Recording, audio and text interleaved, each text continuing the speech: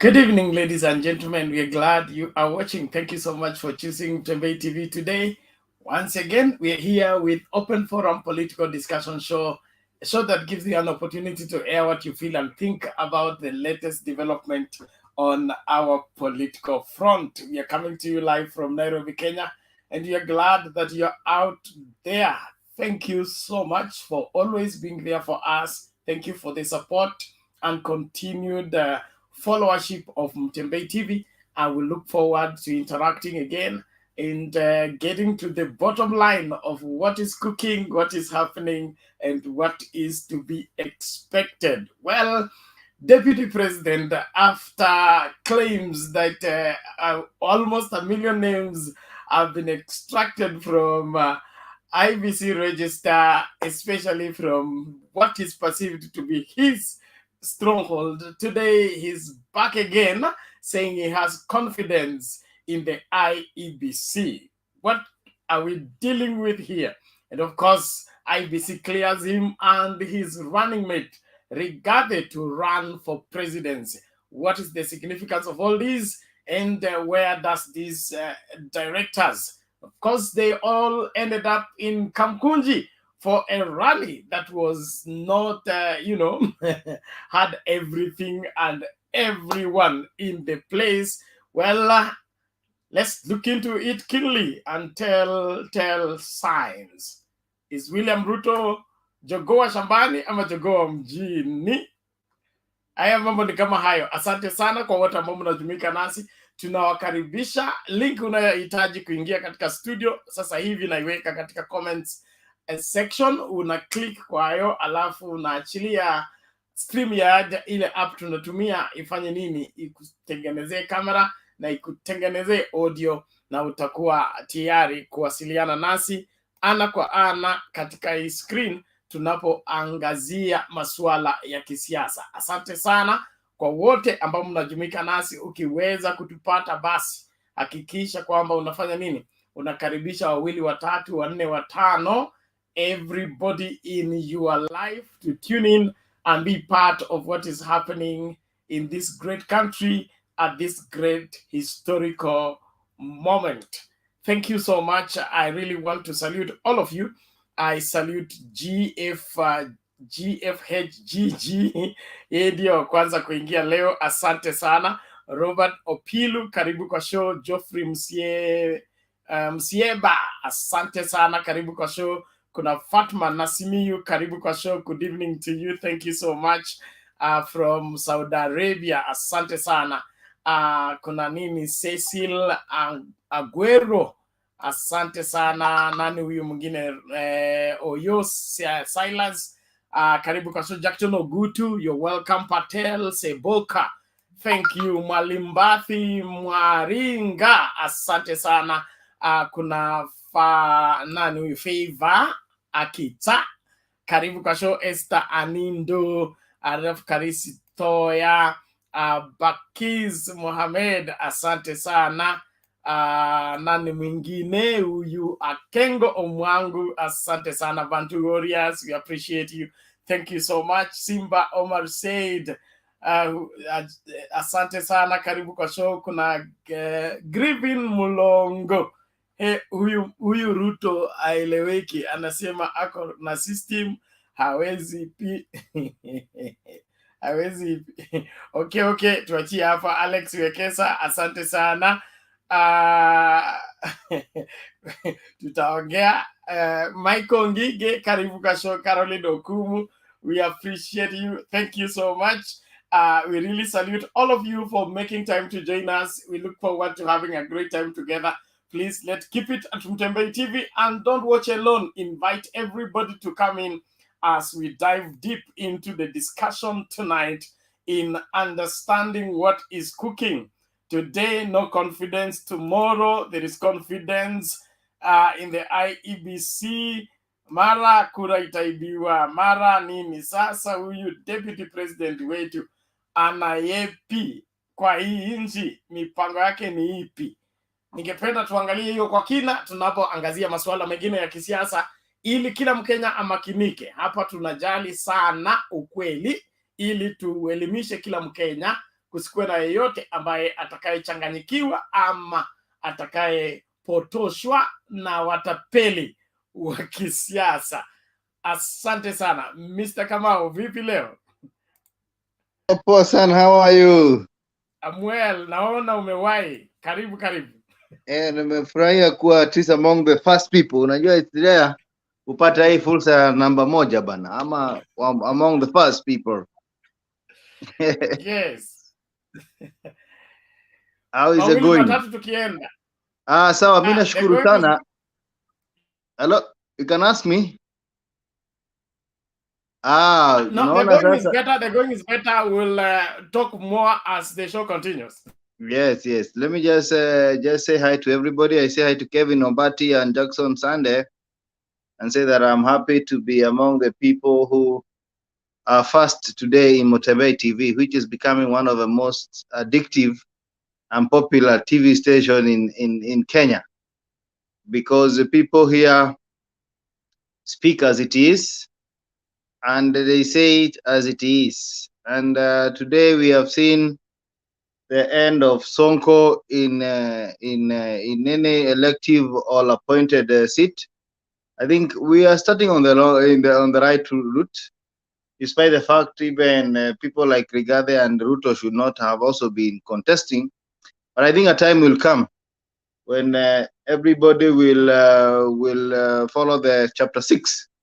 But now that it is good that they were allowed to contest, so that we defeat them clean, and Azimio wins the presidency. It will be very bad if they were to be stopped, because they will say kama si kusimamishwa na Iebc watu wangetuona. But I can tell you, I witnessed, I saw what even happened after they were cleared. They went to South C, South B. There was a lot of problem, resistance.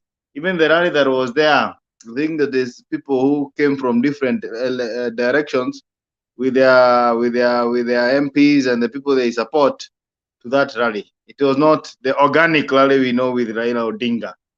And the issue of if you want to see somebody who is preparing to be defeated, is somebody who is attacking the media, talking about rigging, a person who looks beaten and looks disoriented. And I think all indicators are showing that he is going to the opposition. All I beseech the UDA and the small groups in Mount Kenya not to troop in the opposition with this person. They should join the winning team, which is Baba. I believe Baba will be cleared tomorrow. Somebody was saying that Baba has no degree, but I told them that Baba does not need a degree. He is an institution. You know, there's a difference. Institutions don't need any qualification. This is a man who has done more than a degree can offer. He has changed the country. We are talking in peace today because one enigma, Laila Amolo Odinga, sacrificed his life for 9 years in prison. He has been even having an affected in the eyes because of torture. He has sacrificed this country. I'll be the last person to ask Raila Odinga a degree, because I believe he has a degree of life. One thing I know, he has a normal degree, but that is not even as important. He's a leader of leaders. He's recognized in Africa. He's recognized in the world. He is a Pan-African. He has actually stood where nobody could stand. And therefore, for me, that's a question that should not even arise to anybody who knows who Raila Amolo Odinga is. His track record speaks for himself. There was a time that even he could not even feed his family. His wife was even sacked for his principles.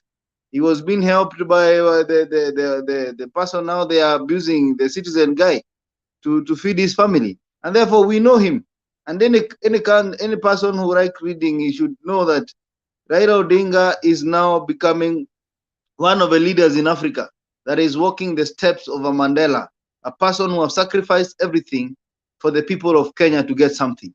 And now the ticket of Mother and Raila Odinga is the one that is going to give us the last liberation. economic liberation, where everybody will feel important. When you're looking for a job in any office, even if it's government, you don't need to go with your name. It doesn't matter where you come from, but it matters. What matters is that you're a Kenyan and you're qualified. Meritocracy will be the order of the day. Like Singapore, how they changed their country because they recognize that everybody is important and should be part and parcel of that country. I'll talk more later, but for now I want to say tomorrow we are waiting for Baba to be cleared so that we bombard this country with the campaign that has never been seen in life. I was happy to see Kalonzo in Narok today, I think, and he has done a very tremendous job. I told somebody else here, Kalonzo should not, in fact, it's Kidumbe who has a problem with Kalonzo, but I say coalition making is not easy. When you are coaliting, I think Kalonzo has done a very good thing kutusumbua, so that he gets a good bargain for his people and himself. In fact, if people like Kindiki were wise, they should have braved like Kalonzo. Mala anafunga simu, anapotea, anaenda ngambo, anarudi TZ, and then by that time you become more relevant, more popular, and you cause a lot of and keep on trending in the country. Kwa hivyo, for me, I liked what he did today, and let us work together. I'm sure after tomorrow's clearance, they will. Ruto will not only complain of the media, but he will also complain of the people and the crowds that are following Azimio. He will say that there are many other people following. So we are happy as the people supporting Baba, and I'm sure come 9th, we are going to endorse him. I've just verified my information on the IEBC register. I'm very registered in Langata constituency, South C, Kongoni, and I'll be voting for Azimio candidates kutoka chini mpaka juu. Thank you. Asante mzalendo, huyu anaitwa Mr. Kamau drives the bus. Thank you so much for starting us out tonight. We are glad that you are part and parcel of our broadcast and our elimisha wa Kenya kwa uwazi na kwa ukweli. Tunashukuru sana. Nakaribisha kila mmoja, ukitupata tu hakikisha kwamba unaendelea kukaribisha mtu wawili watatu wa join kusikiliza na kutazama Mtembei TV, watamakinika kisiasa. Huwezi kutazama kipindi hiki uchanganyikiwe. Kwa hivyo karibisha mama, karibisha baba, karibisha ndugu wote wa diaspora na wale wako hapa. Kila mmoja amakinike katika siasa zetu kwa kueleweshwa na Wakenya wenzake. Usisikilize kutoka kwa nje. CNN iweze kuonyesha haya. Njoo hapa utapata ukweli. Karibu sana. Romians, vipi lakini? Salama sana. Yes, mawili matatu tukipita mbio. Nasikika kweli? Yes, unapatikana. Endelea. Okay, wacha kwanza ni wasalimu nyote. Bernard, nashukuru sana. Unajua ni vizuri hatuwezi tukaenda riadha bila competitor. Unajua hata mimi nilikuwa natamani sana akue cleared. I wanted the deputy to be cleared so that the competition ingekuwa healthy. You know, bila yeye atunge feel competition. You know, we want to defeat somebody clear so that tusikuwe na sijui nini. Wacha niende kwa topic direct, Bernard. Unajua deputy president, the other time nilisema hapa, the only truth that deputy speak is a lie. The only truth that he can speak is a lie. So nimemzoea kwa hivyo, kwa sababu yeye ni mtu wa kujisahau. Naweza nikasema yeye ni kama nduma kuwili. Yeye ni kama mkate, mbele yake na nyuma yake zinafanana. Kwa hivyo huwezi ukamjua anazungumza kitu kipi. Ikikuja kwa mambo ya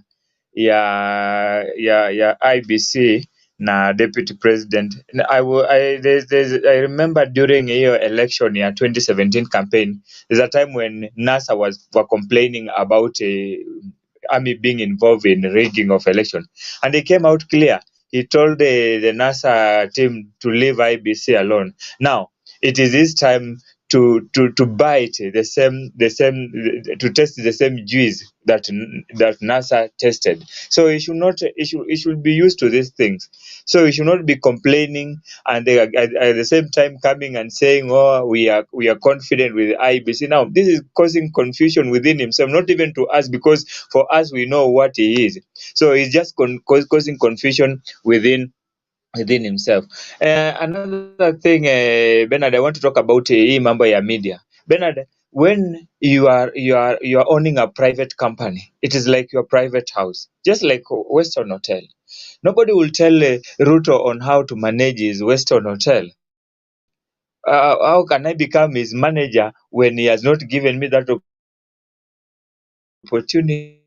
So they are under work. If like it is good to give the Azimio more airtime, it is okay with them. And if they feel that it's not good to give the other side the airtime, it's okay. The other time Moses Kuria was demeaning not Moses Kuria, the other Sudi even told the citizen not to air their campaign. Then what is the most what is the problem with them? They should not be complaining about airtime, because Citizen is not a public is not owned by the government. It is a private enterprise, so it should operate the way it wants. So we would want Citizen to air their campaign so that they should not be complaining. Then lastly, for Kalonzo, I want to congratulate Kalonzo. I like what Kamau has said. Kalonzo alikuwa hiyo vitisho yake ilikuwa inaongeza roiko na inaongeza utamu kwa kile chakula. And finally he has come out and what Kamau said, it is only Azimio that can have what we call organic crowd. And you saw what happened in Narok today compared to the other crowd that was on Olentimama Stadium. You saw the natural crowd in Narok today with Kalonzo alone. The other time was not natural. It was just an hybrid of crowd that was genetically modified with the yellow and a lot of many things. In Azimio, we don't have yellows. We have all colors with the natural things. That is what we saw. So hizi vitu zingine za kututisha na squad na crowd yenye si ya nini, mimi sioni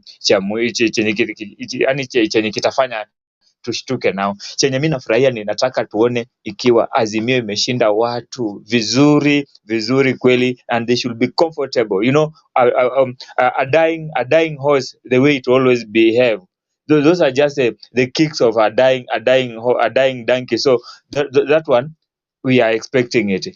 For me, I'm very sure Azimio is the next government. God willing, we are welcoming it, because these are people with integrity, people who can lead us somewhere, not people who can talk today this, tomorrow they speak this, the other day they forget even within a minute they have said this. Otherwise, Kenyans, vijana kwanza, hao vijana wa miaka chache, tafadhali mwache mchezo. Mnatusumbua na hizi simu kubwa, mnaingia kwa media, you don't know the history of this country. Hebu vijana ndio wanafanya watu wanachanganikiwa, vijana wadogo wa miaka 20 na kurudi chini huku. Mwache mchezo. This country need people who has got good dream for this country, and those people are only in Azimio. Leave alone these other people they are not political, they have never liberated our country politically. Ruto has never suffered for this country, has never gone to a prison. So we are waiting for Azimio to come so that he'll be taken to prison, then he will fight from prison, then we shall be giving him credit after there. Thank you so much.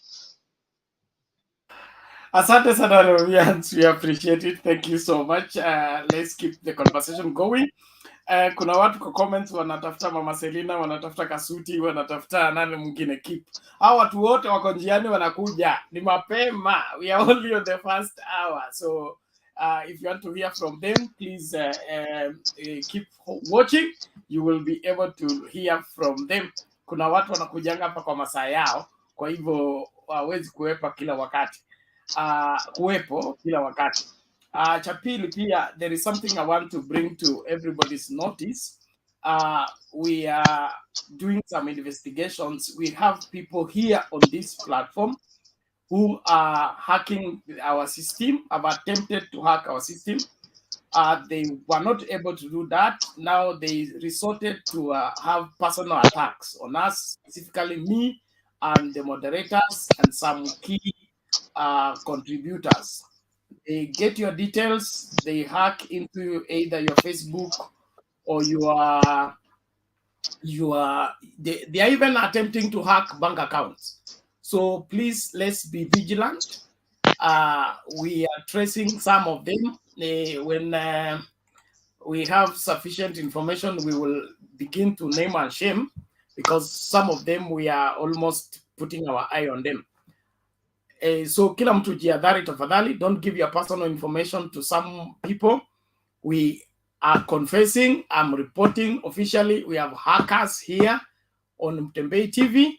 Their main aim is to bring down the station, but we are sure they will not succeed at that. But they have now resorted into, they took over my Facebook account. I've recovered it.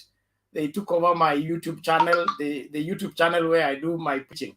I don't know why somebody should bring down a YouTube channel that has preaching. I mean, how does my preaching interfere with his political madness? So, but all in all, I just want everybody to be aware, and also for them to know that we are aware that they are trying to hack, and they have succeeded to some degree, but we will not let them win. We'll be here until they will all gather their things. After they are being paid to do evil, they will gather their things and go home. Thank you very much. To sikilize Kevin. Kevin, karibu.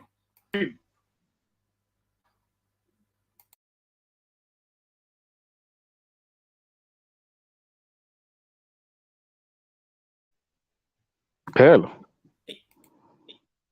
Oh, good evening. Good evening to you. How are you? Good evening to you. How are you? I'm good.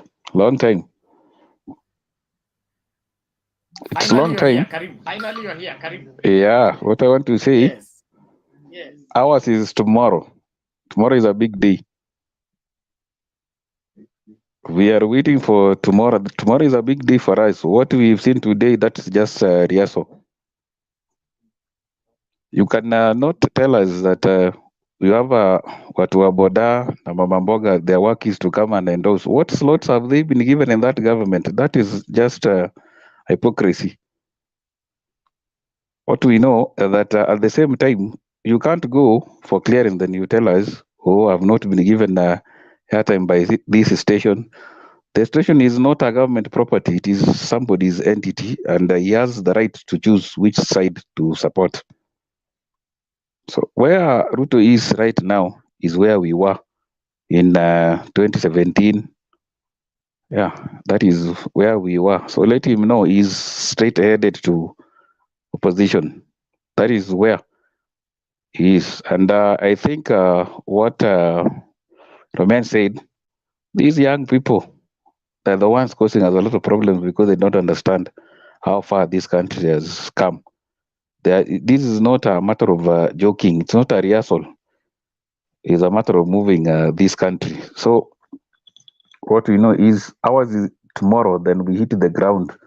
Ruto will understand where we are heading to. So I think I'll come back later again. Thanks. Okay, sawa Kevin. Asante sana. Panduria. Keep your mics mute, please. Keep your mics mute, as you're done, you mute your mic. Habari zenu nzuri sana bwana Bernard, nashukuru, asante sana. Nimefurahi kuona mko hapo na ndugu zangu wote walioko kwenye panel wakati wa hii first hour.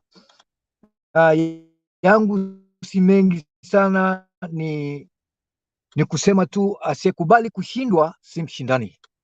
Kama yeye akubali kushindwa, si mtu anayehusika katika hii michezo. Na Kenya kwisha wako kwenye borrowed time. The time is running out, na wale mabloggers wataanza kutafuta kampuni nyingine, manake after August sijui nani atawalipa hao bloggers wanaokuja kutaka kuiba vitu vyetu, kuharibia hii maskani yetu. After August hawa watu waizi wote watakuwa mambo yao yamekwisha.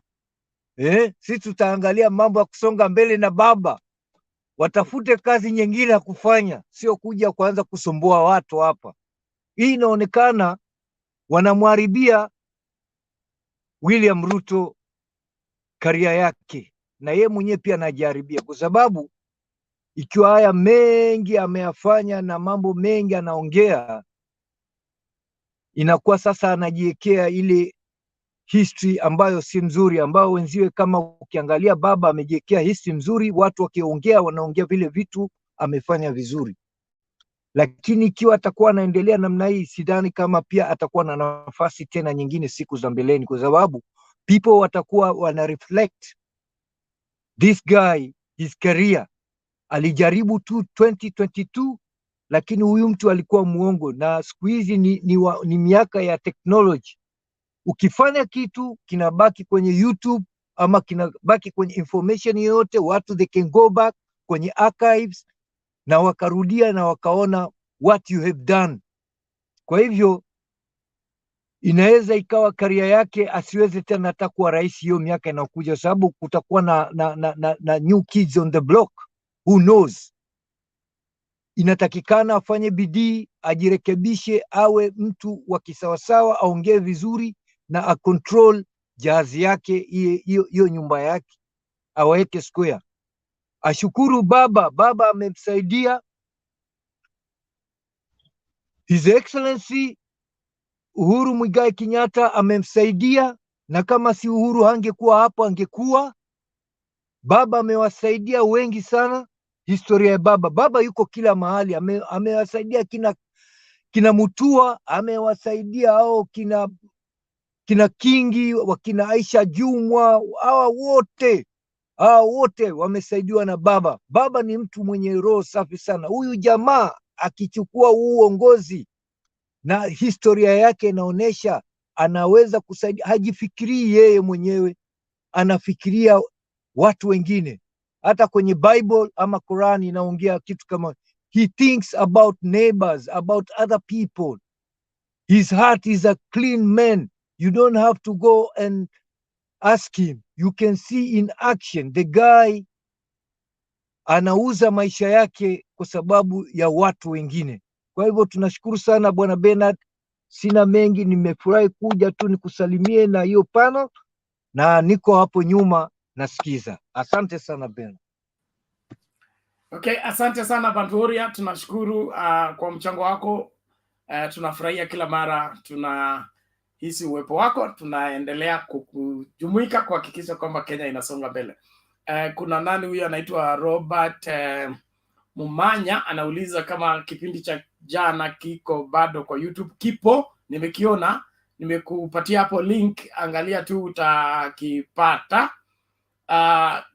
Naendelea kusisitiza kwamba kuna watu hapa katika hii platform ambao wanajaribu kuhack system zetu, kujaribu kutufrustrate na ile kazi tunafanya.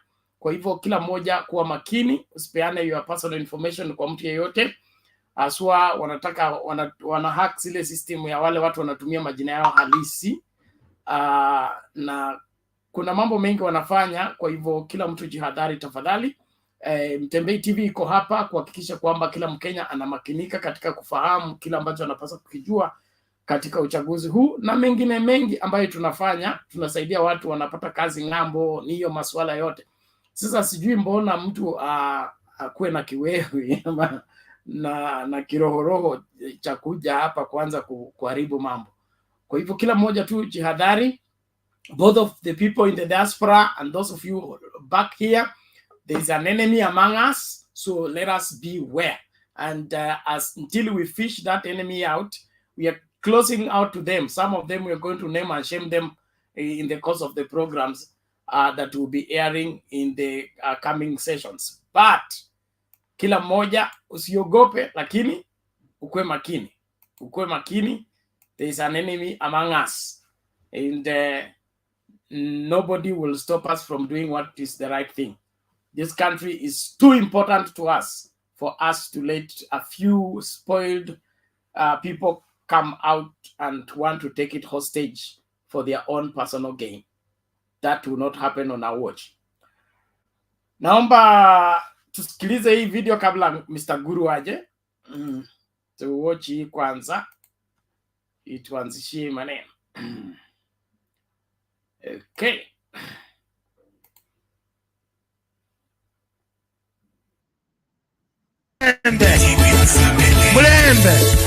Mulembe handi Mulembe ria Barbara Rua Raila Rarua Mata Rarua Karua Rarua Rarua ukabila Rarua umaskini Rarua ufisadi Barbara Rua Muunganisha Kenya Tuna kitu kimoja Hatupigani tena Hatugombani tena Uhuru Kenyatta Umeunganisha Kenya Raila na Karua sura ya taifa. Vijana ria Vijana ra Vijana tibim Wazee tialala Warembo ha. Kwa hivyo hii ndoa ya Raila na Karua inaitwa Rarua. Ukiona ufisadi, ukiona mwizi wa shamba, mwizi wa pesa ya wanyonge, hii ndoa ya Raila na Karua itatupatia warembo, watoto warembo sana. Mtoto wa kwanza ataitwa kazi, vijana watapewa kazi. Mtoto wa pili ataitwa 6,000. Kila kijana, kila mbaba, kila mama atapewa shilingi 6,000 mwisho wa mwezi. Mtoto wa tatu ataitwa free secondary education. Kutakuwa na elimu ya bure secondary na university. Kwa hivyo hii ndoa ya Raila na Karua inaitwa Rarua. Ukiona ufisadi, ukiona mwizi wa shamba, sawa sawa, ndio baba nasema forward march about done. hawawezi tawe wezi tawe sadi tawe sadi tawe wajitawe orajitawe walafitawe nyang'anyi tawe mseme tawe yore tawe kikuja tawe. 2018 tumekuwa na mheshimiwa Ruto kule upande wa Kakamega, na yeye alituambia kwa sherehe ya Bishop Hamad ya kwamba yeye na mheshimiwa Raila Odinga na mheshimiwa Salim Mudavadi walikuwa wamekubaliana 207 serikali ya ODM, Raila awe rais, Salim awe naibu wa rais, William Ruto awe prime minister. So inakuwaje yule Ruto wa 207 ana support prime minister, ugavi wa madaraka serikalini, mabadiliko kwa katiba, sababu inamfaa yeye wakati wao awe prime minister. Ruto wa 2022 anasema hataki mambo ya watu kugawana madaraka ya prime minister. Tutamwamini vipi Ruto wa 207 ama Ruto wa 2022? So haya ni sees mawaziri wa county from the requirement of political neutrality. William Ruto knows this very well. That is why he was the one coordinating us to campaign for Uhuruto. So how is it that when we are campaigning for Uhuruto, sisi ni wazuri, na wakati tunasema sasa wakati huu Wakenya wanataka serikali ya baba na mama, tukiweza kujiunga na kampeni za Raila Odinga, sisi tunakuwa sasa we are criminals, we should be arrested. Ametupeleka kwa DCI. So leo tunataka tuambie Wakenya ukweli wetu na wajue ya kwamba sisi hatutarudi nyuma. Tuna haki zetu za kikatiba, za kisiasa.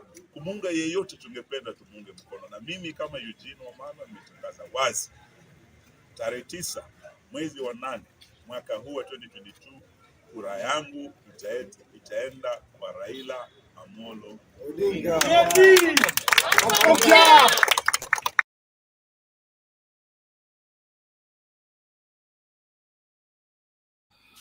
Okay, thank you. Let's hear from Mr. Guru. I thought Bernarda was the next. Good evening. Your thoughts are not my thoughts. Umeanza kuipa mapema. Sorry Jared, wewe acha story, relax. Mimi nimekumaka kwa register kabisa. Karibu Mr. Guru. Good evening. Good evening to you. How are you today? I'm fine too. Now, I see that today we are dealing with Iebc. Just 2 days ago, or is it 1 day ago, the Deputy President, William Samoei Ruto, told the European Union that the Iebc was involved in activities that could not be passed as authentic.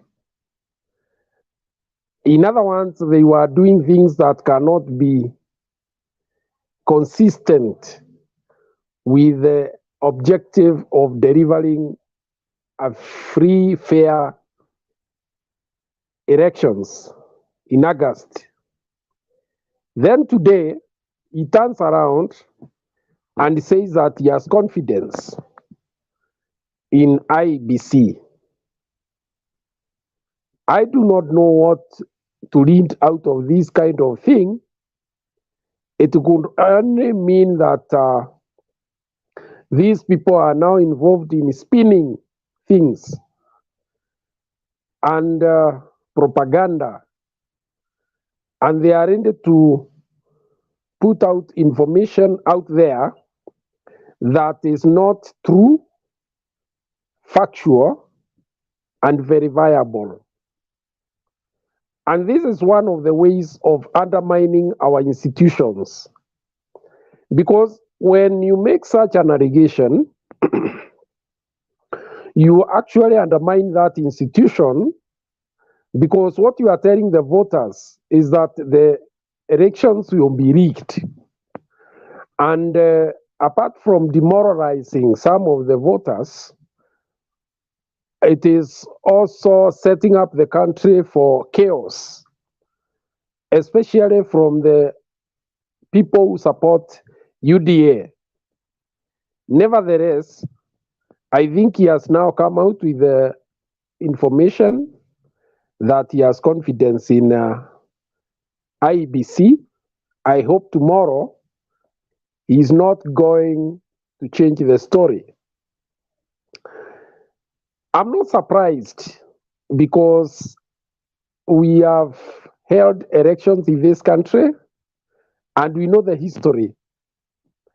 And it is very clear that William Samoei Ruto is now aware that his journey to the State House has been neutered. And all what he is engaged in is politics of survival. He is trying to either position himself for a handshake, which he has been really talking against, or he is trying to blow up his importance so that he can get as many MPs as possible in the National Assembly and in the Senate, so that he can be able to, wriggle his way in the next government.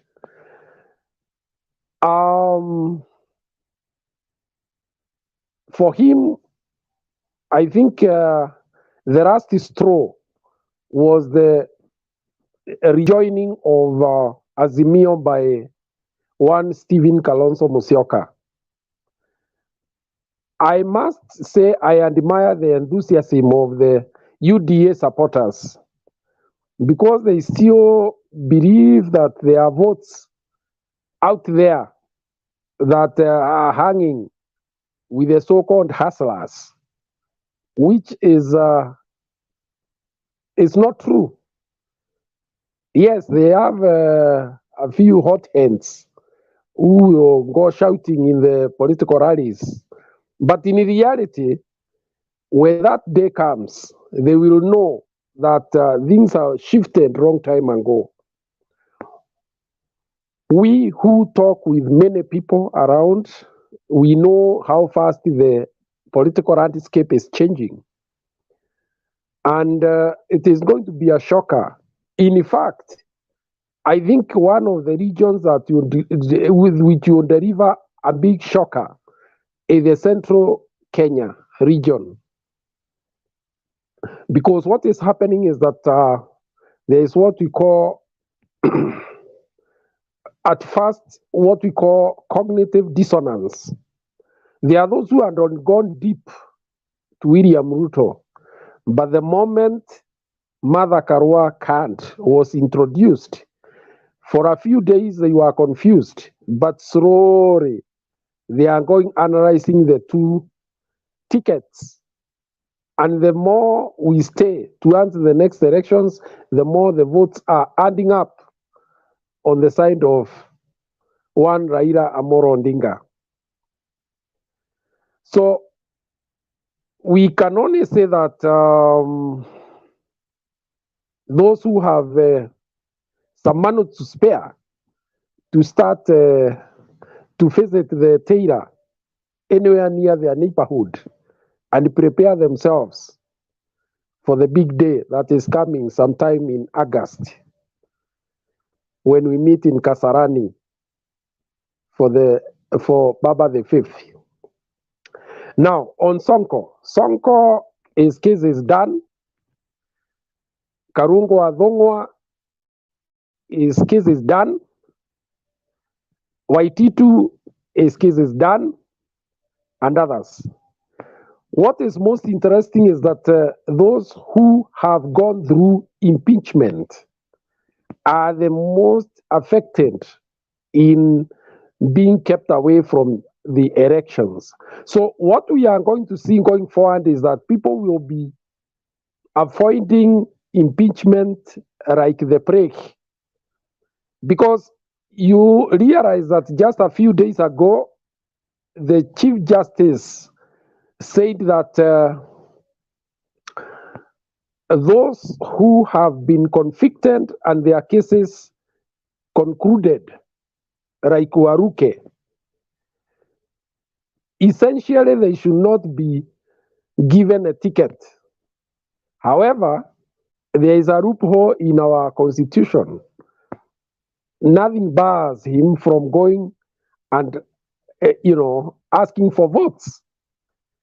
But when you look at the two arguments, you find that the Chief Justice is correct, because once the court has pronounced itself on your case, even if you go back to court to try to overturn the same, it does not mean the judgment has been set aside. It is your effort that will have it set aside. So our laws are still not very clear on how to deal with Chapter 6 of the Constitution. And maybe this is part of what Mother Wangari Karua will come to do. I heard Baba telling her that there is unfinished business in the Constitution making. And I think these are the gray areas that could be handled by Mother. Let me stop there for now. Thank you very much. Let me hear what the others have to say. Thank you.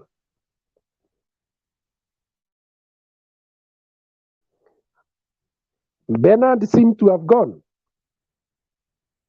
Maybe who was next? I think I'm next if Bernard is not there. Thanks, Guru. Okay, Bernard is back. Yes, sorry. Carry on. My internet had a surge. nikatupwa nje. Okay, take on, Bernard.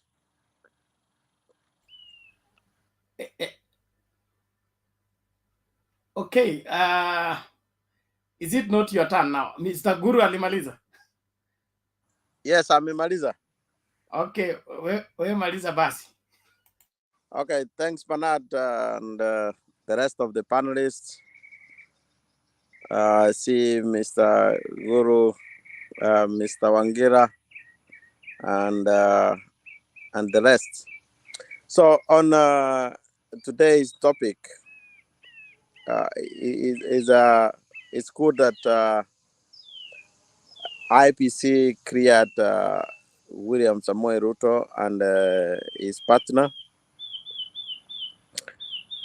because in Asmio we want competition, and I don't blame him for saying he has confidence in IPC, because he know that him and his partner, if everything was to be followed to the letter, he will not be qualified. But since we also have to put the Kenyan interest in front of us, ahead of anything else, they had to clear him so that we can have at least a competition. We don't want a walkover. And if you have realized with William Ruto, he only tells the white people that the election will be leaked. When it comes to Kenyan people who will be voting, he tells them that nobody can steal his election. Of course, he's right. Nobody will steal his election. I'm assured of that. There is nobody who will steal. I mean, if somebody is already would be 30%, why would you steal from him? You don't need to steal from him. So that one, to that aspect, is right. The only thing he may not realize is that maybe because UDA does not believe in history, from court, NASA, they brought out all these leaguing schemes which they knew they were to be there, and the white person did not do anything, because the stealing is not known to the white. He comes there, he sees people are voting, the counting is done. From there, they just give a acknowledgement that everything is good. So there's a reality and what happens behind the scenes, which these other people might not know. But it's a concern why he keeps tarnishing the name of Kenya in the international community. Remember, the claim for rigging was done in UK, and also the European Union, he was telling them. But when he comes to the real people who need to know, the Kenyan people, he will post that nobody can steal his election. Is a very concerning. But for us, we don't want to worry about that. We have gone past that.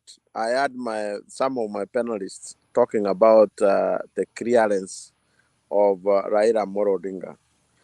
We're not going to clear Raila Amolo Odinga tomorrow. It's just a stage which they have to stamp. They already stamped everything, and they just it's a formality. Because then, unless we have to go back to the history of there are people who are professors now, Akina Kifuta Kipwana, who have acknowledged that they were taught by Raila Amolo Odinga at the University of Nairobi. How was he? How he was hired to be a lecturer in the university? Then we have to go back to our schooling. But those are just gimmicks which they want to say. We can, in fact, we have even a doctorate degree we can produce, so we don't have to go about that. Ours now, we are looking forward on how to manage the swearing in for Baba. And in the circles of those who are planning this, because we can't fit everybody in Nairobi, and I don't think Urubak might be ready for by then. So what is now happening is to arrange a virtual swearing in the rest of the parts, in Kisumu, in Kisii, in Afra Stadium, in Meru Stadium, Naloko Stadium, even in the diaspora. There will be in Minnesota, Texas, New Jersey, so that people can be able to be accommodated. So for us, we are not worrying about these things on small things which they are complaining about, because unless I don't know, this is just alleged that when you go to the side of UDA, sometimes your thinking might be ambered a little bit. So, but everybody in sound mind knows that right now we're working on by how much gap the winning will be. That's what is working on, and everybody knows what is going on. For those who are claiming that the members of the cabinet are campaigning for Raila, unless they don't know what is a cabinet. A cabinet is a president, deputy president, and those cabinet ministers or secretaries, which himself he has not resigned, but is still campaigning. So it will be very hypocritical. And in fact, even the constitution itself excludes them. The cabinet secretaries and the CECs for governors are excluded from the requirement that government civil servants should be neutral. But you wonder why they are required to be neutral, but they still have a voting right. If they are voting means they will choose one person. They cannot choose everybody. But that's a story for another day. Coming to what we say, the rally today, you know, people, we are not even sure. I think, you have to be careful of what you are asking. These people who are complaining about the coverage, in fact, if Citizen and these other people would have a live coverage for these UDA meetings, they would be surprised that those photoshopped crowds will now be exposed.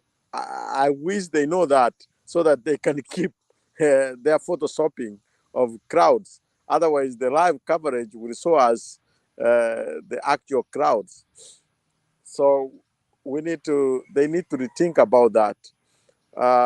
Other than that, I don't have anything to say about SONKO. We know that the law is very clear. I think our people, they don't come out to narrate this. There is a very big difference between a crime which is as part of the chapter 6, which is covered by the Article of 75, which says if you have been found on that, you cannot run. In fact, for Sonko and Waititu, they cannot be anything in government because they have already been impeached for those events. So it's not the same as having a civil crime which you are covered by Article 99, which will allow you to exhaust, which going forward, maybe we need to relook on that. If you have a problem, it is your responsibility to clean your name. But this assuming that you have to exhaust all your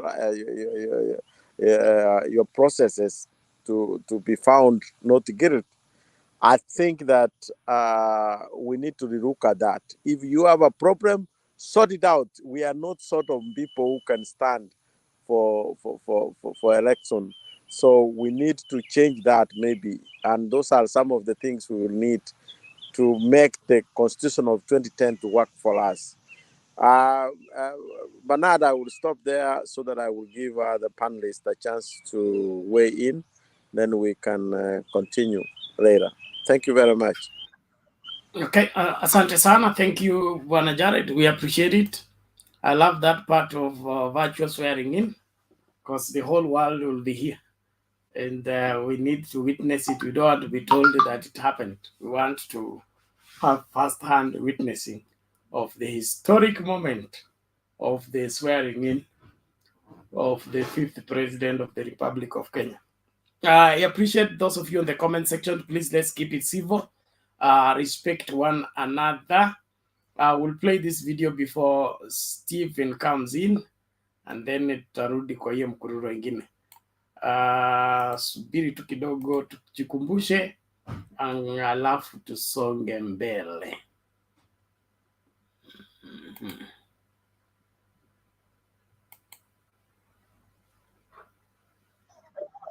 In the institutions of our nation. Kwa hivyo watu wasikuwe na wasiwasi. Nasikia wengine wanasema ati Ruto amechengwa kwa hiyo mambo ya IEBC. Mimi nataka niwaambie hivi, hata wakitaka waweke Oburu Odinga awe chairman wa IEBC,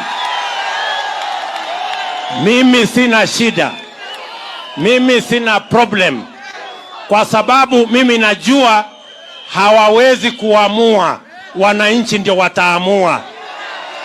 Ama mnasemaje? Tuko pamoja?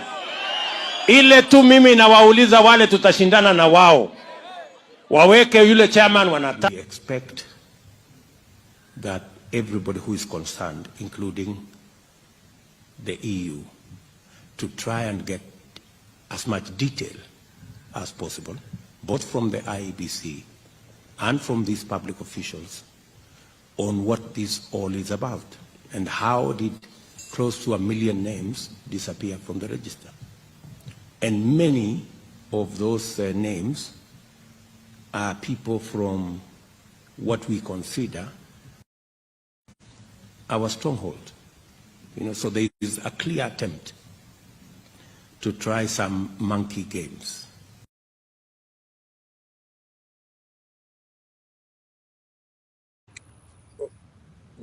Bernard. Yaani nakwambia huyu mtoto wa baba asiyejulikana atatutesa katika inji. Yes. A quick clarification of the 1 million missing. In fact, that is Ruto is very right. There was a missing of those 1 million photos, because remember in 2017 we were claiming, or we said that there were dead 1 million votes which were added. The difference between those who went to vote for governors, members of parliament, and the presidents. Now that there is no need of steering, the IPC was cleaning up the register to remove those dead voters. So he still want them there. So that's the only difference. So it's true, it is going, and they think that since they helped last time, they will help this time. That's what I can say. Please. Thank you. Stephen, karibu mbio tafadhali. Good evening, Bernard. Good evening how to are you. Well. My fellow panelists, how are you? Okay, nataka nianzie na kusema dunia ni ya Mungu, lakini watu ni wa serikali. So naona Sonko amejua, Ruto naye ataenda kujua tu polepole. Hapo ndo nitaanzia. So nataka kusema hivi, Ruto is a master of double speak. That's true. It's in him, it's his character. We can't remove it from him. I think he's an expert in that. The other thing is the confidence that he had from the word go is lost now. Ile confidence imeenda. I'm so happy to see him beaten. I'm so happy to see him facing the reality that he'll never be the president of this republic. Not in 2022, not in 2042, not forever. It's done. The moment he misses out from this election, he'll never be anywhere near power, because He trampled on the wrong people, you know. Ndio nikasema dunia ni ya Mungu lakini watu ni wa serikali. He learned that the hard way because sometimes you just have to pick your fights well, you know. The 47 laws of power, they tell us don't outshine your master, you know. So the master is rattled, the master is going to play his cards, let him play his cards. The panic is real. Kenya Kwanza wameingia baridi, si uongo.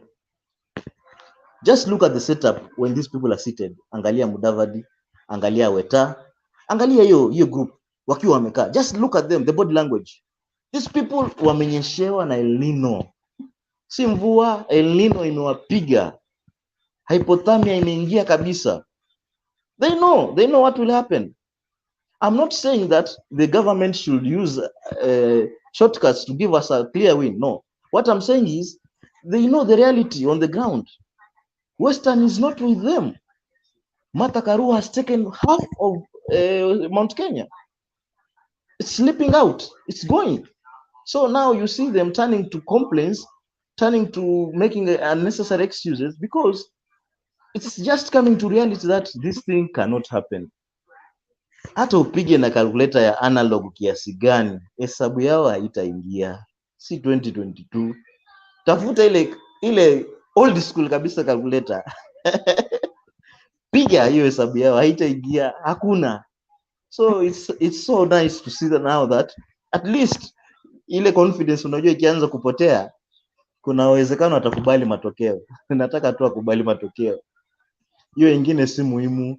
Hiyo confidence ikianza kupotea, matokeo atakubali. Atakubali tu, sasa kuna nini atafanya? Hakuna kitu atafanya after all, because he has no influence past Rift Valley. Hakuna mahali atasema watu wafanye kitu na wafanye. He tried it in Nairobi, telling the guys go and take your borders. Nani alishughulika? Hakuna hata mtu alienda kwa chifu kuulizia pikipiki. So he has no effect in this country. It's just a hallucination. Yani ni mtu tu anakaa katika ulimwengu wake peke yake. Yeye ndo anajua kitu anapanga, but to be honest, he will not succeed that way. Let's pray hard kuwa tutashinda na clear margin. Let's make it 60 as Kibicho is saying. A clear win. Yani hakuna hata sijui nini. Ni kuenda kwa vyombo vya habari na kusema nimekubali, naenda nyumbani, hii story imeishia hapo. Hakuna hata kwenda kotini. Tusiwapatie nafasi ya kwenda kotini. Unaona? Nikirudi huko nyumbani Mombasa, I think Sonko is a rich guy. Sonko has almost everything he needs in life. Hii shida ako nayo ni gani? Anataka nini kwa watu?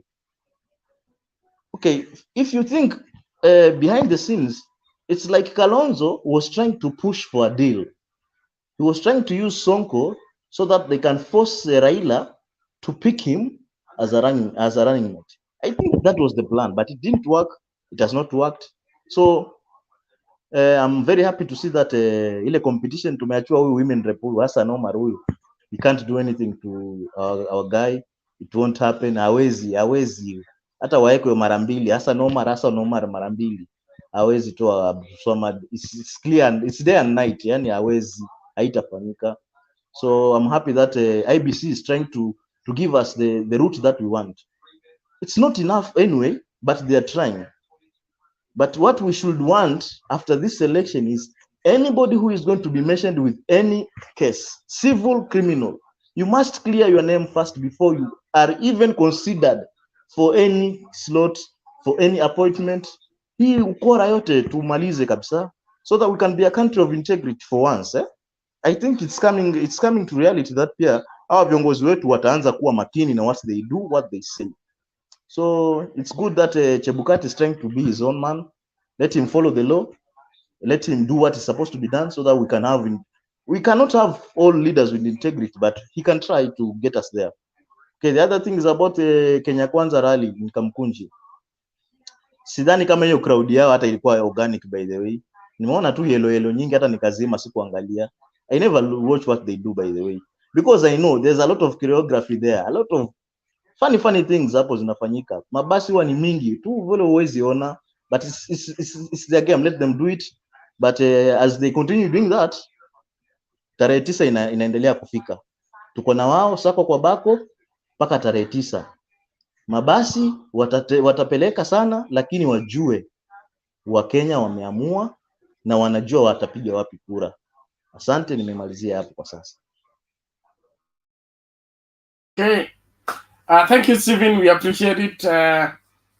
Confirmed by Mr. Kamau, anasema watu wako town sasa hivi wako stranded, walibebwa kutoka Murang'a kuja Kamukunji. Kwa hivyo maswala ya basi is not far fetched, lakini acha tungoje watu wa UD wote kuja hapa kujitetea.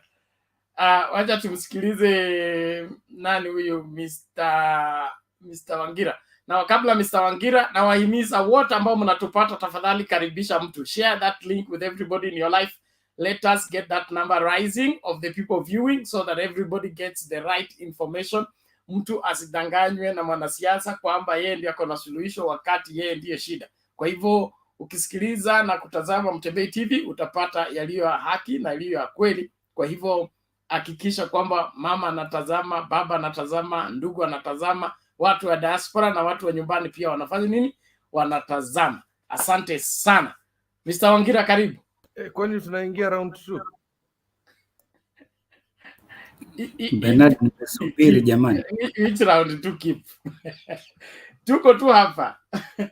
Ndio tumeanza. Kwanza wewe umewahi mapema mpaka watu wanastuka. I almost wanted to ask the same. Naona mimi niko huko juu. Nikafikia ni next, kumbe naenda chini kwanza ndio ipande juu. No. Mnajua nyinyi watu mnafikiria mimi sio dereva makini. Mimi dereva makini sana. Ukiingia hivi na kumark, kwa sababu kuna mahali Steve alikuja ka drop out na karudi tena, so alikuwa amemark kiti yake, alafu Wangira pia, so then there was Jared, so mkururo huko Wangira, Mike, alafu ndio sasa turudi kwa keep. Hao wengine hapa nimeshamalizana nao, so hii ni hesabu mimi nafanyanga. Mr. Mahindu was my lower primary school teacher. Napenda kuchezea Wangira cause he's a brilliant man. Najua nakuanga serious. Nataka tu kumchokoza kidogo. Aya, Wangira, karibu. Eric How are you? Anasema Bernard usiwekwe IEBC bwana. How are you Ben? IEBC the next elections.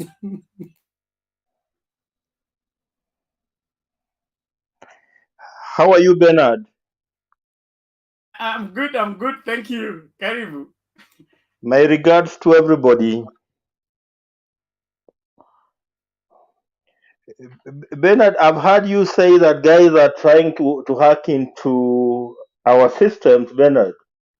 You know, I want just to tell those guys who are trying to hack into our system that it has taken us long to be here, and we are only 64 days to the general election, Bernard. So they can try to do all the fishy things they want to do, but that won't stop us sending William Ruto to Sogoi. Is it called Sugoi? That won't stop us to taking William Ruto to Sogoi come the 9th of August 2022, Bernard. Bernard, I've been part and parcel of the Raila campaign, I think, since 2013, and I've never had an easy 64 days to the elections like I'm having it today, Bernard. You know, things are so good and things look so easy, Bernard. Let me now just go straight to my contribution of the day, Bernard. First, let me start by telling you, Bernard, that ile vitu uliona pale Kamukunji ilikuwa ni kalongolongo tu, Bernard. Tomorrow is the real day, Bernard. Kesho ndio watajua kwamba jogoo wa shamba hawezi wika katika mji wa Nairobi. Kesho watajua. Tomorrow we are taking Baba to Bomas of Kenya to deliver his papers, and then he will be heading straight to Nakuru. And then come Monday, we will be launching our manifesto and we'll be set to go, Bernard. Oh, now going to the development of the day today, Bernard. First, I'm saddened, Bernard. I'm very saddened, and I have reasons to be saddened. I remember in 2000, in the year 1990, Bernard, as a young man, Bernard, those were the days tulikuwa tunashabikia the second liberation, Bernard. I remember disagreeing with my father at that time. You know, I was pro Matiba and pro Rubian. You know, my father was a public servant, and you know the way public servants behave. You know, and he never liked my stand those days, Bernard. So today I got disturbed when I saw the political sinners of this country, Bernard. When I say the political sinners, Bernard, the people who belong to the K92, those people who at that time, you know, cutting deals when we were struggling to liberate Kenya during the second liberation, Bernard, jumping on what I call our sacred grounds in Kamukunji, Bernard. You know, Kamukunji is so symbolic. This is our sacred political ground that not every Tom, Dick, and Harry should be going there to jump the way I saw Wakina Ruto jumping there, Bernard. We need to cleanse this ground called Kamukunji, Bernard, from tomorrow, Bernard. Watu wamepeleka laana hapo Kamukunji. We must clean that ground, Bernard. As I continue with my contribution, Bernard, today I heard William Samoei Ruto claim that there will be a Kenya Kwanza administration. Bernard, I don't know. You know, William Ruto must be taking Wetangula and Mudavadi for fools. Bernard, and this is the reason why I'm saying that he must be taking them for fools. Bernard, you cannot present your nomination papers as a UDA candidate. UDA is what United Democratic Alliance candidate. Bernard, and you're certified as a UDA candidate. And here you go into a public rally and you purport that there will be a Kenya Kwanza administration. Which is this Kenya Kwanza administration is talking about, Bernard? Even if he wins this election, there will never be a Kenya Kwanza administration. The only administration that will ever be there in case, unfortunately, he wins, there will be a UDA administration. There will never be a Kenya Kwanza administration, Bernard.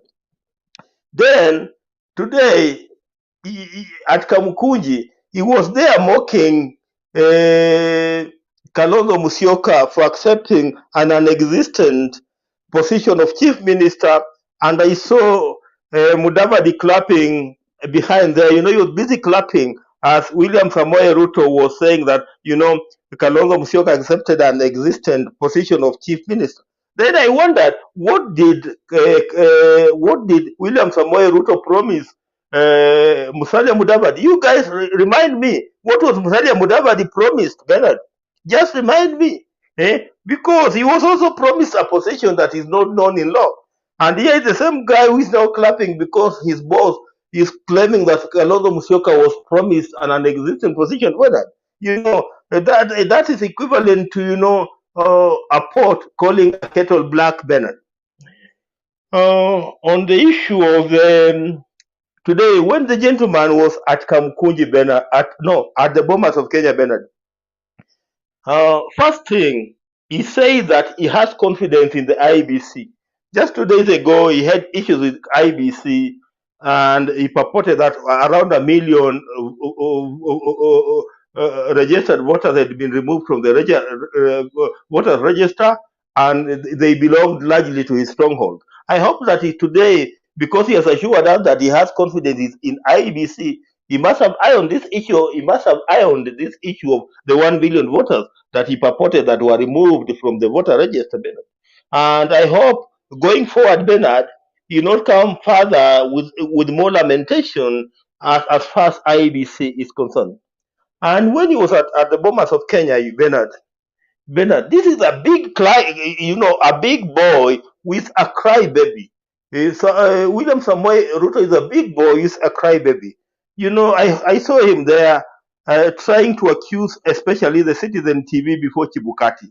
So when he was accusing Citizen TV before Chebukati, what did he want Chebukati to do? Now that he accused Citizen TV of being biased and favoring Raila Odinga, what did he want Chebukati to do? What can Chebukati decide? What can Chebukati do even if Citizen TV today decides to run Raila Odinga from morning and evening? What will Chebukati do? That's a big crybaby, Bernard. Then today he found an opportunity to justify why you not be appearing on the presidential debate, Bernard, because he believed that the owners of these media houses that are biased are the same guys who are now organizing this presidential debate, Bernard. Then if you listen at him, then you just see another guy who was just lost it. And I want to agree with my brother, that brother of mine from Mombasa, that looking at the body language of William Ruto today, the guy has just lost it. Then he went on purporting that, his nomination as a presidential candidate is a win for the ordinary Kenyans. Which win, Bernard? Which win was he talking about here? I didn't see any win, Bernard. There's no win. And if he's talking about now, he's purporting that he has opened an avenue for any child of a poor person to become president of this country. I have never known whether President Moi was a son of any rich person or whether Mzee Jomo Kenyatta was a son of any rich person. Bernard, we cannot be engaging in side shows as this gentleman does every time. Bernard, I want to take my opportunity on this platform, Bernard, to really apologize because we are human, and if we get things wrongly, then we are obligated to apologize. I remember the other time you played, we were debating on whether William Ruto said that the issues in this country were not poverty, disease, and ignorance. And I came in strongly to say that he meant that the issue in this country was all about poverty. I think I got him wrongly, and today I got him correctly. Because when he was at Kamkunji, he said that, huyu jamaa wa kitandawili is dwelling in the 1963 issues of poverty, disease, and ignorance. And then he said that in this country, the issue is not about poverty, disease, and ignorance. The issue is about the economy. And what a contradiction, Bernard. If the issue is about poverty, disease, and ignorance, then why are you telling the people of Kenya that the cost of living is now driving them into poverty and desperation? Because you have already told us that the issue here is about economy. Then let us remove poverty out of the picture and now tackle economy. Because as far as you're concerned, poverty is not an issue in this country. Because as far as William Samoei Ruto is concerned, there's no poverty in this country. If you go into Kibera, there's no poverty. If you go into Babadogo, there's no poverty. If you go into Korokocho, there's no poverty. If you go to Budalangi, where I was born, there's no poverty. So to him, issues here are economics. The issues here are the economy. So if the issues here are the economy, then what a paradox that you are now telling us that, the cost of living in this country is now driving people into poverty and desperation. What does he mean by saying that, Bernard? You see, this is total contradiction from a man who wants to become the 5th president of the Republic of Kenya. Then, having noticed that Raila Odinga has nominated Martha Karua to become his running mate, today he was telling us how half of his government, Bernard, will be constituted by women, Bernard. These are just sideshows because, to counter the Martha Karua narrative, they told us that, it was not about one single woman, it was about Mama Mboga. Now here he is telling us that, his government will be constituted by half women. No, I would like to know how many of these half women that he claims will constitute his government will either be Mama Mboga or Boda Boda. Those are some of the things that we should be asking. These are hard questions that we should be asking. Then he talks about the 1 billion shillings that will be pumped in what he calls manufacturing. Then he dwells on what he calls his model of the bottoms up, and he justifies that model by saying that even Joe Biden, subscribes to that model. Then he goes on, dwelling on the issue of the national debt and saying that we should not engage in intensive investment, like in the infrastructure, that we should put money in the pocket of the people. Those are all rhetorics, Bernard. And there's one thing that William Ruto never talks about. I've always listened to him keenly, and I've never heard him utter that word corruption. William Ruto has not told us up to this evening how it's going to tackle this dragon of corruption, Bernard. And if you see a person who is avoiding something, Bernard, then you know that guy, that person must be deeply engaged in the same thing, Bernard. For William Ruto to be avoiding this issue, this term corruption, you know, that just tells you how much engaged, how much he and members of the Kenya Kwanza Alliance are engaged in this dragon called corruption, Bernard. Oh, do I have any other thing to say? Because you know I've spent a lot of time. Wacha tu niwache hapo, niwachie Kip pia kuje achangie kidogo. Asante. Okay, thank you very much. Julia Kanyoro says, Bernard, please inform the panelists that DP Ruto needs to see a psychiatrist. I have informed them kama ilivyo desturi yangu na haki. Naomba tuhakikishe kwamba kila mmoja anapata nafasi ya kusema ukweli. William Ruto ametuchezesha hii miaka 5, tena anataka kuendelea kutuchezesha.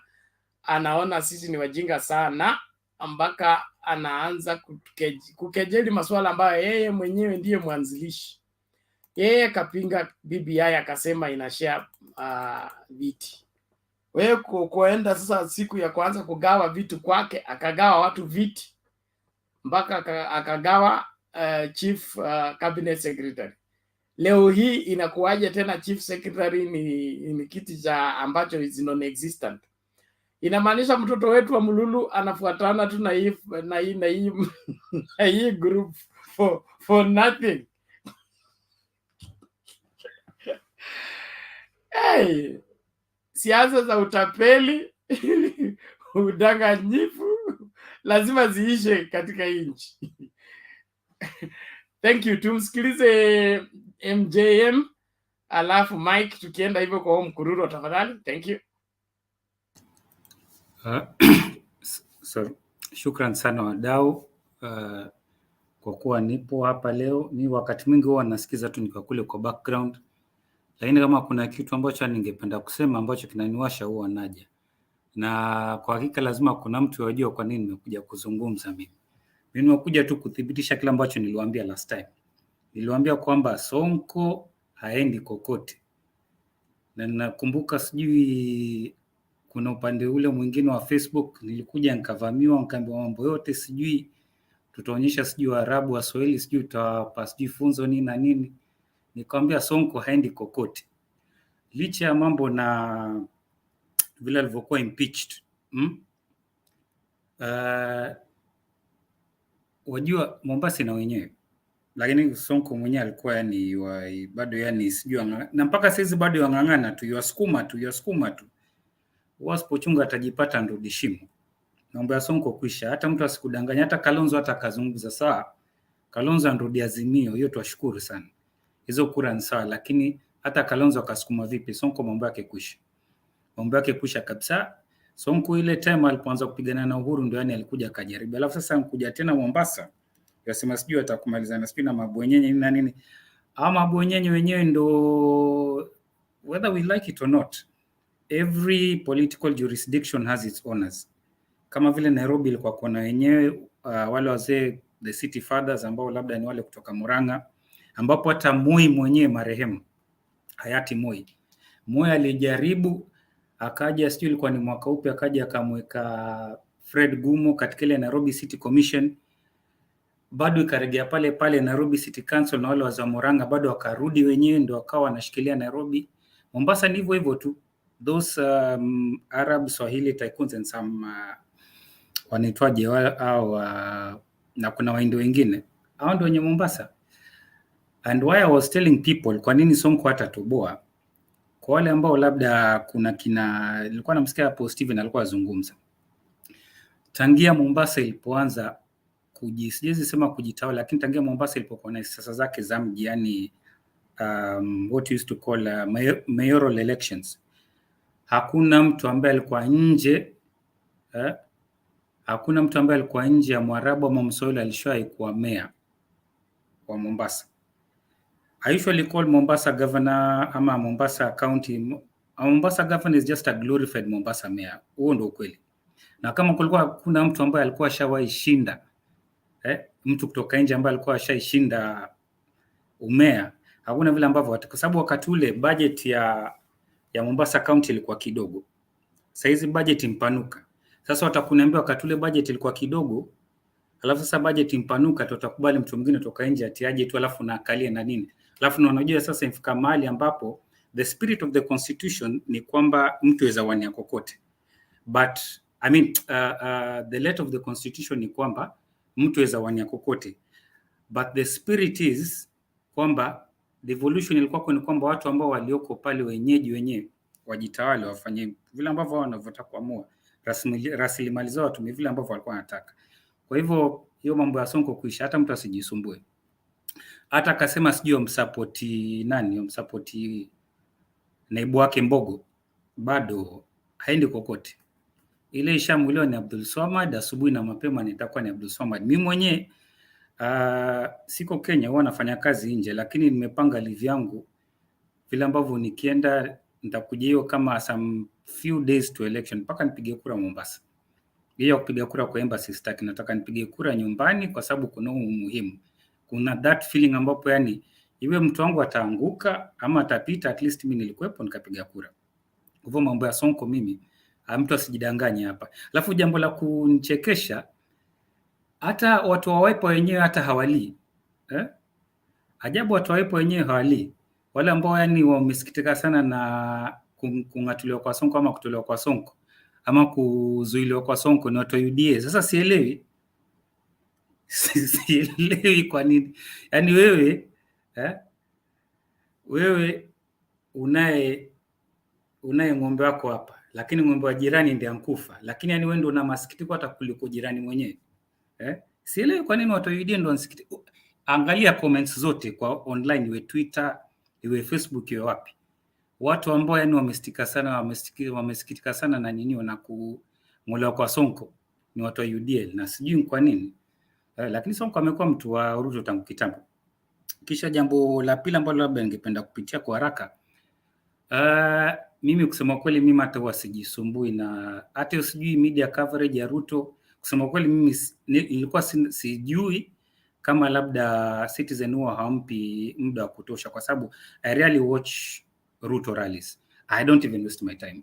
Huwa afadhali nifanye kitu kingine, hata wasijisumbui kuangalia rally za Ruto. Kabisa. Hata naweza waambia kuna wakati 2017 kuna mahali nilikuwa nafanya kazi. Alafu ulikuwa ni mwezi wa Julai. Ulikuwa ni mwezi wa Julai ama August, sikumbuki, 2017 kabla uchaguzi. Alafu walikuwa kija, kulikuwa kuna mradi hapo mlikuwa nafanya kazi, ilikuwa ni Mombasa, alafu walikuwa kija. Walikuwa nafaa waje kuanzisha huo mradi. Mimi nilimwambia tu head of department, nilimwambia bana, mimi hapa sioni kama nikikata. Kwa nini? Nikamwambia mle jamaa mimi simpendi, tusipendi siasa zake. Kwa hivyo haina haja atinije atinikae najifanya na kitu, namwambia mimi hata huwa sijisumbui hata kuangalia rally zake kabisa, ni kitu ambacho wasijisumbui. Kwa hivyo mimi kitu ambacho tu mimi nasema kwamba kama mtu hutaki kusikiza mambo ya mtu usiende. Hiyo heckling na nini wanaona tu ni ushamba, lakini kama hutaki mtu usiende. Kama hutaki kusikia mambo ya mtu tu usiende tu na ukae tu hivyo. Kwa hivyo mimi Ruto, maybe he has something which we call cognitive dissonance. Hajielewi kwa sababu atasema hichi alafu kesho I've never seen yani sijui Ruto huwa simuelewi kabisa. Mimi naweza kuambia tu kweli huwa simuelewi. Na ndio maana sitampigia kura kwa mtu ambaye simuelewi. Kwa hivyo kesho afadhali Raila anachukua siku ya 5. By the way, kesho iko hivi. Tomorrow is the 5th of July. Iebc will clear their 5th candidate who will be vying for the 5th time and will be the 5th occupant of State House. Iebc will be clearing their 5th candidate who will be cleared tomorrow on the 5th, who will be vying for the 5th time and will be the 5th occupant of State House. Ni hayo tu ambayo nilikuwa nataka kusema. Bernard, shukran sana. Labda kama mtu ana swali. Hayo ndio yangu tu. Viva MJM, viva. Asante kwa unabii huo. Huo ndio unabii unaoaminika. Nimeona YouTube channel lingine imesema sababu gapi? Kwa sababu 10 kwa nini Mungu ana prefer William Ruto as president. Yaani nakwambia wahubiri sijui tumefika wapi. There's a preacher who has 10 reasons why God prefers William Ruto as president. Simpigi debe lakini hata sikuwasikiliza kwa sababu I don't see where those 10 reasons can come from, especially if God is the one looking for those reasons. Mike, karibu tafadhali. Thank you Bernard. Watch our preachers unasema wa Kenya. We had international preachers who prophesied Trump's re-election. Some of them very, very internationally known. But Mungu ni nani? Mambo ya Mungu tusijaribu kucheza naye. Let me start by correcting Wangira. Wangira said our DP has never or avoids talking about corruption. I think we are faulting Ruto so much and we are trying to be biased against him for nothing. Ruto went on national TV once, or actually twice, and said there is no problem with corruption. Corruption and development can go along together. When a grown-up tells you that, he has told you once, and you need to read between the lines and see where he stands on corruption. He need not to repeat the same thing over and over. So in essence, he has told you that his government will not fight corruption. Corruption is like another sector in the country that needs to be managed properly. So let us leave Ruto on that. He has confessed that corruption is not one of his priorities. He will not fight it. He cannot fight his own government because fighting corruption will be fighting his deputy to his MCS. So, but one of the things I'm happy about, and this Bernard have been sharing over and over, is I was very worried that people like Sonko are going to be cleared. I don't mind still about the people who still have pending cases, because I would have still insisted that they are not also cleared. But a starting point is you cannot be impeached and still have the confidence to present your papers to Iebc. At least you should have some level of shame of guilt. Yani uwe na ule utu wa kujua nimekosa and I need to go down and get out of public service and public limelight for some time. But the courage and the audacity of non-criminals presenting their papers to Iebc has really been putting me off. But I thank God that the courts have started to flex their muscle, not in full force, but to some extent, and it has started with impeachment. But I want to assure Kenyans that one of the things that are going to be fixed in the next government, in the next 5 days, in the next 5 years, will be the issue of integrity and corruption. There are very many laws in our current constitution that if they were applied, half of the people roaming around with papers like Waiguru not see the day of the day of light in any public office. And those are the things I think Raila has tasked Martha Karua. You know, we are talking of changing the constitution, but there is also the implementing of the constitution that has not been done. Things like declaration of wealth. Declaration of wealth should not end with people writing what they own and putting it in brown envelope and sealing it. We should be told that William Ruto had 200 acres in 2013, and now he has 5,000 acres, and he has declared he has 5,000 acres after 10 years. We need to know how he acquired those properties. Declaration of wealth should not be a secret document, and those are the things that we are going to fix in the next coming years, whereby public servants will be accountable. The current constitution does not allow a state office or a public servant to receive gifts of a certain figure. In private sector is as little as 10,000. I remember Chief Justice Magara went to Kakamega to open a court. Malala gave him, the current senator of Kakamega gave him a goat. A goat is about 3,000 to 6,000 shillings. He refused. He said, as my code of conduct does not allow me to receive gifts. So if a chief justice can refuse to get a gift of a goat, which even traditionally is a sign of good faith and honor, how can somebody receive a gift of 2,500 acres worth hundreds of millions? And you don't declare, because this we knew it through some contentions. Otherwise, it wouldn't have been declared publicly. There are very many omissions in our current constitution that I believe are going to be fixed in the next 5 years that will make it very difficult for a thief, a criminal, or even a potential criminal. The mere fact that, integrity is not about having been charged in court. Integrity is about even perception. And we've taken this thing about integrity too far by saying the courts have not proved me guilty. Integrity is just about personality, perception. When you go to an interview and you are chewing gum and the person refuses to employ you, it's just based on what he has seen. He doesn't need to prove that you are rude or anything. That is how people are chosen in offices of leadership. It's based on perception and information that cannot be legislated by law. So we have taken this law too far, but I think Martha Karua is coming in the next 5 years to fix those anomalies.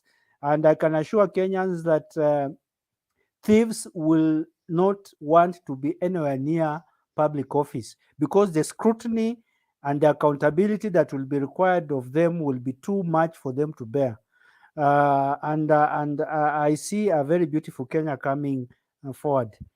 On the issue of media, I think very few people understand how Citizen, I want to pick on Citizen particularly, came up. Citizen media has never operated under government patronage. The proprietor or the owner of Citizen TV was not a friend of KANU government. He was not a friend of the Kibaki government, and neither has he been a friend of the Uhuru government. He has been impartial and professional. In fact, in 2007 and 2013, he campaigned for Raila. In 2002, he was not on the side of Moi. If he wanted to have the government patronage and get government tenders of advertisement, then he would have done so a long time ago and he would have made more money. But he chose to stay professional so that he can live up to the standards of that are required in the media industry. So for people to come up and say that he is not professional and is not giving good coverage, one of the things you need to know is that as a professional media house, you are called upon to censor materials that are offensive to the public. And it is true, the Kenya Kwanza has not been given as much coverage as Azimio. I don't know why somebody would want to argue on that, but it's purely on the basis of what they cover. If you go to a Kenya Kwanza function and somebody stands up and say huyo mganga, huyo mchawi, then a lady stands up and starts dancing almost half naked in the name of looking for votes, then another one does very obscene things. How would you want a responsible media coverage to cover that stupidity? It is by law required to censor offensive information and practices. We can't allow mothers who are of blessed weight to dance in a very obscene way on national TV, and we say we have to cover them because they are in Kenya Kwanza. I think I want to applaud Citizen for censoring some of the offensive activities in Kenya Kwanza that would have otherwise gotten into the eyes of our children and youth. And I don't think that's how we want to bring them up. That for you to be a leader, you have to insult the president, you have to insult all the people like Raila.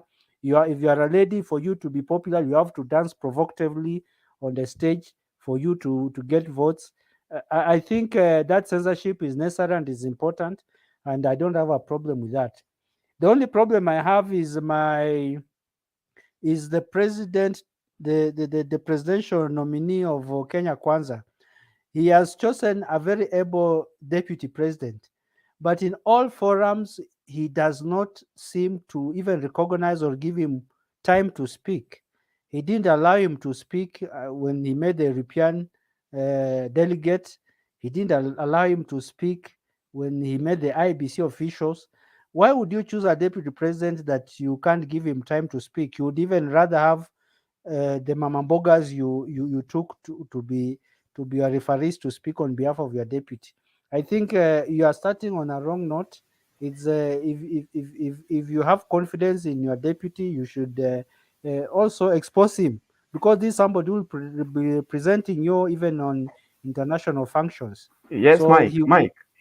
Yeah. He didn't allow him to speak. He didn't break the protocol for him during the prayer meeting. He should have broken protocol for him. Yeah, that is those are some of the concerns, and I think I'm happy you have also made such same observations. I think it is coming out clear that a Ruto government will be a one-man show. It will be a dictatorship, and everybody else around him will only be taking orders. You can see how far back now Mudavadi and Wetangula are. They looked so flowery in the first days, but they are no longer being seen. There was a photograph of them, of Wetangula wearing shoes that are not polished in a function that everybody else was in a suit. It just means that they were called in the last minute as an afterthought, that let us color this picture with different faces. Crop in Wetangula for national outlook. So they are used for national outlook. Other than that, there is no value added. The last thing I would want to speak on is IBC. IBC and Ruto. I think I would share my observation on that, because I don't want to be very controversial. But I want to thank Chepkati for clearing the air that there are no stolen or there is no misappropriation of voters as alleged by Ruto. I think Ruto needs just to take a photocopy of the scripts that Raila read in 2013 and read them every day one by one. He is speaking one and leaving the other. He has to. There's a certain place you have to go on the street, so he needs to know when he needs to go on the street. He's flip-flopping. There's a very sequential process of engaging IBC. There's a place he's missing, and we need to just take a script, ask Junet, he'll give him a copy.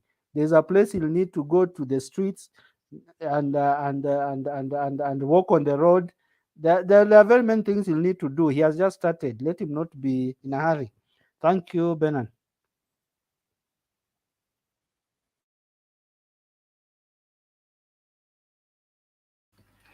Okay, asante sana. Thank you, Bwana Mike. We appreciate it. My internet seems to be unstable today. It keeps throwing me out. I don't know whether the hackers are the ones looking for me again. But all the same, we'll keep with the conversation. We'll soon be switching to the numbers. The numbers people are beginning to arrive. We'll do the numbers early today. But they are important for us to be able to really get to the bottom line of what are we dealing with. In the meantime, we continue with the submissions. And those of you watching around the world, please make sure that you don't watch alone. Keep inviting somebody so that we are all on the same page as far as making up our minds on politics is concerned. Don't let anybody deceive you that he has an answer to a question he cannot even himself articulate and respond to. I've been on this platform for a long time, and we've been asking the same question: what is bottom up? And until now, we have never gotten one person to explain to us what it is. Not the deputy president, not his deputy, not his spokesman, not his communication heads. It is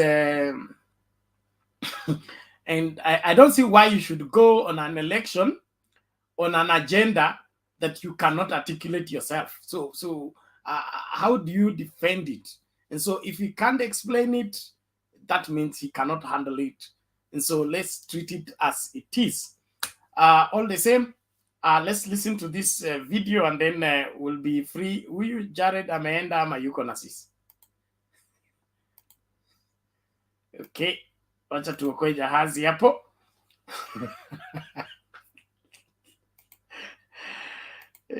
One video then tumlete Julius. Wewe umenisahau.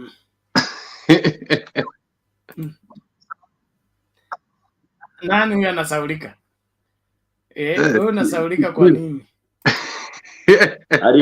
Alitoka akaenda kutembea Bernard, wacha saulike. Kitu lazima aongee, atuambie miti na katwa ama hapana. Nani huyo ajitetee tu mapema?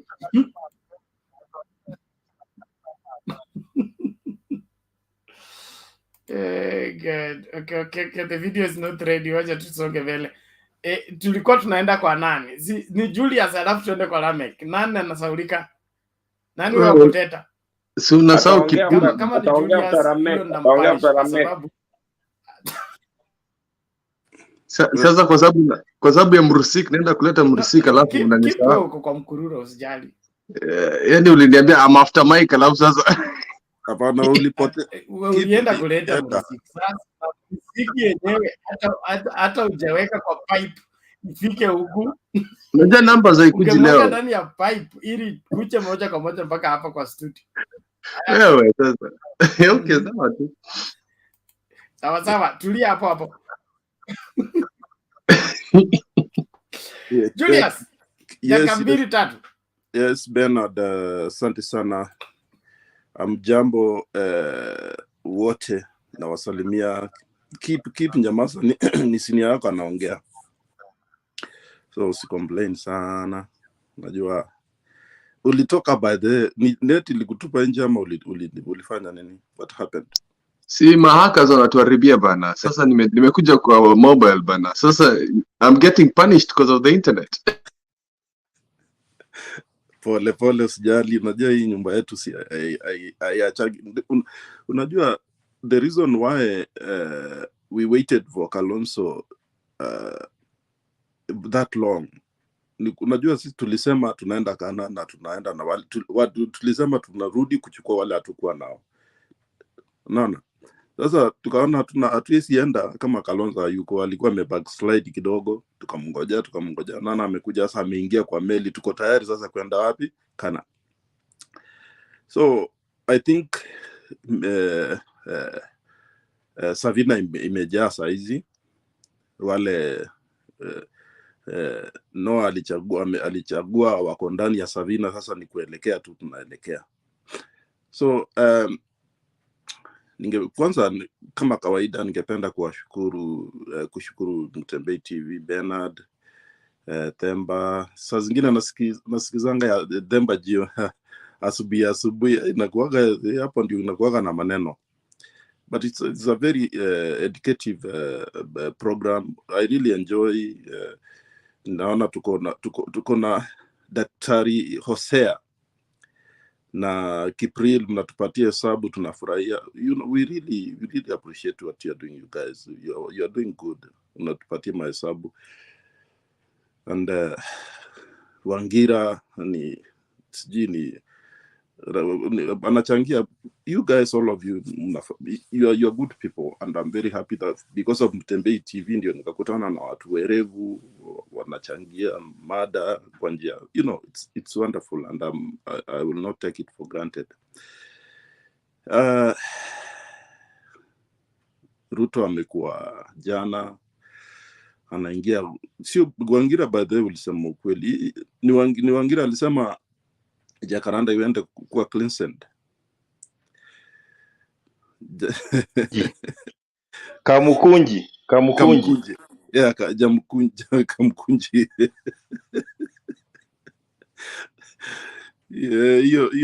Hiyo mahali sio mahali kila mtu anaingia tu namna hii na just like that, that's a holy place. What happened at Kamukunji?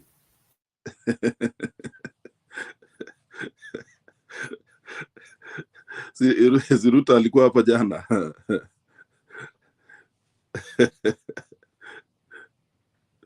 Okay, thank you. Thank you.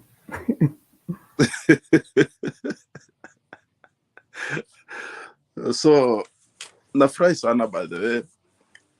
Ni vile niliwaambia jana, niliwaambia sasa election ya presidential tuachane nayo, tuchague tu sasa senators. Hujamwambia nini ilifanyika Kamukunji?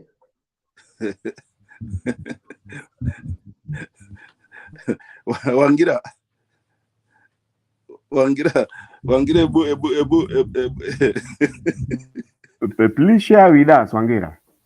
It's holy ground bana. Hapo ni holy ground. Hapo huwezi kuja kukodolea hapo. Unakuja kuongea nonsense. That's holy ground. Ruto coming to talk nonsense. We spill blood in that place, man.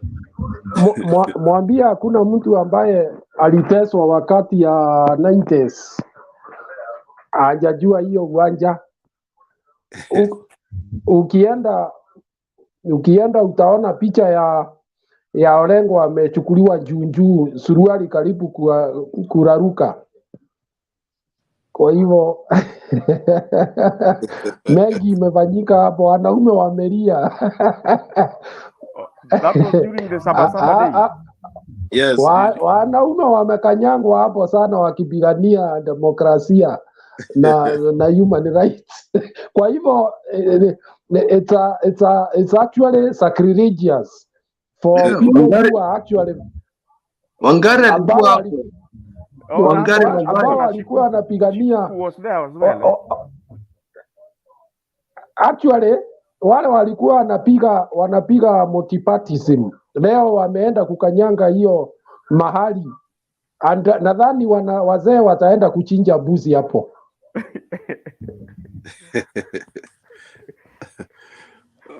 Sasa thank you. Nilikuwa nasema kwamba sijui haja gani tufanye nini ya election ya president, tuende tuapishe tu baba Uhuru Park. Nafikiri Uhuru Park ndiye itatoshea watu wengi. Stadium haiwezi toshea watu, ni watakuwa wengi sana. Ndio tu hiyo unajua hiyo siku ni holiday, hata maduka zitafungwa, kila mahali itafungwa. Watu watajaa tu huko ndani. So anyway, by the way,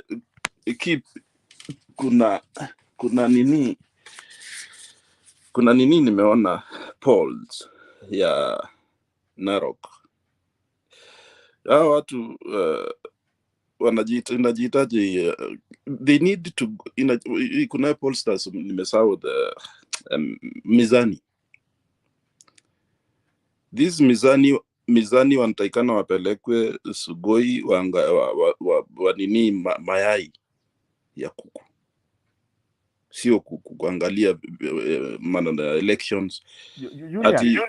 Yeah. Is it only for Narok kama it is for the entire country? No. I'm talking about Narok because that's no, the poll, does it involve the rest of the country? It's only for Narok? No, they split it up. With Mizani, if you can see that Natembeya is losing Trans Nzoia with Mizani. Natembeya is losing Trans Nzoia, honestly speaking, my friend. because for the purpose of Julius, we wanted to do to the like today, okay, we are still on the Tifa ones, but if it was for the entire country, we could actually spread it out so that we cover as many counties as possible and bring it on the platform.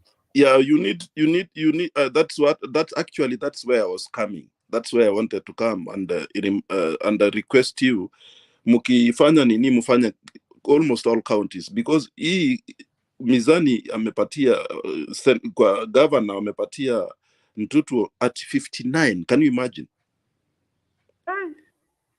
Hata kama alikuwa na hiyo ni ya kulipwa against himself, and how can the governor anashinda mwenzake 59?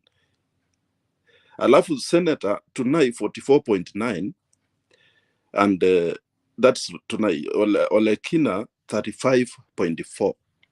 So how can Wamalwa win Natembea in Trans Nzoia? It's impossible. How can Wamalwa be ahead in Trans Nzoia above ukienda Trans Nzoia? Anyway, tutachukua numbers. And something funny, niliangalia hata women rep yani MPs wote wale wako UDA ndio wako juu wote. Women rep ni UDA, senator, governor UDA. I mean, na wanasema ati this is you know the best way to deal with them is to do a cross look against the other polls. It will expose them that way. Yeah, but this Mizani is stupid. They actually, I was very disappointed. I mean, not even disappointed. I was shocked because how can a governor no, to, Julia, something you need to know. You see, the candidates themselves buy the pollster to do exactly that, and they pay for it. They pay for it. So don't you worry. The best way to counter them is to use the other pollsters on the same areas. Let's allow Julius to continue with this submission. So anyway, I was very shocked about this these pollsters. They should not be doing this. They have to go. I think Waisabu Maya Yuko. That's what they will do better. About Sonko, jana tuliongea story, Bernard, you remember? Na jana hatukuwa tunajua Jepukati. We said maombi yetu itajibiwa. We don't want that kind. Hata Waluke sijui aliruka kisu namna gani. Because we need this thing to happen. You know, mtu akifungwa kuna haja nini. Waluke was arrested, was jailed. I don't know why he was cleared. That means the IEBC also, they are flip-flopping. And so the SONKO thing, I was very happy. I felt good because at least our prayers were answered. And again, of course, Rigathi, it's okay. Let them come and ndio tuwashinde asubuhi, because we are going to defeat them very early in the morning. And because these Kenyans are very tired of watu kudanganywa, kuongea leo hii, kesho unajijibu, yani, vile nilisema tu jana, hakuna kitu ngumu kama kumtetea naibu wa rais William Ruto, because haujui kesho atasema nini. Wewe unamtetea leo, lakini baada ya akiwa juu ya gari ataongea kitu tofauti. Sasa hata watu wake kina anaitwa nani, kina mise wanashindwaga chini. Unajua naye Misa anajaribu kuwa ambassador. Unajua Misa kwa direct, yani anakuwa ni kama ambassador, anataka Kalonzo style. But anyway, it's very difficult to defend Mheshimiwa DP Ruto because he doesn't speak the truth always. He lies. Let us remember that this election is it's a repeat of the 2002 election. It's a very important election for us. We really need this election so that we want to change this country. We want our country to change at least a loophole ya corruption. Corruption is now everything in Kenya. People, na mtu mdogo akiiba kuku anafungwa. Mtu anaiba bilioni anatembea free. Education is very important, very, very important. But also Kenyans have a chance to be, even if they are not that much educated. But the biggest problem I always hate is people who forge certificates. That's criminal. Unachukua certificate. But afadhali ya nani na nilisema tu jana, afadhali hata hii ya nani anaitwa nani Echesa hakuvote the document, ni ile tu level yake ilikuwa imefika hapo, which is good, but mbule mtu ukienda kunini, yani it doesn't make any sense. Anyway, wacha nimalizie kwanza hapo, tunaendelea niko niachie wenzangu wachangie.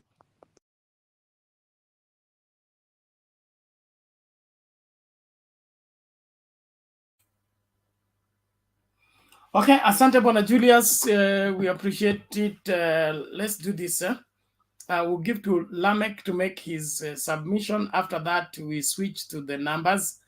Mama Selina, if you can hear me, I've sent you the link to your WhatsApp. It's good you log in from your WhatsApp because your target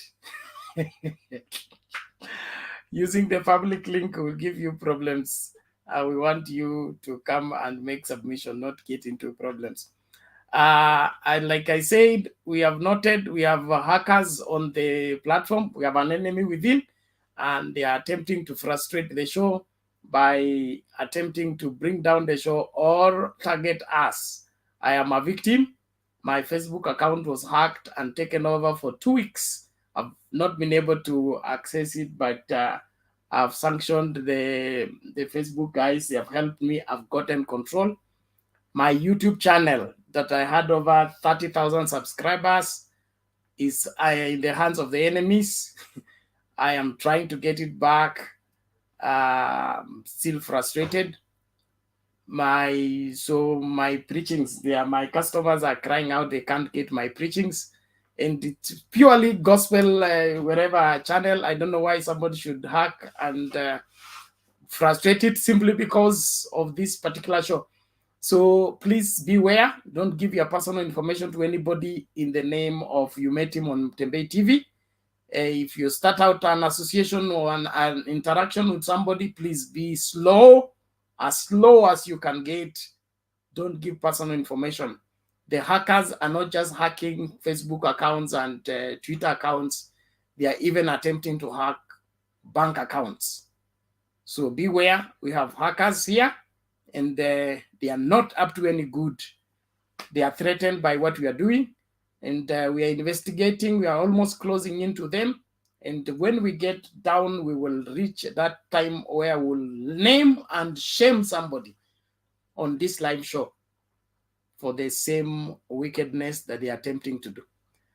Thank you very much. Lamek, karibu. Thank you, Bernard, and good evening, everyone. I can see Wangila has left, and good to see you guys. I think I missed your show. Yesterday was the third day, but I'm back now. And I'm so sorry that, the element of hackers has become a menace all over the world. So it's our responsibility that we secure our information, our platform, the people you are associated with, the ring you open when you are in that social media. It's also a risk. So don't go to any link because you are seeing interesting items or accepting friendship to strangers. So it's our responsibility as the team here, and also other responsibilities are there. And also it's our responsibility to try and also educate our neighbors, our loved ones on the same. Now, going to the point, Bernard, I'm always very brief. Today, yes, it was a very interesting day for Kenya Kwanza. It's good. The presidential candidate and the running mate were cleared. And we had very positive items from the DP when he said he has confidence with the commission, Iebc. They will be working together to make sure they have a peaceful campaigns during the period. And that's the prayer for most Kenyans. But surprisingly, come tomorrow or a day after tomorrow, you may get a different narrative from the same camp. And you have been seeing for the last 3 days, there have been a lot of complaint, some registration of voters of around 1 million have been tampered to. Just just somebody going, to me, I say it's always somebody who want to have that sympathy from Kenyans, which is not truth. IBC, I think that they have tried, they have procedures when they want to identify some elements, if they are not well done. So for them, Pongesi, let's hope whatever they say today, they will live and adhere to that. But politicians are politicians. Let's see how it goes. For SONKO and the rest of the people, I mean, this is the best thing IBC have done.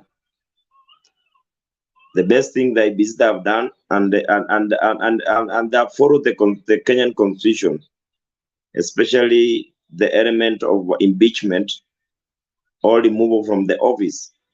They have followed that, and the SONKO ideally was not going anywhere with other readers who were impeached. The other cases which he mentioned about people have cases going on in the court, the law is very clear that until you exhaust all the options, even if you get convicted, again, if you appeal the same conviction, that means that case is alive. So IBC, they have no mandate to disqualify you. Ideally, this is what happened to Honorable Waruke. It happened, he appealed, he paid the fine. The case might be before the court, but again, IBC have no mandate to disqualify this person. And that's our current constitution, which I believe one of us said there must be gaps, and BPI was going to address such a gaps. So because BPI did not pass, we live with it. But for impeachment, the constitution is very clear. For the other people who have cases, there are clauses and a section of the law which is protecting them. So I believe that's what they lied on. I saw two governors, two governors, and I don't know, Senate who have been disqualified because of academic papers. Ideally, and I said this some few days ago, this country is rotten. Somebody can be very comfortable saying I have papers all along, and you go extra mile to represent those fake papers even to the IBC. So it shows the kind of leadership people want to build leadership, and if they were going to be clear what was going to happen. So that's a question Kenyans need to understand, also to understand the kind of leadership they want. The last item is on the media. You know, Bernard, you are learning a very professional platform. The same way I've seen the Kenya Kwanza pointing fingers to a loyal media group among the media houses. I don't know whether they don't have a print media, but again, that's a business which is run professionally. You don't force someone to come and give you airtime for 2 hours because the competitor they are getting 3 hours. No, the only thing they can be requested is to be fair to everyone. But again, it is the responsibility. Maybe they have their own policies why they are doing that. So you can't force a private entity to give you an airtime equal to your opponent.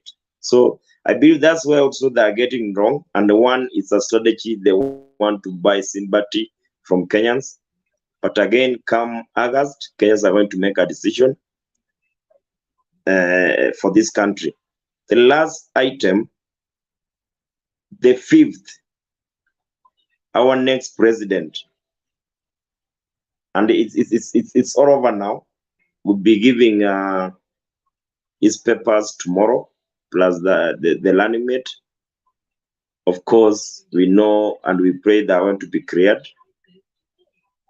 And I saw some programs that were arranged for the day tomorrow.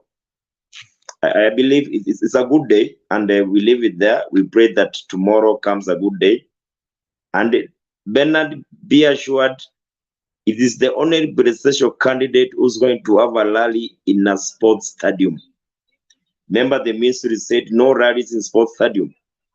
but for him, he'll be going to the Nyayo Stadium. So we are happy, the supporters wa Papa, na najua most people hata anaitwaje Kipkurui. Sitaki uenda kukata miti huko Sogoi. You are part of us, and I can see you are part of the 5th. So let's celebrate that milestone, and we wish them well. Thank you, Bernard.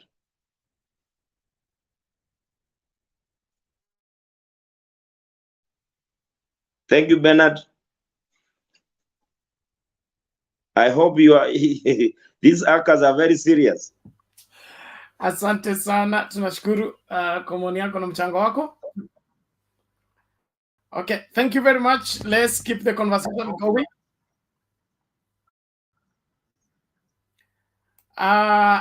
They seem to be. Are you able to get me?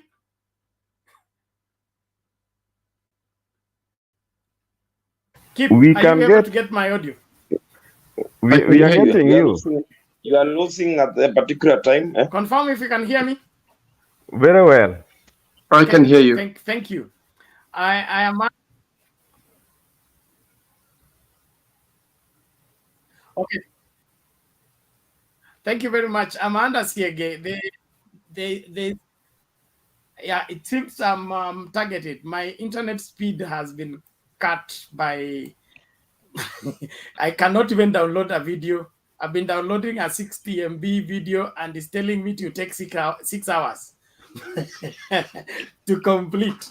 So I want to engage Wekesa to come and take over as I sort out that. But we want to get into the mathematics part. I will do my part and then leave you people to do your mathematics with led by Kip. And as I bring in Wekesa. Bernard, yes. These people demanding the link. It's the 7th day. Link, It's the 7th day. But subiri tu dakika kidogo. Yes.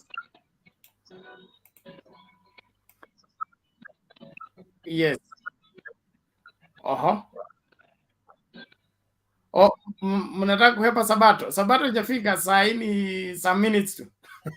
No, sunaja tuna no for Alex hatuwezi fanya numbers without Alex na hatuwezi mfanyisha kazi on Saturday. So anakujanga tu once in a while. What is your advice?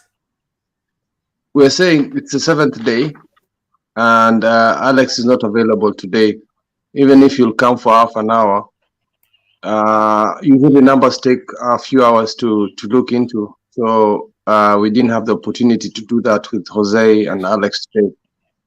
So tutakuja kufanya baadaye. It's not gone. The numbers are still there. Because I know Julius anataka hiyo. Julius Papa anataka. Lakini Julia na Makiadi wanaweza fry leo hakuna numbers. Have you seen Alex's communication? Yes, he might pop in, but the numbers are being postponed today. So Bernard, I think kama unaweza nikubalia naweza fanya submission.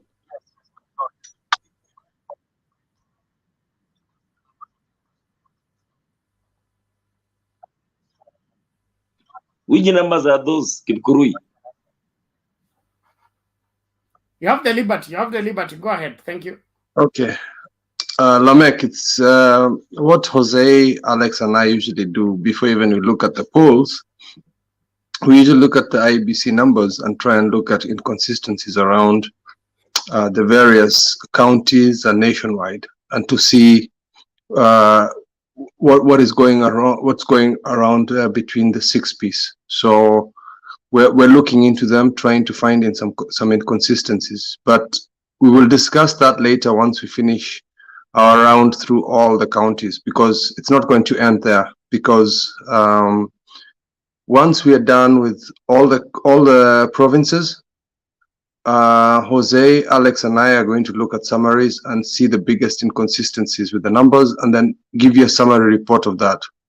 Furthermore, we will be adding the new polls. We'll also be adding the Mizani ones. I know Mizani is not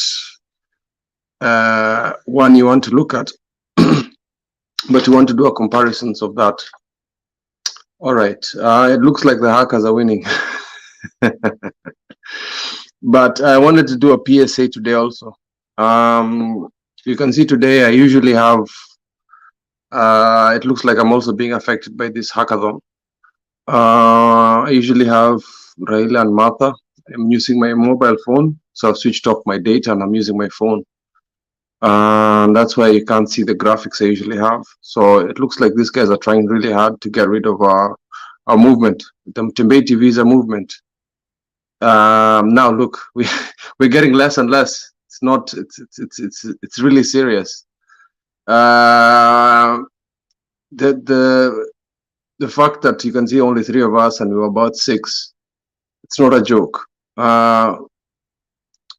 So hii kitu ni mbaya sana, but as a PSA, when you come into the public, be prepared to not share your name. Don't show your real name.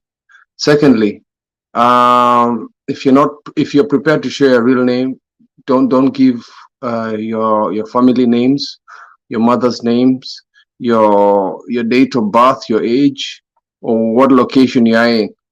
So it's important, even if you think it's a trivial thing. It's one of the questions, the security questions that are asked in the internet, because most of us, most people use, I don't do that, most people use common information about their lives to put their passwords, and it's not safe. I mean, I've been in this industry for so long, I know not to do that. So I mean, nobody knows my surname other than a select few, like Bernard and Alex, maybe Martin.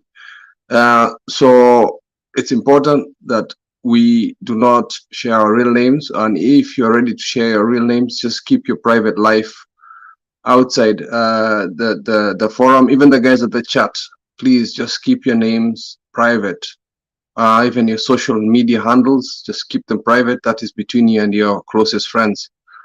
The other thing I would like to mention is, if you see any email that is coming in, or any links that are coming in, if they're not of common companies like the Facebooks, the LinkedIns, the YouTubes, you'll recognize the URL as quickly as possible. It will be there. You will know that that's a YouTube URL. The domain names, you know that what they are.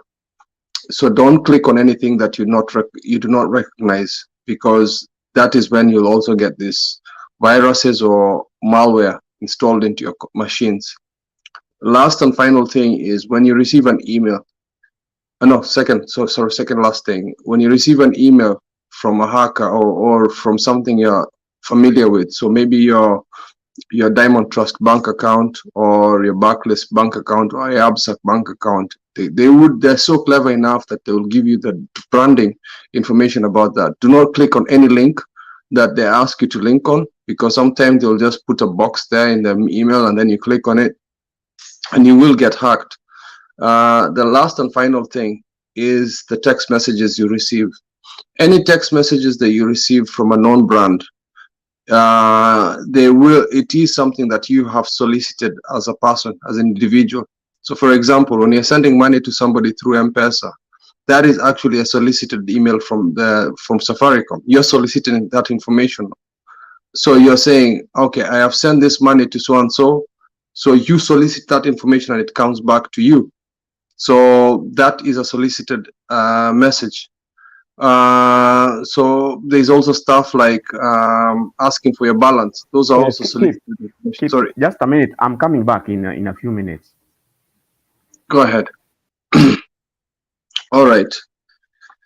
So as my contribution now, I hope that helps. So beware. There are people in the public that have nefarious ulterior motives.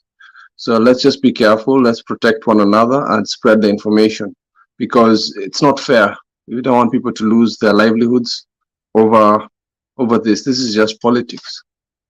As for my submission, I'm going to start off with KAMUKUNJI grounds.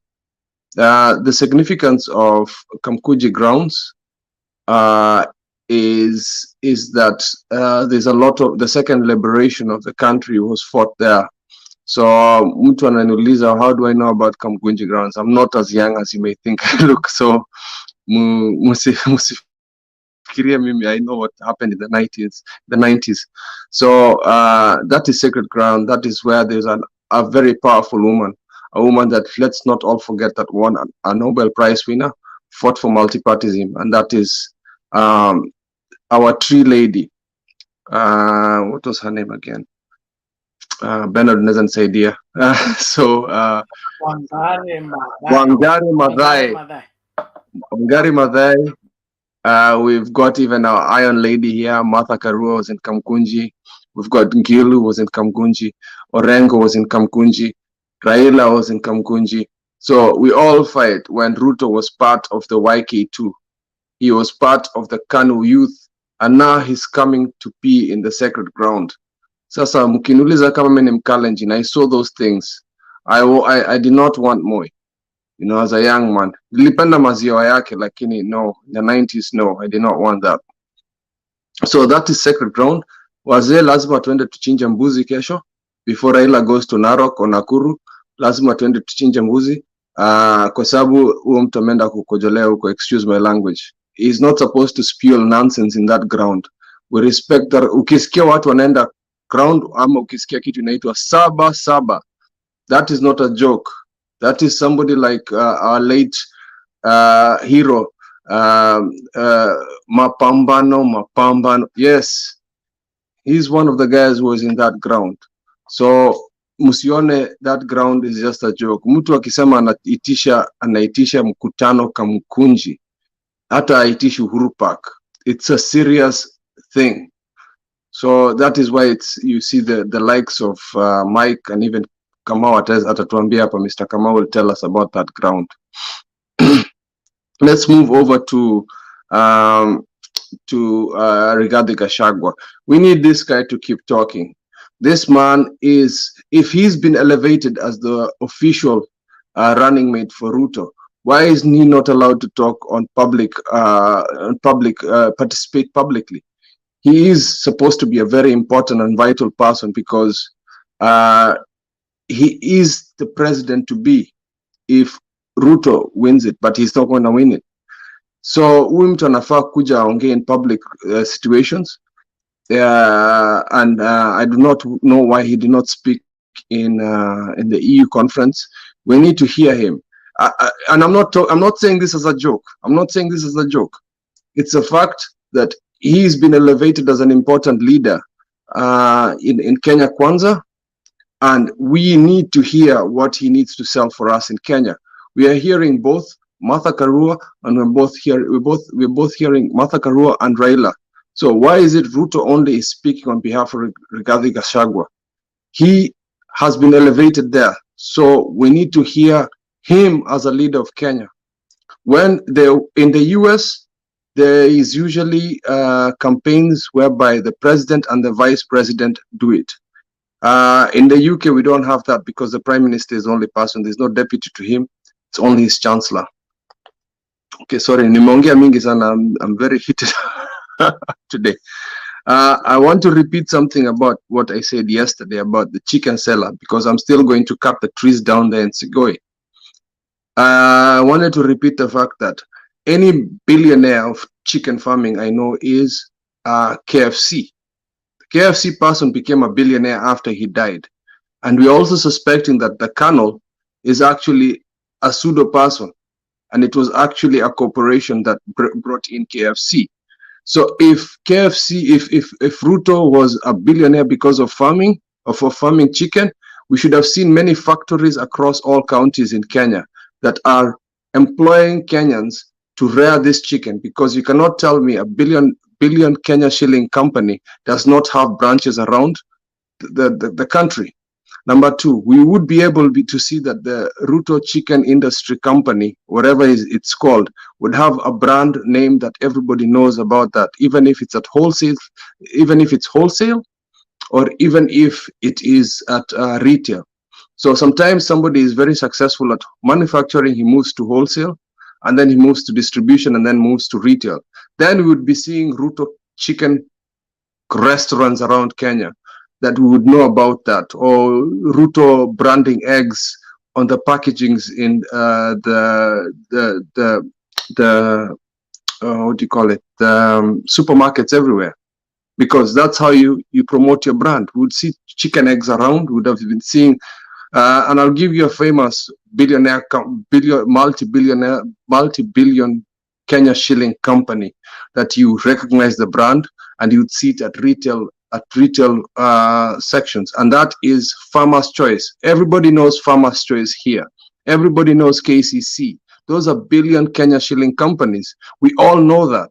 So why don't we know about this chicken company that produces food in Kenya that should be across the counties? I do not know anybody who works for Ruto's factories or Ruto's farms. I have not seen pictures of Ruto's anything. So huyu billionaire wa chicken atuambie, Starbuck cannot be an institute that has been brought up because of chicken. The insurance company that he has not been brought up because of chicken. Please show us the proof that the chicken company was successful enough to bring an insurance company, successful enough to bring a petroleum company. So hapo wacha watusiambie uongo hapo. As for him vying for presidency, shame on you, Iebc. That man should not have vied for presidency. Huyo angekuwa amefaa kufungwa, angefaa kudeniwa hizo vitu, because right now corruption needs to end in Kenya.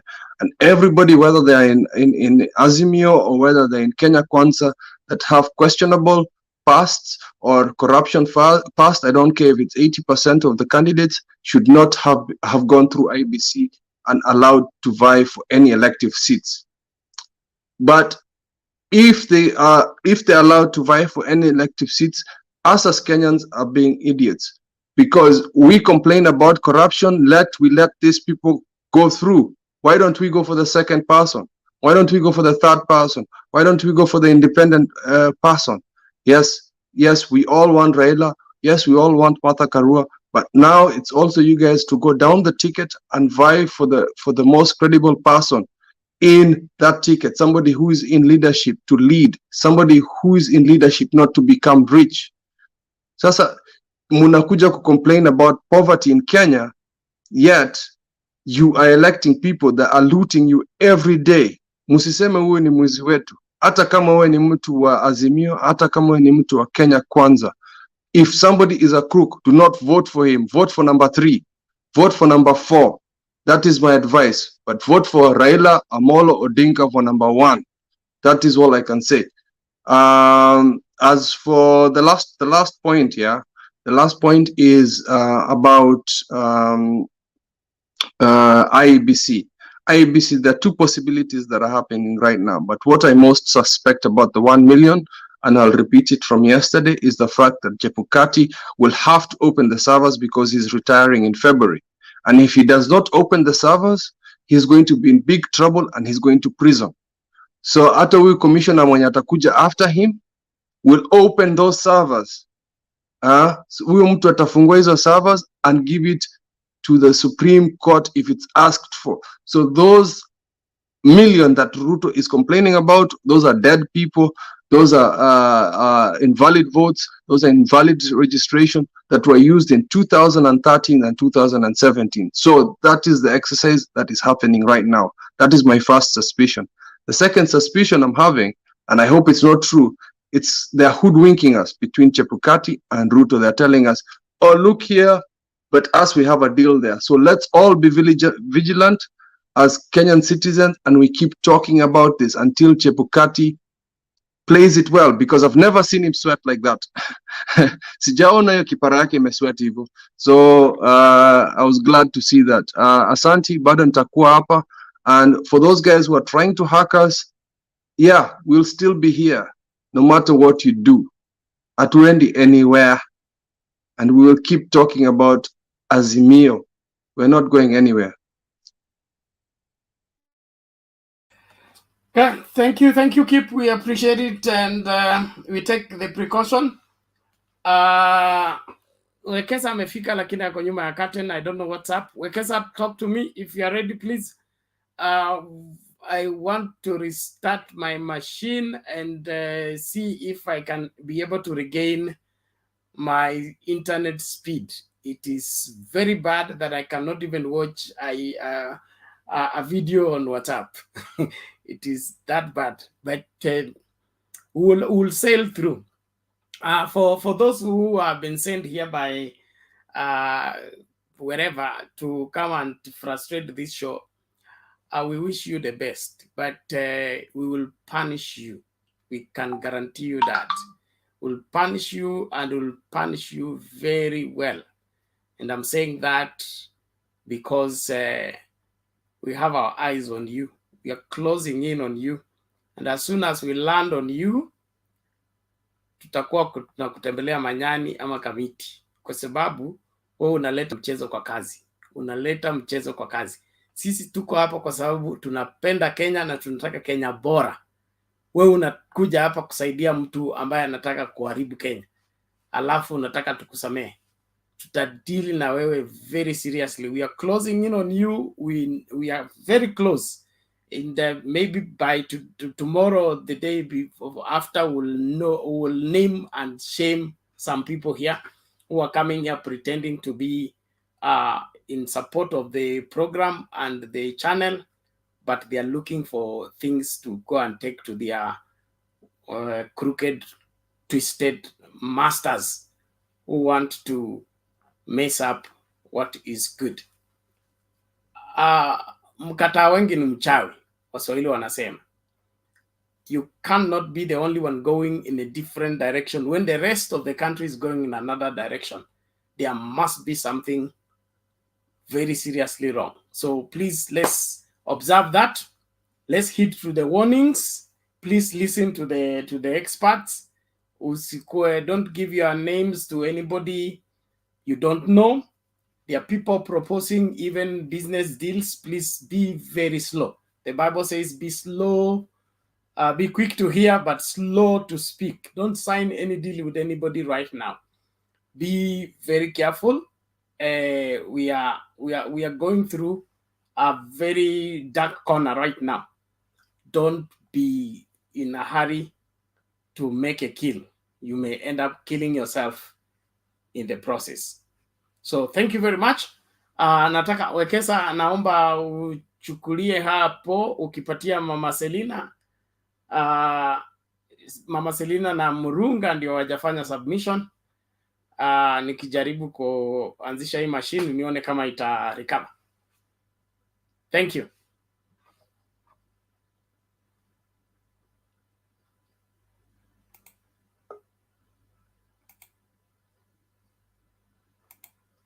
Mama Selina upo? Yeah, Pena, sijui kama niko, unajua sasa tumeatiwa mpaka hatujui mbele na nyuma. But they tally in their banks, in their bankers, wherever they are, they do tallying for themselves. If anyone dares to announce or publish any results other than IEBC, watatujuta sisi. Hata nyinyi media, are you playing a video or something? You're not IEBC. Constitution has given IEBC the responsibility for announcing results, nobody else. Okay? So if media even tries to announce results, hata hiyo tutafunga. Watch this internet business you're talking about. Nobody is meddling with the IEBC. IEBC has their independence, and we must let them do their work. Come August 8th, we will have a peaceful, credible election, and all of us are going to be very happy because Kenya continues immediately after the elections. Okay? Kwa hivyo, usisikie mambo mingi, sijui what. These are people who have already been in government, and they know the responsibility of each institution. Whether it is the media, they have their responsibility. The military has its responsibility, the police, and everybody. So let them not cheat you or start talking about all these different things. We are prepared for the election. The IEBC is prepared. And Kenyan people have no fear. Come out and vote. And we're going to have a peaceful Kenya, even after 8th of August.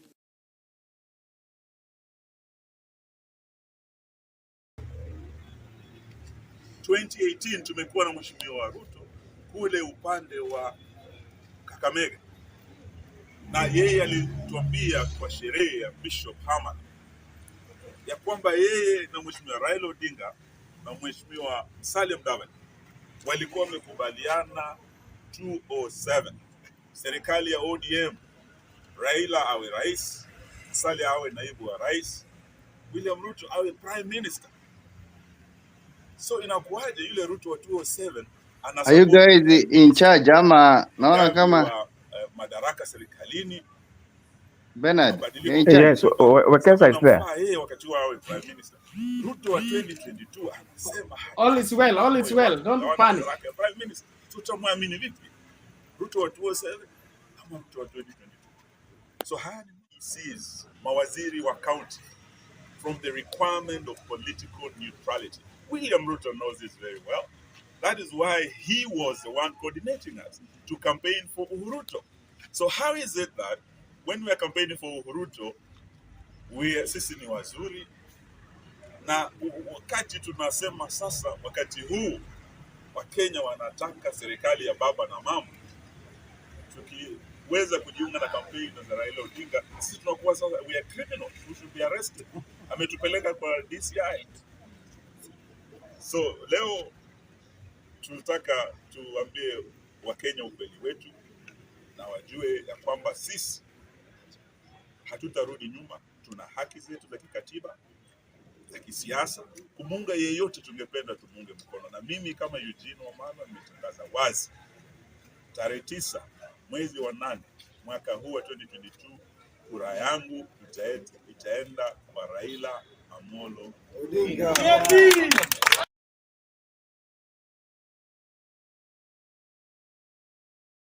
Yeah, good evening, good morning, guys. Okay, I thought it's wise to share those. I had shared to Bernard those 2 clips, but he told me he's having challenges with his machine. So, Mama Selina. Yes, I'm told you are the first person to go. You can begin by interrogating those clips. Yeah, 2017, the guys were assigned by Ruto himself to campaign for Uhuru. And right now he's fighting them and he wants to jail them. What has changed? So you can begin from there.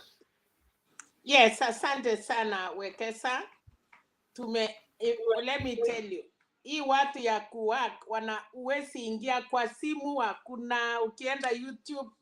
Hii channel imenisumbua tangu saa 8 nikijaribu kuingia, imagine ni ngumu sana, but anyway yenye tumefanya ukweli, hatuna ubaya na mtu yeyote, na hata wakihack already tumeongea kama Wakenya ni kusikia wamesikia na ile nafasi kidogo watatupatia kwa internet, kwa sababu si yao, tutaendelea kusema haki.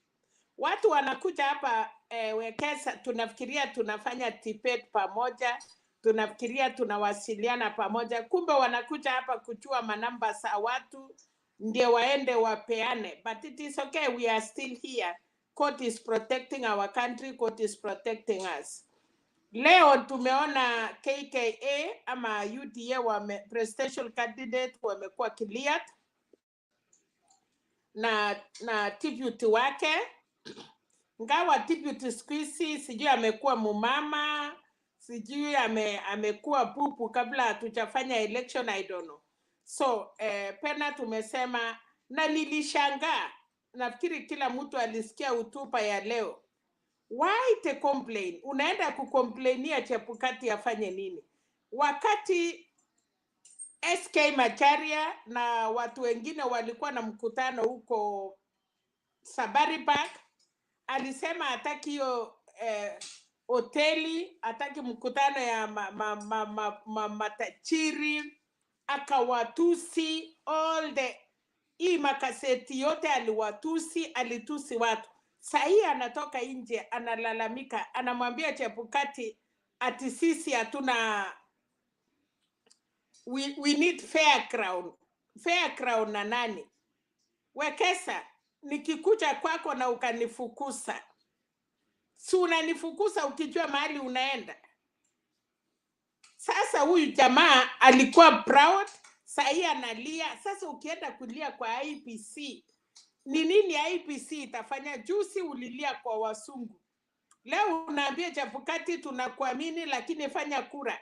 Wacha nikwambie Temba, alitumiwa kuipa kura, sasa ni yeye mwenyewe anaipiwa, kwa sababu wanasema ukichimba shimo usichimbe mrefu, ukifikiria mtoto ya jirani ataingia.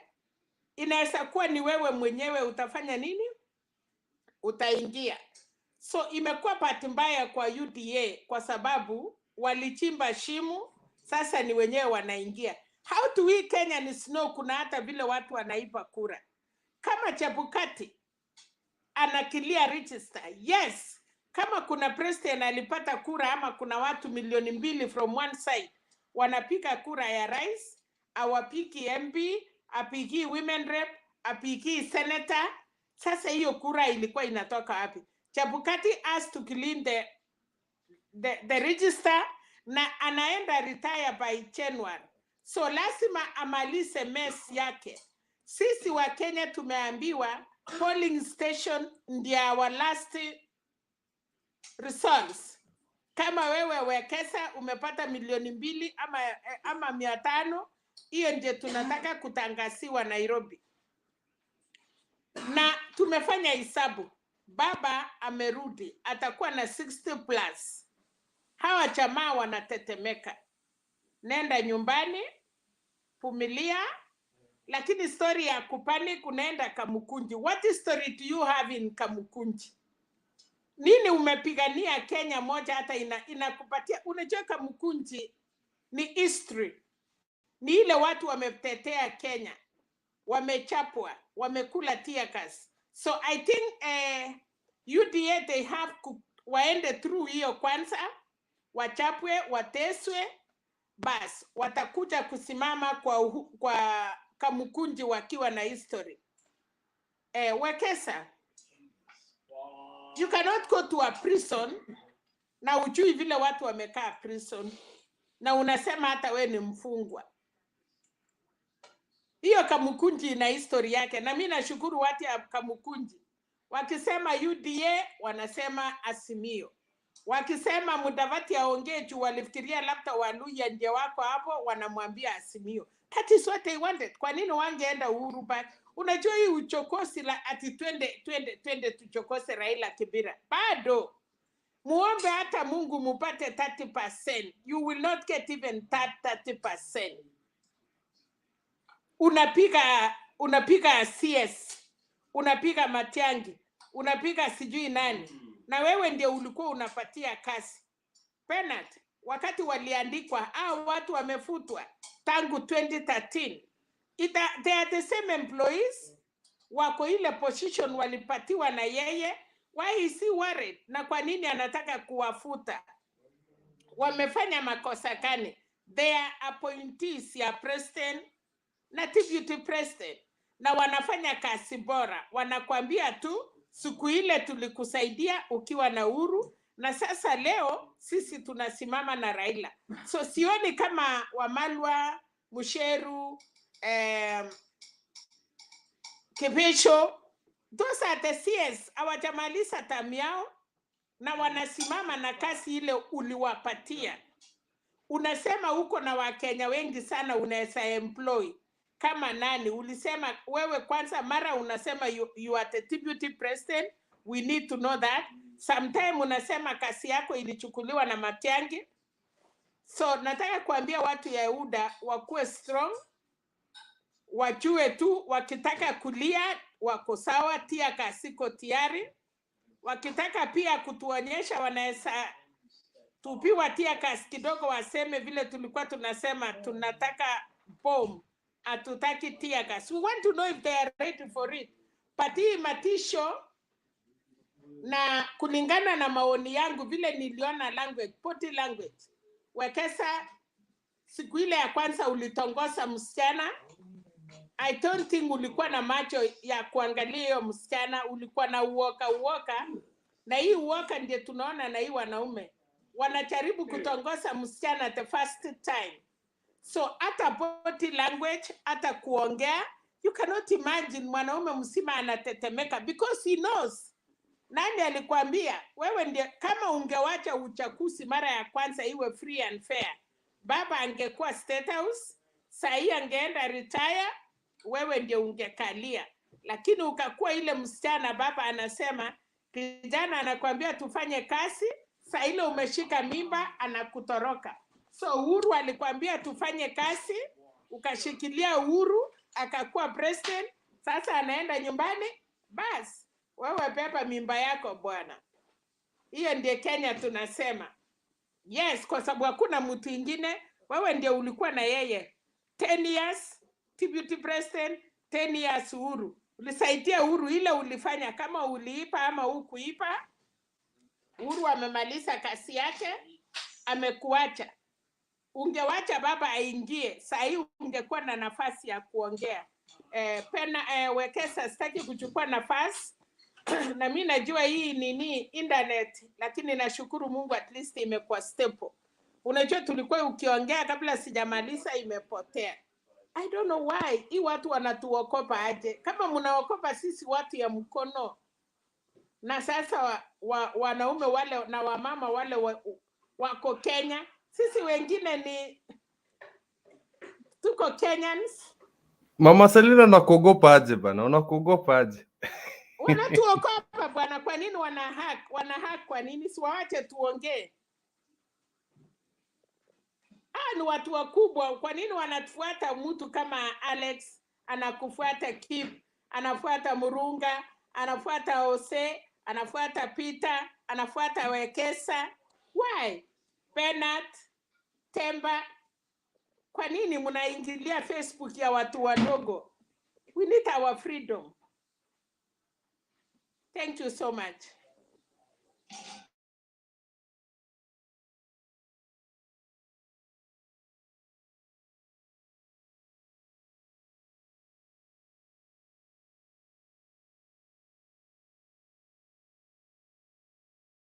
The judiciary, please invite us in your forums, and then we can answer those questions instead of now engaging us through the media, because we're all working for the same Kenyan people, and so that's my request. The Chief Justice, she can call us, call me, write to us, invite us to the forums, and she has done.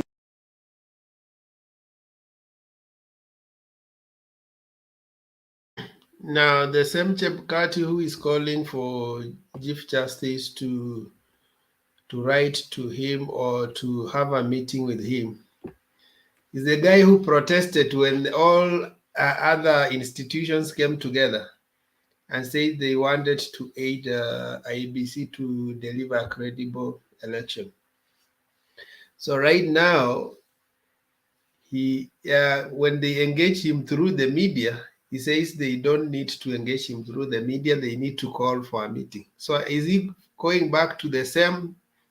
They foresaw that situation, and that's why they wanted to have at least a coordination committee for all stakeholders, so that the process runs smoothly. So he ran away. Now he's stuck. He needs them. Alijicheza yeye mwenyewe. Yeah, I agree with Selina on the issue to do with the CSS. CSS were supporting the government of the day that time, and they did all they could do to make sure that they achieved what they wanted to achieve. So the reason why Ruto is so worried about them is because he knows exactly what happened. You know, Kip, if you have a friend, mwenye ukienda US, he takes care of your wife, na unakuja kuna watoto wamezaliwa wako na masikio haifanani na wewe. So you don't trust him akikutumia salamu ya ya familia yako. So Ruto exactly knows what he did with the other team to achieve what they achieved. And in his own intelligence in quote, he thinks now he can muscle everybody because he's aware. That's why he has been telling us hakuna kitu inaitwa deep state. That's why he's been telling us hakuna kitu inaitwa system. Why? Because he believes maybe he was the system that time. Maybe he was the one engineering everything to happen. And now he believes that if he's out, nothing will happen. And you see, as from the other side of Azimio, we are saying Baba does not need a vote, a rigged vote to win. Baba has always had more than enough votes. All he wants is to be assured that nobody will tamper with his votes. All he wants is to be assured that nobody will interfere with his voting block. If that happens, that 60% wamesema ni kidogo sana. So for him, at some point, maybe he was confident that since the team he worked with knows him, he can pull through. At some point, he was confident of the beginning process of the Iebc, and he knew that maybe he is aware of everything. That's why he's already giving us figures, and nobody else knows where he's getting the data. Even Iebc itself has not cleaned the data to know which one. There is this man called Davis Chirchir that they Yes. say he was entering server 100 times a day. So he's the one creating those things. We need to integrate and see where is this David Chirchir and what is he in IBC or even in Kenya. We need to talk about that man, David Chirchir. Hey, keep Ian Mutu yako ya Kericho. You need to tell us. No, he's Yeah, there. tunasema hivi Selina, he is actually preempting to us that this as a background process happening, which Kenyans are not aware that they need to know. It's just like when you go and you pick somebody's property, unaenda unaeka mahali, but asubuhi kuenda kuangalia haiko, and then you start saying nani ameiba kitu yangu, but you also aware that you stole. So you wonder who is this person that knows what I'm doing. Nikienda kuchukua kitu nikiweka hapa na kuja haiko. So he is trying to maybe buff up the number, but someone else is interfering with that number. So he's wondering what is going on. So ni kama mtu amekundua kenye nafanya. That is where the problem is. That is what is going unease and frustration. But Wekesa, this fellow was able to access the server at will. He was able to copy files at will. He was able to do backups at will. He is able to create users at will. He is able to create passwords at will. Now, wherever he is, that fellow, as far as I'm concerned, is still very dangerous today. We do not know. And if he has connections at IBC, they can do their thing parallel. Then come and, since it is the same backup, come and offload it here with the permission of the IEBC. No, wait. Oz, he previously used this is actually speculation. He previously used Chebukati's login to do all those nefarious things. Correct. So alikuwa nakuja anaenda, and what concerns us as Azimio people is the fact 2 months ago he was made a chief of staff for Ruto's campaign office, the deputy president's office. He's now the chief of staff. So that is what concerns me, because everybody suspects that Chirchir person. So Wekesa, I think we need to look at him like Mama Selina is saying. He did a lot of things in not even 13, 17. Actually, What I'm scared of also is that you know, in Lukto's team, they are very brilliant hackers. Na mimi naona, unajua, sometimes you go through you can hack your way in and then start claiming it is God. Unajua ni Mungu na watu yangu, na it is very right now. I think we should be very, very careful because that team is among the. But you guys watched the 2007 tallying process. It's only that if you are in opposition, sometimes you don't have a way out. But the process was stopped. That there was something wrong. It was stopped, but then it was continued later.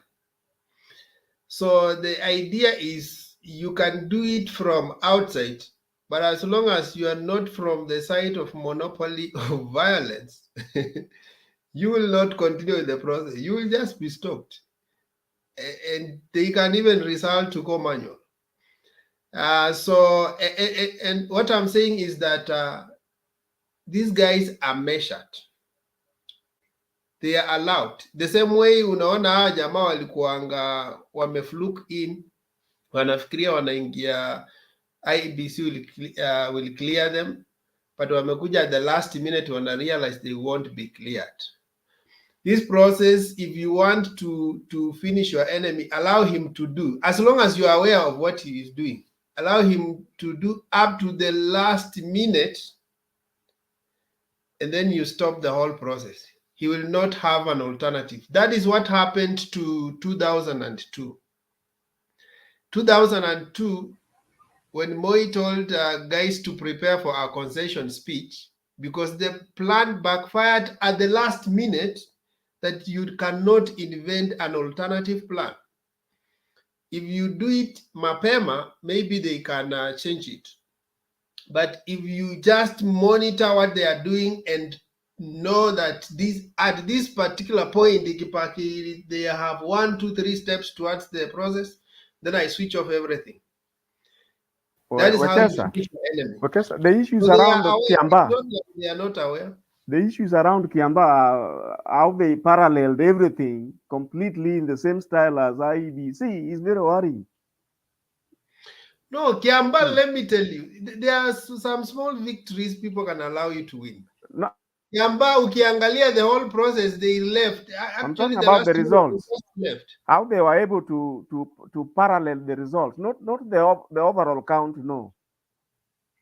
How they were able to parallel the results every single stage, even before IBC could arrive there. They were already having everything mirroring exactly what IBC was doing.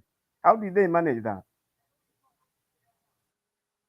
And as a journalist, Wekesa, you need to confirm, are they still switching locations in the IEBC? Because a couple of months ago, they were switching buildings. I need to know that that is still not happening, because that raised alarms for us. In an election here, how can the IEBC be switching buildings? Okay, and that's what I need to confirm.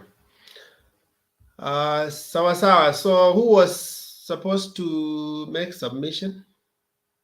Mr. Kamau. Selina alikuwa Murunga ama nani? Yeah, Murunga. Yeah, it was Murunga. Where is Murunga? Good morning, everyone. Fine, very fine. Yeah, good morning, Azimio Day. This is a big day for Baba. It's a big day, yes, indeed. Yes. We even want to, some of us want to relax a little bit and then get to the road and find our way to Bomas. It's important that we also get there. Ni background yako iko na nini ama ni mtu mwingine? The rest let's mute if you're not talking.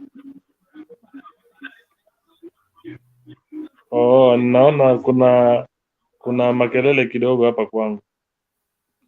Yeah, you can lower it or switch off, whatever it is. Yeah, I'm able to switch off. Yes, I'm also sharing the same concern that is being raised by colleagues here concerning the issue of IEBC. Wekesa, this is an issue of concern and it's really worrying, especially if this is the same guy who was able to access IEBC servers and you're not sure of how the data, how safe is the data, the IEBC data.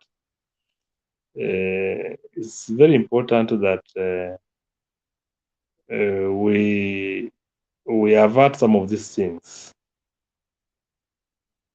I don't know what Azimio is doing regarding the same, but it's very important that we really look into it and ensure that the process is not compromised. When you hear the likes of William Ruto, these are shrewd guys who do not care of what really happens. Vile mtu amesema hapo, wata hack system wafanye, utasikia wanasema ni mambo ya Mungu. They can claim anything. So these are people who have no regard to anything. Ni watu ambao wako tu, ni binadamu ambao hawaheshimu sheria, hawaheshimu chochote. Na Churchill is one of the guys actually in I would say that one of the guys or among the agents that are going to represent them at the IEBC. And remember, rumor has it that one senior IEBC official is actually going, let me use the word, they actually is very closely associated to one of the chief executives of UDA. So how sure are we that these people may not compromise this? It's very important. Unajua sisi, we have lost, Raila's victory has been stolen not once. But before you conclude there, let me ask you a question. Yes. You need to parallel all these issues and information. Because the issue is you are getting information from one side, but you're not getting information from the other side. When even whatever happened 2017, was it out of the blues or the team NASA understood?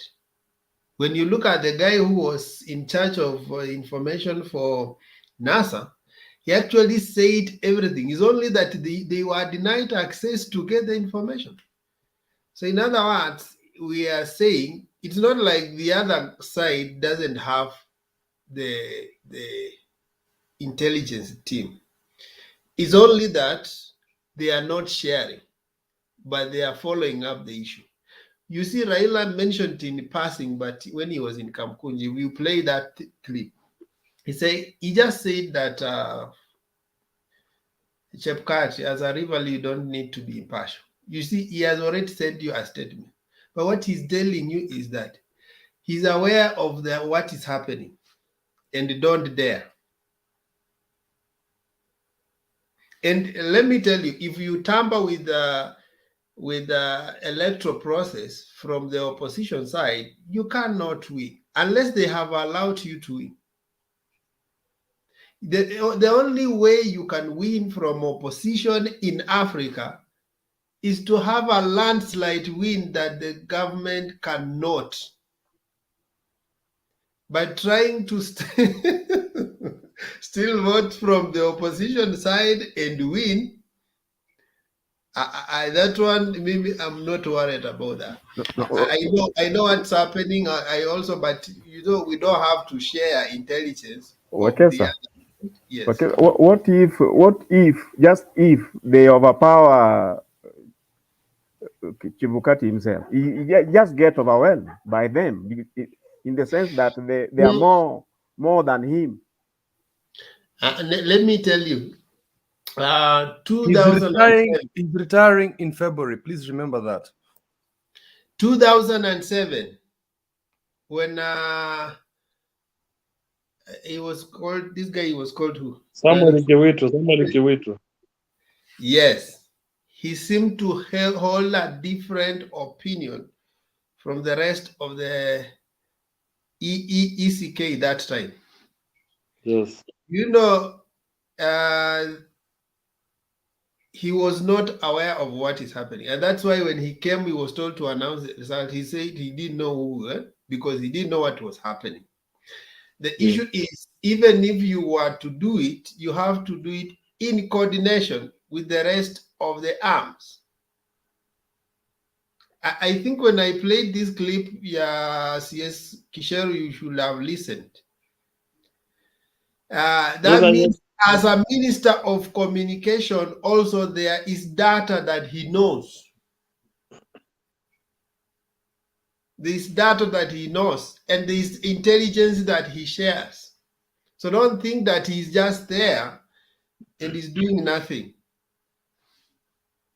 That's what I'm saying, but I don't want, because there's no way, hakuna siku utasikia government coming out and saying, tunaibiwa kura. It doesn't say. They see the discrepancy, they handle it in a different way. Actually, Wekesa, what we are saying, you remember the Chirchir issue. Chebukati was there and he was not even aware of all that, and yet he was the one in charge. That is the word. Actually, that's what I'm driving at. Yeah, yes.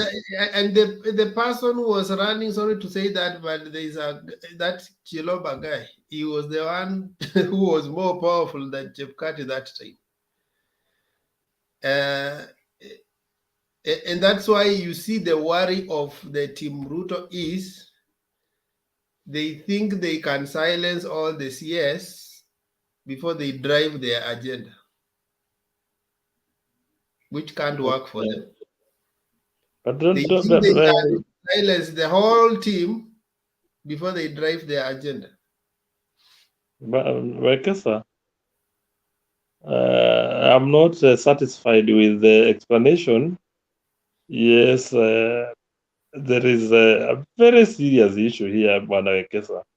Remember, some of us who have been supporting Raila Odinga, we find it so difficult, very difficult, to believe that no one, and especially with the one compromised Chebukati, that he cannot really bow down to William Ruto. And having known that Chebukati is very close to William Ruto by way of association.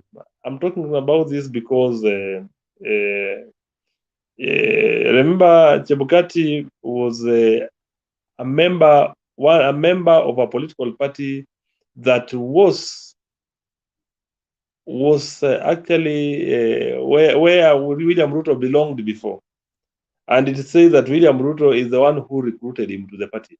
So having known that, there are things that they may be sharing. So we understand your concerns, but I think there are also propaganda that is making William larger than life. I can tell you for free, there is also more intelligence to the other side, but it's not being shared. It's not being shared. That one I can tell you. It's not being shared. Okay. Because these guys are occupying the waves and everything. Everyone is believing, just the same way they have believed that he has 70+%. You see, he has demonstrated he can buy anything. You remember? Yeah, of course he can. He can buy anything.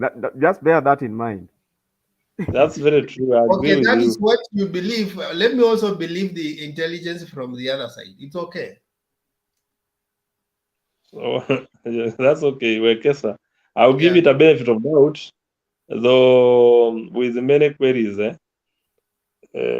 Now I think let's get to the issue. The guy is frustrated and he knows things are not adding up. I can tell you that for free. If you have been watching the team body language and everything, and if you have watched Baba, let me tell you, if you have watched Baba 2007, in this period, Watch him 2013. In this period, 2 months towards election, just go and watch the clips.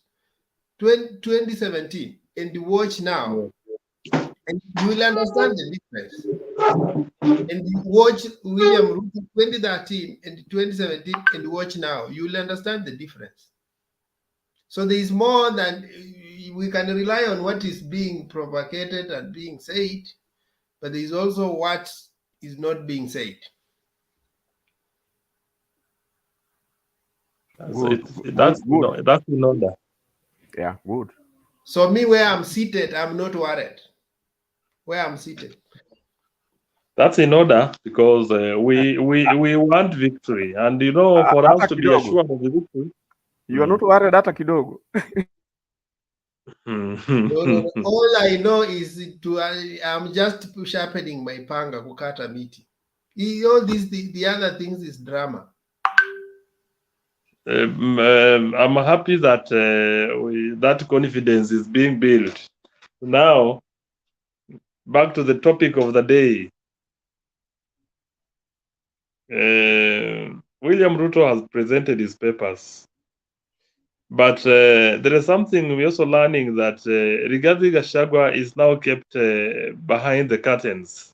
I don't know what's happening. He's not being led to, you know, to actually campaign for us as he has been, and that to me seems that they have learned that Gachagua is somebody who is causing so much havoc in their camp.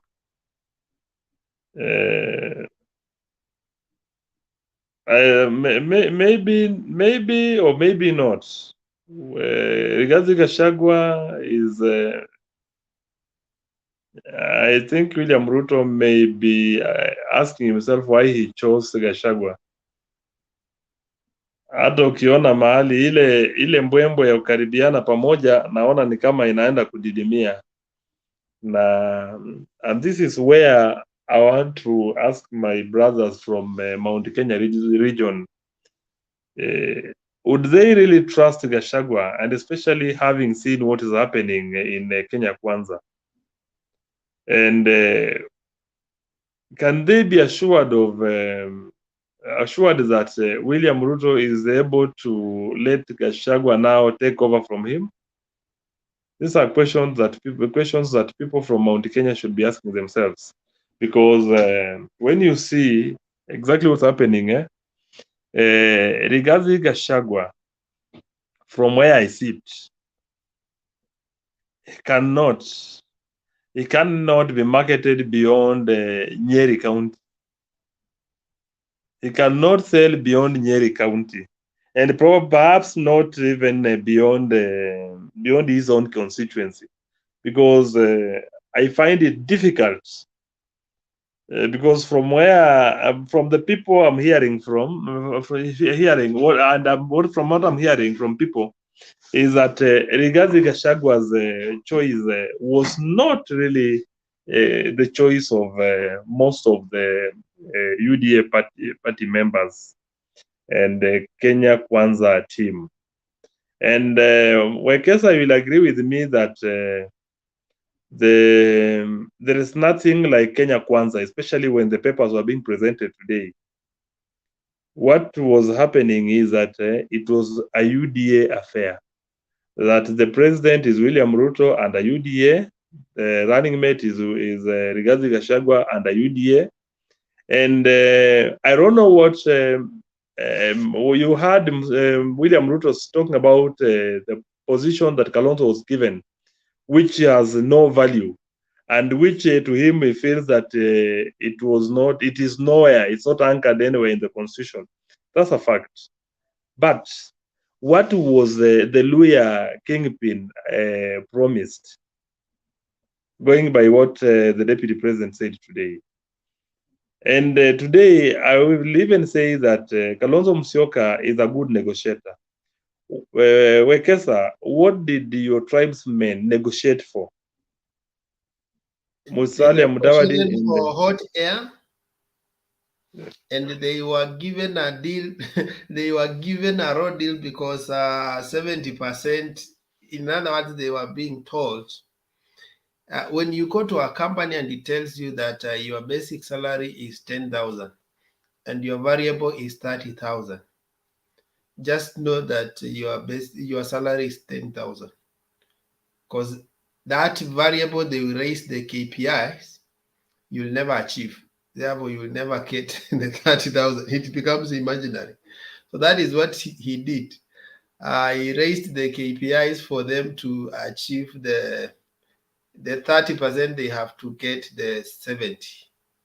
So in a nutshell, that 30%, when he may give them anything, hata akiwaambia apatie Musalia Mudavadi akuwe CAS, atakubali sababu he achieved nothing in case they win. But God forbid. They won't. Yeah. Now. So I think they are not even much careful about the deal, because their worry is they just need to do something to get victory. They don't even need to organize themselves because they are not sure of the victory. So that's why they can float. In fact, if you look at those who have the intelligence of their data, actually the promises were 200%, 50%, 30%, 20%. When you add all those people who are promised, it comes to 200%. That's a fact. I agree with you, Wekesa. But now my question really still remains: what, honestly, what is the why would we refer to these guys as the Luya kingpins? I've been telling my fellow tribesmen that it's very important that we reconsider our engagement with these sellouts. We need to get the real people who can articulate the Luya issues. And the other day I said here, I asked Bernard But I that... think it's you who is elevating them. As far as we are concerned, we hate Abuhungu too. And whatever was decided is what we follow. The rest they can raise themselves up above. But the declaration, ask them where did they meet, Kina Mudavadi and Weta, to declare themselves kingpin? Nowhere. They have never even marshaled a serious meeting. So as far as the tribe is concerned, we made at Buhungutu, and the two spokesmen we have is Oparanya and Eugene. Actually, it's Oparanya and then aided by Eugene. The rest, wacha wachipige kifua. Hiyo nakubaliana na wewe, lakini sasa unajua hao pale waliko wanawakilisha Waluya, and you know when the name they say that it's the Luya representatives, bado hata wakiwa pale, hiyo kutumia sisi kama mzigo yao, that one should not be happening. So these guys should be told of by the community. That is good. That it's good that me and I take note of that. But there are those Luyas who do not even care. How wako tu wakisikia Musalia Mudavadi yako mahali fulani wako huko. We are talking about the 20% of the Luya community that perhaps may. Of course, I'm sure that we, the Mudembe nation, we know 70+% is headed to Raila Odinga's basket, and that's why we are talking about the victory. We are sure of the victory. Lakini tunaongea kuhusu wale wachache ambao bado wanafuata hao, ambao wale wanapelekwa kwa mikutano, wanajaza hizo mikutano. This is something that we should also tell our people to stop. Hawa watu ni wakora, wametumia jina la kusema ya kwamba hao ni Waluya. Hiyo mambo ishe kabisa.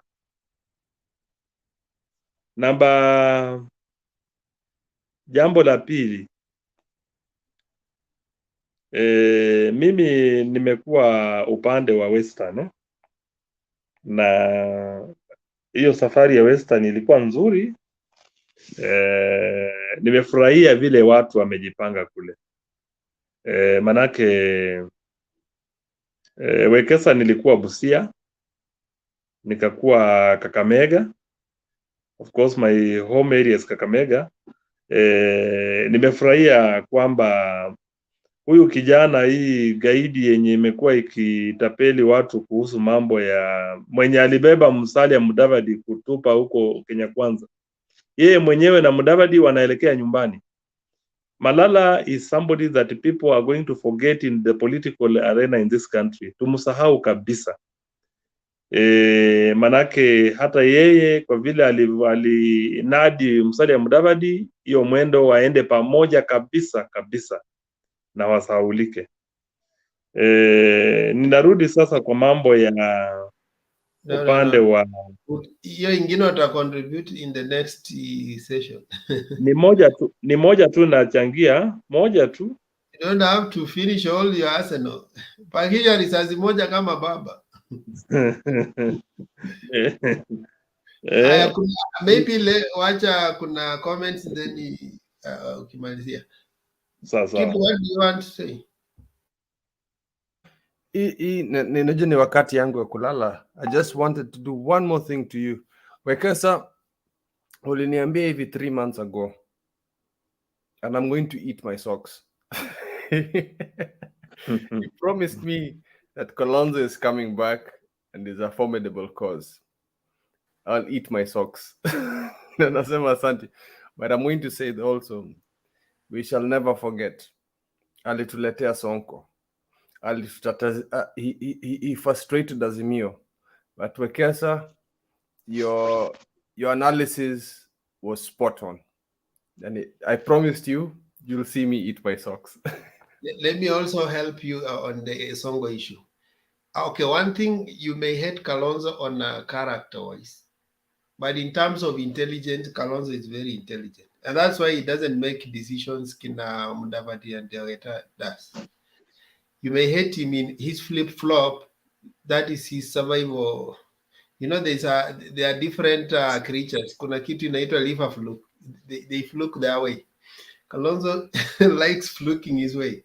But one thing, even Raila knew that he is going to come back.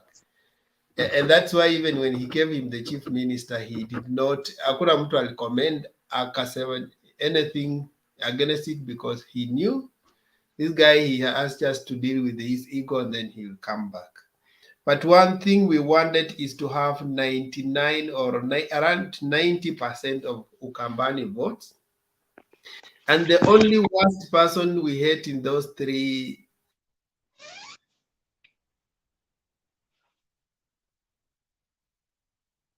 Kamba governors, but when you look at Ngima and Kibwana, they were very diplomatic. But Alfred was attacking Kalonzo, so they knew that here kuna issue. But anyway, that is water under the bridge.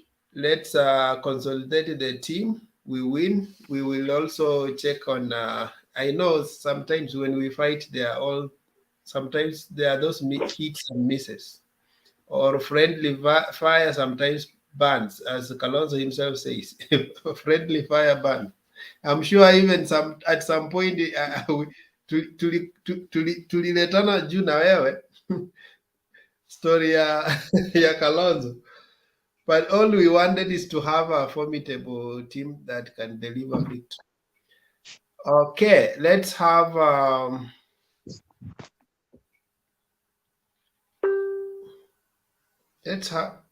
Jose, you had given your submission.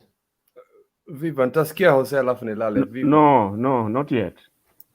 Okay, karibu. Najua your fellow mathematician want to hear from you.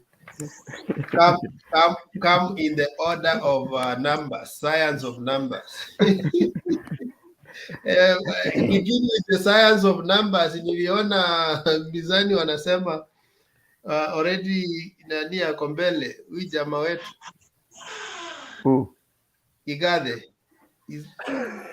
Well, you know something. I wanted when Julius was here and he did touch something on the numbers and the polls. something else you need to know. You see what's happening across the country. All the people who are contesting for the lower positions, they have serious challenges campaigning. Now, a strategy which has been developed, imagine some of the MCAs in Nairobi and MPs. You can see Baba will go rotating around the country, and when when the leading candidates do not have serious rallies around in your area, you find that you have very little to do in terms of convincing the electorate to vote for you. I'm not so sure whether you have seen that a number of them, they go back to the Safaricom. And for those of you who have been visiting some of these government offices, normally when you visit those offices, you find that somewhere at the reception, they have a record of the people coming in and people going out. Sometimes you are asked to put your phone number, put your ID, and then you go. Then you are cleared to go by the askaris.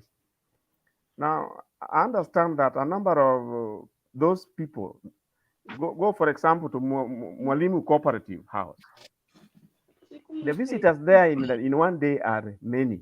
And if you are picking telephone numbers and IDs for everybody coming in, now if you are, let's say, an MP in Nairobi, somehow they have a way of telling which numbers are in which location. I think again with the data from the Safaricom, they can tell which of these registrations are in your particular constituency.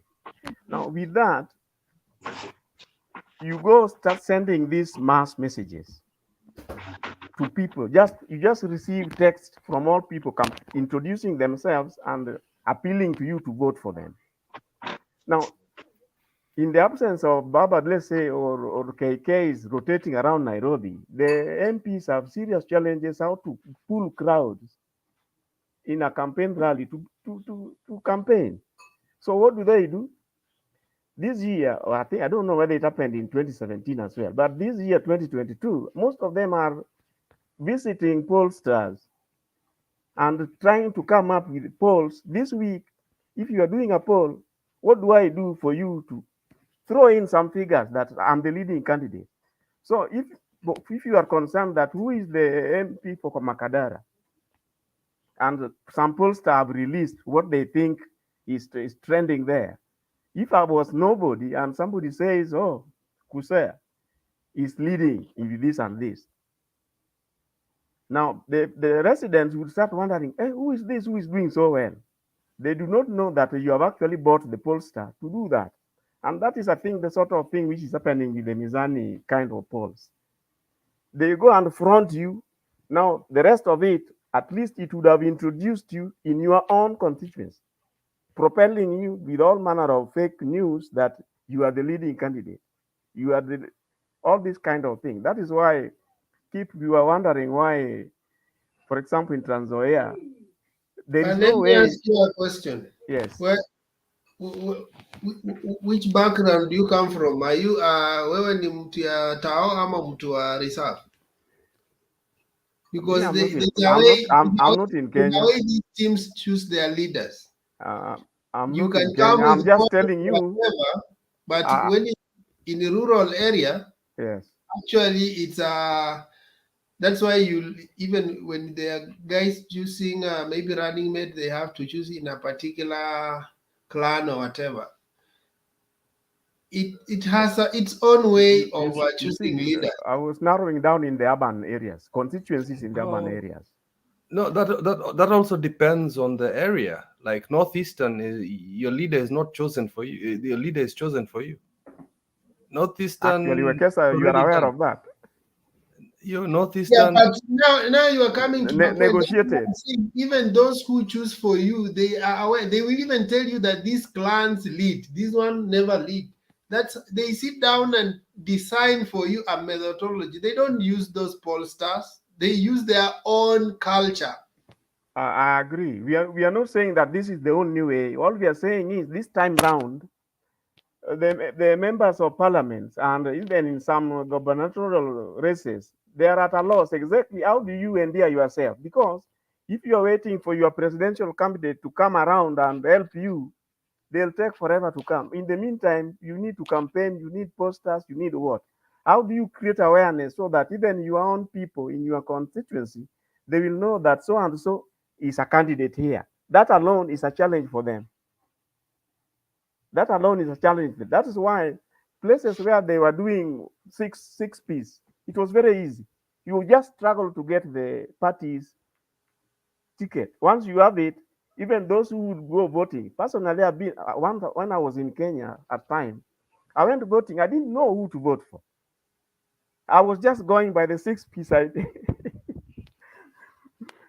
This time round, you want to create awareness to your constituents. How do you do it? Rather than spend some money, go to a pollster to go and front for everybody to see that, in Makadara, for example, so and so is the best, is more popular. And they will not know that you have spent money for that. And interestingly, Anyway, we have as many pollsters as that to this time around. but I'm struggling to understand you because you know me, I come from Western Kenya. Western Kenya, we don't. I'm not saying it is a uniform across the board.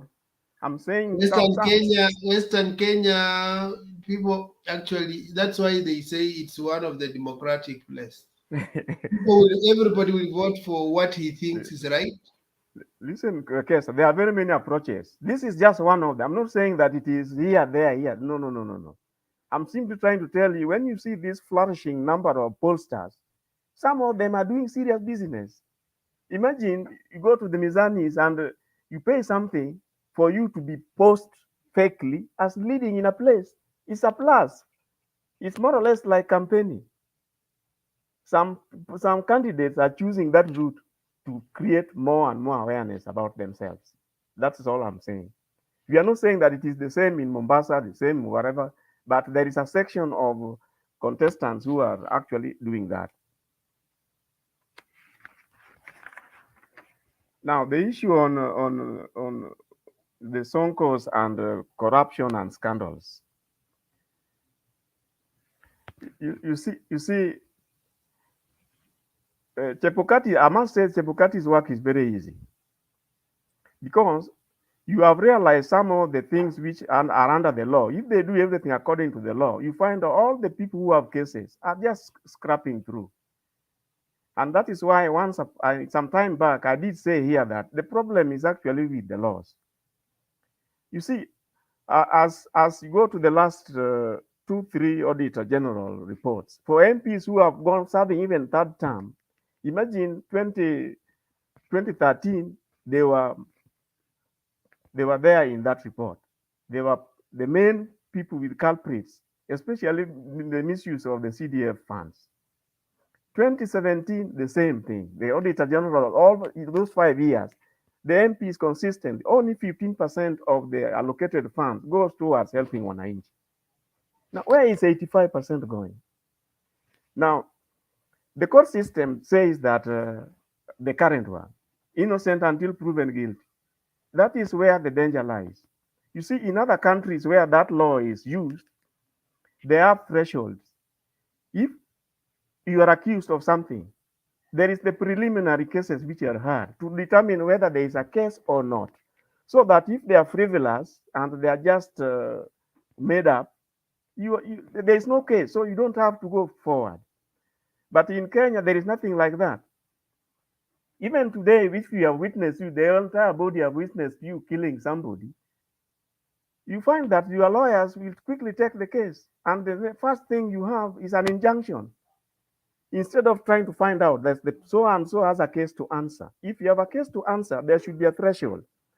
If there is a probability of 50% plus, there should be a case to answer. So that such a person should not be allowed to hold any more public office until the matter is cleared, whether the case has been heard or not. After all, in Kenya, you see the cases take forever. So once you have the injunction, that is actually like being set free. So for how long are these going to go on? You see, that is why we are wondering. Sonko, for example, with all the issues, he has gone through the law, High Court, the Appellate Court, now in the Supreme Court, and he still thinks that he has no case to answer. He is, in other words, innocent until proven guilty. So he still pushed himself forward to contest. For me, the fact that in the two lower appellate courts had passed him, found him guilty, surely, by all manner of probability, that threshold should mean until you clear yourself completely, you cannot go for another public service post. And the same should apply to all the MPs. Otherwise, as we say now, we are electing another 80% of them back, and they are all having issues. So what exactly are we doing? Let me ask you. I think you are supporting BBI. Of course, BBI had issues with two courts until they had to go up to the Supreme Court. Why did I agree with you, Ekesa. All I'm saying is, unfortunately, if no, you were I'm to saying do, you need to understand it from the law point of view. That until you have gone to the highest place, you still have an option to pursue. So you still have an option. Even Jeff Carty explained today and said that if you have an appeal, then you are allowed to contest, and that is the law. I agree. That's why I'm saying the problem is with the law. That's why I'm saying the problem is, unfortunately, to tweak that law to catch these people, it is still the MPs who are supposed to pass it. They will not pass it. They will not pass it unless it goes to the referendum. The law needs to be fair, because the issue is also you can be accused falsely. You see, in politics, you can even there's a way people can bring all the issues and put at your doorstep, and you look like you are the only dirty guy in the room.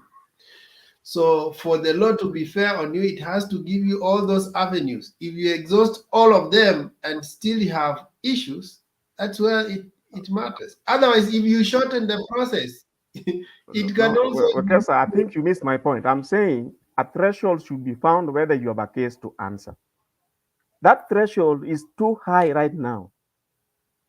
If you find, for example, that since Sonko has been found guilty, the two lower courts, it simply in terms of probability, he has a case to answer by all means. You see, like in the US where you borrowed those laws you from. just need to flip the coin. Huh? I think I had a conversation with one of the bishops who was 2010. He was talking about that issue to do with abortion. I cannot vote the constitution. When the conversation was flipped to be, if that was your daughter, he thought it differently. You see, if you are Hosea and you're seeking justice, you'll be speaking different language. So the idea is this: yes, until someone has exhausted all avenues, let them be given chance. We don't want corrupt people in leadership, but again, we don't want to witch hunt people. If they still have an opportunity to defend themselves, let them defend themselves. Here is my suggestion how to deal with it. Let's say, for example, today we say that, like in the case of Sonko, then later on, assuming the Supreme Court clears Sonko of all wrongdoing, you know what should be done? It should be given room to seek compensation and be paid for damages. And if you had falsely accused him, so be it. Let him be paid. Let him be compensated. That is how it should be. Let him be compensated. And those who took him forward. Let's move on. Huh? Yeah. It's your opinion, and you deserve the right to. You see, for example, people. Let's hear what Abuya is saying. Then you can complete. If you are complete, then you can come in. No, he's just commenting on your side, so maybe you may need to rebut. Okay.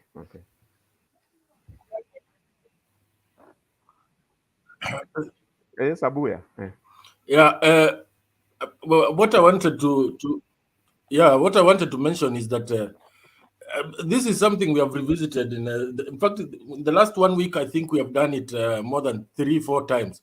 And Jose seems to be wanting to fight the Constitution, especially the Bill of Rights. The Bill of Rights is a place where it's a no-go zone, because the genesis of the Bill of Rights is because we know where we came from. We know how Moi used the old Constitution. That is why you are innocent until proven guilty. That one is not you cannot be negotiated. That one is out. It only a referendum can change that. And so Jose, that one, whatever you suggest, it cannot change. Even if it is going to go to the Supreme Court, they will not allow it, because everybody is innocent and until proven guilty. So that one, Jose, I totally disagree with you, and I want you to go back to the history, our history, 1980 to 1990. That is where the government misused the old constitution properly, and they were doing it because they knew that they could get you in, get you out. Enter Nello Prosecute. When they think that they have punished you enough, you are free. When they don't want you, they put you inside and declare that you are guilty. So that one, I think I disagree with Jose. Thank you. I think Robert, wait, Abuya, you are agreeing with me. Wait, Jose. Uh, And I think, Robert, you see what we are saying is always imagine the law in your enemy's hand. And that is exactly what you are saying. Rob, people can use that law to if you want to use that law on your enemies, you can just ensure that people are they are smeared with corruption cases, and you knock all of them out of the rest, and you remain alone in the rest. That is how Kanu system used to do. You knock all your opponents and remain alone. So for that not to happen, you have to raise that threshold you are fighting. That threshold was carefully thought, because we have to find where the problem is and fix the issue, not fix people. So conclude, we want to go to the next person. you see, I think Abuya misunderstood what I was. That's why I was saying that thing cannot be done in Parliament. It cannot be done in the Supreme Court. And that is why, you see, the Bill of Rights is not that it's a no-go zone. For you to change anything in the Bill of Rights, according to the Constitution, you must go to the referendum. That's what it means. It's not that it is a no-go zone. It must go through the referendum. Now, the biggest worry as you take in that is that since the CDF was introduced, you can ask yourself how much money the country loses through the CDF. 15% only is what translates into anything for you and me at the grassroots. Let's not be prisoners. If the law is not working for us, you see, where we borrow that innocent until proven guilty from, morality alone is enough for people to step aside until they clear themselves before they seek any elective post. And it works in other countries. Kenya is special. Kenya is a very special place. Nothing works there. Nothing works there. Well, if, for example, today we bring in the way Wekesa is saying, character assassination, until now you are out competing you through character assassination. You see, these people, once they have stolen money, they use the same money to buy justice. And interestingly, your judiciary is really yielding to that, buying justice. I keep saying here, why even bother to hire a lawyer when you can buy the judge? If things are working on okay, what Abuya is saying would perfectly be in order. But if they are not working, what do you do? What can you do if they are not working? You have to change course. It's okay, we have understood what you have said. I think that is where I can end there. Okay, let's have... But for those who may unfairly get character assassination through this, you should set the law to punish the people who use those tactics. Offer serious damages to the affected. Thank you. Let's have Peter Nyerere. Nyerere ama Nyerere. Why Peter? Petero, you are on mute, huh? You're on mute. And yeah. Mnanisikia? Yes. Ongea na nguvu bwana, ama ugali maisha upe. Habari zenu? Poa. Habari zenu? I don't want them to respond. That's why they are using gestures. Our mics are not in a letter echo. Kindly. Okay, sawa. Sasa yangu ni machache, nilikuwa nataka comment juu ya CSICT Joe Mucheru. Kuna clip ulikuwa umeweka hapo, gives warning kwa media, whoever anaweka vitu vyake para-retiring. I think there is one time wakati Ruto alisema kama mkicheza tutaweka para-retiring. I think hiyo ilikuwa ni wake up call kwa Joe Mucheru, ndio kwa sababu akaweka hiyo warning. Kitu ya kwanza, huyu jamaa anaitwa Ruto ni kama sahii ameanza kubabaika, ameanza kushikwa na mchecheto, things are not going to his side, so that's the time unaona sikat naibiwa, 800 voters wametolewa kwa register. How did it came? Alikuja kujuaje yeye zimetolewa 800 voters wametolewa? Hiyo kitu watu wamejiuliza maswali sana. Haya, kitu kingine ameingilia masiasi sana. I think that thing watu wameongea sana, even if it is not to this panel, imeongea kwa Wakenya. It has been there since 2013. Wakati wa Raila alikuwa na wakati wa anagombea kiti ya urais 2013, 2017, I think alicomplain sana about that. Mpaka wakati mwingine anamuita ati anaambia watu wa foreign countries wanaingilia maneno ya Kenya. Maneno ya Kenya lazima solve sisi wenyewe. You see? Saa hii imekuwa ni uadui, yeye anaona ni vibaya kwake saa hii. Hata CS Wamalo amesema zona sasa Ruto anataka kutushika tuweke ndani.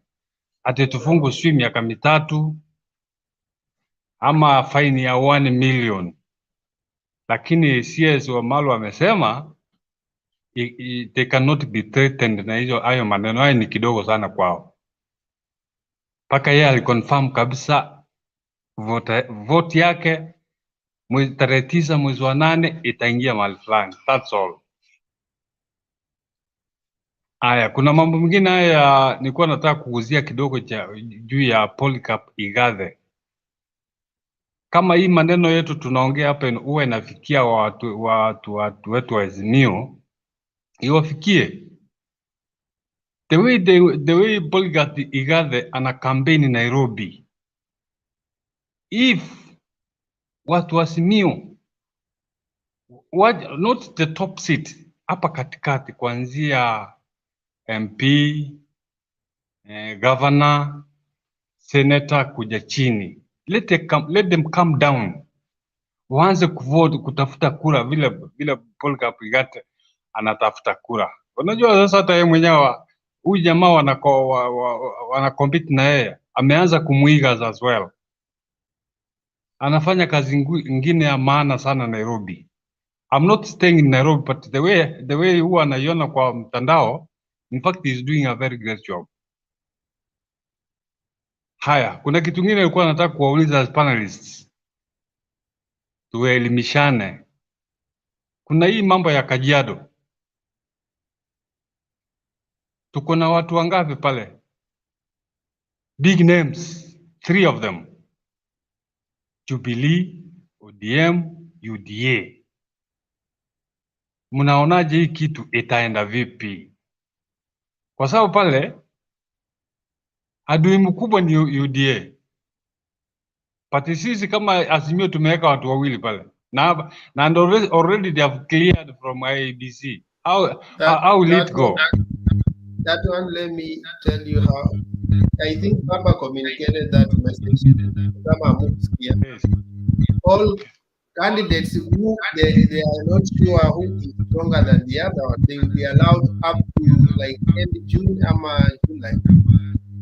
The stronger one and the weaker one will back the stronger one. And they have started doing. You see, even in the Bakazi, they started. There were 3 candidates in Azimio. Wawili waka step down from Awade. Ule wa ODM na wa DFA. So they are doing it as they call in the rally. They identify strong people, then wengine watoke. So that one, let's allow the process to continue, because initially you could not identify who is the strongest. But allow them to campaign, then you will get the data. You know, at least this one is higher than the other one. Wekesa, which method are they going to use to arrive at the best after the 1 month? Ati? Which method are they going to use in arriving at the most popular after that 1 month you are talking about? The methods they have been using. And they sit, all the candidates, they sit in a room and then they decide. You see, when they come to the rally, they have already decided who is I hope they won't rely on the vote opinion polls. What are you saying? I hope they will not be relying on opinion. They have their own internal. They don't do use their own opinion. They have their own internal. They have their own internal. And you see, when people come and step down, they have already agreed. It's not like one person has been forced. So let's allow them to do what they have been doing. Okay. Kuna kitu kingine hapa kidogo nilikuwa I'm just in fact confused about hii maneno ya Ruto anasema 800,000 almost 1 million votes zimetolewa kwa register. Hiyo kitu I just revived to 2017. I think kuna kitu kingine tulikuwa tunaambiwa sio whatever. Ilikuwa inaitwaje? Chicken whatever. Si faranga vya computer. Okay, hizo faranga vya computer vimeadhiri Kenya sana mambo mengi all the past. So I think this guy knows very well everything how these things are going on. Ukikumbuka, I think Wekesa hapo kuna kitu kingine umekumbuka 2007. The way the flow of votes zilikuwa zinakuja kwa tallying point. It came all of a sudden. It was at night. Steam kaenda na kila kitu kaenda, kila kitu ikapotea. When it came, wakati kimekuja, hesabu ziliharibika. Na polling station ambayo ilileta hiyo hesabu yote iliharibika, wanasema sijui ni Meru, sijui ni Embu, somewhere there. You see? Those are the things vinastahili ameona jamaa vinarekebishwa at the moment, vinamtia wasiwasi. 800, do you mean ya kwamba since 2017 kuna watu hawastahili kutoka kwa register kwa sababu kuna watu wamekufa? Kuna watu wengine walibadilisha polling station ambapo saa hii hawatapiga wako kwingine. Sasa unajua kuna mtu mwingine labda ametoka for example Nyanza ameenda Coast na hajabadilisha, that guy cannot vote unless he travels back. Haya, kuna watu wamekufa. Since then kuna watu wameenda wengi sana. So hiyo vitu in fact what I'm fearing, alijuaje? Kuna mzee mwingine hapo mwita mzee sijui ni kijana anaitwa Davis Chirchir. Ingawa Wekesa umeweka vizuri hiyo maneno, video umeweka hapo, umepanga vizuri, hata ingawa hata sisi Azimio hawajalala, but they have to be very much extra careful about that guy. That guy always every now and again unamsikia yuko kwa Chebukati. Unajua, na sijui nani amesema hapo, Chebukati na Ruto. In fact hata ukiangalia wakati maneno ya election yanaanza kupangwa, allegation nyingi zilienda kwa Chebukati sana, apange maneno ya kura vizuri. So don't underrate, but we are very much extra careful. We are following up. Na tuko na watu wako very much intelligence kualiko, and we are very many. Hata na ingawa tutaibiwa, hata wakiiba haitawezekana. Votes tuko nazo nyingi. I hope, I think, and I am very sure over 10 million tunapata kura from our voters. Thank you. Wacha niwachie wengine wa contribute. Okay.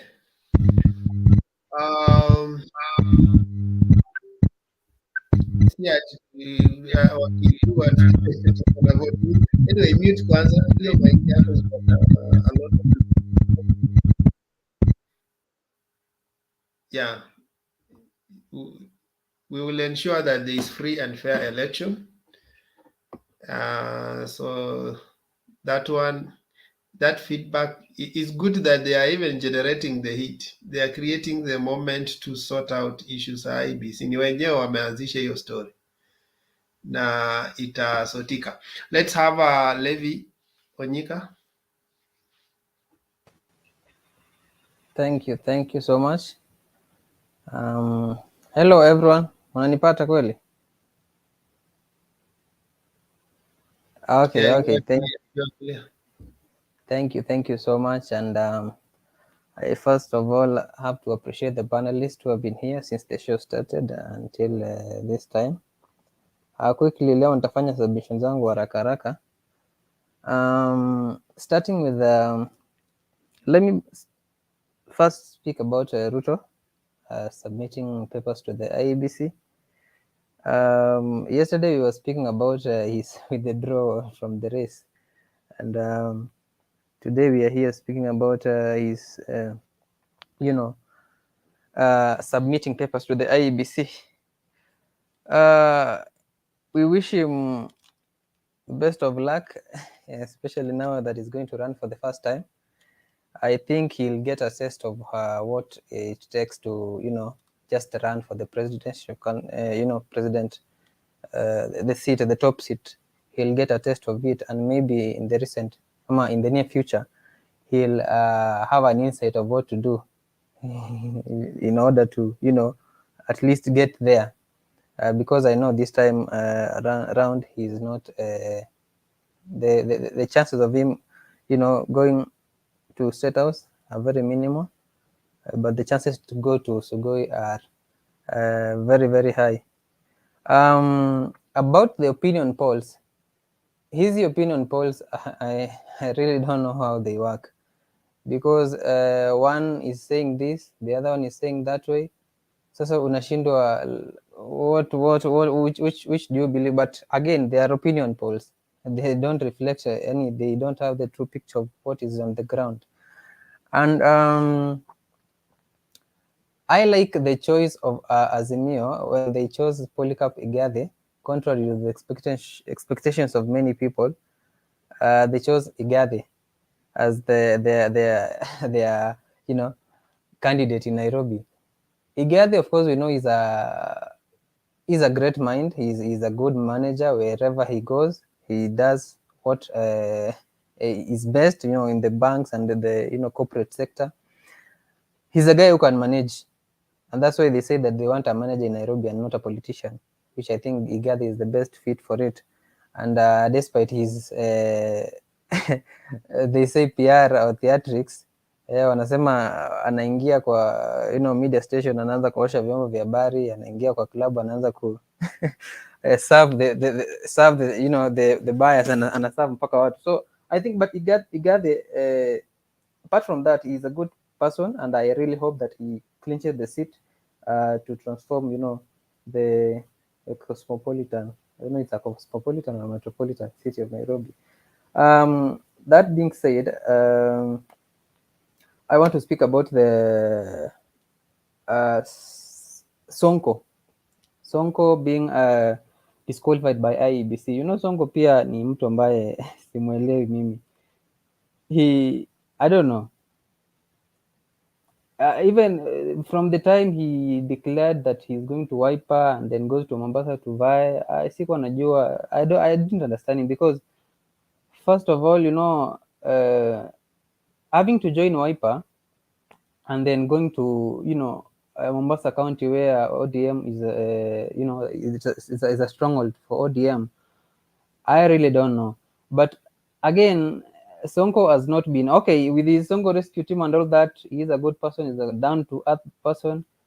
But since that time, Sonko went to, was it in Jacaranda where he went and poured sewage, where the NASA guys were going to have a rally, and the guy went to pour sewage. Since that day, I have never liked this guy. I don't know. Maybe that time he was inclined to the other guys, but I've never liked him since that day. But anyway, all the best to him. He said there's still an appeal. Is it an appeal? And there was a ruling that's going to be made. But I don't know because he has already been disqualified. Again, it is good because it brings sanctity and you know, integrity into our politics, such that, you know, when people get into those offices, they know the consequences of, you know, abusing those offices. So they are not just there to, you know, squander public resources, you know, run city hall like it is a personal property. It also brings that integrity and sanctity to the public offices. Ukiingia huko unajua unafaa kufanya kazi, it's not your family, you know, position or something of that sort. And I will urge that the IEBC also looks at those listed, you know, blacklisted candidates and do the necessary, just disqualify them if they have, kama wako na kesi kotini, they have you know, credentials, any questionable credentials, let them be disqualified from running for office. And again, let me talk about Mr. Ruto. The thing that Nyerere was talking about, the 800 votes that have been, I don't know, zimetolewa. Sasa mimi nauliza, yeye alisikia wapi? Alisikia wapi 800,000 votes zimetolewa, zimekuwa transferred? Na akasema they are from his stronghold. Alijulia wapi? Where did he know that the votes, you know, are being transferred and they are transferred, zinapeleka wapi? You know, hizo ndo vitu anafaa kutuambia. And I think also, according to my opinion, I think yeah? You're asking good questions. This is like a husband mwenye anaulizwa na bibi yake, where is my underclothes? Alafu anasema niliona maid alikuwa amevaa. Anamuuliza, how did you know? How did you know? Yes. Juliet. So yeah. Because how did you know that 800 zimetolewa kwa nini? Anyway, proceed. How did he know that the 800 votes? So I think he has, okay, if he has information he can give us, but as much as we know, the elections are going to be free and fair. And on the matter of the CSS campaigning for Raila Odinga, you know, that's what I've never liked about William Ruto. He's a good politician, yeah. He's a tactician. He's a good PRO. Anajua sana kuongea, but what I really don't like about him is his double speak. Najua huyu jamaa is the same CSS who are campaigning for him before 2017. And I guess that clip you played was before 2017, the general election, where CS Musheru was trying to say that there should be no parallel, you know, parallel centers for, you know, displaying those poll results because maybe they could mislead the public. But again, nilisema jana, these are kicks of a dying horse. Saa hii, they'll have to just give out those complaints. But what CS Musheru also said is that he's not in to rig elections for Raila Odinga. He's in to guard the votes. Raila Odinga doesn't need rigging. He doesn't. He just needs free and fair elections, and that's what they hiyo tu ndo wanafaa kufanya. Just make sure the elections are free and fair. And I think that's why even Uhuru Kenyatta is not so in a hurry to, campaign for Raila or even go out there to sell Raila Odinga. He knows that Raila Odinga on a free and fair ground, akona chance. Now that even Kalonzo is on the side, on the other side, I think it's closer than ever. What have I not talked about?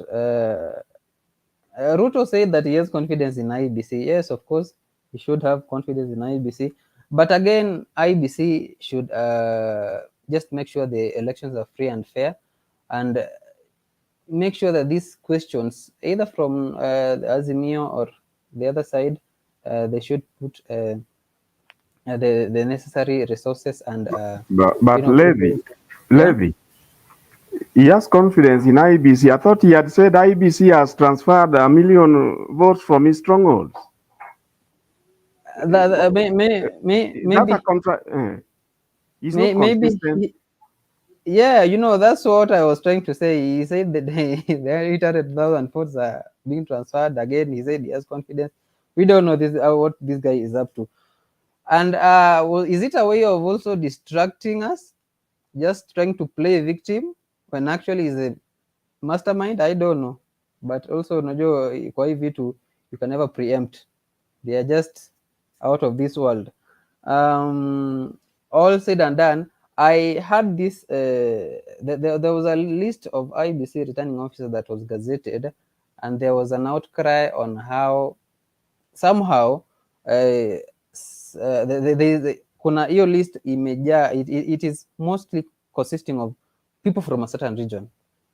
I don't know, but there was an outcry that it is consisting of people from a certain region, and mostly in what is perceived as maybe the opponent's stronghold, Raila's stronghold. That is where the people have been, put as returning officers. I think you can just go and look at the list and just see what you can get out of it. But there was an outcry about that, about the returning officers. All in all, we expect a free and fair election, and this time round, whether we Dithini or Windikini, this time we are very, very close, and it's just a matter of time. And just a parting shot, telling my fellow youth, anyone who is listening or watching, let us go out there. Ikifika wakati tusikwe tunaongea tu, let us just get out there and cast our votes and vote for the best, and send the other guys back to where they belong. Let me ask you, Levi. Yes. If you want to win an election and it looks like it's above board, how will the IBC look like? For example, today, if we had majority of the returning clerks are from Raila stronghold, how will he feel, Levin? He will even give them the opportunity to say they have already rigged. So for me, even it looks better when it's not in Raila's control. All you have to ensure is that the process needs to be handled well. But today, if it is IBC is infiltrated with people from Raila stronghold, how will the situation be? We also need to look at it from the other angle. Yeah, but there's still concerns, but let us hope it is not what we think or what we preempt, but let us hope that all is well and all will be well. Yeah, okay.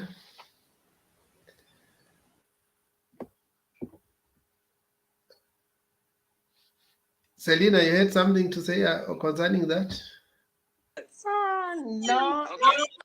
So if media even tries, Hii mambo inatuchanganya, but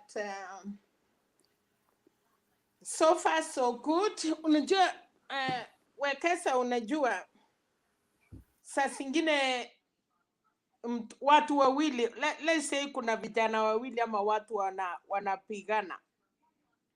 Mtoto muoga ama mtu muoga analia sana, anasema shikeni huyu, nikishika nitamuua kabisa, until nyinyi wote mnaona hey, this guy is very strong. Na ule mwenye ananyamaza na kuangalia, akitokea tu hivi unaona anaangusha mpaka mnaanza kulia. So I think hii UDA people wamejua hawana watu, so now they are trying to tell Kenyans so that mambo ikifika watasema we say. So ile kitu iko tu ni tukue macho, and again yes, wanasema the community is the Kalenjin. I'm one of those Kalenjins, but how niwekwe Kisumu huko Nyanza, then I try to rig ama mtu anidanganye nifanye makosa. Wewe kama returning officer umeomba kazi, utariski your life. So yes, wacha wafanye kazi na tukue macho, but I'm telling you this thing wanajua. Kumbuka wakati, unajua sasa ile kitu imenishangaza ni kwamba the crying babies ni wale watu walikuwa natuambia wacha Chebukati Chebukati afanye kazi yake. Alikuwa anasema Matiang'i, fanya kazi yako. I don't know kama ni watu wengine, sijui wametoka wapi, because they are the same people. Ukweli ni kwamba they know what they did 2013 2017. Kama kura ya baba ilikuwa 6 million, alafu anatuambia inaweza kuwa imepunguka kwa sababu ya imagine mtu kama Wetangula ama Musalia mwenye hata MCA peke yake ni kama hawana.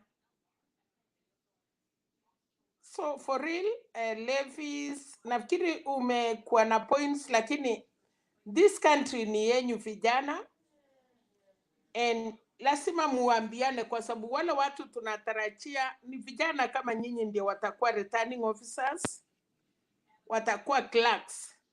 Can you imagine mtu akudanganye you have a future, nyinyi wengine wote labda hata watoto hawana. So ile kitu tungesema ni kwamba kwa sababu tunalia vijana wapate kazi, whoever atapatikana ameenda fanya kazi yako. Story ya kuiba ama ya kufanya nini, wachana naye. Let Kenyans enjoy ile kitu anataka. Kesho anajua nyumbani saa hii ni asubuhi karibu. Wacha baba aenda IEBC, wacha atoke tuone. Naona Nakuru, sijui akitoka wataenda Nakuru ama nini, but sisi tunataka kusema ya kwamba kama mtu ameokopa hata running mate yake kuongea, jameni. Nafikiri wanaenda Nyayo, is it? Wekesa? No, Nyayo is Monday. Kesho is Nakuru. Yeah, they are going to Nakuru because people in Nakuru are really prepared. So tunasema ya kwamba kama umeokopa hata, yani like running mate. What is the meaning of a running mate, Wekesa? Nilikuwa nafikiria saa hii running mate unaweza enda left na running mate ameenda right, ama ameenda south, ama ameenda north. Lakini sasa ukiweka mtu baridi, hiyo serikali sasa, hata mimi mwenye naweza, lakini alikuwa amesema atakuwa yes man. So maybe he said it even before. Alikuwa anasema atakuwa anasema yes sir. So akianza kuitika yes sir na achaingia ofisi, in case kama wangeingia, nini ingefanyika, Wekesa? Nafikiri ni hayo tu nataka kusema for now, because Selena, you yes. Remember he was flanking the DP was flanking Ruto, but in silence. It's like he couldn't even talk. Did you see when he was just standing there as Ruto was making a speech? He didn't. Yeah, he's under instructions not to talk right now. Let's have this lady called Molly. Juliet amekuwa hapa na she's having some network challenges. So for those who are campaigning for her from the comment section, naongee mutafute. The time I was giving Selena, the two ladies were not there. Kindly, guys, be nice also. Munafikiria we don't see, we are seeing. We are trying to balance the discussion. But by the time I wanted to give Juliet, alikuwa ame drop off, amerudi tena aka drop off. So let's let's be civil. So Molly, let's let you make your contribution.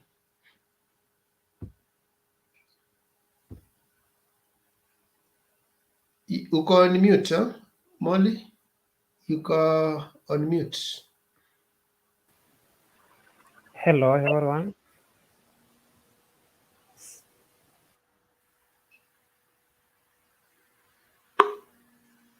Molly hatukusikii.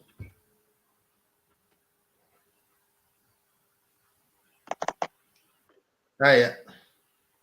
What's happening? Thank you very much, Lodge.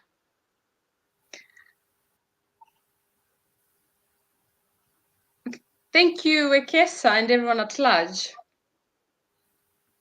Yeah, proceed. Thank you. Regarding yeah, asanteni sana, nashukuru. Regarding DP, the way you're saying at the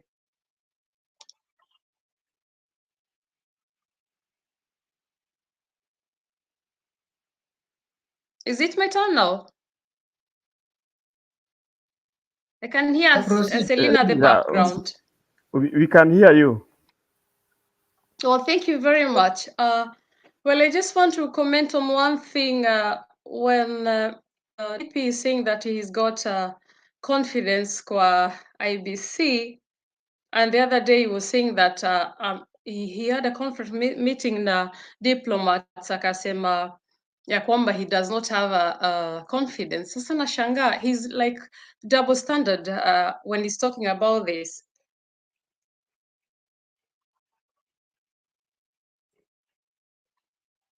Previously, he was very sure and confident that he was going to win the election, even if Raila Odinga's brother is going to be elected. Yeah, at the Fred Matiang'i was on his side, and all of a sudden, now he does not want this. When Levin Onyeka, I'm having some echoes. Well, when Levis Onyeka said that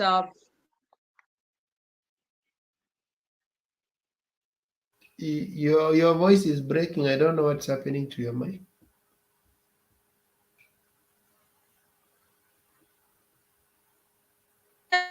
on the background. I think you have a network problem. We are not hearing the full statement.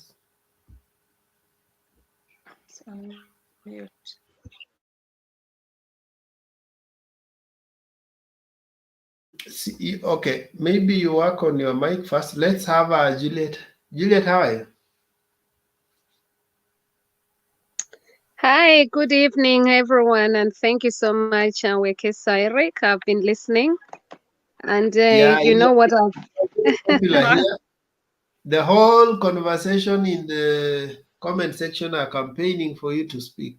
I think they like you. Have you cleared with the IBC? You we might thank have a lot.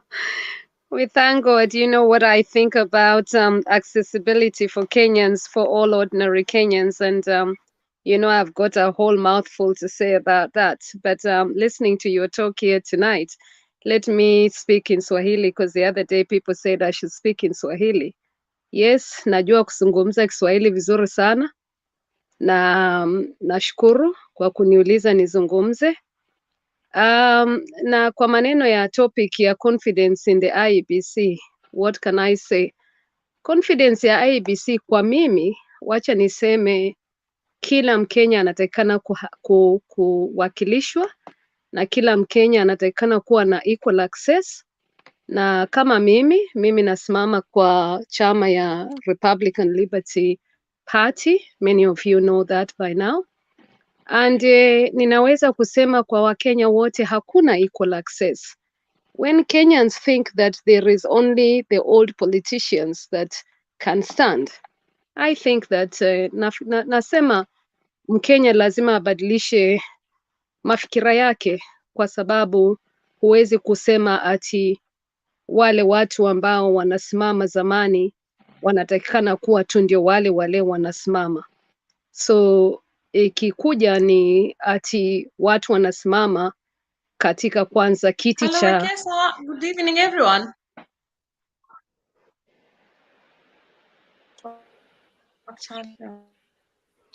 Yeah, haya, Molly, nitaendelea. let's finish with Julie and then we come back to you.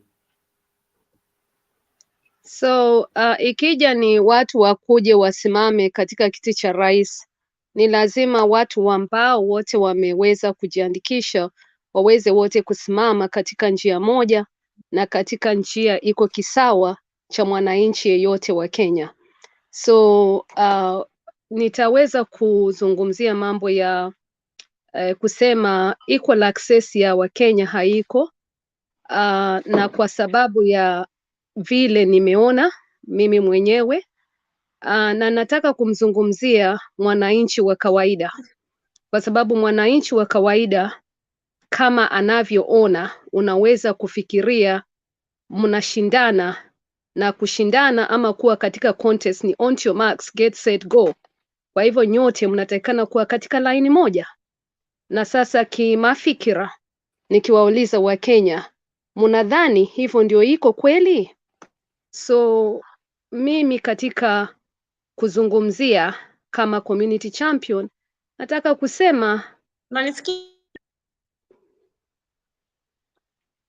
kusema ya kwamba ni vizuri tukiweza kuwa na IEBC iweze kuonesha thibitisho ya kwamba watu wote wanapatiwa haki zao, na haki zetu kama Wakenya ni kusema ya kwamba fair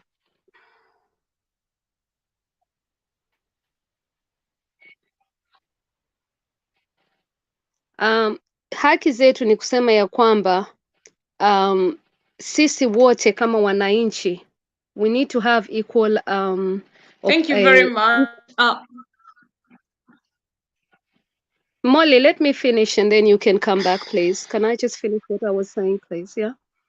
So, and if you could help me by muting, then it would be nice, because it's interrupting with the sessions.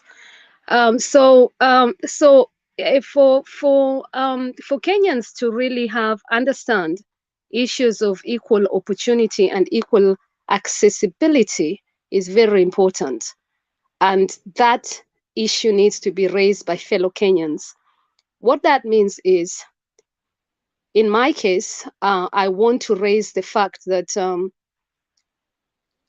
the start of a journey of competing should have been the 29th.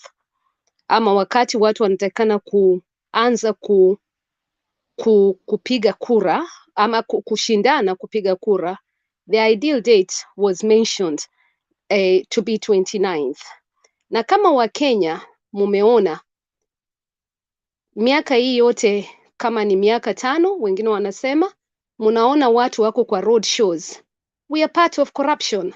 So mi nataka ni challenge Mkenya yoyote, hata kwenda hizo mitandao, it's good for awareness, yes, lakini haifuati sheria za Kenya, haifuati. Na Mkenya awezi hata kuniuliza, mimi nitakwambia kweli, kama haifuati. Sisi kama Wakenya tunatakikana tupigane na corruption, sisi wote kama voters. Na hamna haja ya kusema ati tumekubali iko watu wawili ambao wanashindana. Hiyo si kweli kwa Kenya. Kuna watu wengi mwaka huu wamekuja kushindana, na kama watu wanakuja ati ili wanangoja clearance ya IEBC certificate, it raises big questions Kenyans, kwa sababu wengine wamepata, wengine hawajapata. Mumesubmit kama tumesubmit sisi wote tariki yote fulani, na wengine zao zimetoka na wengine zao hazijatoka. What do you call that, Kenyans? I beg your pardon, ask yourself serious questions.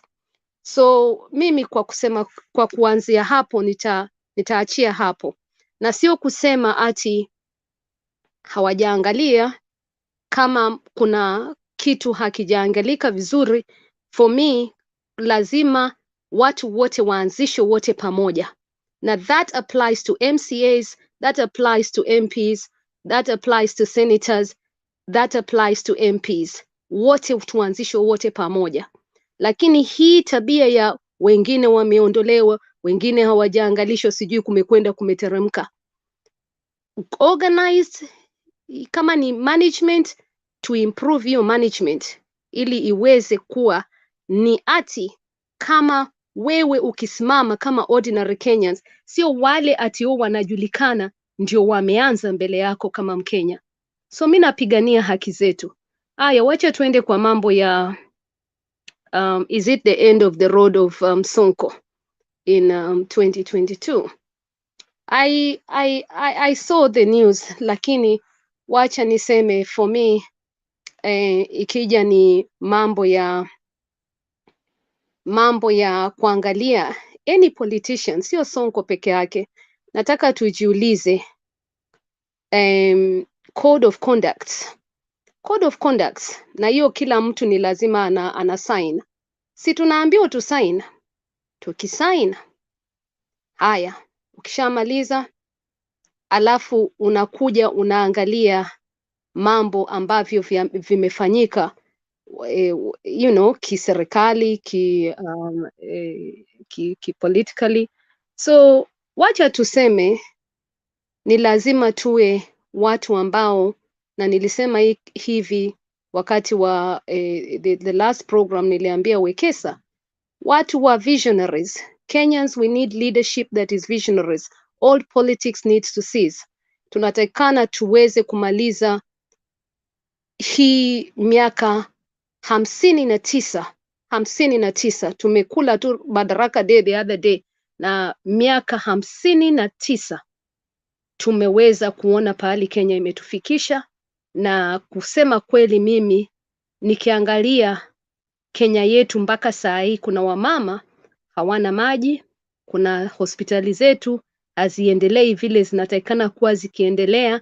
Leo hii nilikuwa nazungumzia rafiki yangu, namwambia kwa nini watu wanataka kwenda ng'ambo, kwa sababu wanaamini hospitali za ng'ambo kushinda za Kenya, ama wanaamini hospitali za India. Na atueleze ni nini running mate wake. Okay, thank you, nitakujibu sahi. So for me, wacha niseme ya kwamba it's Kenya yetu wakati huu pahali imefika miaka 59, tunatakikana tujiulize. Hata tukiangalia kabisa hawa viongozi wetu wawili, hata kama mnasema Kenya Kwanza na Azimio, wamekuwa katika uongozi? Hiyo ndio swali nauliza Mkenya yeyote. Wamekuwa na uongozi, na majibu yetu sisi wote tutakubaliana, wote wamepata uongozi. Na katika ile uongozi wao walitufanyia nini kama Wakenya? Hiyo ndio swali mimi nauliza. So kama nauliza hiyo swali, nauliza na uzuri, kwa sababu nataka tuweze kupata waongozi ambao wanahudumia mahitaji yetu wa Kenya. Haya, sasa na mwingine ameniuliza Kamkunji rally end of the road show. Haya, sasa hiyo nimejibu hiyo. Sasa Juliet atueleze na nini running mate wake. Sasa running mate, asante kwa swali hiyo Wekesa. Running mate, siwezi kukujibu kwa sababu wacha niseme IEBC haijatueleza chochote. So that is what I'm talking about, equal access to all. So hawezi kusema kama hujaelezwa chochote, huwezi kusema ati kuna chochote mimi naweza kukujibu, ama hata our party leader anaweza kukujibu, kwa sababu ukiambiwa tunaangalia, utasema basi mnaangalia, na hata ikiwezekana kuwa ni ordinary Kenyan mnaangalia. Na ndio nimesema hivi sasa hivi, nikasema kama ni on your marks, get set, go. Kila mtu anatakikana kuwa cleared at the same time. That is my own opinion, a personal opinion that I have, and a personal view that I have in the efforts Juliet, of pause 1 minute. Kuna mikono miwili, kuna Selina and then Hosea, alafu Asante. you conclude. Na kwa kumalizia, nataka mjue ya kwamba Wacha wakuulize maswali ndio uongeze hapo. Selina, ask your question. Yes, Penat, asante kwa Juliet. Nasikia Juliet anasema, na nashukuru kwanza na kupatia heko kwa kuweza kusimama kama kiti cha president. Asante. Hiyo ndio kwanza, mimi kama mama nasema ni nashukuru kwa sababu we need that. Isipokuwa Juliet, kuna mambo mawili na nimesikia umesema. Moja, mambo ya IEBC na clearance. Na IEBC iliweka orodha ya siku yenye watu wanaenda kupeana makaratasi sawa. And umesema kama ni Kenyo Mark, let us go. Hakuna sasa, kama leo tunaona deputy president amekuwa cleared, na kuna ule alianza, nafikiri leo sijui ni ngapi, watu ngapi, Wekesa utatuambia wamekuwa cleared, because they cannot do it the same day watu yote. Ya pili, saa ile umesimama kiti ya rais, unasema kuna ile watu wamekuwa. Yes, hatuwezi kuwanyima. Kama mimi kama mama, mtoto yangu ya kwanza hawezi kunikataza kukuwa na mtoto last born. Nikiwa na watoto 10 wote watakuwa ni watoto wangu nimesaa, lakini hakuna vile wanakuja wote unless twins. So Juliet, nataka kusema tumeshukuru, but umesema pia hakuna usawa. Wakati mnapeana makaratasi senyu kwa IEBC, mnasema mimi ni fulani, natoka chama fulani, unatakikana kuwa na watu wamekupatia sahihi vipande, watu wamekuendorse.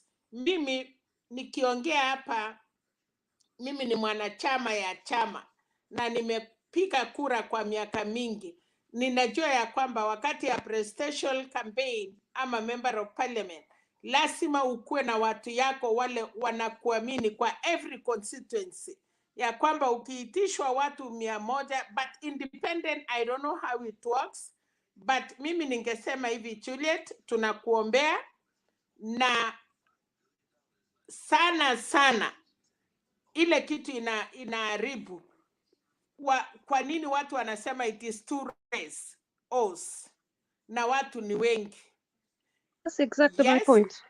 Yeah. Yes, watu ni wengi, lakini Juliet, mimi natoka Nakuru.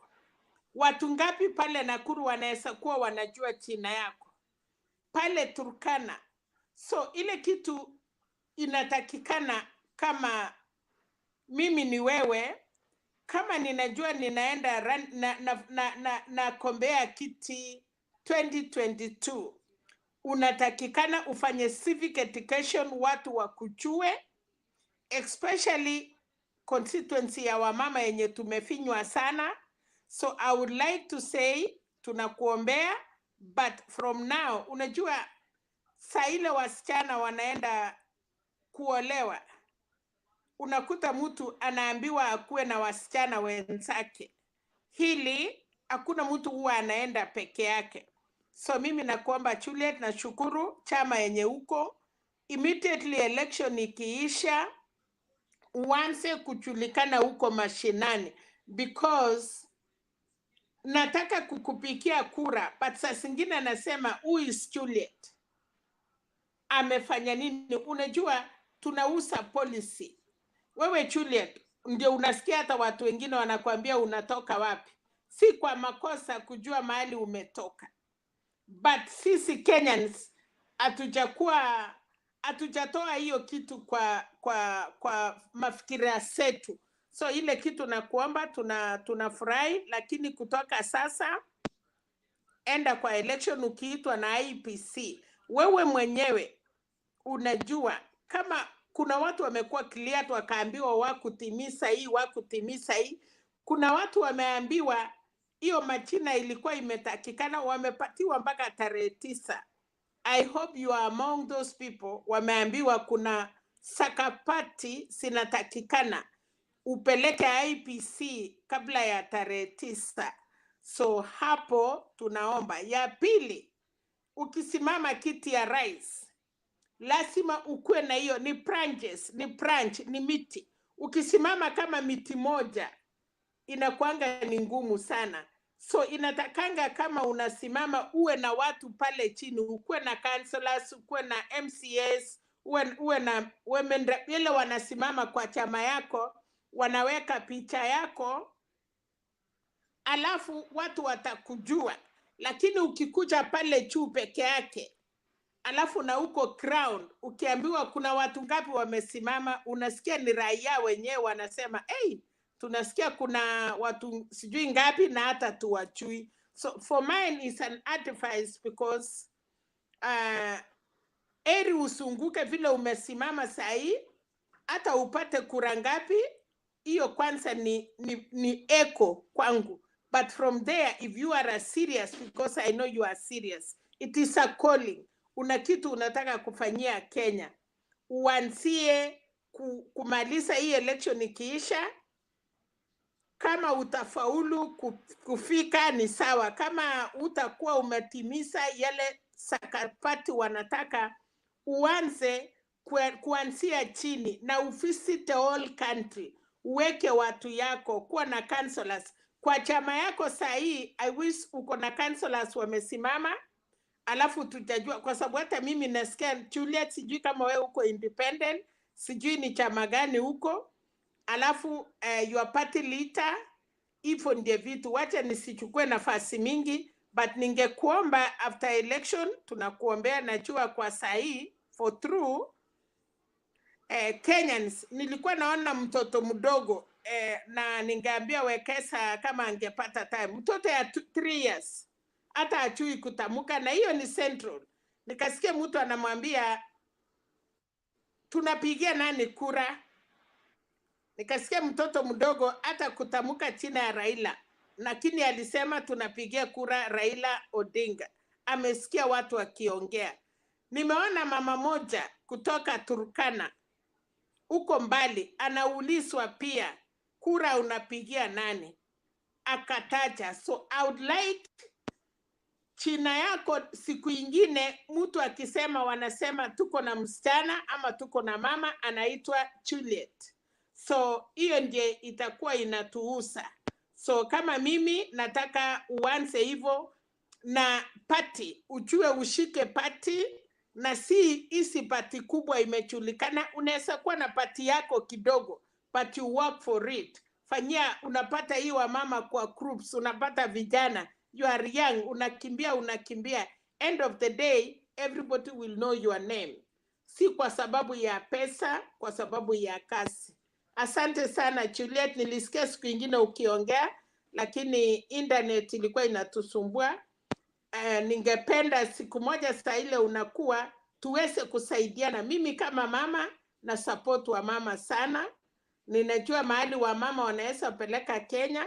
Nimeona nchi zingine zenye wa mama wamepatiwa nafasi kwa ofisi. I know you can do it, but we have to trust naye pia lazima ujionyeshe kwa Wakenya. Lakini ukisema mimi ni presidential candidate, tukue sawa na Wekesa ama tukue sawa na Njiru, na Njiru sasa kama hii Mtembei TV, kuna watu wamekuwa hapa mpaka raia wamejua, akiongea wanasema that is so and so. Ipo pia ni sawa na hii viti tunakombea. Asante sana. Naona niwachie hapo, yangu ilikuwa ni kidogo, lakini sijui Wekesa ameenda wapi, lakini nashukuru hiyo nafasi amenipatia.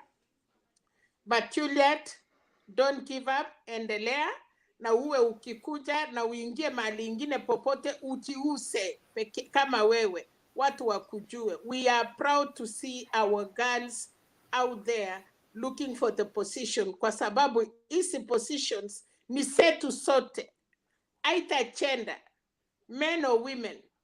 So na kusupport kwa hapo, asante. Wacha sasa nijibu. Asante sana Mama Selina Sega. You know, mtu kusema mtu hajulikani, hiyo ni question naulizanga pia. Last time nili address hiyo maneno. Unajua kwetu actually pahali nimesomea ni Nakuru. So for mtu pahali hata kabla hujajua mtu na kujua ni watu wangapi wananisupport hata pande ya Nakuru, ama kujua huyo mtu ametoka wapi, I always question Kenyan. Mtu anajaribu kujua huyo ni mtu kwanza mgani. Alafu kitu cha pili ni kusema ya kwamba mimi ninataka nimeshinda nikiongea mambo ya equal access ya kila mmoja wetu. Hii mentality ya kufikiria ni lazima mtu akuwe ametoka pahali fulani ndio kuweza kukimbia, ni mafikira ambayo mimi mwenyewe kama Juliet ninasema ni kitu ambacho tunatakana tuangalie sana kama Wakenya. Na secondly, kama mama, our visionary doesn't have to start from women representative. There is this idea ya kufikiria ati ni lazima uanze chini. Kwa nini? Unatakana uanze na ile kitu, na mimi naambia kila mtu, kwanza naambianga youth, your vision has to be bigger than your imagination. Mimi huambia youth hivyo. Huwezi kuwa na pahali unafikiria ati kufikiria something which is small. Na hiyo ni kitu hata kwanza nafikirianga, kwanza wacha nimpongeze sister yangu, kwa sababu hiyo ni kitu mimi na yeye tukijadiliana, tunajadiliana na yeye na namuuliza what fascinates you, na ananiambia my own imagination which has to be bigger than her own imagination, ili unaweza kufanya mambo ambayo unaweza kuleta new solutions. Kuna hii idea in Africa ati ni lazima unajua unapitia step by step. Kuna hiyo kitu. Na mimi nataka kuwaambia kitu kimoja. Ukiangalia nchi za Uingereza, nchi za even India, ama hata nchi za pali kuna maendeleo makubwa. Kila saa tunataka tuseme tunataka kuweza kuleta economic structure yetu iweze kukua nzuri. Hatuwezi kuwa tukifikiria ati kwa sababu hatujapata unajua watu on the ground ni sisi wenyewe tuna build. Katika chama letu, wacha mimi niongee kwa chama yetu, tuko na 194 people who are standing, that is including MCAs, including MPs, including wakipata wote clearance, na nimeona wote wameanza kupata clearance na wengine waweze kulipa ile pesa inaitishwa. What is killing Kenyans saizi ni resourcing. Wengine hata hawezi kupata. Mama Selina, wacha nikuambie, si ati hawakuweza kuingia, lakini wakashindwa kuweza kujifundraise, wengine wakashindwa, wanaitisha hata president. So corruption inaanzia pale. So for me, wacha tu niseme tena na narudia tena, sio mambo ya kusema ati mimi kama mimi saizi nikisema ati nimejulikana. Ukiangalia ukienda hata sahi Facebook, niweke saizi Facebook, ukiona ile following niko nayo, hata utastuka. Mami, utastuka. So for me, na si kusema ati, na si hata sitaki kujikompea, nataka kufikiria tu an ordinary Kenyan, pali ordinary Kenyan yuko. Inatakiwa iwe ni Mkenya yeyote ambaye anataka kusimama, kama ni wewe ama ni mimi ama ni mtu yeyote, anapatiwa accessibility ambayo as long as umezaliwa kama kutoka Kenya na umeweza kujitambulisha mama yako na baba yako ni Mkenya na umeweza kumaliza ile education system inatakikana.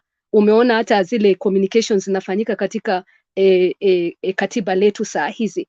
So mimi nitasema tu hivi, equal accessibility inamaanisha a fairer opportunity for every single Kenyan. Si kwa sababu ya mjuano, si kwa sababu ati wewe umetoka familia hii ama familia ile. No, inatoka kwa sababu ya mapenzi ya ile jambo wewe umeweza kufanya. Na wacha nimalize ile vitu nimefanya ndio uweze kujua. Tu ma'am, kidogo kwa sababu wewe utakuwa rais yetu. Kwa sisi kusema tunataka kujua ni ya kwamba ni mzuri kuelewa mtu, because watu wengi watatoka. Uongozi kwanza ni wisdom. Ya pili, watu watatoka. Mimi kama Mama Selina, mimi natoka Nakuru by the way. Nashukuru umesema ulisoma Nakuru ama umetoka Nakuru. Ukifika Nakuru town, ulisa kuna mama anaitwa Selina Sego, alikuwa mheshimiwa ama kulikuwa hivi. Sababu ya kujulikana ama kujua wewe ni nani, kuna kasi zingine. You cannot just come na kusema unapeana tu. Tunataka kujua background. Tunataka kujua huyu mama anaitwa Mama Selina. Tukitrust na constituency yetu, tukitrust na mambo yetu, ataweza. Hapo ndio mahali inatokea, si mambo na corruption. Kwa sababu mimi imagine wakati ya Martha Karua, wacha nirudi hapo kidogo tu. Unaona maendeleo ya wanawake. Maendeleo ya wanawake, they are non-partisan ya parties. Lakini ni wamama wamekuwa pale huko chini. Wanasaidiana huko chini, wamama wanatokea. Hawa mama ya maendeleo si wa chama hii ama wa chama hii. Na ilianza zamani sana na kina mama. Na wale wa mama ya FIDA, wale watu wametokea wakasaidia watu bila hata kukua na kiti. Ukitaka kuwa kiongozi mzuri, kwanza umefanya kazi gani kama wewe individual? Mahali ulipo, ukue university, ukue shule, ukue sokoni, ukue wherever you are. Tunataka vitendo ya kwamba watu watakujua kama Wekesa ama kama Njeru ama Juliet nao unasimama president. Tutakuuliza maswali. Kukuuliza maswali si kwa sababu atupendi. Tunataka kujua mahali mtu anatoka, because tunaokopa sasa. Kuna mtu anaweza tokea, tunamwangukia, na watu wamefanya hivyo.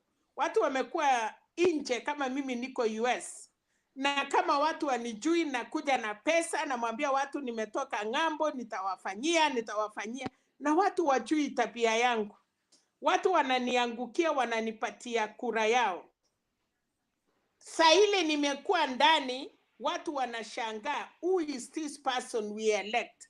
Kwa hivyo ukisikia watu wakitaka kujua mtu, si kwa ubaya. Na kama wewe ni mtu mzuri pia, hauwezi kuwa una shida watu wakujue.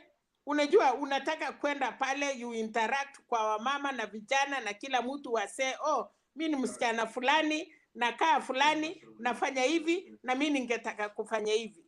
So kuna vitu, mimi nimesimama kiti ya parliament, ukiniona hivi, nimekuwa kiongozi ya kina mama Nakuru, nimekuwa na positions.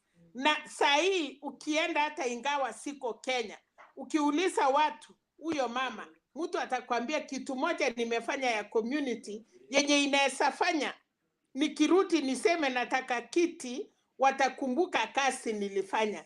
Not because sina china ama mimi ni mtu mkubwa ama ninajulikana, lakini ile kazi kidogo unafanyia watu ukiwa hapo karibu, hiyo ndiye China inausa mtu. Ninakwambia tu kwa sababu naona uko potential, unaweza kufanya mambo mingi, lakini anza kujipeana kwa watu. Wanasema ukiwa kiongozi upeane kwa watu, na watu ndio watakukumbatia. Ndio nilikuwa namalizia kusema nimefanya vitu vingi sana, so list niko nayo. Nakuru, I can give you examples of what I've done in Nakuru in different parts of Kenya. So ni vile tu pengine sijajiintroduce, lakini kama unataka kujua my background is I'm a social scientist. I'm also a community champion. So nimefanya kazi nyingi sana za kuelimisha watu na hata kujenga.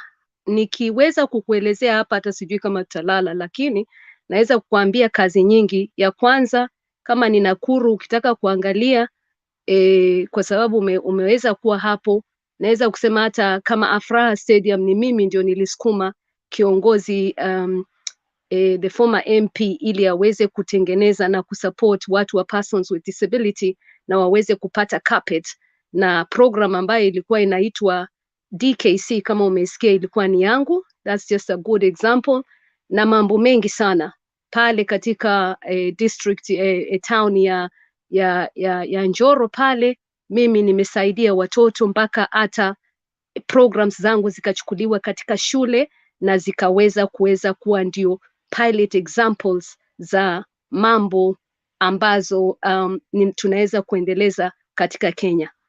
So background yangu kama unataka tu kuielewa in short form, pia ni mambo za kuendeleza kina mama, kuendeleza mambo za vijana, na ukiingia katika mtandao wangu utaona kazi ambazo mi nafanya, na nafanya hivyo kama niko just a person, hata sifanyi kwa sababu ati natafuta kazi ya uraisi. Nafanya kwa sababu nimekuwa blessed na Mungu, na ninajua nikiweza kusaidia katika pahali mimi naweza, na hata encourage mtu mwingine tuweze add value to each other. Ninaamini ya kwamba hivyo ndio Mungu wetu anapenda, na mazao yetu inakuwa mazuri.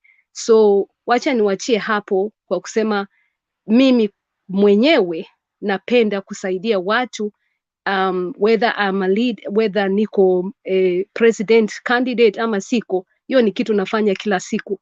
Si ati nangoja kukuwa president ndio niweze sasa kusaidia watu. Si operate namna hiyo, Mama Selina.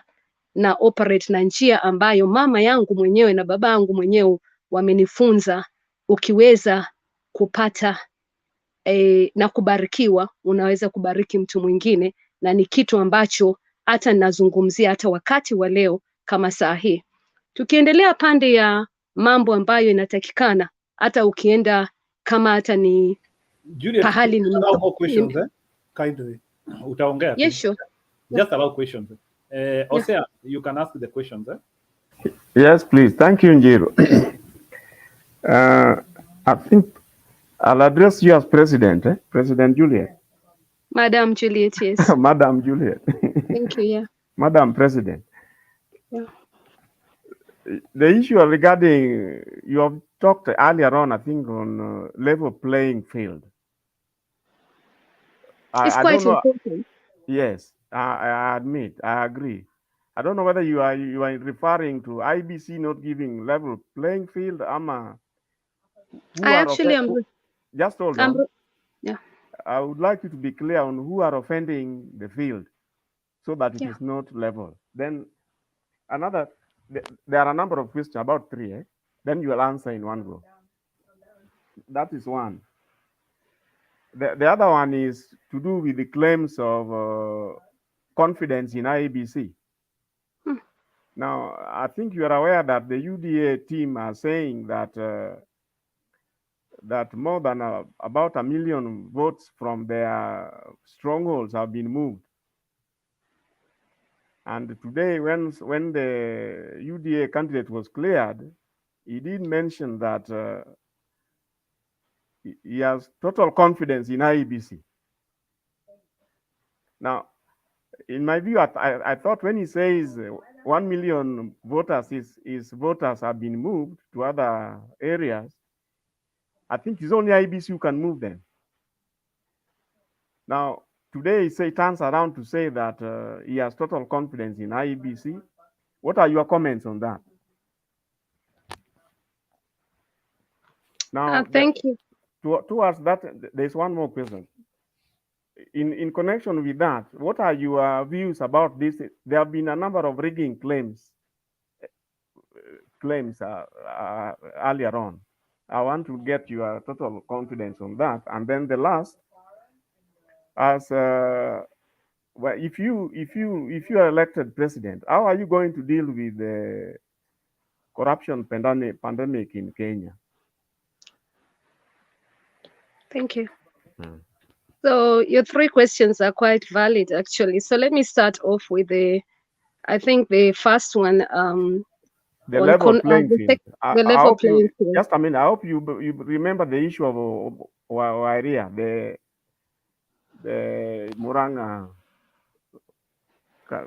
former Muranga. Oh, okay, current Muranga governor. You remember you had an issue on the same as well. Yeah. I don't want to comment on individual candidates and checks that are happening. I don't want to do that in this show. But one thing for sure, what I'm saying is, in any contest or in any recruitment, as far as I'm concerned, it is important to set good deadlines, and it is important to have equal access for all Kenyans, which is what I said at the start of my conversation here tonight. So your accessibility at ordinary Kenya, regardless of your background, regardless of which family you come from or whatever, that is very critical for a Kenyan, a normal Kenyan. Now, that would be the base of competency. That would be the base of what I call good practice and good governance. So that's all I can say at this stage. And I say that because I'm in that competition and I'm watching daily. I'm watching on how Kenyans' behavior, and not just Kenyan, perhaps the whole of Africa would fall into the same trap, but Kenyans' behavior of thinking there's only two horse race. Why is that happening? Because of the issue of this kind of leveraging and lack of equal access. So why am I saying that the equal access is really important in good governance? I'm suggesting that because if you were to give certificates for presidential candidateship all at the same time, it would be clear to Kenyans who is actually standing.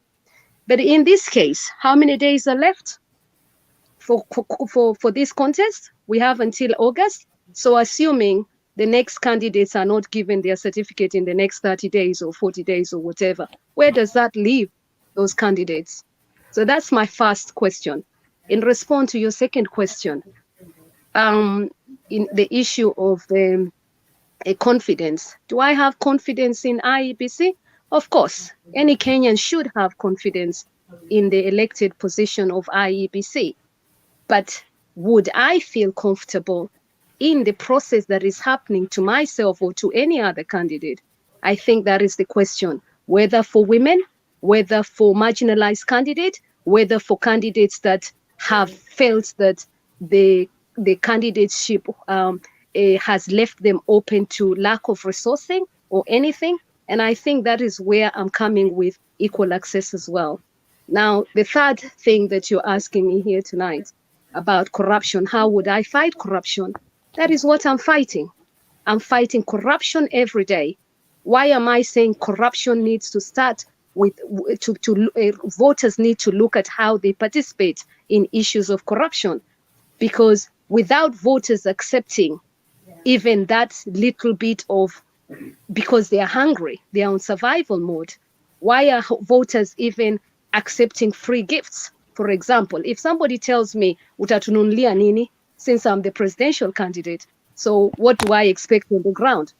When I'm going on the ground, watu wananiambia nini? We umetuletea nini? We umefanya, unatununulia nini leo? So I'm expected to buy lunch, literally. If you've got 1,000 people each asking you for simple lunches, what do you expect? You expect me to go and sell my shamba, to go and give you my hard-earned cash, or what? And that is what I'm calling. And I'm calling it as it is, Kenyans. Sitaficha, sitakwambia ati hapana. Nitakwambia hiyo ndio tabia mimi nakataa, because hiyo tabia ndio inafanya tuweze kuwa na hata saa hizi Kenya hawahudumiki, because mtu ameenda akakupatia kitu cha bure, na hiyo kitu ya bure huyo mtu anajaribu kurudisha, kama alichukua loan ndio aweze kupatia hiyo shilingi 300. Hapo ndio corruption imeanzia hapo. So let's educate ourselves, fellow Kenyans, na tuache kufikiria ati corruption ni hawa. If we are part of that and parcel of that issues of corruption, ni lazima sisi wote kama Kenyans tunasema hapana na hatutakubali. Mimi hata nimesema hata kama ni hiyo hat, only my volunteers are wearing hats. Why? Because I don't want to be in a situation where I'm lying to myself that kila mtu anataka one hat is probably 270 shillings or 250 or whatever. Ukienda ukinunulia Madam President, actually my question, the last question was in regard to when you become president, how you will fight corruption in government. Oh, thank you. Okay, so I had started from the voter side. So how I'm going to fight? 1 minute, Juliet, please. Make a summary, please. Usierongate sana. Just. Asante Njiru. So how I'm going to fight corruption is, first of all, I think that the first thing is to accept that issues of corruptions in our government are real. Na hiyo ni kitu I think a lot of Kenyans wanakubali, Njiru, kusema ati tuko na corruption. So kama iko corruption, mimi personally, one of the things mimi nataka kufanya, na ni kwa ofisi zetu zote, in all government offices, naweza kutaka tuweze kuwa na kitu kinaitwa mtu yeyote akikubali kuchukua hongo anashtakiwa hapo hapo, kwanza kwa serikali za huduma za kiserikali. Hiyo mimi naweza kugarantii, naweza kuweka, ni kitu nimefikiria vile inaweza kufanyika, ndio tuweze kupigana na mambo kama haya. So hiyo ni kitu ya kwanza mimi naweza kutaka kufanya. Ya pili, naweza kutaka Wakenya tupate hiyo civics education katika mashule, hata kama tunaweza kupata na najua sisi tunajua what is hongo. I mean, it's sad kufikiria ati mtu anakuambia ukitaka kupita pale kwa polisi unampatia 500. I mean, what's that? Na huyo mtu anajua ako kwa mistake, ame overspeed. So nataka kabisa tujielimishe kama Wakenya na tuweze kujiangalia. Kwa nini tunataka kwenda, kama ni Uingereza iko order? Huwezi kwenda Uingereza upite traffic lights, lakini ukikuja Kenya unataka kupita traffic lights. So the question is, why is the behavior different? So sisi kama Wakenya tunatakikana tujiunderstand. So one of the things nataka ni all community leaders waweze kwanza kuweza create your awareness. It is for the better of us. Tukiweza kupigana na corruption itaweza kutusaidia. So nitamalizia hapo na niseme asanti, lakini tuendelee mjadala huyu na Selina. Nataka kumzungumzia, chukua nambari yangu ni plus nitakuwekea hapo, alafu tuweze kujadiliana. Kama umetoka Nakuru, nataka nikuzungumzie ili uweze kupata kujua kazi ambazo nimefanya Nakuru na in other places. But this is not about me. This is about an ordinary Kenyan who is standing, na tuweze kuchagua viongozi ambao watatuhudumia. Mkiniuliza mimi, watu wa Kenya kwanza waende nyumbani, watu wa Azimio waende nyumbani. Hata hawaku meet 2/3 genders. Both of them did not meet. Lakini wameenda kotini wakasema waachiliwe. Sasa wamewachiliwa. So it's okay for them to be let off for 2/3 gender rule. Alafu sisi wa Kenya tunasema ni sawa. It's not okay. Anyway, nitawachia hapo politics na nashukuru. So asanteni. Njiru alikuwa anataka kuniuliza swali. Mwaura, ulikuwa unataka kuniuliza nini? Maybe first of all to give you a small confirmation. As long as Kenya is going the direction which we are going, we have two types of models. There are those countries which are perceived tyrannical, and the countries which are perceived tyrannical zinakuanga na one horse race, whereby unasikia kuna mtu mmoja percentage ya kura anapata 99.2, then the other guys get 0.8. Hiyo ni one horse race. perceived tyrannical countries, and you know them. Sitaki kuzitanja hapa.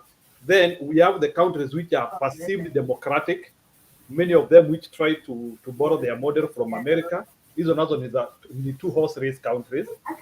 And those two-horse race countries is whereby you have like two factions which are almost having a balance of votes, but the undecided votes are the ones who tilt to either side.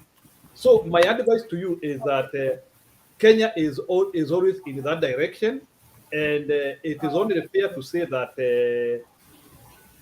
even to a certain particular time, Kenya will continue to be a two-horse race country, and I will wish you well as you try to chart your way towards reaching that level. So the question which I was having for you is, number one,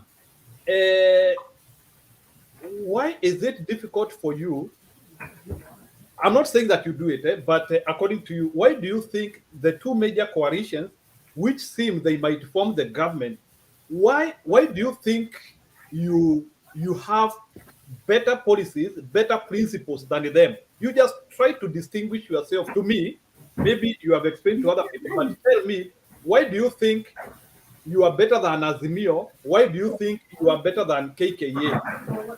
Last one is, I wanted you to also let me know, because you know, when you want to form a government, you need a representation in all the countries. That is, you need to get 25% of the votes in a minimum of 24 counties. I don't want you to tell me you have support or not. I don't want to go into that level. Can you tell me, as a presidential candidate, what is your concept to get that? As a presidential candidate who is neo, who is a bit green in the system, what is your concept to get 25% in 24 counties? Thank you. Summarize, then we get Kuria, please. Thank you, Nchiro, for that question. I want to answer you in one sentence. Uniqueness of a party is absolutely brilliant. In our case, our uniqueness is we stand for Kenya Mpya, we stand for Haki Zetu, we stand for fresh politics, we stand for Tosha Gari for the young people, and we also stand for liberty, powers of the people. So that is our critical thinking. And in our liberty, powers of the people, what we stand for is pillars of justice for our Kenyan community. And I don't think that so far you've had any Kenyans who are crying so heavily. And you look at our constitution, it's not a new party, it's actually an old party. I thank God for that. But I want to suggest that it is pillars of justice that form a society.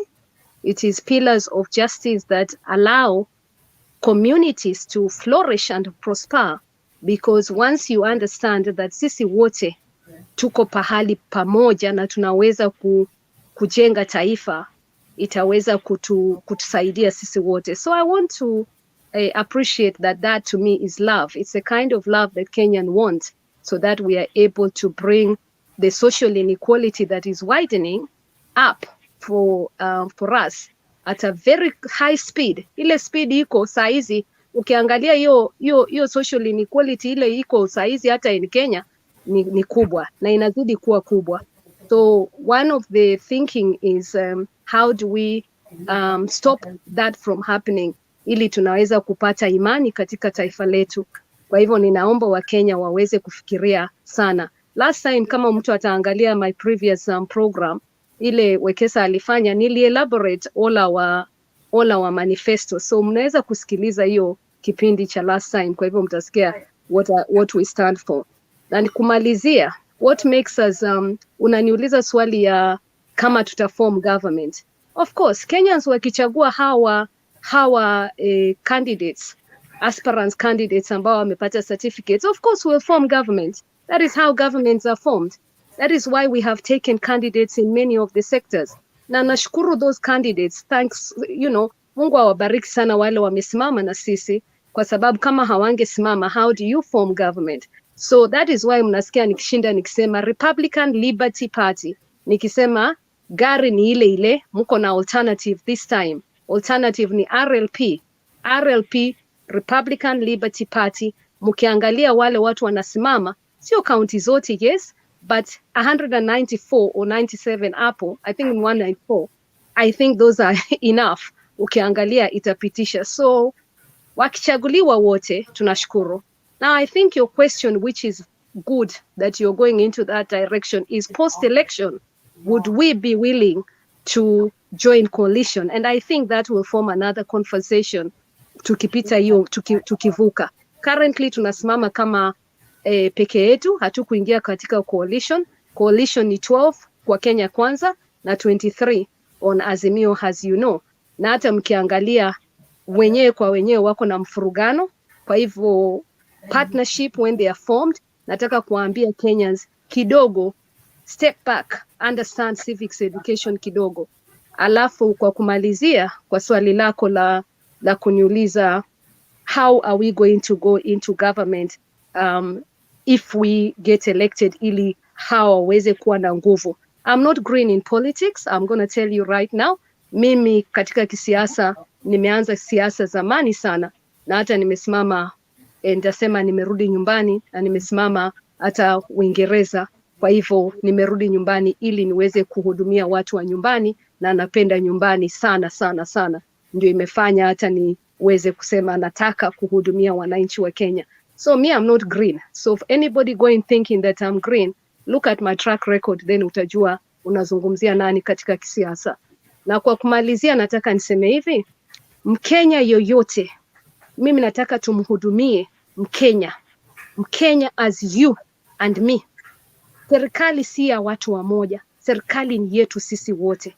Na ndio mimi napenda hii political party yetu, kwa sababu nitaisimamia na nitaomba Wakenya waweze kufikiria kuko na other political parties. This idea ya kusema kuna two races, mimi nataka tusimame kidogo Wakenya na tunaangalia, tuwache hii mambo ya watu kuhongana na watu kufikiria ati wewe umeitwa huko nyuma ukalipwa. Chagua Mkenya ambaye hakulipi chochote ili uweze kuhudumiwa kama Mkenya. Nitaachia hapo, nirudishie Wekesa, sijui kama yuko pale ama bado hayuko. No, lakini Wekesa, I am the one who is holding. Okay, maybe thank you. 1 minute. Thank you, Juliet, for your answering the question. Asante sana Njero. There is one thing which I will still correct from you, is that we will always have two horse races. So please, what I took to say, we can have three, because for you to have a winner, you know, if we have like three formidable functions, watapata 33% each. Hakuna ambaye atafika 50+1. So for you to achieve this 50+1, you need a little bit two strong factions, and then they pivot amidst each other. So nimekusikiliza, and I'm not IBC, but there's something I want to tell you, because we need to be pragmatic here.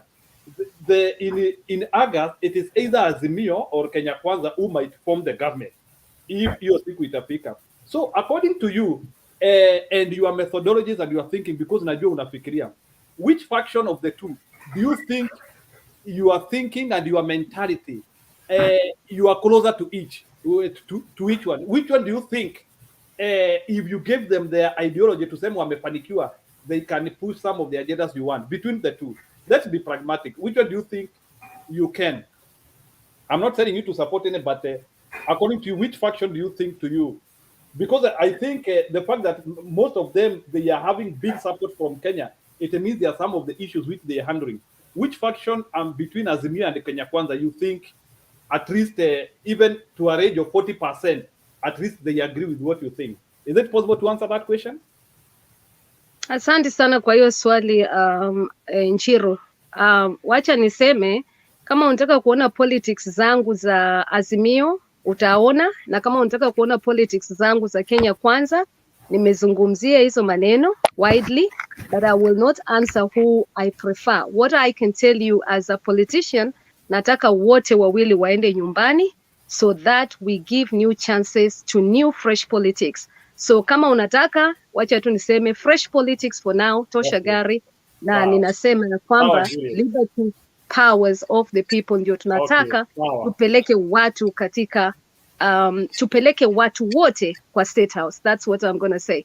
Lakini ukiniuliza ati nishirikiane kwangu kwa roho yangu between the two, wacha tu for now nitaweka hiyo siri yangu tu kidogo hapo, tuachie hapo, lakini for me wote wawili waende nyumbani. I hope hiyo imeansa hiyo swali yako. Sawa. Okay, I would Kuria. Okay. Julia, You want to say 1 something? minute. Okay. 1 minute, please. Juliet. Oh, ametoka. Okay. Just about to go. No, Ako, she's there. Okay, I wanted to say, Juliet, umeulizwa swali moja mzuri sana ya kwamba, na umeambia sisi wewe ni kiongozi ile unataka watu wengi wa kuangalie, na kama utakuwa na siri moja tu, then hata uongozi yako utakuwa na siri, kwa sababu mimi kama ninasimama ama Juliet anasimama president, you are not afraid of anything, kwa sababu wa Kenya watakutegemea. Njeru amekuuliza. Yes, as for today, we cannot lie to you. The oses are two. Wewe utakuja na ndiye nitataka sana kuongea na wewe. Your party will come. And in these 2 months, you cannot change a Kenyan. Ule ameamua anapigia Azimio, they are already there. Wale wanapigia UDA ama Kenya Kwanza, they are already there. Because we are actually in the mid, imefika siku ya uchaguzi. Ukisema kuna watu wawili na umeulizwa tu kwa urahisi, si kusupport mtu, you are not endorsing anybody. You are a presidential candidate. Na kama Njiru alikuwa anakuuliza kwa maona yake pia kufikiria anakutrack uendorse somebody, that is not right. Lakini anakuuliza kwa hizi watu wawili, which one? Okay, policies. Wewe umesema policies zako siko kwa Kenya Kwanza. Some of your policies are in Azimio. Sijasema hivyo mami. No, unasema umeangalia, you have said yours. So kuna yale mambo mazuri labda umeona kwa Azimio, kuna ile mambo mazuri labda umeona kwa Kenya Kwanza, na kwa hiyo chama yako nimefurahia umesema amukuungana na watu yeyote, but end of the day, kama uchaguzi imefanyika na umepata 10 members of parliament, ama umepata 5 councillors, ama umepata 190 members of parliament, how will you work in that government? You have to work with one person. Uwezi enda pale useme watu yangu wawezi shikana na hiyo watu. It has to be ya kwamba yes, tunaona policies yenyu inaweza kaa kama yetu. Leo tukiwa support, we are free corruption party. Leo tukiwa support, nimesikia ukisema mambo ya agenda. Nyinyi amukutimiza mambo ya agenda. So those are the things we want to know from the young leaders that they are coming. Kwa sababu kuingia ni rahisi, na pile tunaambiwa kwa mdomo kabla ya kuingia, it is so sweet. Lakini watu wakiingia they change. So I would like you, na siwezi sema for today, when you come back, tell us. Kwa sababu Wakenya wengi wameshaamua. They cannot go beyond the two oses. Aita Azimio ama Kenya Kwanza. Na ndio unaona the rest of us, we are saying yes. How watu ya Kenya Kwanza, they were in government. They have been there for 10 years. Kama tunawauliza in 10 years, what have you done to people? Kwa sababu ulikuwa msaidizi wa Uhuru. How did you assist your president to achieve? Kwa sababu ilikuwa ni Jubilee. You cannot be married na unasema no. Oh no. Alikuwa nalala bedroom na mimi nilikuwa nalala sitting room. But asubuhi you come from the same house. So that is a story of another day. But nilitaka tu hiyo ni moja. Ya pili, kama young democracy, umekuwa London. Sisi tumekuwa hapa. watu yetu ya Kenya wachafika hiyo. We are still trying, ni kuwapembeleza. You need to show them. Ukiwa na hiyo stiff, ukiwa na hiyo straight things that you, okay, if you don't want this, I do this, it is me. That is not also good in Africa. Kwa sababu, wasungu mali umeongoza, yes, you tell them what you want to say and they will understand you. But for us, hata mimi sasa vile umeongea, unaona mimi ni mama, mimi si msichana, niko na miaka hiyo imeenda, lakini nikiambiwa kama unaweza kuwa rais yangu, polisi yako na principles zako haitashika na Wakenya. Mama Selina, summary tafadhali. For my last, yeah, I'm finishing. They can see you, unaweza kuwa, najua wewe unataka kwenda directly to the things, but Kenya wanapendanga humble, especially as a woman. And we have a right. Tuko right kufanya chote, lakini ukikuja na hiyo vile nimeona, that's a small advice from a mother. Our people need somebody who is humble. You humble yourself for them to lift you up. Thank you. Okay, please Juliet, nafikiria hizo si swali za kujibu saa hii, please. I don't know if you still need them. No. Please, so that we give other people a chance, please. Or you have something to say in 30 seconds so that we go to Korea. Thank you so much, Mama Selina. I just want to say, actually, my school living certificate says I'm the most humble person that people have met. So I thank God for that school living certificate. Okay. But also, I think that I want to appreciate the sense of questions that are coming in. And that happens when people just meet you. And I believe it's the right questions. And I also believe that research and getting to know huyo ni nani. I want to encourage Kenyans to get to know all their presidential election candidates. Nataka kusema hiyo ndio tunaweza kupatia uongozi watu ambao wanaweza kutuhudumia. Okay, ndio tusiweze kuchagua watu ambao hawajatuhudumia. Tukimalizia Njiru, nataka kusema kwa sababu umeniuliza swali between the two who I would suggest is the two candidates. Nimejibu nikasema for me both of them Kenyans need to send both of them home ili tuweze kupata uongozi mpya, alternative candidates ili Kenya iweze kuhudumiwa. Mkichagua hata Ruto bado watu wa Azimio watasikia wamekasirika. Mkichagua hata Azimio watu wa Kenya kwanza watasikia wamekasirika, na ndio nimesema farasi sio mbili, farasi ni nyingi. So na pia kumalizia nataka kusema ya kwamba muangalie sana kama wa Kenya, na si ati ni kusema ati ni kupush towards, ni kusema we need to have new ideas ambazo zinaweza kumaliza shida zetu kama wa Kenya. Shida zetu ambazo tunaweza kuwa tunauliza maswali ambayo hapa tunaweza kufanya. Na mimi sitasema ati kila mtu mwenye ametoka ati diaspora anajua. Nitasema hiyo ni uongo. Nitasema kila mtu mwenye anatoka diaspora pia kama hajaweza kuelewa nchi zao za nyumbani. Kuna wengine hata wanakujanga hata wanasema hata hawezi hata kuongea hata Kiswahili. Wacheni niwaambie hivyo. Mimi nimekaa huko, so mimi najua. So wacheni niwaambie, mtu mwenye hajafanya kazi nyumbani, wacha tu nimalize Njiru kwa sababu najibu Mama Selina na ni important.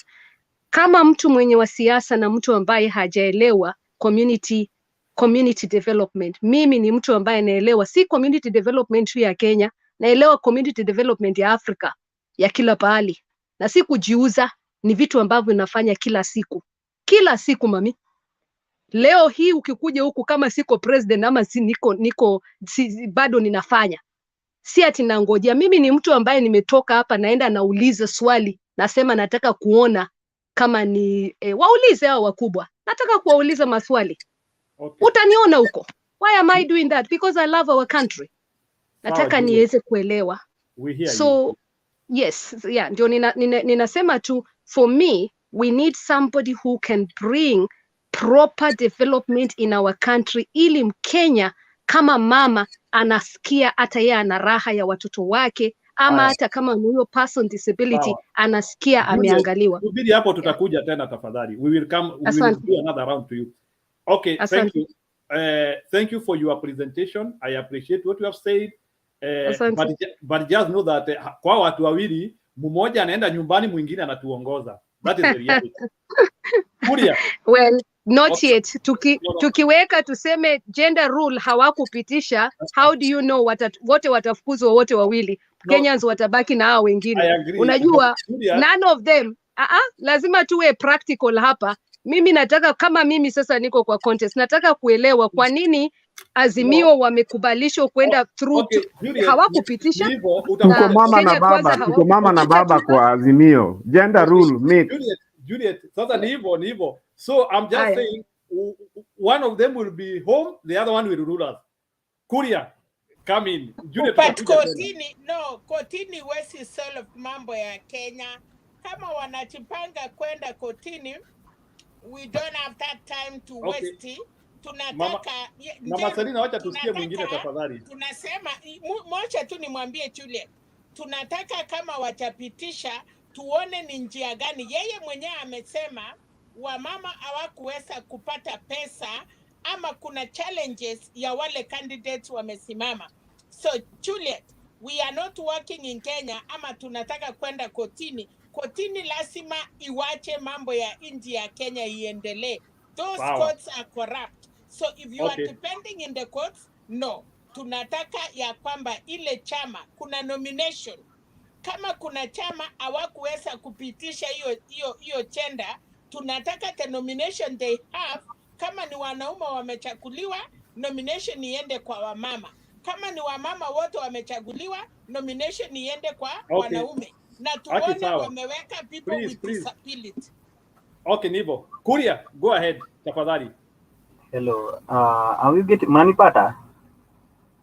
Mnanipata? Habari zenyu? Go ahead. Yes, tunakupata. Kwanza nashukuru na napenda kipindi chenyu. Hiki chenyu. Ingawa najua kuna mawili matatu naweza tofautiana na mimi, nashukuru kwa vile naona over 50% ni wazazi wangu, nikianzia na Mama Selina, Kusoea, Robert, Mzee Nyerere, wote ni kama wazazi kwangu. So nikiwa na tofauti kidogo mnisamehe, lakini si kumaanisha niko na nakosa heshima.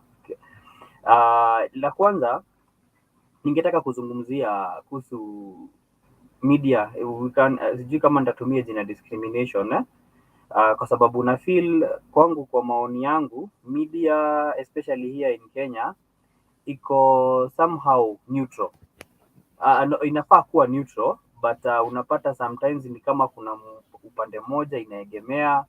So for me ningeomba, like now there was an issue jana nilikuwa naona kwa hii kuhusu Ruto kutohudhuria debate. I'm not supporting any Azimio Kenya Kwanza as such, lakini for me kuna vile naona ukiangalia kwa media stations zetu, kwa sababu hata ukiangalia hizi media kubwa mingi zimeoniwa na hawa na siasa wetu wakubwa.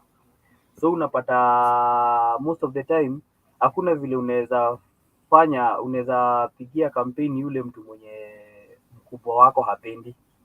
That is one thing. Like now kama jana, kuna wakati nilikuwa ukiangalia kwa debate ya jana, nilikuwa na request link ya kujoin kwa sababu kuna kitu moja, unajua ili debate ikuwe tamu zaidi, naipenda sana, lakini kwangu naona ingekuwa vizuri pia, unajua kuna mtu anaweza taka kuchangia kitu, lakini unapata kuna vile somehow wanaogopa CJ akapewa ile bully. Kama jana kuna mzee niliona from Kisii, a guy from Kisii, niliona alienda kukaa ni kama anajaribu kuparticipate kuonyeshana upande wake, msimamo wake upande wa Kenya Kwanza, na niliona alishambuliwa sana kwa vile mpaka alikuwa anaambiwa mara anachukuanga video kwa steering, mambo kadhaa hivyo. Unapata it like mtu mwingine akikuja na msimamo wake tofauti na kwa somehow kama kuna kabuli kidogo. Ningeongo kwa mapenzi yangu, ningeona ili kujulikane, ili muweze kujua ukweli mahali upo, ni vyema tu hata kila mtu anapewa nafasi ya kuzungumza upande wake na maoni yake, na ingekuwa nzuri. Hilo jambo lingine, wanasiasa somehow, ningeomba mnisamehe kwa kusema hivyo, wanasiasa wetu wa Kenya they are hypocrite. Tukianzia na hawa vigogo wawili mnasema, utasikia mtu akisema ukabila ni mbaya, but these guys hawawezi kubali ukabila iishe, kwa sababu hata ukiangalia kwa negotiation table these guys huwa watu wanasema uangalie kamera watu wanasema uangalie kamera tafadhali. Yeah, ni sawa nimeelewa. So ukiangalia like now kwa negotiation table these guys huwa wanapiga hesabu na kulingana na tribal basis. Na mimi kwangu naangalia naona utasikia watu wanasema ukabila ndio inaleta shida kubwa Kenya, lakini hawa watu hawawezi kubali ukabila iishe Kenya, kwa sababu hapo ndio wanakula, hiyo ndio meza ambayo wanakulia. Kuna kitu Madam Juliet alikuwa, kuna mtu alicomment mambo ya experience I'm sorry Mama Selina, si ati nako against kwako, unisamehe, lakini nilikuwa nasema hivi, experience ni nzuri, lakini tukisema ni mambo na kila mahali experience that's why you find many youth hawana nafasi kwa kazi zozote. Me I always believe kupatia mtu ile nafasi inakuanga muhimu sana yeye mwenyewe kuonyesha. Unaweza kuwa tukisema ni mtu kuja na experience, ni kama kumaanisha matajiri ndio watakuwa wanaonyeshana kile. Yes, I agree, unaweza anza na kile kidogo, hata ile kupata mtu ako na njaa unamsaidia bila intention ya akulipe baadaye, lakini isikue ati lazima it is a must that ati sasa for you to qualify you must show something. What if you don't have ile, unaweza kuwa uko na uwezo lakini hauna ile nguvu ya kufanya ile jambo, and that's why unataka upewe ile nafasi uonyeshe your potential. So for me like now a good example, kama mimi kwangu, mimi niko na biashara, mimi ni mwanabiashara, niko na kampuni yangu, hata kama mimi ni youth bado sijafikisha 35 years, niko karibu tu lakini sijafikisha. But for me hata nikiajiri yule na ajiri, huwa siangalii sana experience, huwa napatia mtu hata kama ni probation hii period fulani ya kuangalia huyu mtu kama anaweza fanya ile, kwa sababu unaweza nyima mtu ile nafasi na kumbe yeye anaweza fanya kazi nzuri kuliko yule anajiamini anajua ile kazi. So for me I believe kama watu wanaweza toa ile nafasi like now I agree. Kama ukiangalia unapata kunaweza kuwa kuna viongozi wazuri sana, lakini kwa sababu hawajulikani, kunaweza kuwa kiongozi kama Juliet, lakini kwa sababu watu wanasema hawamjui, hawampatii nafasi kwa kuwa just because hajulikani ama yeye hatoki kwa familia fulani, and that's why unaona hizi mambo ya familia ati wewe umetoka kwa familia hii ama umetoka kwa familia ile, hiyo ndio in the real sense bado sisi wa Afrika haswa sisi wa Kenya hatujafika mahali tunaweza sema tuko na uhuru, kwa vile bado sisi bado we are colonized in kichini chini, kwa vile utapata sisi wa Kenya tunaamini isipokuwa kiongozi tu lazima atoke kwa line fulani, lazima atoke. I'm not against, mimi sijataja familia yoyote, lakini pia mina I believe hata Mama Selina anaweza kuwa na mtoto, hata mjukuu wake anaweza kuja na ongoze Kenya, yule mtu mwingine anaweza ongoza, si kumaanisha mtu lazima. Like now a good example I can give hii familia ya Gachagua. I remember the first governor of Nyeri was his brother. Like now ukiangalia wife yake ana contest for women rep. Yani unapata sisi wa Kenya kama baba yako alikuwa ni yeye alikuwa kiongozi fulani kwa eneo fulani, they feel that they own that part, ati ni it's only that mtoto wake ama mtu kutoka kwa familia yake anafaa kupewa ile nafasi. No, it's not supposed to be that way. Kuna watu wengi sana wako na idea na wako na maono kubwa na wako na mambo wanaweza fanya, lakini unapata sasa our politicians they believe, so like now a good example, I don't want to mention Kuria, I hope you are following the talk line Mr. Kuria. Yes. So I hope you are answering the questions Umesoma hiyo maswali? Sijasikia lakini unajibu. Unanipata? So yes. Kwa mimi nilikuwa nasema hivi you are not talking about IEBC, sijasikia ukiongea story ya Rigathi, you are not talking about Kamukunji. Sijasikia ukiongea story ya Sonko and your time is ending. Okay, ukiangalia Nikirudi pale kwa IBC kidogo, najua maybe nimetoka out of topic kidogo, mtanisamehe. No, I will only give you a maximum of 3 minutes sababu unajua ni wewe umetoka from the talk line na I will only give you 3 minutes so that we can get Peter Nyerere. Go ahead. Thank you. Okay. For me nafikiri, asante sana. Na kwangu nafikiri IBC nafaa kupatia kila mtu nafasi nzuri, wawekwe kwa meza, Wakenya wawachambue na kila mtu apewe nafasi ambayo inatosha. Kwa sababu kwa njia moja nafikiri inaweza support Mwangi wa Iria, kwa vile ina sound ni kama kuna ile criteria unapata ya kudisqualify some people, ama where kuna issue ilikuwa ya booklet. Kulikuwa kunasemekana hawa viongozi candidate wote walikuwa wamejitokeza, kuna uwezekano siku ya election kungekuwa na booklet ya hao viongozi. So unajua ni njia moja ya kueliminate, but ingekuwa vizuri hawa watu wapewe ground, same ground level, mtu apatiwe ile nafasi, na tusikue wale watu wa kuwa ati lazima uamini lazima upewe kitu ndio upatie mtu nafasi. Dunia inabadilika. For me sitazungumza sana, lakini kwa hawa viongozi wawili nichangie kidogo mambo ya Kenya Kwanza na Azimio. For me, upande wangu mimi nasema nyani ni yule yule, msitu ni ule ule. Hapo hakuna mtu ati unaweza sema ati ni malaika. Those people are the same. Is only that vile tu Moi alisema Kenya itaongozwa miaka 100 na KANU. Hapo sioni kiongozi mwenye ati atakuja kufanya mambo kubwa. Hii ni kutuenjoy, na mimi ningesema Kenya, the only thing that can change Kenya ni ile siku utapata mtu kiongozi from nowhere. Kuria, one minute. When somebody says a controversy tunamsimamishanga kidogo. Those people are not the same. Can you correct your statement? You cannot say they are the same. You watu wako the same. They are not the same. You have to qualify. You cannot say they are the same. They are not the For same. me, there was an issue Juliet alikuwa ameraise hapa, like now ulikuwa unapata analazimishwa kusupport mtu fulani. I don't think venye naweza kuwa niko na biashara, we are in the same business, naweza lazimishwa niambiwe nichague who is who, So my issue why nasema hivi ni kwamba ukiangalia vizuri, these people have been in the government, lakini ukiangalia yale yenye wanatutabiria, mbona hawakuonyesha wakati walikuwa kwa ile serikali? So mimi ningesema, na nikumalizia, ningesema ni vizuri sisi wa Kenya tupatie, hata kama tusiangalie mambo kubwa, historia ya mtu, tuangalie utendakazi wa mtu, na tuangalie sana sana kama ni kiongozi tumpatie ile nafasi. Like now, good example, nikikumbuka kama mtu kama Obama, hata kama ni out of Africa, huyo mtu hata sio kama Kenya ni wewe chenye unatoa kwa mfuko, lakini huko unapata hata mtu anafanyiwa campaign na wananchi. So for me, ningeshukuru na ningeomba Wakenya waweze kufunguka macho, si upatie mtu nafasi kwa sababu. Okay, sawa Kuria. I think you are true. Okay, thank you.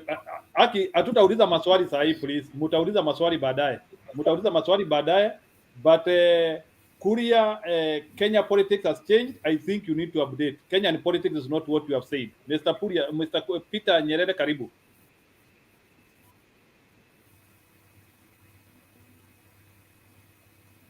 Asante. Na mfuate talk line, Peter. Yes. Follow the talk line which is moving in your screen, kindly. Okay. Sasa huyu alikuwa asha present. Hii ni round 2. So toka huko nimeongea, just a matter of comment there. Sasa kama maneno kama ya Sonko ndio labda nilikuwa si kuongea sana juu yake. Sonko ako na shida zake.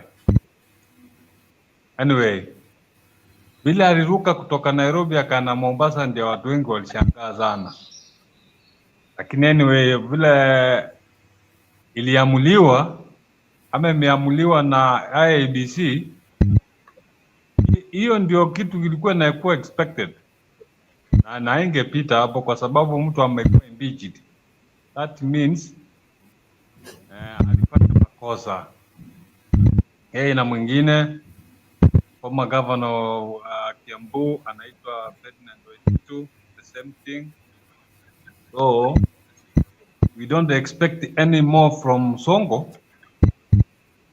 Haya, na kitu ngine I have to put forward to you, na hiyo mufikirie sana, mufikirie kwa saa hii vile tunaelekea election tarehe 9 mwezi wa 8. Things in fact are changing. Tena things are changing rapidly. Saa hii ukifikiria last year, the same time like last year vile iko saa hii, Azimio ikuwa vile ilivyo saa hii. For now we are better off. Tena kwa mbali sana. Hiyo kitu kimefanya nasema hivyo, ndio unajua. Kitu nafanya nasema hivyo. This guy, kuna mzee mwingine anaitwa Atwoli. Sema iti iko karibu na Ruto ikatwe. I've even sending more message whoever who is closer to him, amwambie ama ajaribu kumsaidia. Things are going astray to him. Things are not good to him. Na kuna kitu kingine lazima ajue, kivyote vile anaenda nyumbani asijaribu kusimama anywhere, because that's the end of his politics in Kenya. That's the end of his politics in Kenya. He will not wake up in any way. He will not. Azimio itaweka mkakati kivyote vile. Mtu yote anakuja kuombea kiti wakati mwingine ujayo, ndio atakuwa determinant. Azimio ndio itakuwa determinant 2027, 2032 onwards. Peter, you can try to summarize it wengine nafasi wale wajaongea please. So hiyo ndio nilikuwa nayo kidogo, therefore wacha tu niachie wengine now. Good. Thank you. Okay. Robert, you go ahead so that we can get Alex, then Julius Papa in that line. Thank you.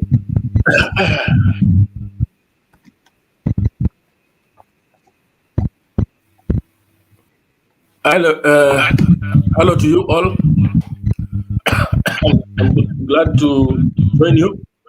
I've been here quite a while. I've listened to a few people. Somebody has got his. Peter, can you mute your mic, please? Oh yes, thank you. Peter. Okay, thank you. I've listened to quite a number of panelists presenting, and I chose silence. Sometimes silence is golden. And before I wade into the topics of the day, there are a few gentlemen here who have tried to sell fear. And I don't mind being controversial, but upon them trying to sell fear, they were being cheered by one. Jose was one of them who was contributing to that fear. Therefore, I want to tell them that to stop selling this fear. Number one, the fear that was being sold is that Ruto has got a few characters that are capable of altering our electoral process digitally. One of them who was being mentioned was Chirchir and the likes. But I want to assure you one thing. Back in 2017, Raila Odinga had a campaign machinery that was very effective, that the government of the day was very, very scared. If you can recall, he recruited, and this is not, it was not under the table, he recruited Aristotle, the Canadian company, to be part of his campaign. And the data that they were collecting in terms of the voters and the tallying process had to be stopped by the government machinery. And they were raided and, sent out of the country. When you try to spread fear that William Ruto is larger than life in Kenya, that is falsehood, and it should not be entertained. What is being done by William Ruto Abuya, we is were not trying selling to... fear. Don't put it. It sounds bad when you say we are Let me selling finish, fear. Jose. Let me finish, Jose. We are not selling Now, fear, sure. that is selling fear, because what William Ruto is doing is trying to play with the minds of Kenyan people to make them believe that he cannot be, he cannot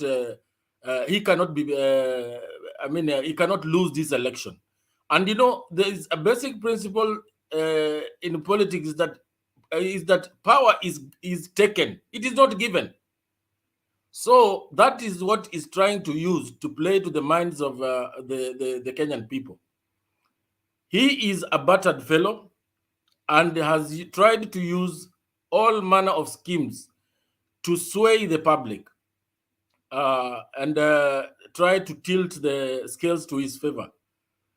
Therefore, it goes without saying that he has always maintained that he's the deputy president of Kenya. That, without a doubt, he is. But to try and insinuate that intelligence reports can even get to him, and the same intelligence reports that gets to the president and gets to him is exactly the same thing that got him to problems with his boss, because he thinks that they are equals, and they are not equals. We have one president in Kenya. We cannot have two presidents. So let's have that in mind and forget about one Mr. Ruto. Mr. Ruto is like any other presidential aspirant. There's nothing special about him. Any attempts to try and mess around with the election, I think even the government of the day will not allow it. The tricks that they used there in the last election, I don't think they will be given a chance to use those tricks again. So let's forget about that. Now, going into the topics of the day, Iebc clears Ruto and Rigathi to run. Yeah, you can see that they were cleared, and there is a lot of excitement by Mr. Ruto to be on the ballot, for the first time. And in the process of that, he has tried to flex his muscles. Unfortunately, he headed to the KAMUKUNJI grounds, which is a very sacred ground for people who have actually fought for the freedoms of this country. And while there, he repeated some of his promises which he made in 2013 of kupatia vijana ajira. And in 2013, we remember he was talking about 1 million jobs, internet to every ward. These are things that have not happened, so we should not take him very seriously. Let him continue making a noise. And to join the other topic that he says that he has confidence in the Iebc. 2 days ago, he was talking about voters, 1 million voters from his strongholds that have been, the 1 billion voters have been removed from the register. So this is not somebody who has any type of consistency. He is the same William Ruto. He has not changed. He will continue lying to the country, and should not be given any chance, absolutely, to become or to ascend to power. And with regard to SONKO, this is the most beautiful thing that has happened. It is a step forward. You know, even for a kid to must make one step, then will start running. We have started with SONKO. Can we now move on and make sure in future elections we do not have these clowns, these people who have stolen the public funds, these people who have a checkered record, coming anywhere near anywhere near leading the country to the wrong direction. So for Sonko, I have no regrets. I feel like it is a breath of fresh air, and we need more falling. We need more. We cannot stop there. We need a few others who have cases in court. The cases should be expedited so that we seal their fate and give a chance to straight, upright Kenyans of sound mind to contest for the elective posts. Thank you for the moment, and I will welcome any questions or any other panelists can also present. Thank you. No questions now. No questions now. Let's move on, please. Alex, go ahead. Yeah, thank you very much, Njiro. I specifically was listening from behind, but I've come to spell out two things. Kenya has become a country of jokers, and we take jokes way too far when we have a collective problem which needs a collective solution. When you go to the country Kenya today, the inflation as we are speaking now is way too huge. Even though we are facing the same problems that the world are facing, we are facing an inflation that is similar to the Great Depression. And we are not seeing how bad and how dire the situation is. And if you are not careful, in the next few days, you will need 100,000 to go to the supermarket to buy basic needs, just sugar, salt, mafuta, and then you get out. Just 100,000. And you know, this was amount of money a few years ago. Ungejenga nyumba, uweke stima, ufanye kila kitu, or you could have educated your child from kindergarten all the way to university. And that is why we need to look at a problem that Kenyans have with some seriousness, so as we can resolve it in our lifetime. And I said it here, I think I've said it 3 or 4 times. Bob Marley sings like, rise or falling fighters, rise up and fight again.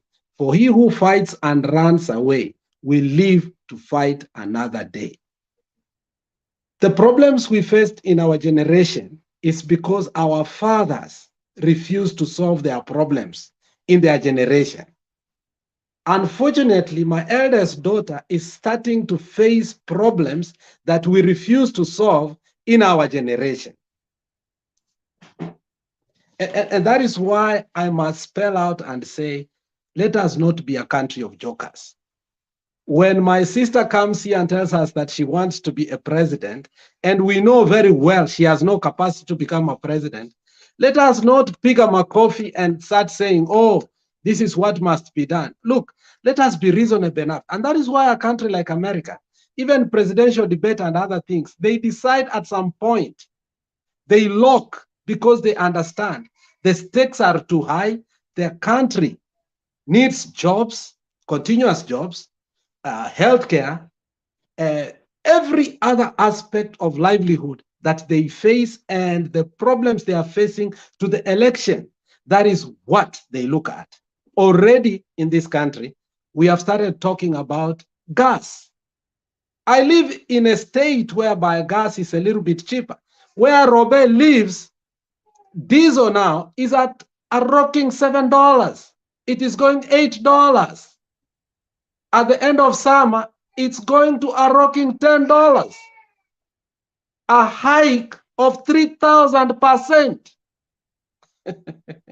Whether we like Biden or not, if by midterm election, he can't knock this, and that's why I like this country. By midterm election, if Biden will knock that thing to go back to where it was, home, Trump come back. That's how serious they are, this country. They look at the factors, They look at the inflation, they look at the standard of living, and because that's how you create the middle class. Now, we find Chebukati here is anapitisha watu mikora ingine karibu sijui ni 65, baadaye anaanza kukata pole, and then we start saying these are presidential candidates. These are not presidential candidates, my friend. Let us be serious. Kuria should not come here and lie to us that just because you are somebody's son, that is why you can become something awesome. We have not been somebody's son, but we are here in Mutembe, we are talking, and we will grow someday, because growth is a process, it's subtle, and you must acknowledge that your growth someday will pay its dues. And anybody who says that Raila inherited his father, in fact, Raila did not. The person who inherited was Wamalwa Kijana. Raila moved out of Ford, formed his own party, started from bootstrap, and in fact, he never went to so many MPs. He started actually, if there's something called bottom up, it is Raila who we can term as bottom up, because he went as a single MP and started from bootstrap. So people like Kuria coming here and lying to us that it's because of his father, that is nonsense. This man has worked his way up through merits. And where he sits today, to even be called the name Baba, even by opponents, it's because he has earned it, not because we are blackmailing him or tunampea some psychophancy of unwarranted. Malala himself, who right now they don't get along, said the only person with an organic fanatic following is this man. And we don't follow him blindly. It's because we have seen in him, at least there is hope that Kenya will go back to where it needs to have factory settings, not that we are going to have a utopia. No, there is no utopia that Raila is going to give us, but he will put us back to factory settings, and then we'll ask ourselves, where do we move from here? How do we move from here? Where are we going? And that is how we must plan our country. We need somebody who is serious to tell us who has the capacity. We know where we need to start from, but the goodwill of a leader across a country who is capable to bring us together collectively from coast to western, northeastern, even Rift Valley in the bedrock, and the fanatic gatherings of William Samoei Ruto. This election distinguishes us in two ways. People like Penny Nyagaka will come here and say, yoyote akishinda hatuna shida, because they have no fear.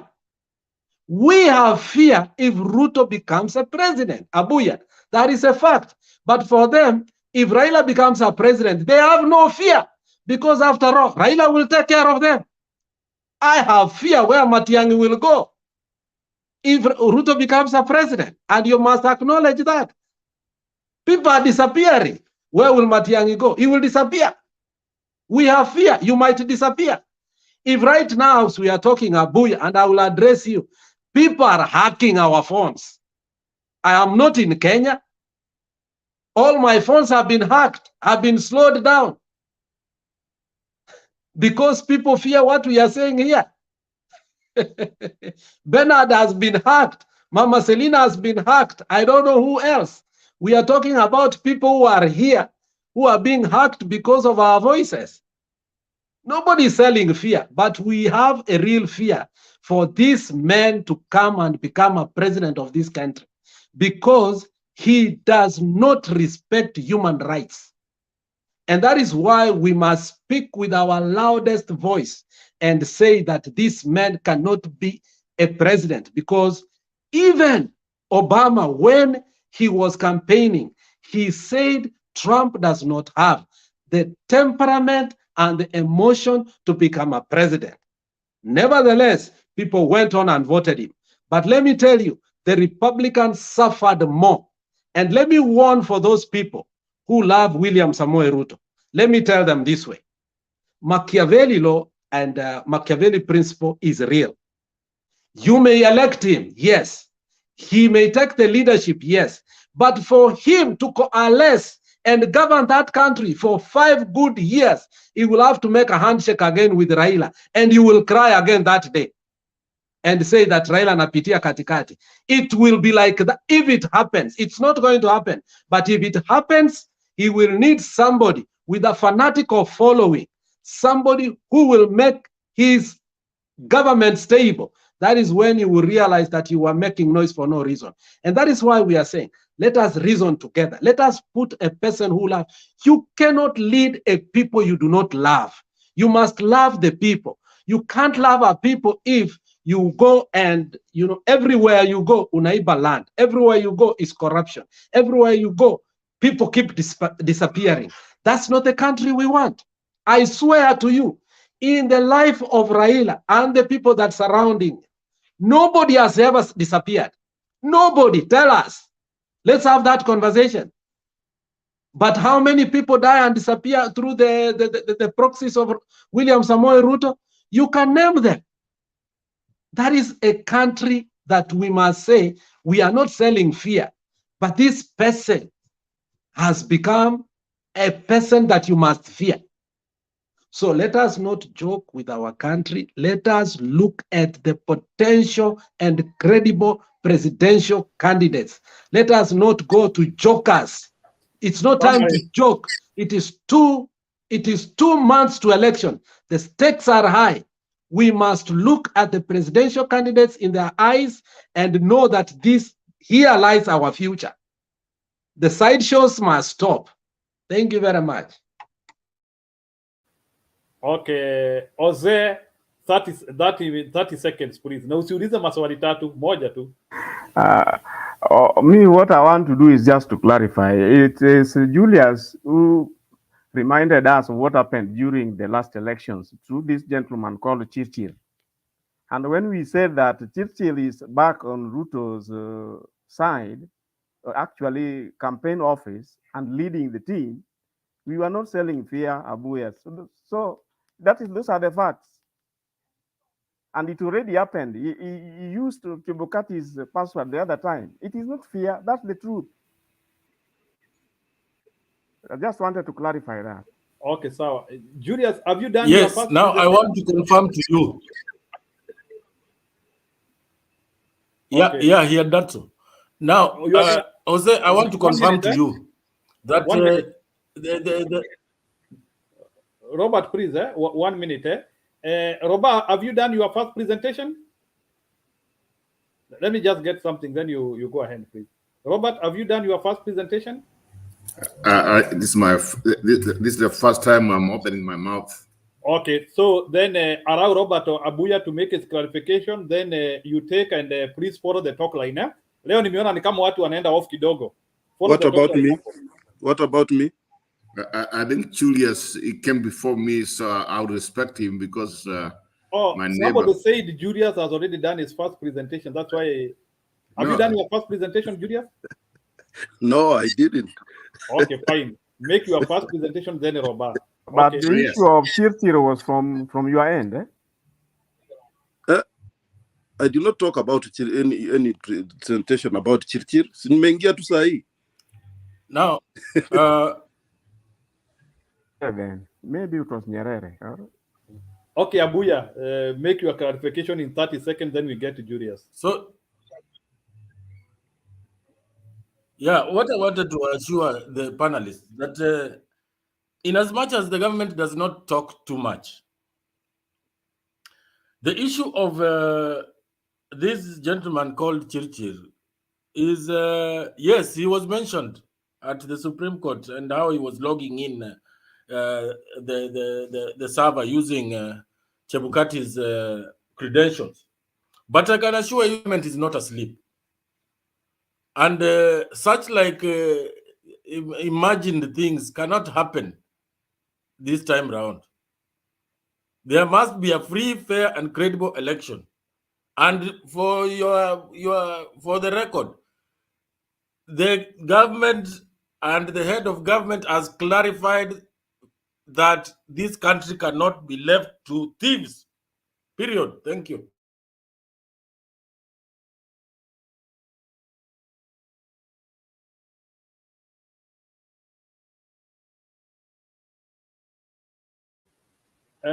Julius, go ahead, please. Thank you, Njiru. I think Osea mistook me with the Nyerere, not Julius Nyerere. I think that is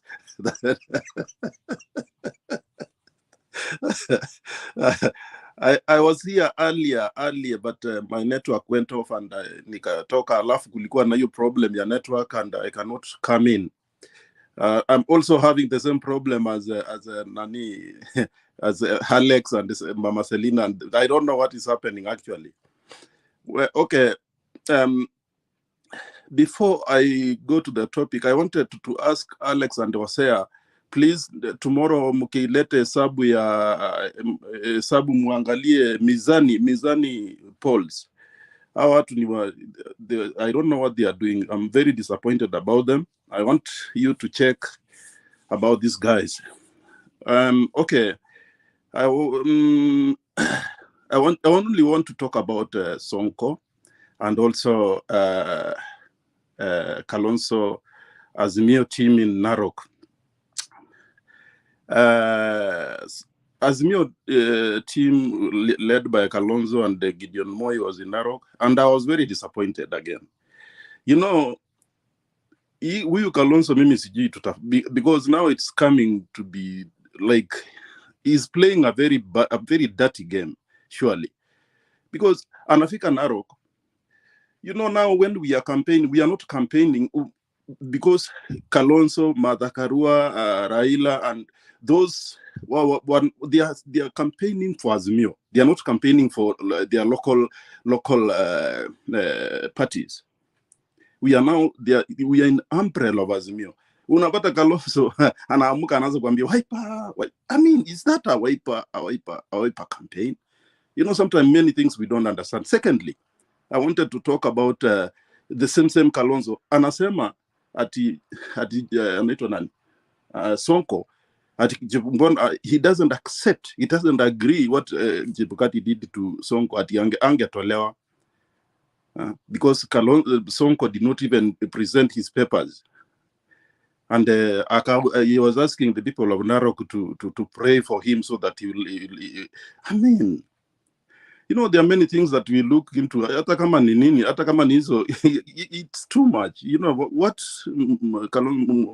Bwana Kalonzo is doing, it's not fair. It's not good at all. Because we are campaigning for Azimio. We are not campaigning for our local. Ata Martha Karua, she's not campaigning for her party. She's campaigning for Azimio. Because now the umbrella is Azimio. We have only Azimio presidential candidate. We don't have. So if I see nikiona hiyo naona there is something which is not okay. But anyway, that is Kalonzo. That's Kalonzo. The Gideon Moi speech was very good because he was talking about Azimio, which is okay.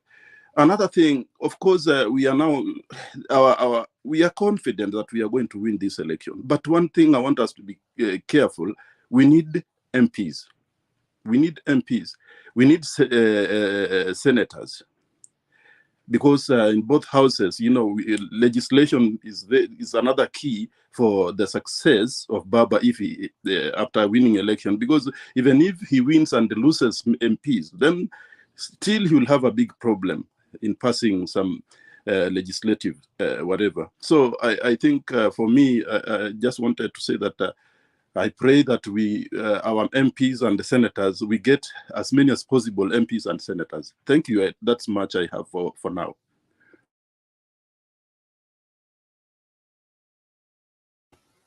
Juliet, please, you can handle what you wanted to say. Thank you so much. I just wanted to comment on the issue of Lex, and he raised issues of the economic situation where Kenya is right now. And he's absolutely right. If you think about Kenya right now, and you think about around the world, petrol is going up, pricing of food is going up, and he's asking the right questions. And that is why I keep insisting here tonight that alternative leadership is needed, because if we don't take care and elect the same old leaders, what we've got is the same results.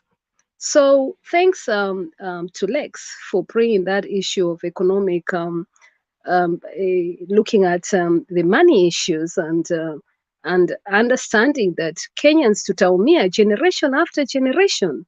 Now the issue of Peter Nyerere, thank you so much for your comments earlier on. I lost connection there. But the real situation here is the voters, Kenyan voters. And I will keep insisting the Kenyan voters is the real deal here, because you handle, as long as we have the right counting, as long as there's a correct audit, as long as our polling stations are looked after properly with honesty and integrity, then I believe we can hopefully have the right kind of consideration and elect leaders who deserve to be elected. And I believe that is the right direction. So why am I saying that? I think Kenyans deserve justice. I think Kenyans deserve the right kind of leadership. And I believe that governance is an issue in not just Kenya, but in many African situations. I forgot to tell you a story. In 1 minute, I will tell you. I remember a time when President Kibaki, and thank God for that wonderful president that we had, former President Mwai Kibaki. He brought a whole cabinet in United Kingdom to actually come and sell issues of trade in Kenya because we had excess. And any good person, any Kenyan leaders will justify the fact that Kenyans had a leader who had built our economic domestic growth. So why am I telling you that story and reminding Kenyans where we were at that time? It's because I remember at that time, I was one of the leaders who asked the question and said, can Kenyans, normal Kenyans, ordinary Kenyans, be given a chance as diasporians, be given a chance to also build their towns and cities? I was the woman that asked that question. Why was I passionate with that question? Because I care about communities. And I understand that when you build a woman and when you build the structures in our families back home, we are able to build a better society. So, fellow Kenyans, I come back to you again, electing the right leaders. I'm sick and tired of old leadership. I'm sick and tired of 59 years of things not working for Kenyans. That is why I put my name forward. Some people might argue, oh, sijulikani, sijui nini. Who told you that? Do you know that in UK I was greeting the top leaders, President Uhuru akisalamiana hata mimi niko hapo? Does that guarantee because that he's greeted the same leaders that I have greeted them? No. Alan Jiro, give me 30 seconds. I think that this idea of thinking that Kenyans I think that the idea of allowing voters to understand that Kenyans, even the youth, have got innovation and they've got innovating skills. Korea talked about that earlier on, needs to come through the voters. And I believe that Kenya will go far. Lakini tukikuwa ati ni mazoea ya kusema tu ati this is the Kenyans that you are, the Kenyans that you know is the ones that are standing. It's not right. I believe in the real deal, and the real deal is having humility, building your countries, and developing our nation properly. That is what we need. Yeah. I agree. Back to you. Okay, just in 30 seconds, let me bring Alex just in 30 seconds. Alex, you are the person who brought the issue of food prices and the increase of cost. And I know you are a supporter of Azimio. Okay, so that to respond to Juliet, can you tell us what you think Azimio will do on that? Because you are already in Azimio. Can you tell us, is Azimio going to handle that? Or what will happen? Because, so that, can you try to do a counter with Juliet on that before we bring Robert?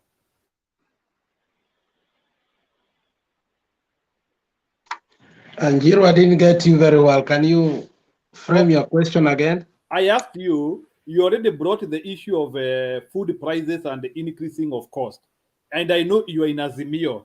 Now, and you hear Juliet is saying we need new leadership because all the people who are seeking for seats, they don't have solution. You are already in Azimio. So how sure are you that Azimio is going to handle that problem? That is my question. You know,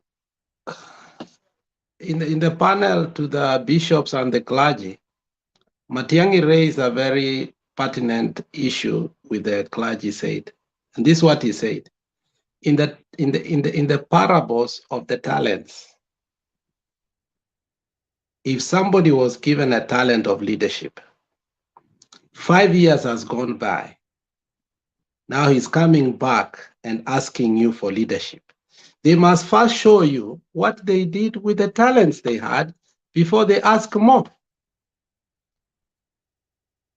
If your name has been tainted out there from day one to the last day about corruption, you are as much as about the person who buried his talent and that was taken and given to the person who went and traded and got more. And you know, some of these questions is what Paul says in the Bible, that we keep on eating meat instead of stop drinking. We keep on drinking milk instead of stopping to drink milk, we start eating meat. You know, this drinking of political milk, the question of corruption should not even be about anymore a campaign issue. Integrity should not be a campaign issue. Chapter 6 has spelled it out and finished. We must start seeing beyond. You know, what some countries are talking about fintech, some countries are talking about entrepreneur incubation, some countries are talking about better things about food security, some countries are talking about developing jobs that people are working from home and so on and so forth. We are still talking about creating a nation. You see, all these things you are talking about is creating a nation, creating a nation, creating a nation. It's like Mama Selina keeps giving us the parables about marriage. You keep on saying you want to have a child, you don't have a wife, you've never had a girlfriend, but you want to have a baby. I mean, how can that happen? Njiru, we must stop this talk, because in the end, look, we have a country. Unfortunately, I have repeated here every time, we have a collective problem. When it's gas, petrol, it's a collective problem. If it's corruption, it hits us, all of us, to the core. If it's KPLC, it doesn't mean generator yenu inaitwanga nini, hizi vitu zenye zimekuwa zikibust all the time. It means yako ibust, yangu ibust. They are busting from Mombasa all the way to Kisii, all the way to transformers. We have a collective problem, my friend. So, Njiru, we must start not to, you know what Ruto is happy about is we are not moving beyond 2013 when they were campaigning for their presidency. We have not moved beyond. But you know what? I'm glad what Martha Karua is doing. And I'll tell you, the reason Ruto chickened out of that debate is because now we have issue-based politics. Martha Karua doesn't talk about, Martha Karua tukani mtu, Martha Karua agombanishi mtu. Martha Karua goes to that podium and talks about Babacare, talks about free education, talks about rooting out of corruption. And I think she's now building from the bootstrap, whereby we ought to have done and finished the foundation in 1963. Now we should be talking about fintechs, entrepreneur incubation, so on and so forth. What is creating jobs in other countries, we don't even know what it is, and that is why we don't see this cathedral mindset of leadership, Ms. Njiru. So what you're asking is good, but we shouldn't be asking that now as in this DNA, because if we start doing that, it's like we are doing traditional ways of investment. Mama Selina can't come from America right now, aende huko village yangu inaitwa Nyasuguso, anunue land huko next to the road, ajenge ajenge hotel inaitwa Mteremko Hotel, alafu wanakaa huko watu wana watch Mutembei. You don't do that. Right now you are doing business. You go, you tell people you can buy stocks from our capital markets. You sensitize people that there are modern businesses. So if we have a debate that we should have had 1963 to 1987, we are still having it now. Let us be very sure that the coming government from 2022 to 2027 is not going to produce anything. So what I'm saying is this, Mr. Njiru, we must go beyond. Martha Karua started. Raila is doing it with a 10-point agenda. And that is what we must persecute, because we know the guy is going to win. Raila is winning. We should be reading the books the first 90 days of Raila in office so that he can be accountable to you, because that's the book that the Malaysia leadership gave its people, so that the people demanded accountability from the leadership. So we should start telling Mama Selina, now tell us how, Martha Karua should be accountable to us. Bring her here so that she can promise us with accountability. But Njiru, I don't know where Njiru is here. But if we continue asking those kind of questions we are asking, we are still drinking political milk, and that is what we will have for 5 years. We should start eating political meat, even bones, if it's possible. Sawa, Alex. Na Madam President, nasikia ukiambiwa utoke kwa... Oh, ameenda. Okay, sawa. Roba, you can go ahead. Roba, go ahead. Okay, Asante Sana, thank you. I don't want to talk too much here, but let me start from, I don't want to start, let me start from where, we just left there, she called herself a president candidate. We want to congratulate her, and we want to tell her women power, that's fine. But at the same time, I wish you get some facts right. Let me just put it this way. Whoever comes here and tell us that Raila Odinga is where he is because of his dad, that's full of lies. We want to remind you, wherever we say, Raila Odinga's dad was just a vice president of Kenya. A few years later, he left. So when anakuja hapa natuambia ya kwamba Raila is there because of the family name or anything, that's nonsense. Go get your facts right before you come here. We have suffered enough. And if we never had the 2007 election story, we couldn't be where we are right now. It's been painful journey, some of us. We love our country. But to come here and just start telling us, oh, I'm tired of the old, whatever, old, you'll be old one day. How many times have we seen the young people take some countries or leadership, then they just, let us give Raila a chance. And he's going to do a very good job. I know that one for real. But there's something I want to bring up here. Today, I was just watching this guy called Ruto going to Iebc. Then it reminded me when I went to my Form 1, when they got a mono. So he went there, he went to Iebc, he present his papers. The way you go there, when you get to standard 1, Form 1, you present your box and everything there. You don't know what the surroundings. That's how this comes, this election. Right now, William Ruto is a Form 1. When Raila is now about to graduate from the university, and that one will be reflected come August 9th. The only thing I never write is when he was given time and started lecturing us that he has confidence with Iebc. Yesterday, he didn't have confidence. Today, he has confidence. Jamani. How many times here, Papa? Even before a day goes on, Ruto, up, down, Ruto, north, south, Ruto. I mean, it's all over the map. And this is a man we want to give a president to our country. Then there was this monster who was behind him, looking like a monster called Gachagua. It just scares me. I want to be sincere with you. It reminds me that uniform he used to wear when he was I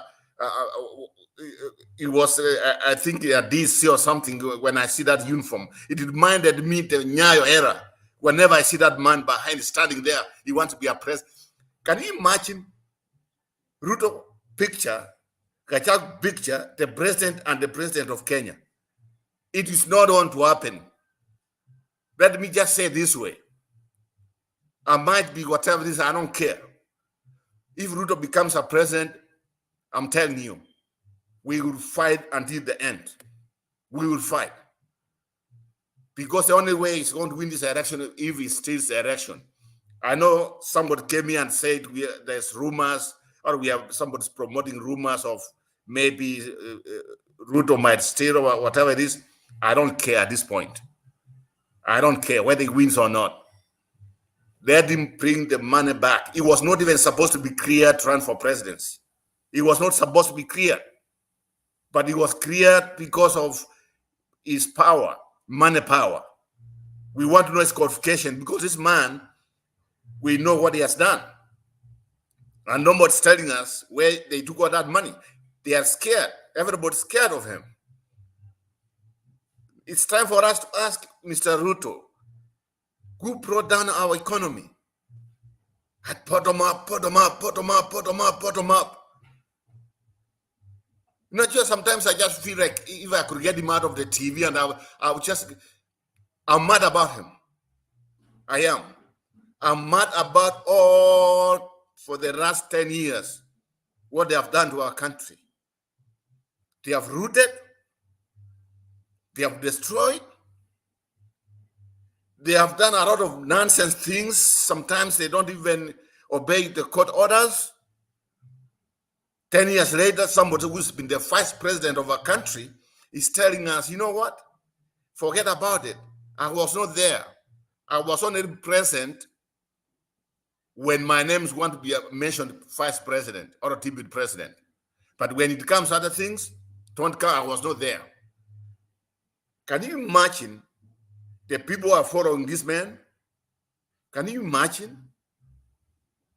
These are the people who don't even see what has happened, what he has done. There's something Alex say. How stupid we are when it comes to our politics. See the cost of living right now. See the shilling is collapsing. Everything is just too high. And yet, people are kissing the person who caused all this. I can't forgive. If it was another country, Ruto would not even be running. He would be scared. He would be hiding somewhere. But imagine now we blame Uhuru as if Uhuru never had a vice president. Somebody has to ask me, who is the vice president of Kenya? I don't know. Who's the deputy president of Kenya? I don't know. And the same man wants to be a president. Now it has come to this. It is one tribe, we exchange. Put red socks, white socks. White socks, red socks. But I agree with Uhuru Kenyatta. And I agree with Mr. Murethi when he was on the TV the other night on a radio station. Time has come, and this one is going to happen. It's going historical night. For the first time ever, on August 9th, August 10th, we are going to have a president other than from one community. For the first time, we are going to have a woman who's the vice president. Maybe that's where we start our country. We put it in the right trajectory. Hii mtoto wa Kenya jamani sahi, hii ni kama, I don't know. You know our country, you can't compare to anything right now. We are messed up. Our country is destroyed. But maybe now we have a chance. Mungu, maybe the 2007 election, right, I never won. The 2013, where up to now, I've never seen a server. When I have to party numbers, I don't care. Ruto, somebody has to tell Ruto and their ticket, they never won an election. And that's why it's going to be defeated this time. And it's not going to get even that 5%. That's a reality.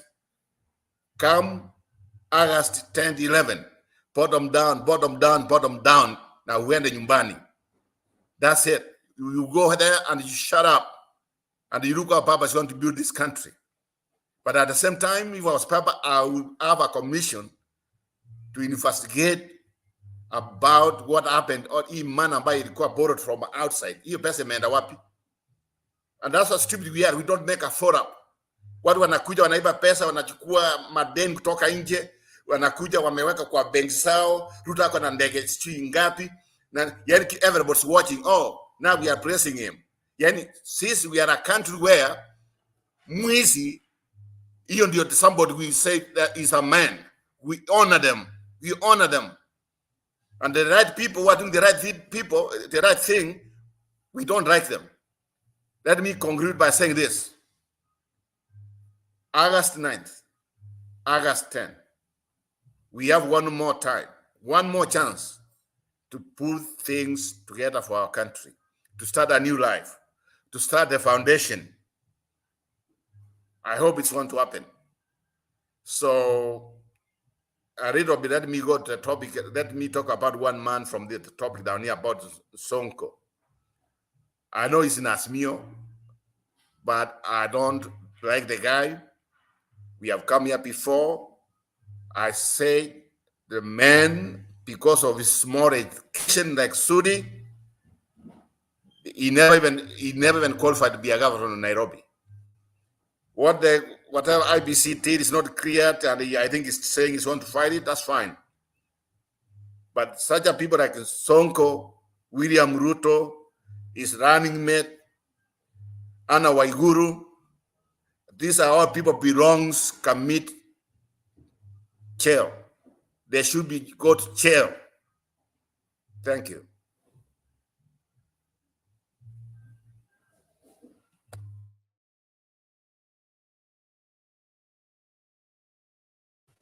Okay, thank you, Robert, for your presentation.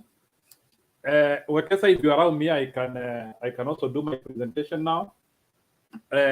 Maybe let me begin by first of all advising our presidential candidates, maybe who might be coming here. Maybe Selina, you can also bear me witness. I know you are a strong supporter of Mother Karua, and there's something which I would like to tell the lady here who is vying for president. Yeah, I know she is ambitious. Personally, I've never looked for an elective seat, but I can't miss one or two advice which I can tell her. But Mother Karua in 2013, she wanted to become a president. She missed it. In 2017, she looked for where to associate, and she almost became a governor of Kirinyaga. What am I trying to say that? What I'm trying to say is that start from, if you start from president, start down for her to understand. Mata Karua was a member of parliament. Before that, she was a judge. You have to be somewhere to be something. Okay, start from correct. No, there's something I wanted to add.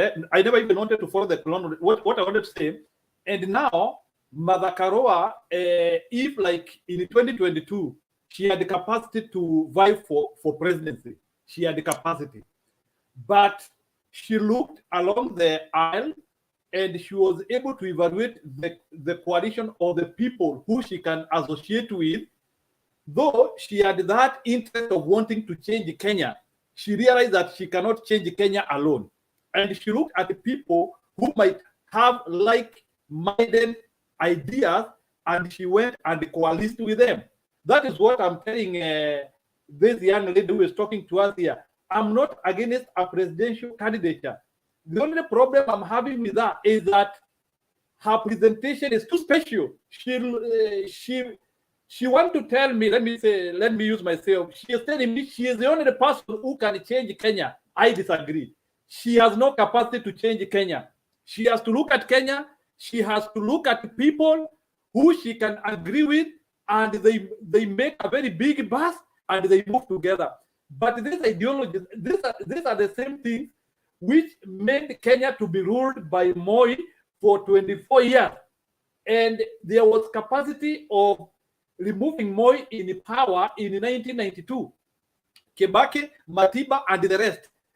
All of them, they thought that they had noble ideas. Everybody thought that he can change Kenya.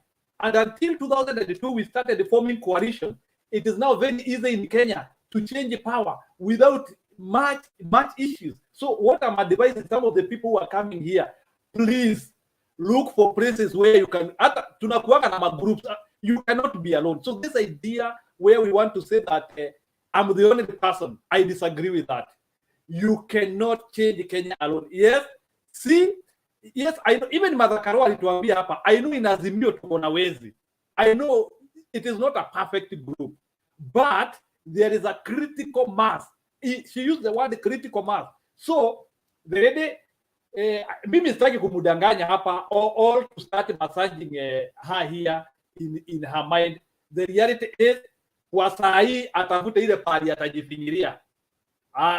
From there in 2027 maybe tunaweza muinua mkono, maybe pengine hata Raila aseme Juliet tosha, lakini kwa saa hii I don't want to go into that direction. It is just an advice so that at least we do not waste too much time here trying to sell policies and we are torn between Azimio and Kenya Kwanza. Mimi saa hii hapa nataka kusikiliza story ya Azimio. So when I hear other issues, kuna vile tu nasikia ni kama sisikii vizuri.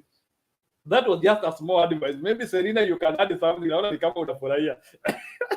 No, I had a comment. Because kwanza ni mama, lakini siasa, yeye amefanya siasa ya ng'ambo, hajafanya siasa ya Afrika. You cannot be too principled na unataka kuwa president and you don't care. If you start telling me I don't care, then why do you come? Sasa kama uchali, kwa nini unauliza kiti? So for her, that is why nilisema lazima ukue kwa hisi organization kubwa kama hisi ya unajua makosa moja Njiru, nyinyi ma PhDs na maprofesa, masomo na siasa ni tofauti.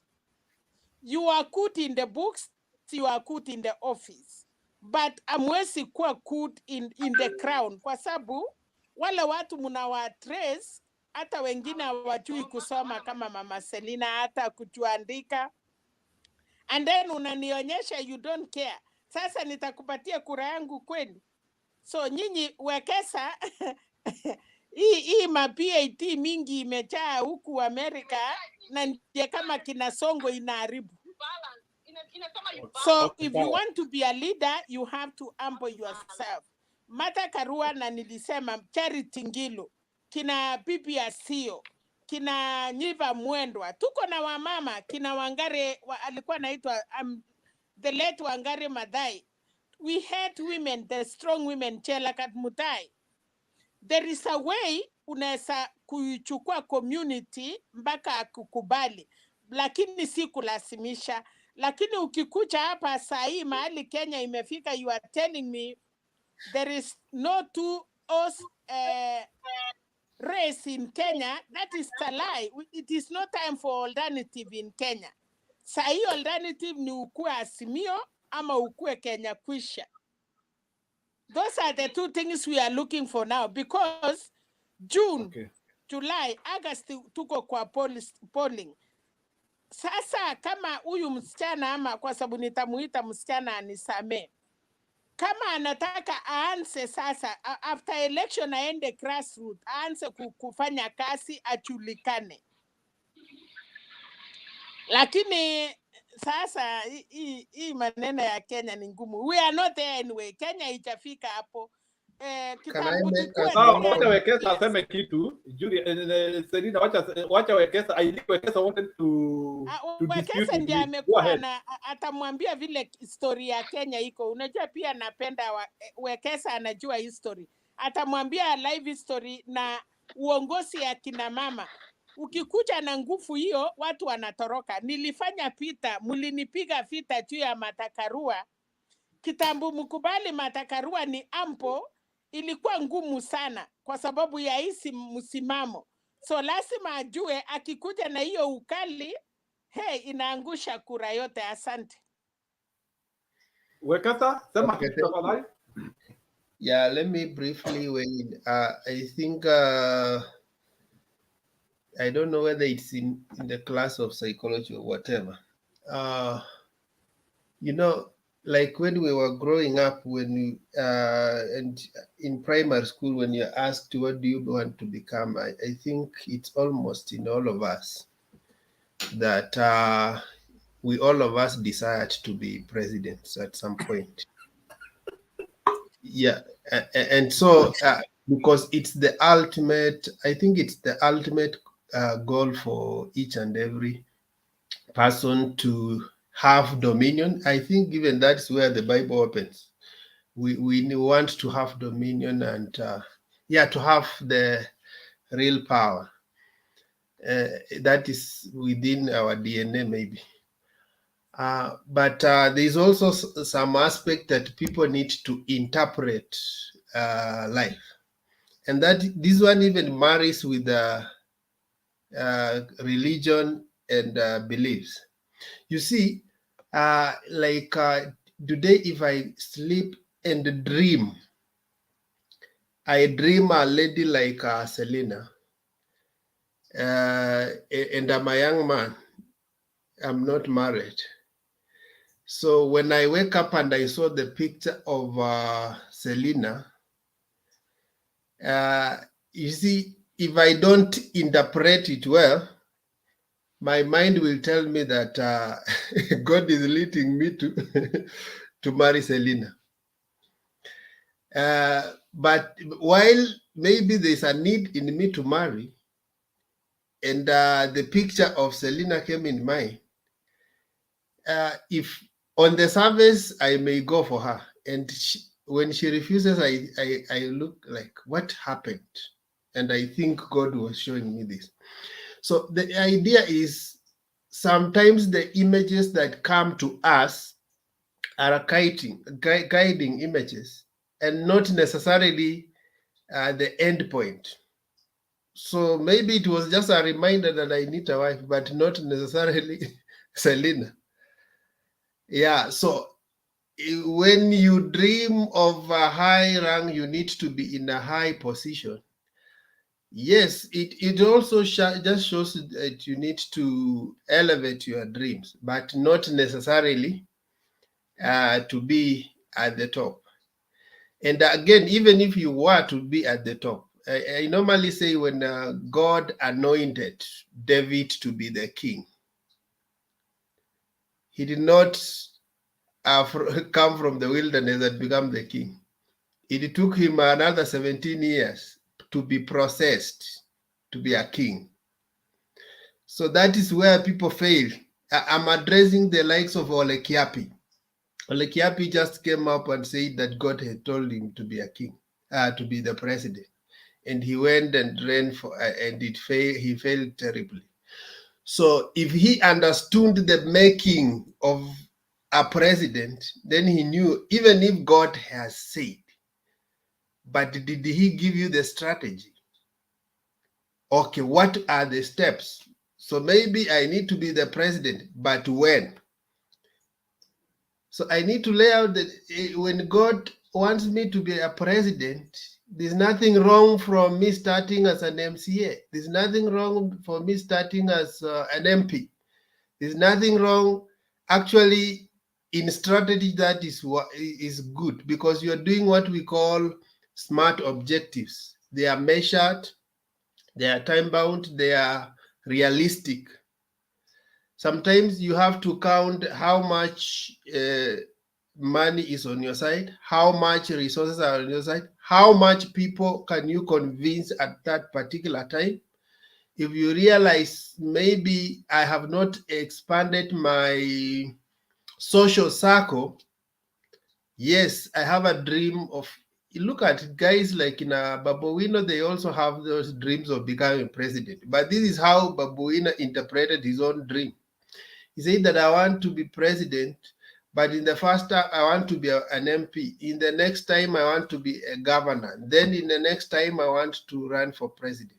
I think that guy is realistic and he knows how to rise. Because as you rise, you see, even favor multiplies.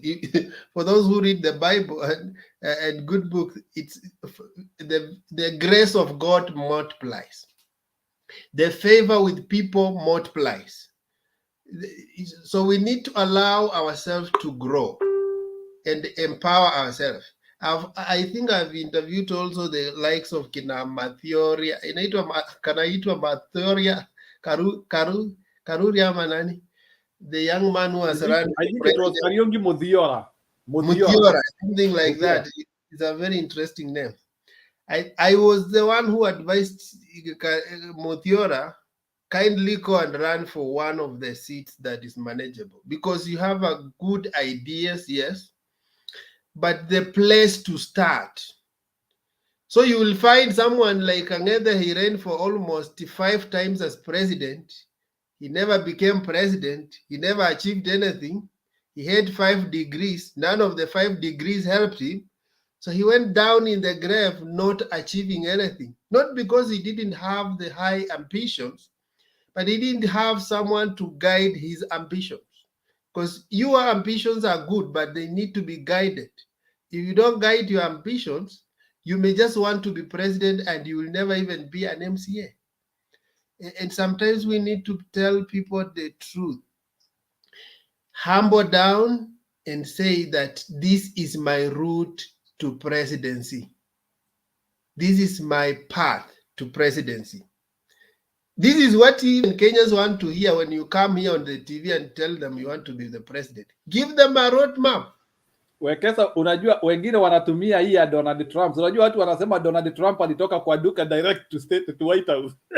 Trump has developed his empire. He was already in that high place. He developed himself a business empire, and he was already rubbing the shoulders with the kings and the mighty. Trump Tower itself is a big thing in America. I don't know the level at which Trump was. He can only interact with the kings. So it's just like today, if you say William Ruto is a first-time candidate, but how long has William Ruto been in the corridors of power? For the last 29 years in government. So while he may look like a new person coming, but actually he has enjoyed the trappings of power. When Obama came, he looked a little bit unpolished. And one of the things he did, which now other candidates are not doing, Obama, one, he was in a Democratic Party. He's one of the oldest parties. So he enjoyed the system. 2, when he chose the running mate, he knew that the things that I don't have, I'm choosing someone who is experienced. And he chose Joe Biden. So in other words, we can always overlap this. So I disqualify every young man who comes up and says, we don't need the old, we are. You need to blend the two. Actually, if you are coming as a young man, if you need a running mate, you need an old man. Because the two will always blend in a society. Don't think that you combine young and then come. You will do jokes. And that's why sometimes we feel like Jubilee government was a little bit joke, because they almost combined the same experience. You need to overlap experience and diversify for you to be effective in the society. So our young people who are coming up, you cannot come up, you are new in politics, your party is new, you don't have money, So almost everything disqualifies you. So how are you going to start? While we want to listen to you, yes, and the applause your ambition, but sometimes we have to tell you that they are not realistic, they will not come to materialize. Sometimes we may cheer you into nothingness. I thought sometimes I needed to say that. Okay, I've let me seen finish my so many- presentation. Ili ama kuna watu wanataka kuuliza maswali, maybe wanaweza kuna kuuliza ili mikono tumalize. mbili tatu hapo, alafu Okay, naona kuna watu wanainua mkono, maybe they can ask or they can contribute, it is better maybe. Hosea na nani na Roba mmeinua mkono na Alex. Yeah, let me just come in. Well, Kesa, what you are saying is true. And what we cannot forget the YK92, where Ruto was, Chirongo. These are the people who messed up the country from the beginning anyway. And we cannot forget about it. So for someone to come here and tell me the old people or whatever it is, Raila, and I mean, I don't care about Ruto. But when you come here trying to say Raila should not be part of what's going on right now, you are out of your minds. I think he might need a medical treatment somewhere.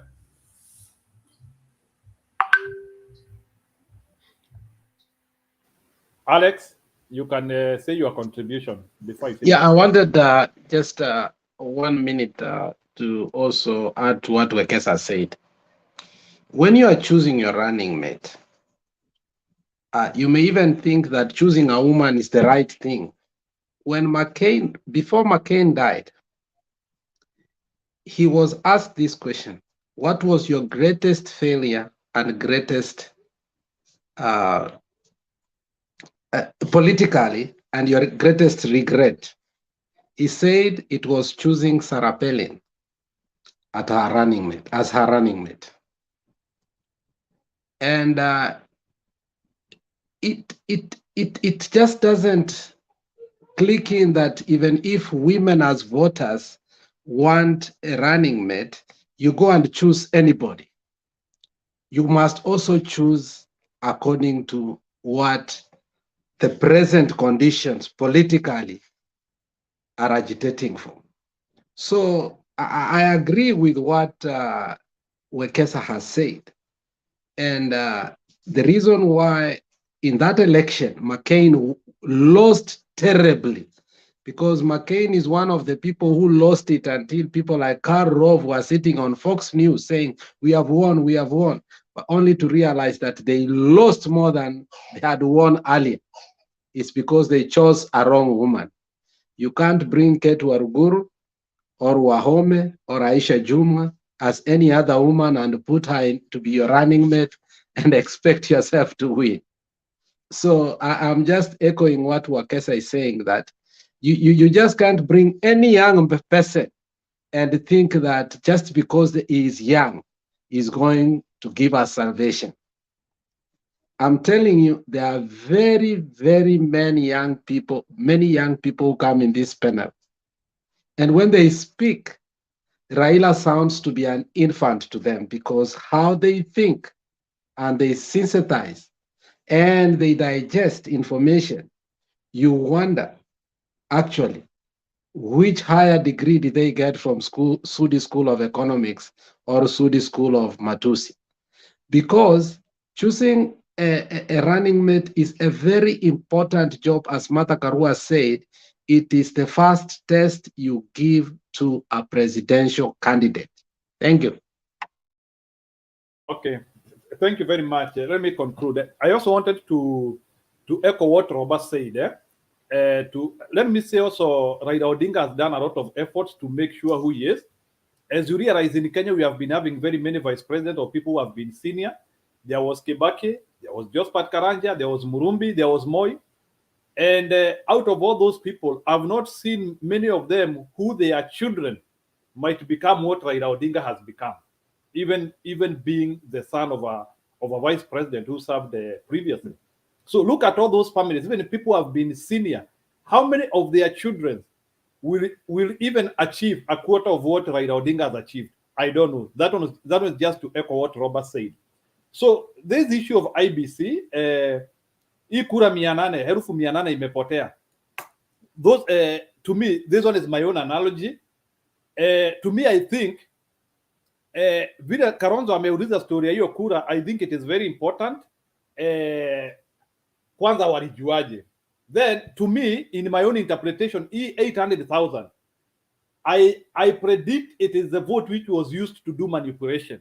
That is according to me. I don't know what other people think. To me, I think this was the vote which was used to make a determination. And I think IBC should also come clear and also tell people hii kura ni gani, or how can we know that hii kura imepotea? Can it be done official from IBC? I think watu wa KKA watuambie how we can verify this, because it might be credible information, it might be propaganda, I don't know. But that 800,000 looks like a special number. Sababu, that is the number which actually differentiated the two sides. That is the TNA side and na pande ingine ya NASA. So history ingine ya Sonko kufungiliwa, I think that one was it was not a question of why, it was a question of when. The only frustration I have ni kwamba we still have corrupt people who will still vie, and IBC is saying that they don't have credibility to stop them. Sababu, in Kenya you are only proven guilty if you are tried and you are through the process. But still naona tu kuna vile tu wakora wataingililia sasa, kwa hiyo kwa that blandness. So the KAMUKUNJI rally today, I saw it. I was trying to analyze how vile rally ya Raila ukaa na vile rally ya Ruto ukaa. I was not seeing a lot of enthusiasm in them. Rally yao inakaa maji sana. I don't know why. Ile maji imetulia. They don't look psyched up. Because Kituku realized those were your kinsmen from Murang'a. Yeah, some of them have been hata wakiwa na maplacard. It was too, let me say, maji imetulia sana, like it was not fiery. Watu wa Nairobi wabehave hivyo. I think watu wa Nairobi wanajua siasa, they are usually hot. These guys were too cool. Yeah, so let's wait. Story ya baba kesho. I know we are taking papers tomorrow. Wanaenda kanisani. I've seen that program, so, and I expect good work there. Maybe also, as I conclude, nilikuwa nikitaka pia to respond to this lady was becoming a president here. By the way, Raila received a mock state house in Narok, so we are soon going to give Raila Odinga the real state house. So they need to be prepared for that. And one thing which I will advise many of our people, please look for a coalition where you can fit. Wacha kusema unataka kufanya kazi peke yake. I will stick to that. And this idea of saying that wote waende nyumbani mimi nibaki. The reality of the matter is we are voting Raila Odinga. I don't want to talk about KKA because that is a team of thugs. Because you can see how they are constituted. And by the way, let me tell you, I interact with the polls. There is all good reason to get happy now if you are a Azimio person. Right now, from what I'm hearing is that Murang'a, we are at 50-50 right now. And I'm now even hearing in other counties, the gap is narrowing and narrowing.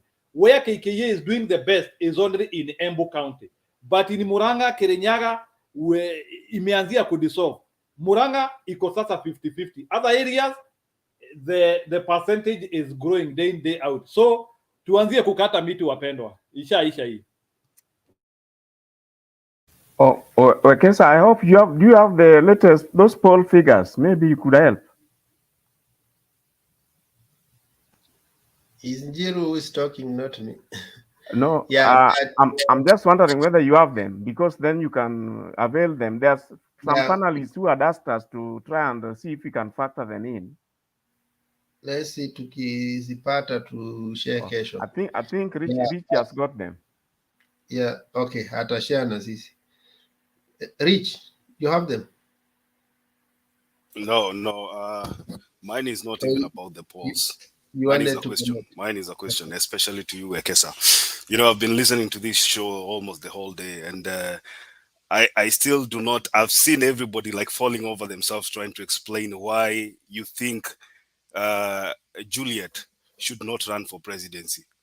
I don't think I have had any good reason from anybody here. So unless you explain to me like a little child why you feel Juliet should not run for presidency, then I don't think we have the right to tell her that she's not supposed to run for presidency. Please explain to me why you think she's not supposed to be running for presidency. Okay. I have, first of all, I am the one who gave her the audience to sell herself to Kenyans. So that's I believe everybody needs a chance. I'm also saying that when you look at candidates, and I'm sure also in your assessment you are doing so,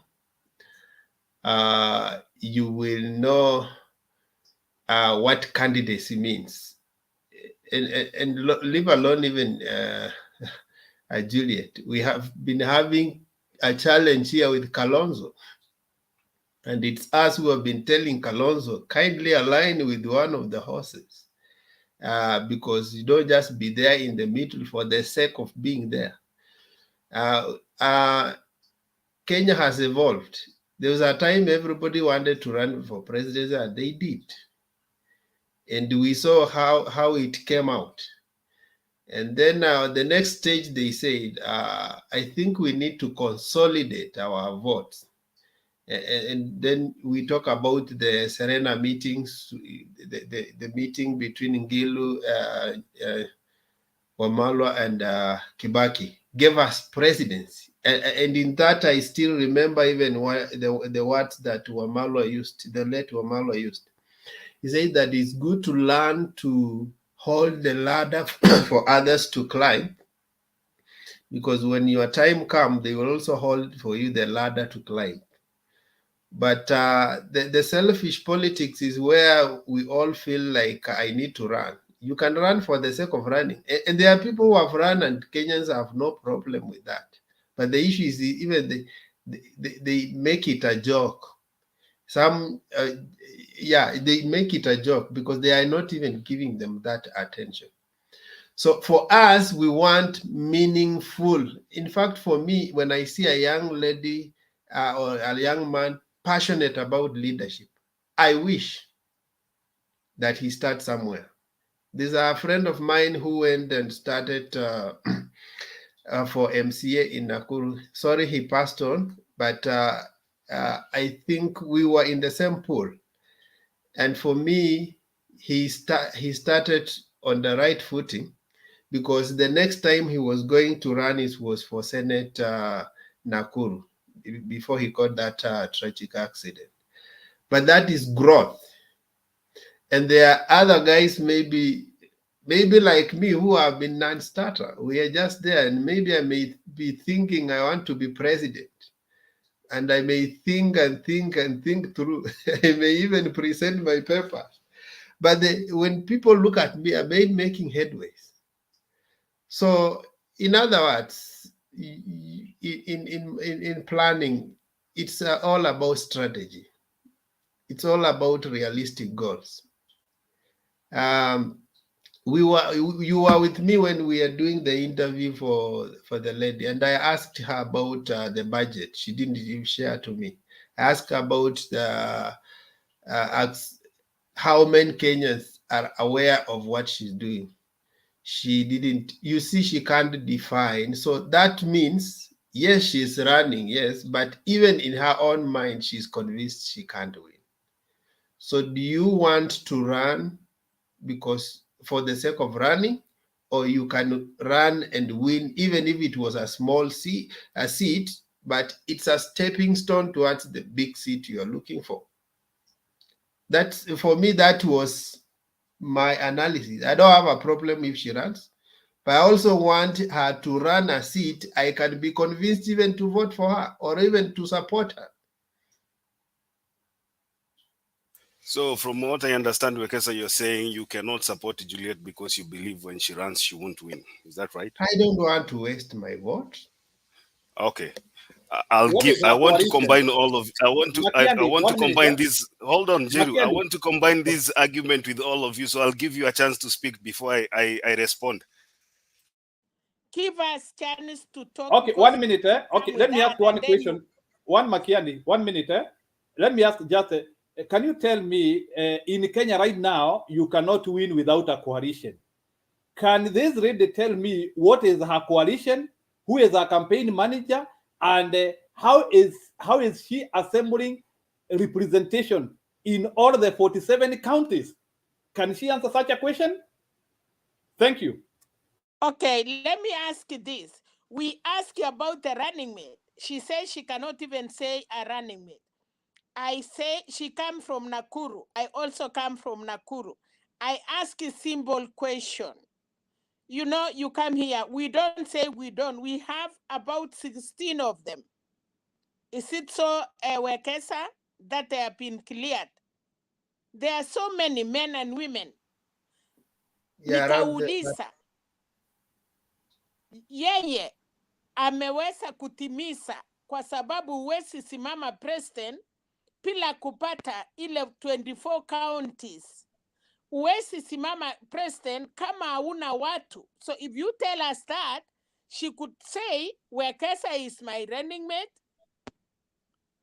and I'm this and this, or somebody is my running mate, and this is our party. Ameniambia anajua Nakuru amefanya. Ninapiga simu kesho Nakuru hata kujua kama tuko na running mate. Kama hata tuna mtu Orengo alisimama. There are so many people wamekuja wakisimama. Ngilu alisimama. She gets some votes. Lakini huwezi omba kura na principle kama hizo. We don't ask for it. We like, tunapenda nyinyi, mumesoma, nyinyi ni watoto yetu. But kuomba kura ni tofauti na ofisi. Thank you. Thank you. Felista, and then kuna Roba, then kuna Alex, kuna Abuya. Hey, maswali ni mingi leo.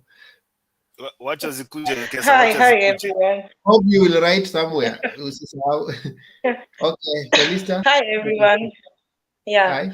My issue si yeye kukosa kusimama kama president. Issue yangu ni ukienda kazini, if you're looking for a position of a CEO or a manager, you cannot just come from anywhere and then unaikuwa manager unless your company ni ya baba yako.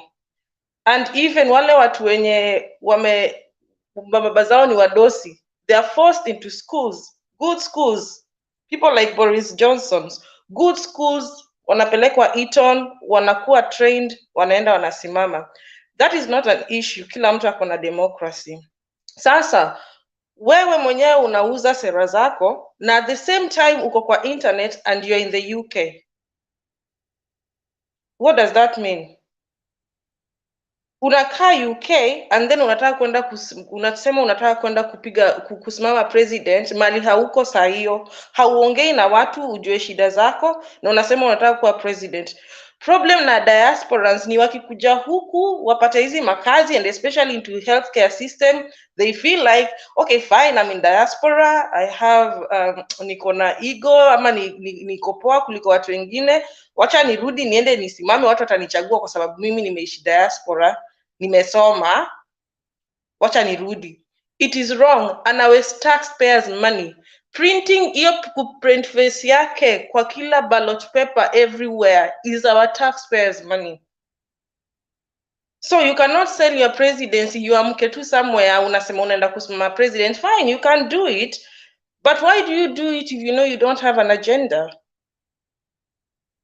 You do it for fame, or you are bored with your money, or you're just bored of being in Britain or something. Mimi kwanza Kenya nalilia sana ni pesa yangu, yazini hata kwa naprintiwa kwa ballot hivi. Na nikifanya kazi, sometimes I'm in Kenya for 6 months na I pay tax twice. Mimi sitaki mtu mwenye anaenda kuprintiwa kiwest pesa yangu. Mimi nalipa tax mara mbili. So issue hiyo mwanamke si ya kuongelelea kabisa. Hata sijui kwa nini mnamwallow airtime hapa hivi. It's an insult. It's an insult of the highest degree. Ayuko kwa Kenyans in the UK forum. We had a dinner today. She was not there. How do you even sell yourself in Kenya? You have not even sold yourself from diasporas in the UK. Ushaona mwenye anaenda kuapply nini job ya nini. My first time niki-apply job niliulizwa kama najua kufanya najua kutumia Excel.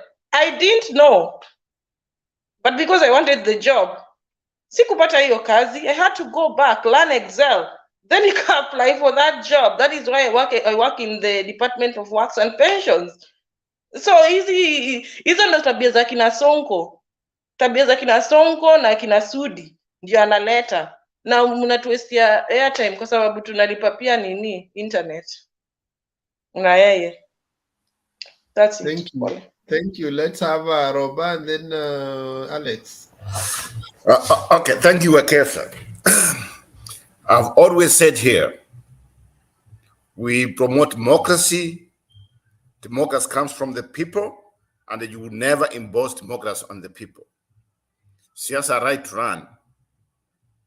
But when Juliet came here for the job interview, she failed. If I was going to hire her on like where I work, my company or whatever, she cannot get a job. This is what happened. Mama Serena asked her some questions. I was expecting her to answer questions. Instead, what she came up with, she's trying to hang out with people like Raila Odinga and the conman Ruto. I get her. But when she comes here and tells us, you know what? What waenda nyumbani at yeye sasa yeye ndio yeye. But she's not even, who the heck? I don't know her. I expect women. But she has to explain us why you are telling Raila Odinga to go home. To go home for what? She can't even say who she is. She failed the interview. And to tell me because you know Uhuru Kenyatta or whatever, she came and saw you in the UK, or you know and so now you qualify to be a president. Kwani Kenya tumekuaje jamani? Haje. That's fine. Kila mtu ako na haki ya Quran. Lakini at the same time, please try to respect our country too. If you want to come up, just come up and like I saw Juliet president. So I wanted to hear by the way, this was my first time to see her, my first time to hear from her, but she failed the test. It's just like William Ruto failed the test today. It would look like a Form 1 student. Thank you. Okay. The other hand was Abuya and then or Alex, and then Kuna Jose. You know, Makiadi, I've seen you from the comment section all through today. When Juliet started, you've really tried to agitate and try to waste our time. And Makiadi, I'll tell you one thing, the stakes are high. We have only 2 months to go. I don't have time to discuss about a joker. That's what I'll tell you. I'll go to answer Njiru's question in regard to what he asked about the 800,000 votes. Njiru, Makiadi came here and told her 2 days ago that according to Iebc, they have 16,000 VBR kits, whereas when we see in 2017, they only had 15,000. So where are these 1,000 coming from? Might it be that these 1,000 VBRs are the ones that have registered the 800,000 that now you are finding a problem with? And I want to agree with Makiadi what he said. Last time Makiadi said, today I'm not going to discuss what we have on the panel. I'm going to alarm you with what Kenyans are not taking into consideration when we have only 2 months to election. Out there, Chebukati had 1,000 extra VBRs. Who did they register? I will go back to Kisi when we were doing the numbers. In Nyamira, which I am still refusing to do the numbers, we had 2 polling stations. One in particular in Sironga that was not gazetted, and anybody from Kisi know that produced a lot of votes, especially it was just only presidential votes. One polling station, not gazetted, in Sironga that produced the largest amount of presidential votes in Nyamira. So those are the things we should be talking about. I can't stooge low to talk about a party I've never heard of. I don't know, because Liam will tell us, Misa will tell us here. When you look at the qualification of a party even to field a presidential candidate, I don't even know why our political, what is called this organization that registered political parties, keeps coming up with some funny parties you don't know. Kenya has a record of almost 100 parties right now. If everybody has to run, Mr. Makiadi, should we start giving them attention when we know that we have only one candidate, who is Raila? Even Ruto is chickening out. Ruto has said he's not going to have a presidential debate. Are we going to start here to start talking about Julia? If Ruto can't have a debate with us? I think, Makiadi, let's not waste time. We have 2 months to, let's have issues, put things proper. Where we are seeing problems, we make noise, because this country is going into ditches. Chebukati is joking with us. You brought the issue of the VBR of 1,000 that we don't know who had them. The question, are these 1,000 VBRs, are they the ones that they registered these votes that Ruto is talking about? And if so, what is going on? What's cooking on in the IEBC? Those are the things, Makiadi. So if you want to prosecute us here, everybody to comment about Julia, my friend, if I was having data, I could switch off. Uzuri, I have free internet. I can waste it. But somebody in Kenya having free data, buying data and Wi-Fi, I mean, that's very unfair. Makiadi, don't put us here to talk about Julia. The stakes are high. She doesn't qualify. She's not a contender. She's a joker, period. There's nothing more than that. Okay. We allow you one hand and then you respond. Abuya, kwa nini una lift hand hidden so ninaweza kusahau? Okay, quickly, Hosea. Well, yeah. Hello. As I just want to mention for a second or two that it is the democratic right of Juliet to vie for presidency. However, there is something that these young people are allergic to: history. And in order for her to become relevant, we need history. We need to get her history. She has no history. She is a plain joker, as Alex has said. And I want to call out Makiadi for wasting our time. Thank you. Okay, Hosea, quickly. hello. As Roberts pointed out, I was very specific. I asked the lady, you can say that we put her on test, but since she's presenting herself as a presidential candidate, I think that was necessary. I asked her that regarding the issues about confidence in IEBC, I brought up the issue which Deputy President had started talking about. I'm sorry to say that every time the Deputy President talks to our foreigners, he was actually dealing with the ambassadors. And he did say there that he sees rigging, that about 1 million votes have moved this way, that way. And to him, that was amounting to the elections being rigged. I asked this lady to explain to us what is her view, despite the fact that today the DP changed tune and started telling Chebukati how much confidence he has in him. So I needed a comment on the same. What did she say? She said she doesn't want to talk on issues which are being presented by other candidates. This is not issues being presented by other candidates. It is our concern as the Kenyan public. And as a presidential candidate, she should be concerned about any rigging claims which are being alleged. Secondly, I did ask about how she's going to deal with corruption. What did she say? She said she's going to tell people in Nakuru that they should not expect her to be buying them lunches, cheap lunches.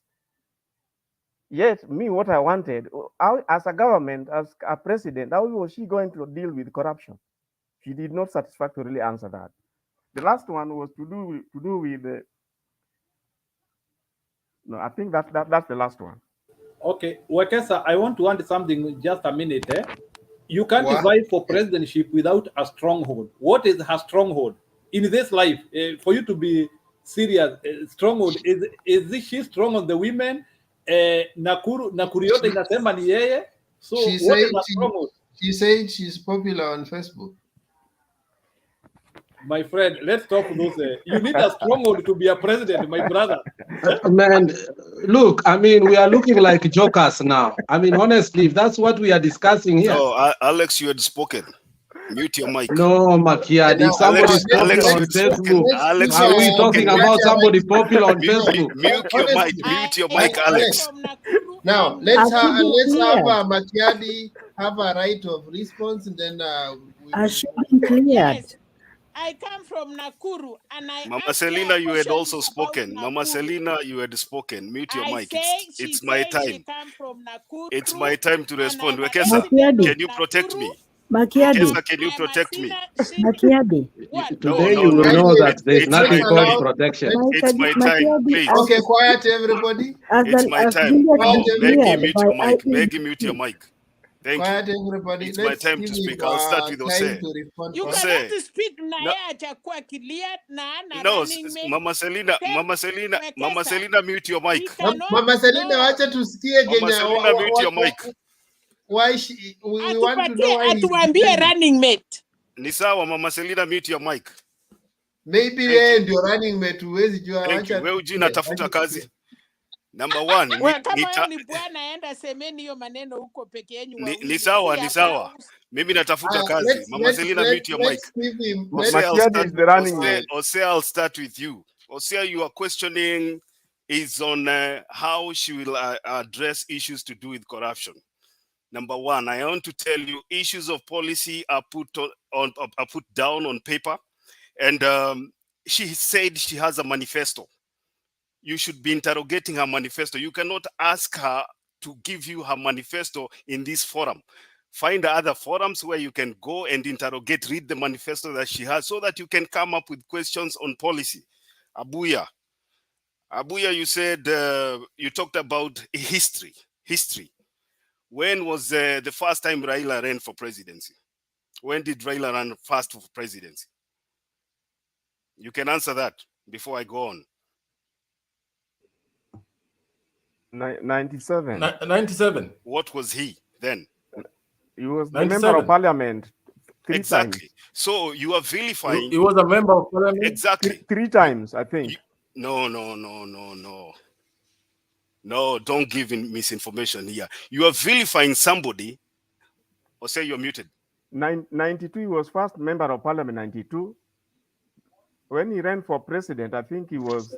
Raila ran first for president in 97. Yes. And he was only an MP. Two-term MP. Anyway, go get your facts straight. So you guys are trying to vilify somebody who is trying to run for an office. Number one, you do not have the facts right. Go read the Article 137 of the Constitution on the qualification of a person to run for president.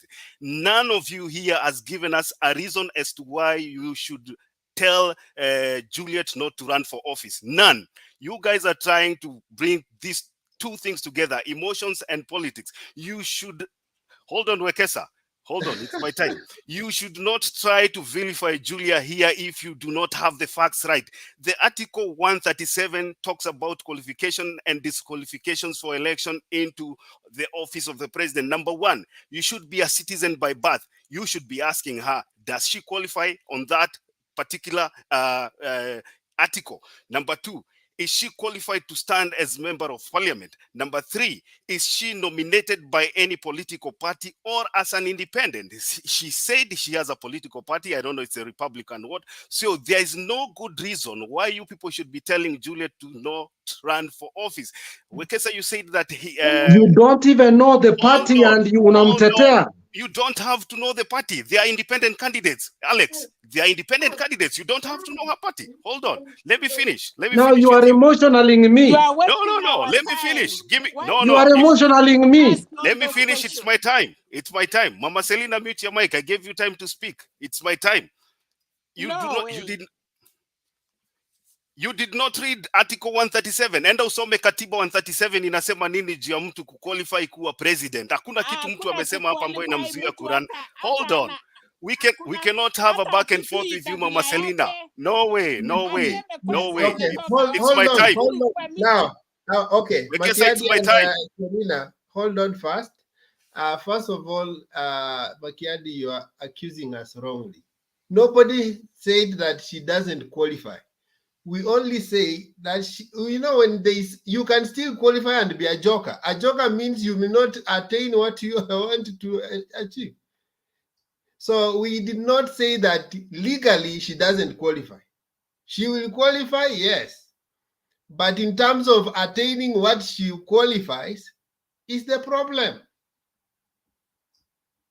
You can still be a woman, 18 years, you have all your eggs ripe for marriage, but nobody wants to marry you because you may not make a wife. Okay. You guys, especially Alex, I'll respond to you. You told us that she does not qualify to run for office. I don't think, Alex, you work for Iebc. It is only the Iebc that has the parameters to learn or to investigate or to interrogate the qualifications. How much is she going to pay you? And she cannot Mama Selina, can you give me time? A cup of tea. She Wekesa, said can she you cannot protect sell me? a 5-year. Alisema awezi uza shamba yake eka 5 akuja aonge. Sasa wewe unalipwa nini? Hata kofia moja alisema awezi fanya hiyo. Acha kutusumbua. Wekesa, can you protect me? No. Selina, wacha amalizie kwanza basi. I'll give you a chance to rebut. Now, most of you here want to say that the reason why you don't think Juliet is supposed to run for president is because she's going to lose and she's wasting her money and her time. Juliet has not come to this forum to beg for funds from anybody. Juliet came here. I believe she came as a panelist. She was here as a panelist and she gave ideas. And the other thing why you say here that you think she's going to fail, Njiru says it's because she does not have a stronghold. Njiru, go to the constitution and read where it says that for you to run for president, you must have a stronghold. We have to be realistic. It's called democracy, my friends. It's called democracy. That is the price you pay for democracy, even if Kukubo runs today. And as long as he has what is required by the Iebc to run, he will still be allowed to run. So the reason why you're telling us here that she should not run, let's go again back to the other 14 or so candidates who are not in the category called the two horses. Go tell those people that you think they are wasting your time and you are.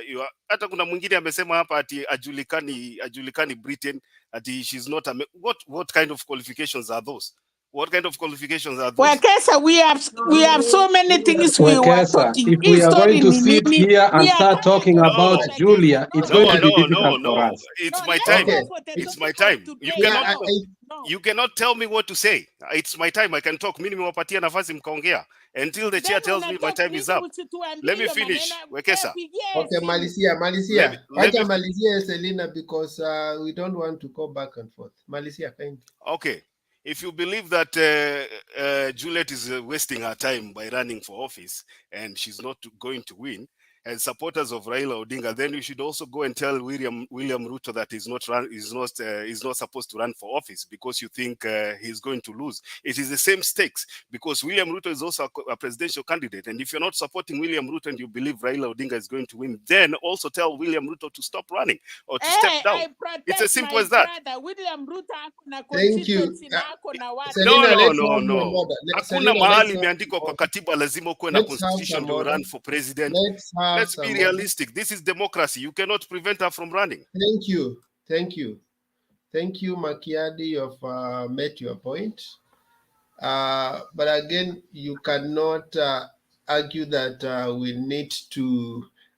need to respect democracy when you are also infringing on our democratic right to comment, because the truth is she's campaigning. She came here and presented herself as a candidate, and we have a right to criticize every other candidate. And we gave her questions. So democracy cannot favor only her. It also should favor us. It should give us our right to criticize every candidate and know whether she qualifies. So how else will she qualify if we don't tell her the things we want her to do and we see her moving towards that direction? You wanted us just to applaud her that you have done the right thing, move on.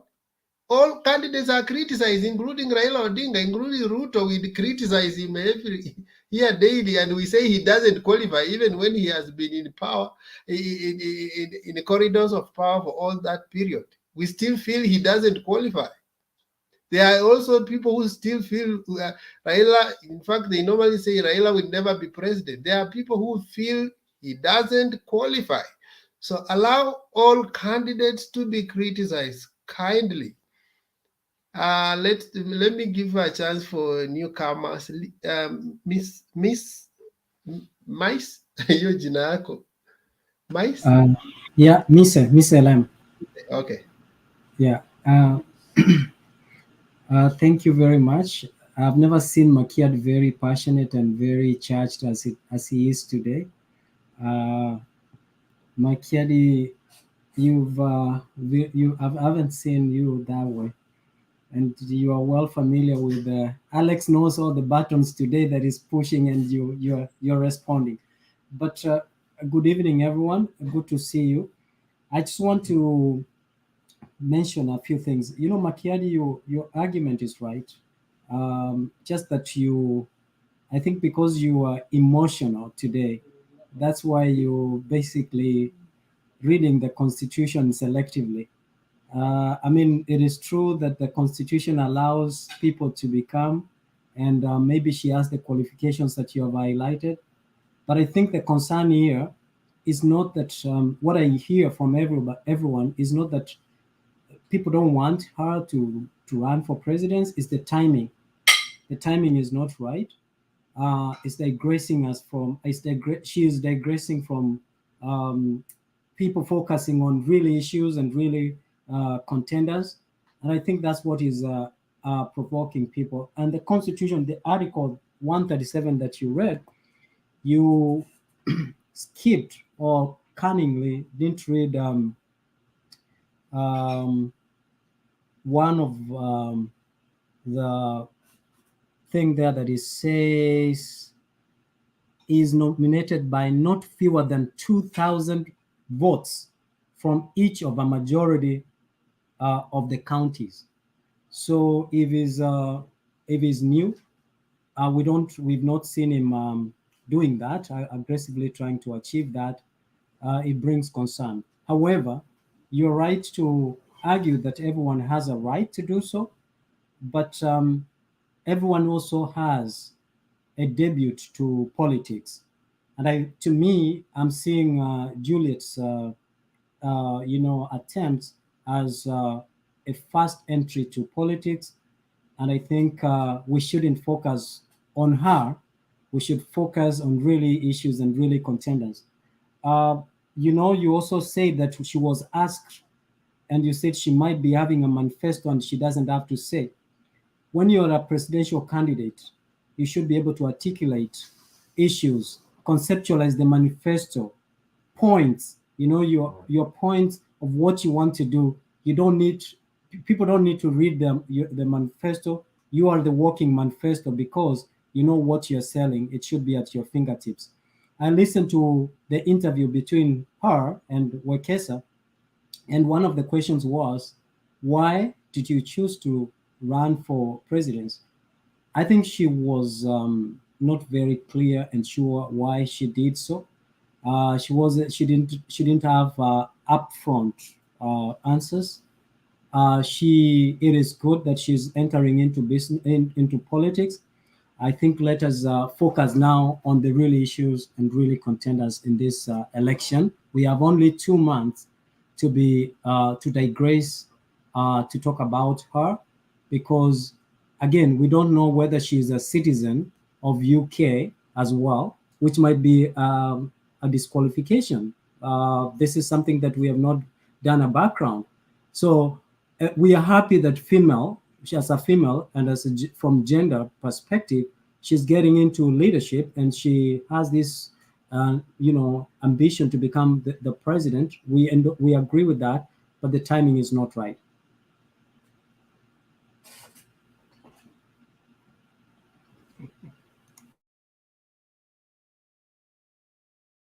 Okay, thank you for that advice. I think it has cooled our our tempers. Let's have Adams, but Maggie alikuja mbele Adams, only that she dropped off. Maggie, uko settled ama tumalizane na Adams kwanza? You dropped me off. Okay, ile ninaweza kuongeza kidogo tu ni hiyo mambo ya Juliet. What I didn't find right about Juliet was, instead of coming in peace like Martha Karua, whenever she goes in peace first. Alafu aanze kuuza sera zake, then she's asking for those votes.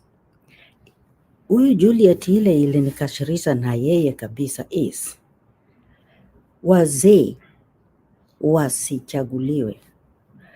Is that the democracy we are looking for? What's wrong with wazee? Wakiwa hapo wanatafuta makura zao. Yes, thank God she is young. But what about wazee? Why can't she just give the wazee she's talking about that nafasi hata so that they can also try as they have been trying. Raila has been trying, but he still have that chance to try. What's wrong with that? Hapo ndio ilinikasirisha naye, but the field is so wide for anybody. Kama nataka achaguliwe, it's not bad. That's very good. Lakini anakuja tu in peace the way Martha Karua, whenever she goes, she starts by, she's come in peace, shera zake ndio anauza, alafu anaomba hizo kura na anasema Azimio ndio anaweza kupeleka watu mbele. What about her? Thank you for now. I know I'll still contribute. Okay. Adams. Okay. Thank you so much, Mr. Wekesa and the rest of you. Yeah, I've been watching distance. The debate was very, very hard. I didn't know that having come from the Sabbath, Alex can still go ahead and ignite a lot of fire in the show. But Makedi being a soldier, once a soldier, always a soldier. He has the heart of a soldier. He receives it and move on forward ever. That's it. Yeah. This lady called Juliet.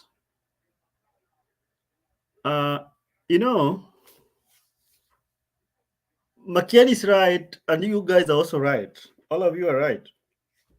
In this sense, Makiadi is right because he was trying to sensitize in the part of qualifications, what it takes to run as a president. Of course, she's qualified. You don't have to say something about that. From all aspects, the qualifications bare. She is qualified. But the problem that people have with her, or that we may say with her, is her utterances. Like Maggie saying, what she says, she's careless in her talks. So I think the problem was just with what she says, not her qualification. With the qualification and talking and politicking and qualification are two different things. So we need not to, we can't say that because so and so is talking trash, this is not supposed to run. So I think that's my opinion. Well, that's how I feel the bone of contention was. But back to the basics. The topic of today, let me restrain myself a little bit, and the confidence. We have confidence in the IEBC. Of course, Ruto had to say that he has confidence in IEBC. He was addressing it right in front of them. He cannot stand there and say, I don't have a confidence with you. Besides, he had to tell them that to please them. But both you and me, if you could watch, I watch him live. The man is very bitter. He's very bitter and he feels so much disappointed in heart. It's like, I think, if you guys can remember the days when Ruto used to just thump a lot, he's saying like, if you look at me, do I look at somebody, mkiniangalia naonekana kama mtu anaweza nyang'anywa, anaweza ibiwa kura. He was just thumping so much, like there's nothing like system, you know. So I think he was he held on something, but seems as if the thing that he was holding on has become slippery. So he's slippering ahead. So he don't get the grip so much. The grip is not the way it was. So I think, and he didn't. I think he has invested a lot of money. Both you and me know that in this politics, in this context, the current political context, the presidential context in Kenya right now, the only candidate who was spent a lot of money than any other is William Ruto. So it is human to be mad, like he's really bothered. He's so much bothered and he's so mad, like amekasirika sana. So he really don't have confidence in IEBC according to the way he's talking, because he feels that in as much as he thought that he's holding on IEBC, Ruto thought that he had IEBC in his pockets, only to realize that there were some other powers which are mightier than IEBC. And these powers are unseen, though they exist. That is the country we live in. There are some other powers which are mightier than IEBC, even though he had IEBC in his pocket. So he's coming to realize right now that having pocketed IEBC or having IEBC on your side of the cage does not necessarily mean that you have it all. There's some other buttons which are superior than having IEBC. Maybe he did his references with the case of Kivuitu, when everything, the other side thought they're done, but Kivuitu was there, but there was some other power which were mightier than IEBC, in as much as it is called Independent Electoral and Boundaries Commission. That's supposed to be independent, but independent is not independent. There's something that makes it to be dependent on something else. So Ruto have realized this and makes him so mad. And from his body language, he feels so bothered because I think he sees that this thing is going. Somebody was saying yesterday that he think Ruto may create a scenario whereby he cannot run. No, Ruto will run, but according to me, all these consultations that he's doing, he consult the EU, talking the way he talks, I think he's laying a ground of not conceding defeat. There are the people who've been saying that Raila Odinga is supposed to concede defeat, but I'm telling you, the person who is laying ground and is not going to concede defeat is Ruto. They will not concede it. But even if they don't, his supporters or his support base do not really have the power and endurance and the zeal to demonstrate more than 2 days, not unless you pay them. We all know in this country the people who can demonstrate free of charge for 1 month, and they don't care. And those people are on the other side of the aisle. The other people who are backing Ruto cannot demonstrate for 2 days. They can't. None of them. Where? Which backyard? So that is why, and Ruto knows this. This is what makes him so mad. Because the only salvation that he has is to get this thing, and it is not working for him. And he's going to, DP Ruto is going to lose this thing round 1. And it doesn't look well for him. Finally, about Mike Movie being blocked from running, I think is just fine. Somehow, a lot of people expected that if what Chebukati said is something to go by, because Chebukati said very well, categorically, that if you've been impeached, you cannot run. They can't clear you. That's what they did. And then I saw Kalonzo Musyoka pulled a rally in Narok, and he was with Mike Sonko, and they got this news when they were in the rally. So they tried to play politics that doesn't really work for them. They, it interfere with them. So Sonko not running is the end of road for him. I think it's just fine. Otherwise, that is what I can say now. And Mr. Robasi, you want to ask me a question, I will just answer you. Thank you so much.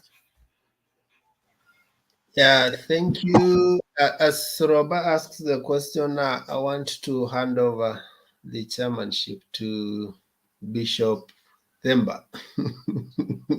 Mbona leo amevaa mantle kama ya bishop. Ama ni mwana ndingi Nseki. Yes. He's an elder. He's a church elder. Yeah, I want to have 1 hour rest. I will be going somewhere.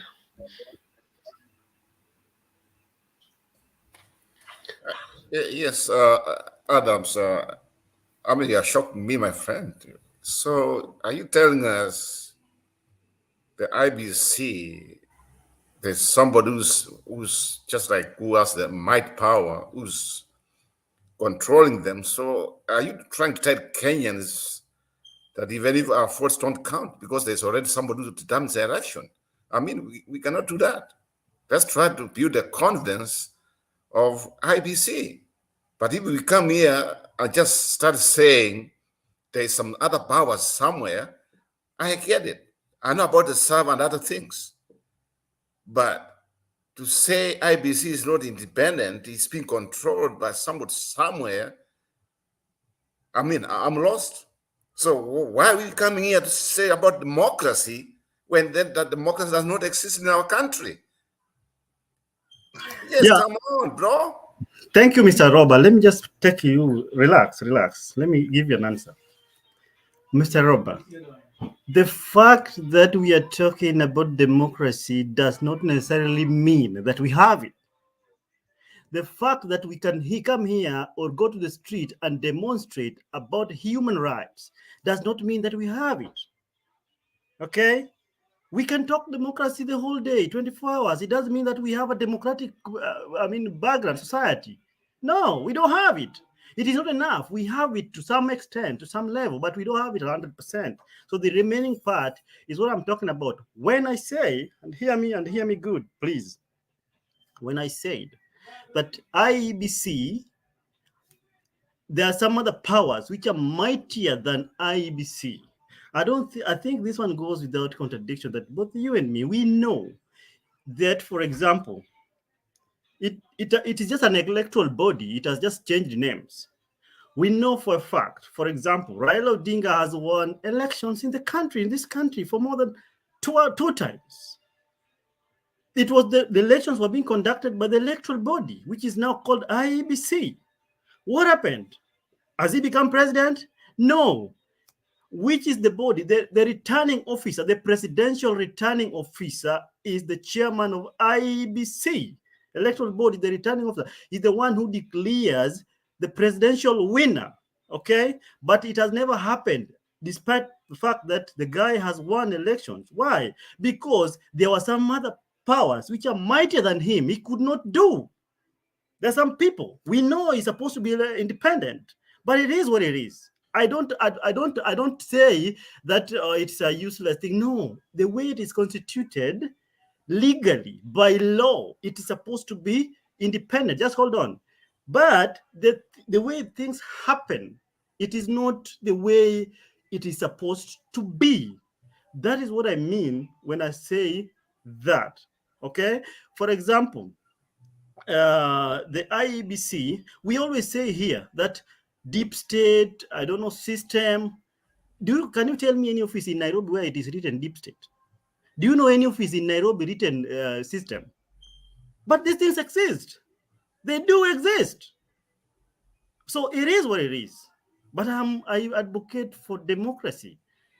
Finally, the fact that we are advocating and for democracy here and discussing it, and we are all pro-democracy, both me and you, doesn't necessarily mean that our society or our background, our country, Kenya, is 100% democratic. No, not even in the US. Thank you. Let me just respond there.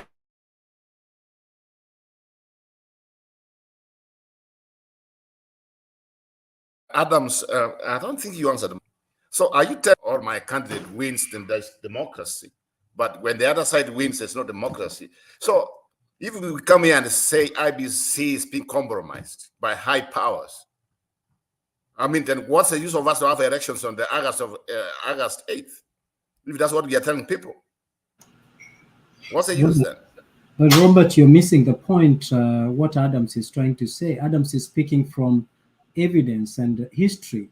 And that's why... That's the evidence I want to see. I don't see no evidence of that. I mean, you know, in the past, you do recognize that there was, in 2017, there was the election, the presidential election was overturned, and there was a ruling by Maraga because there was credible evidence that there were irregularities.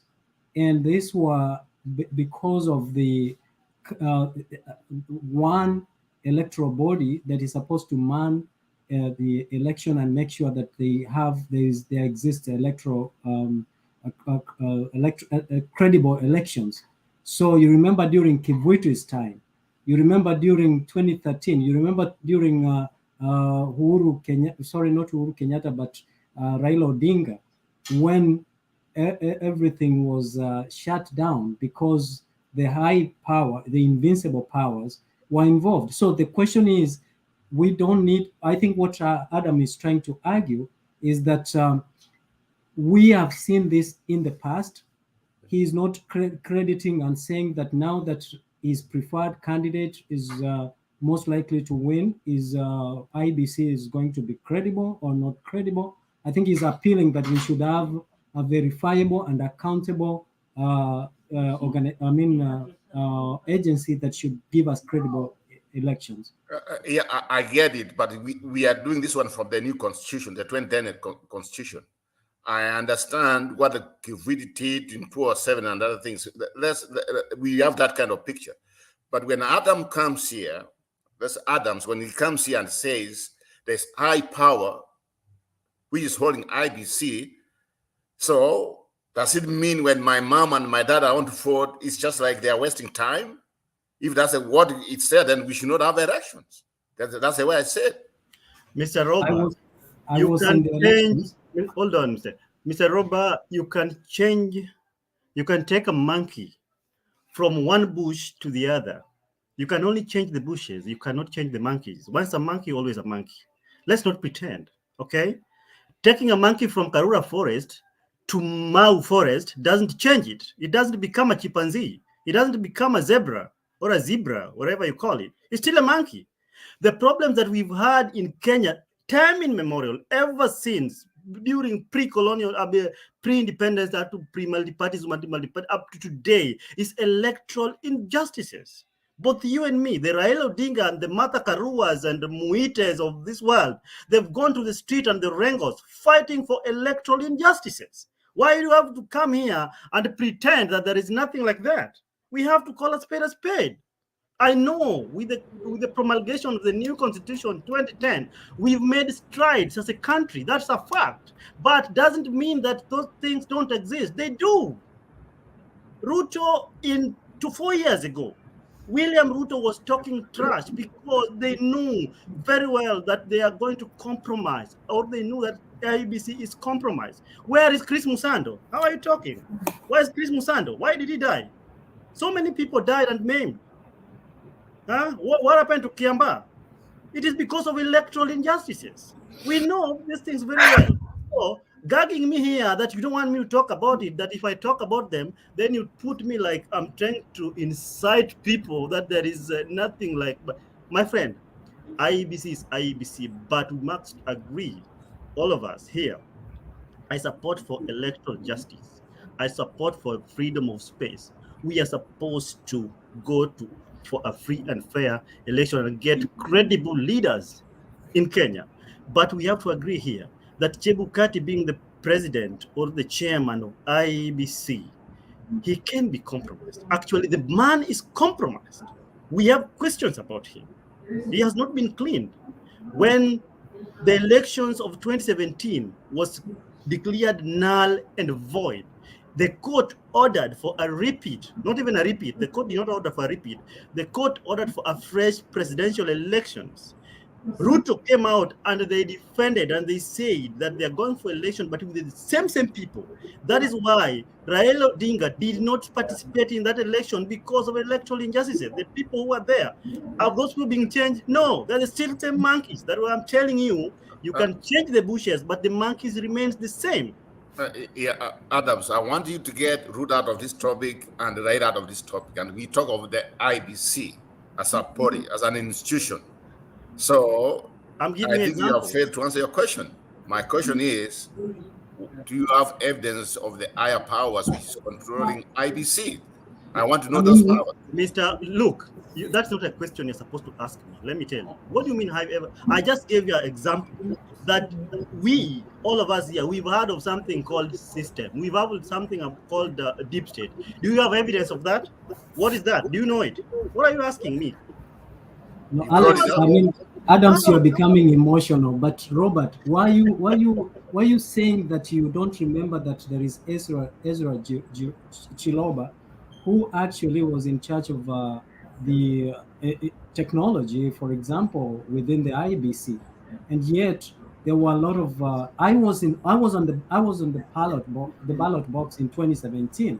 I witnessed what happened at the ballot box, and IBC was there, was compromised. So really, what maybe I see where you're coming from, but what you're asking, Adam, might not be tangible, but the actions, the outcome, speaks louder and speaks volume than him asking him to bring the people who are responsible.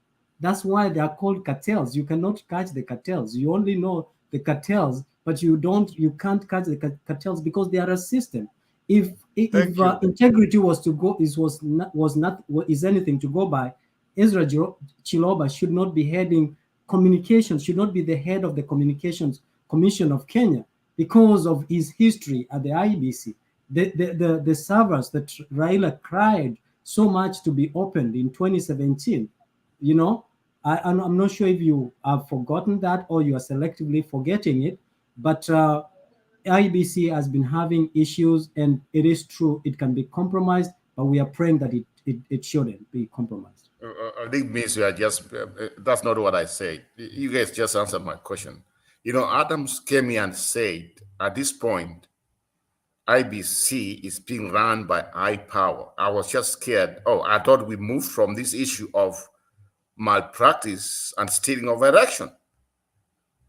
And now, do you have evidence for that? I mean, it's just like, I'm confused. We are almost there. We are trying. As a country, we are trying.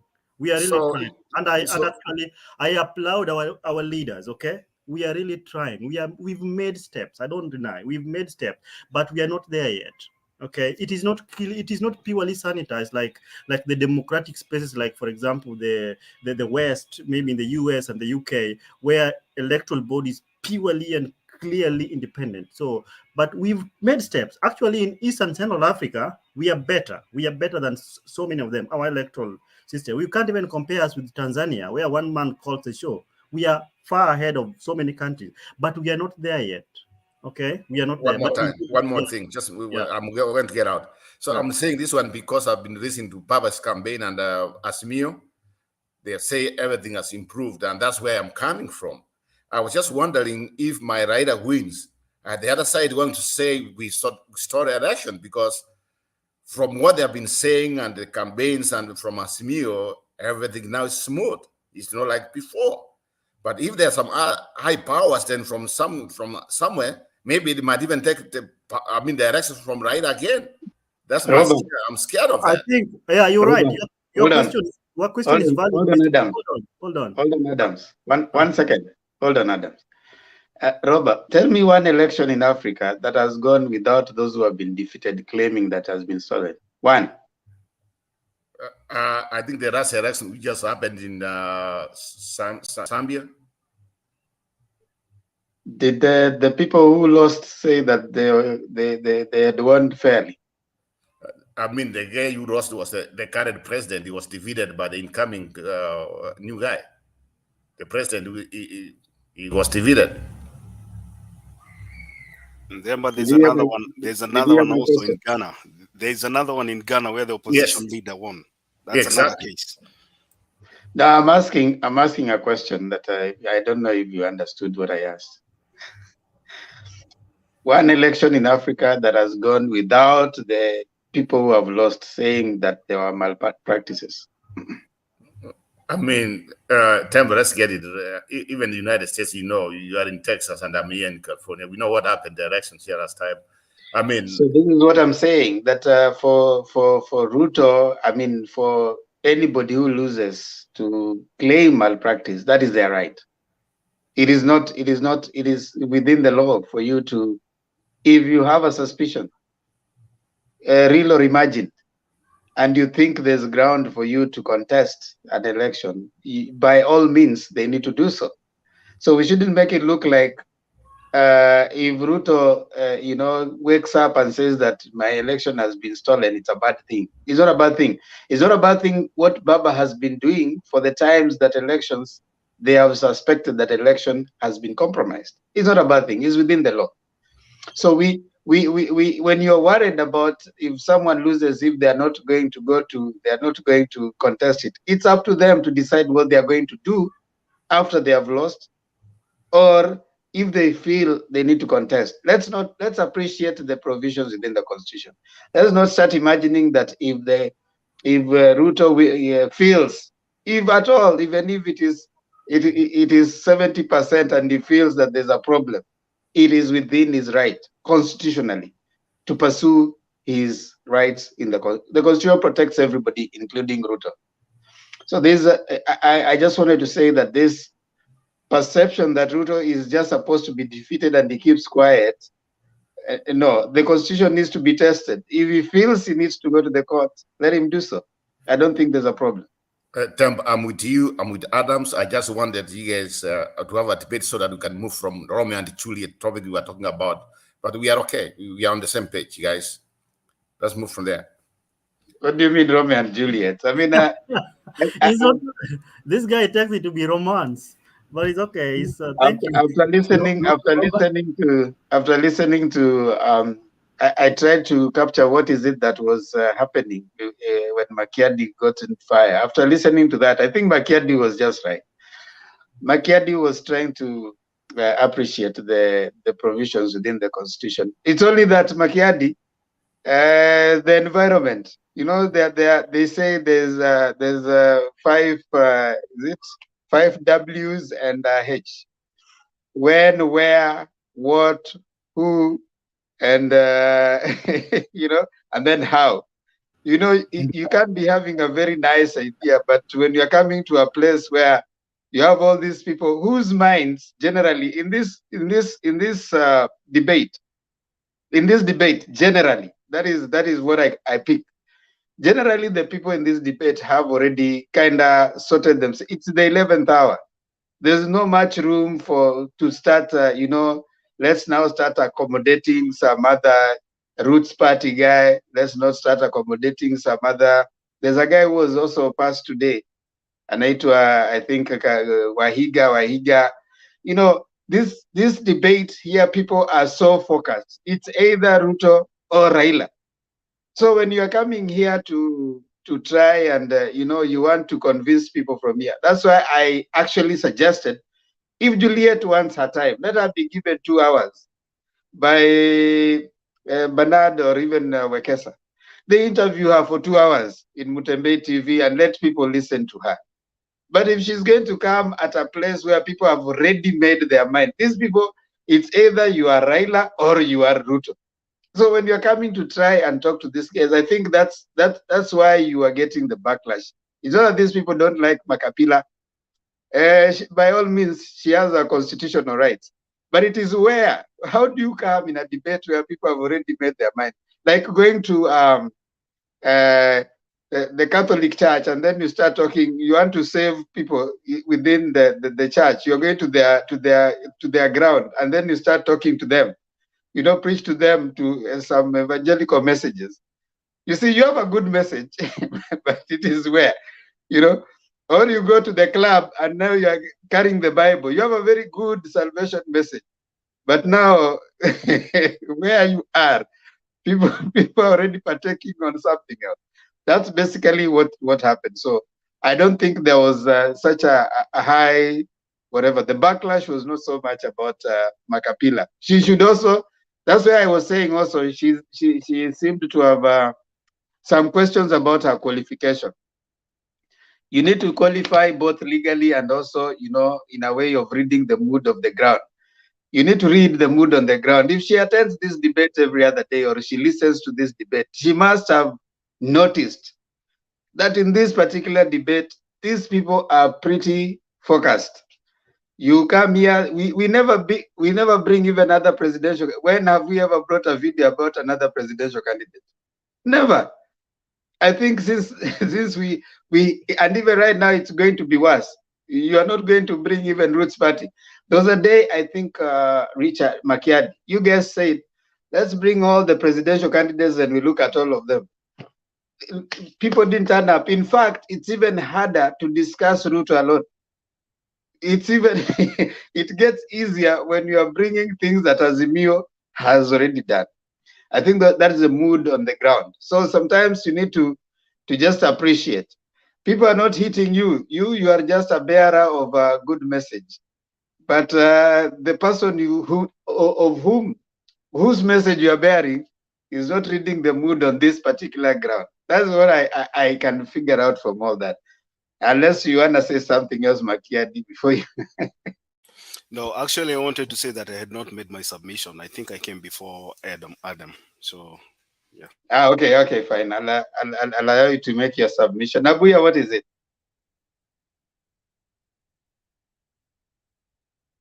Abuya. I just want to, yeah, I just want to instill some confidence on Roba that you know, huyu mtu ambaye William Ruto anaita mtu wa vitendawili. He mentioned something about mjinga amerevuka. You know, he talks in parables and most people don't seem to catch what he's saying. Even more so, today he tweeted something that mambo bado ndio tumeng'oa nanga, Wakenya wanazidi kuungana kila kukicha.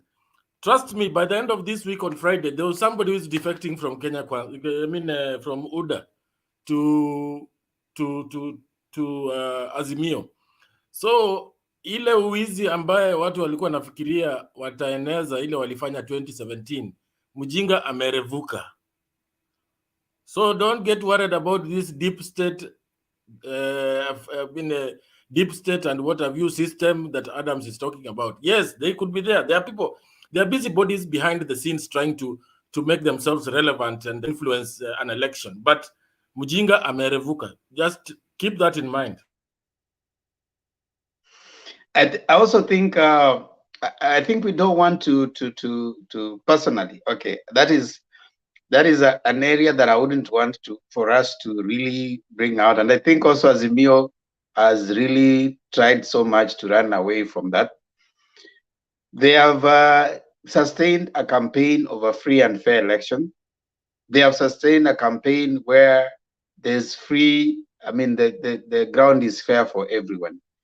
And if you have noticed, it is the Deputy President, William Samoei Ruto, with his troops who have consistently targeted their guns on Iebc, as opposed to what had been happening before.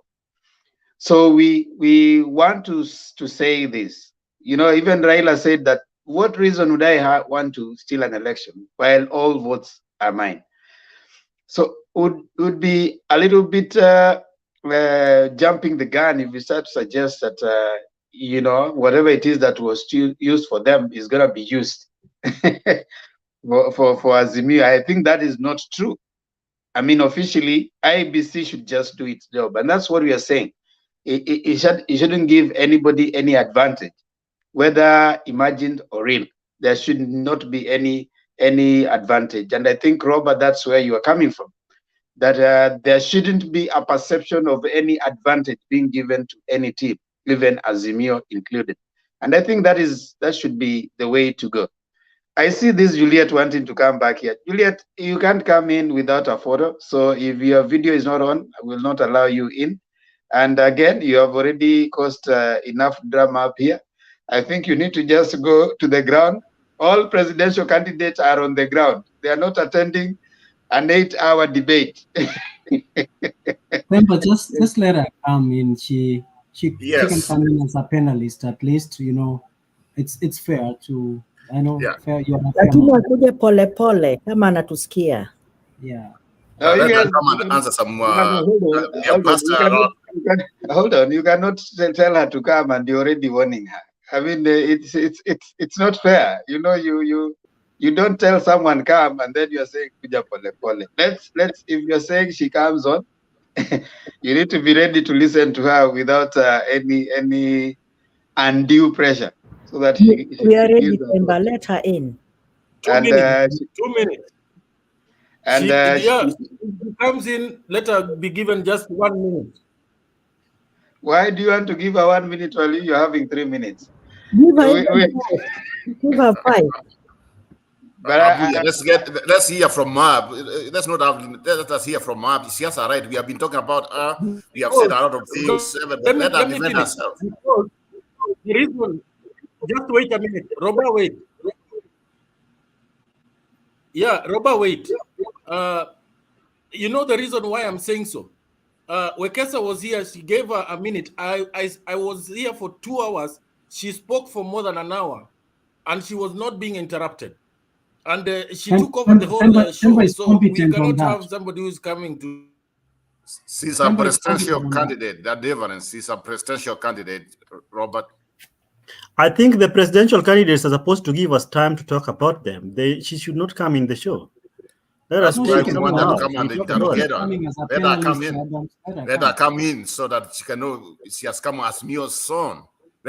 We are here to convert her to Asmio. Let her come in. Now she's going to take over. Demba, you're muted. She's going to take over the show. No, calm down, you guys. This is not an Azimio zone. The fact that you have a majority who hold Azimio, who are subscribing to Azimio, this is not an Azimio zone. This is a debate and a free political zone. And Juliet can come, but I want to allow her to. Makiadi, are you going to give your submission first and allow her? Yeah, if the studio is full, I can step out and come back later. No, don't step out. I think she's. Let me see if I can bring her on. But in the meantime, you can be giving submission. Oh, okay, so I think Demba pointed out something very important. The way we allow Black here to come and articulate issues of UDA is the same way we should allow other people with different opinions to come and articulate their issues. I don't say that saying that somebody else should come and sell their manifesto here, but I believe we should have divergent opinions for this to be be a debate. You don't know. You never know. We might end up getting Juliet with all her followers onto our side. So give people an opinion to articulate their issues. Sometimes you might convince her to join us. Now, my issue, Themba, is about the nomination process that we had today, the presentation of nomination papers to the IEBC from Ruto. I think there are several things that I noted there that are key. One of them being that William Ruto went to the IEBC chairman to complain about media coverage. And like we've said here before many times, I don't know why Ruto doesn't know who to take his complaints to.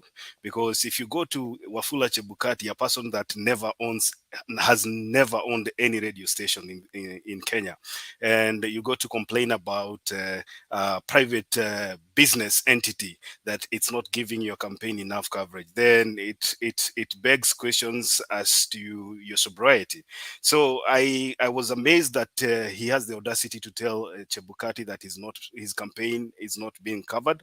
And then there's one issue then that I also noticed as he was speaking, when he was given time to speak by Chebukati, he ended up, I don't know if you guys noticed, but he ended up mentioning deep state and the system. I don't know if you guys heard those two words.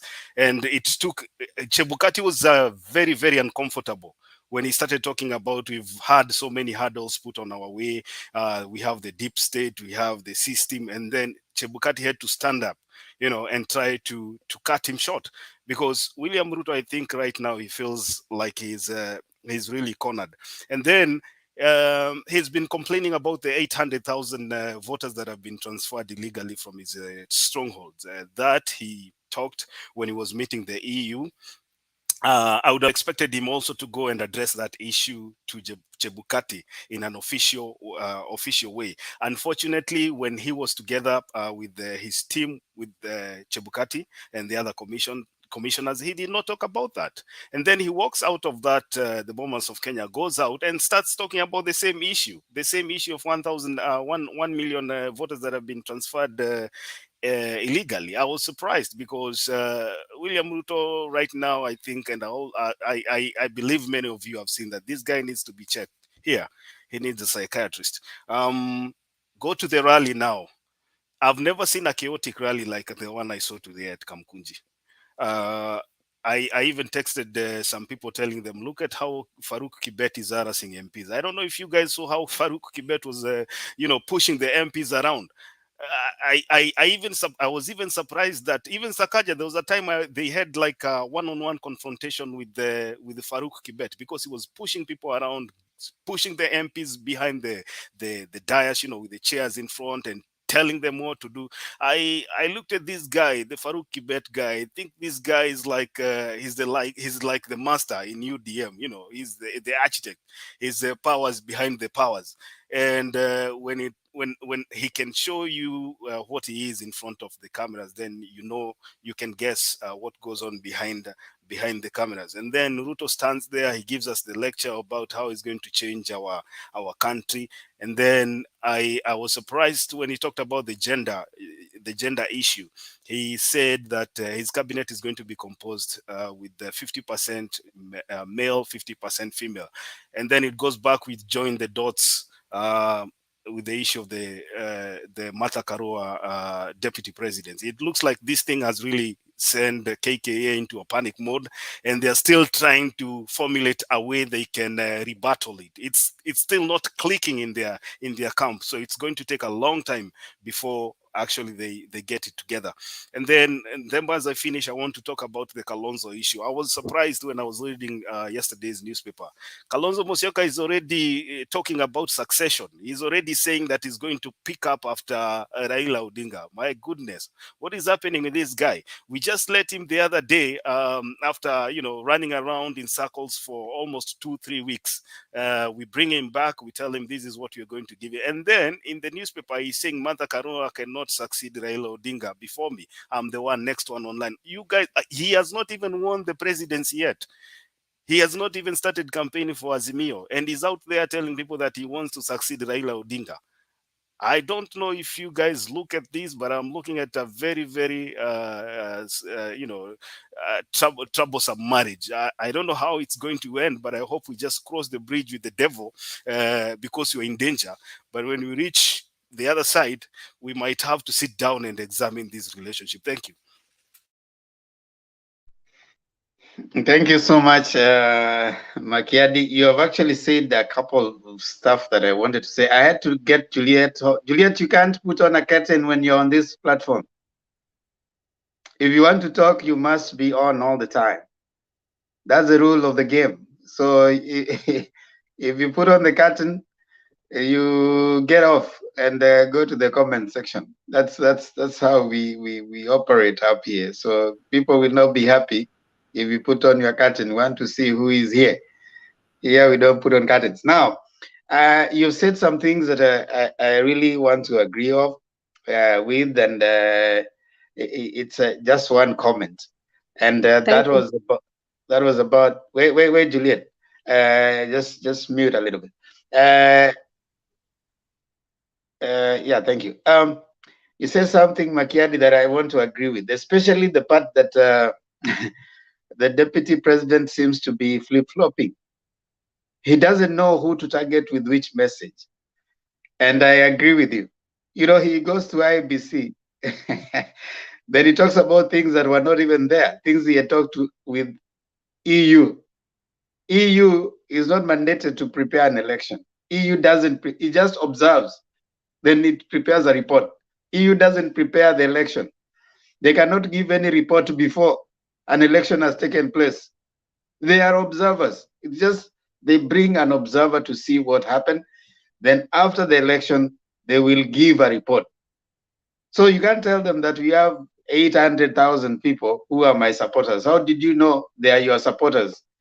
And if you knew they were your supporters, how did you come to know it is 800,000? Those are questions that even one Chebukati was like, I really don't understand this.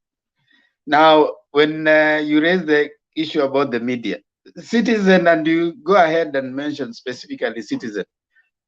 I know the person who is making the believe it's Citizen. Hussein Mohammed used to work with the Citizen. And Hussein Mohammed is the one who went and interviewed him when he was telling us that he has interest in Weston. So Hussein Mohammed, who is also the communication guy for him, is feeding him with this propaganda that you go ahead and say this and this and this, assuming that he knows what goes on. I think the deputy president should just come out clean. If he thinks that the kitchen is getting hot and it is getting hard to cook, it's okay to leave the kitchen. It's okay to leave the kitchen, you know. But I agree with you, Makiadi.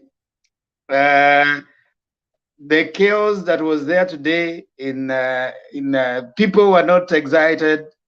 They were really trying to warm them up.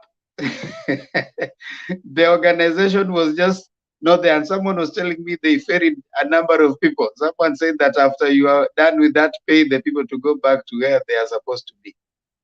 It was just chaotic. And I think even when they said that when we go here, from here we have a well-oiled machine, I didn't see any indication of that well-oiled machine. So I'm wondering what is going to happen. Yes, Misse. Juliet is breaking rules, so I don't think she's. We want to have her here today because.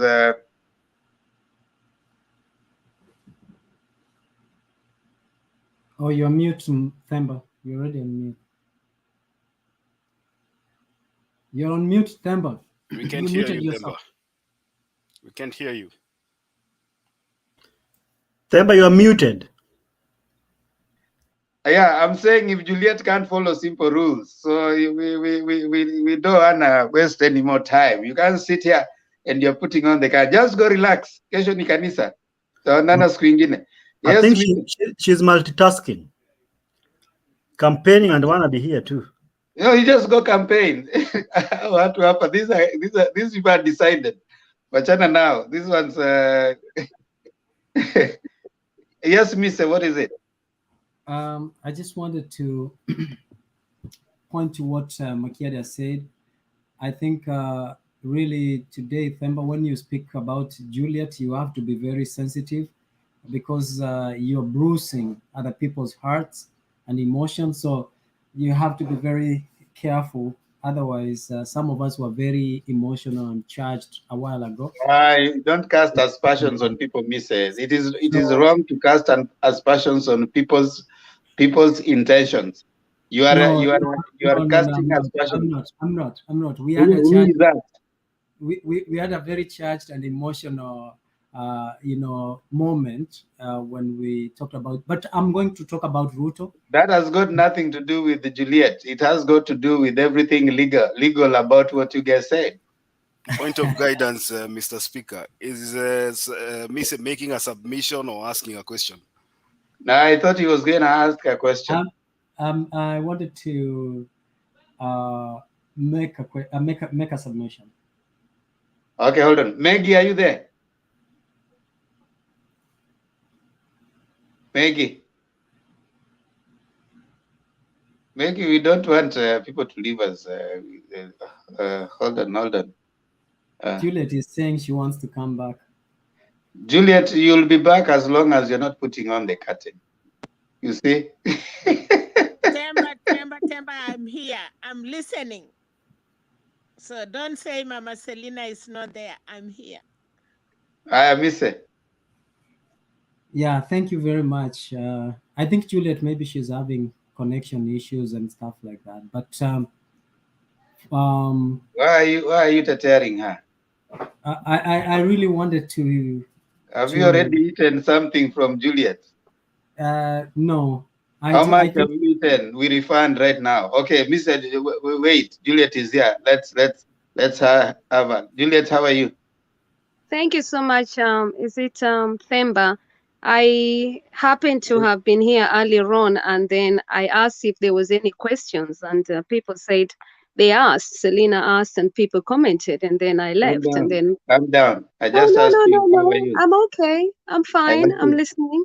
So I've been behind backstage listening, and I think it's only fair for somebody to be allowed to comment. So allow me to comment. Yes, I think. Hold on, Juliet. How are you? I'm blessed, as usual. Awesome. So you have been listening to us from the background?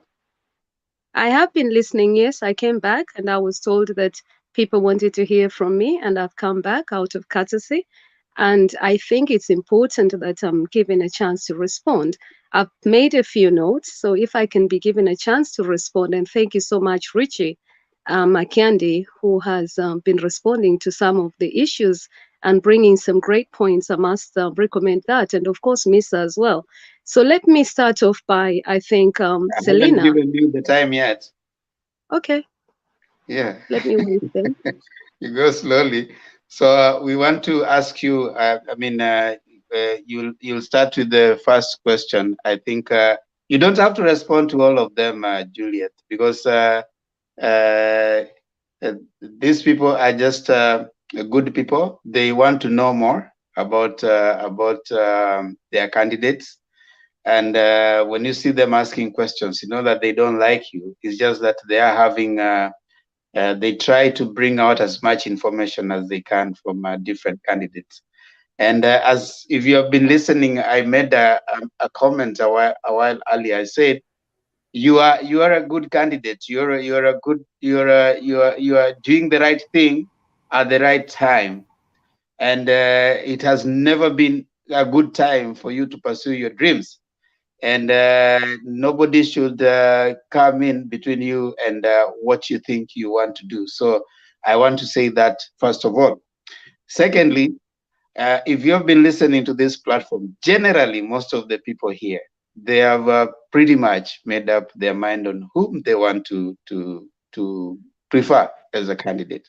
So if you listen to me, I said, sometimes it is not necessarily what you have that is the issue. It's generally where you are saying it.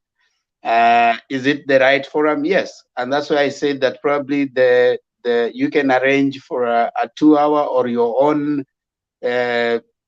whatever session where you are given 2-hour time for you to just question and answer, and then people will simply be responding to what you have to offer. Now, what happens here, generally we come up with different, like you see, the topics of debate, and most of the people are focused on the topic of debate for that day. But when you come in as Juliet, anybody coming in will be coming in to listen to you as a topic. And that is why you realize sometimes people tend to have a varied opinion. So having said that, I want to give you probably about 2 minutes for you to respond to one or two, but I would suggest that you get in touch with Bernard. They can organize for a time for you where you will have your 2 hours, and you can have all the time, and people can ask you questions, because I think it's a good thing you're doing. It's an encouragement to other people. There's never been a good time for someone to want to do something. So I think you're doing a good job. But the platform, generally we have that kind of, maybe with that, you can now use your wisdom. I want to give you 2 minutes to just respond to one or two that you think you can respond to, and then maybe you allow us to move on with the debate. Thank you. Thank you. Finally, I think that is critical to think that we are able to respond finally. But I think what is most important here, Themba, is the idea that the topic was we have confidence in the Iebc, which is where I started from earlier on. And so we should not confuse issues. And the reason why I responded how I responded was, I said we have an alternative when I was asked the questions earlier on. And for some people, it might not be what they want to hear, but I'm gonna retaliate. I'm gonna say it again, and I'm going to even ask Kenyans to really understand what I'm saying, that we have different voices and those voices should not be excluded. And that is why I suggested that within the issues you're discussing here today is we must have are people confident with the Iebc? I made my own contribution and saying that bearing the fact that I'm running, I said, perhaps not. There is no equal access. And I know that there was somebody here tonight who also agreed with me that equal access and justice for all should be the pillar of building the democracy of Kenya. Now, I come back to some of the discussions that people, some of you have made comments, because that was directed directly to me. So things like, I think a lady commented, I'm in UK. How does she know even where I am? Has she met me? I don't even know who she is. So let's not just porojo. If you don't know where I am, ask me, where are you talking from? Then I will tell you. Then I think that can answer your questions. Secondly, let me also retaliate as well and say that Themba, I have been given an opportunity by Mtembe a few days back. Perhaps you're not inundated with that.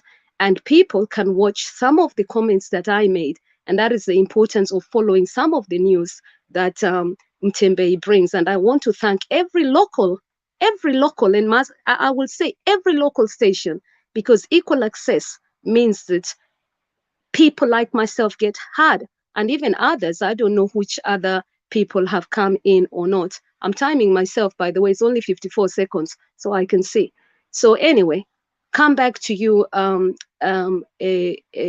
of the comments people were saying that people like myself should not be given an opportunity to vie for a seat as presidential, because we don't have either the credibility or we are coming in too late. Let me remind Kenyans, actually, the timetable for Kenyans is 29th of May. 29th of May. And I don't mix my words. I don't. It's 29th of May.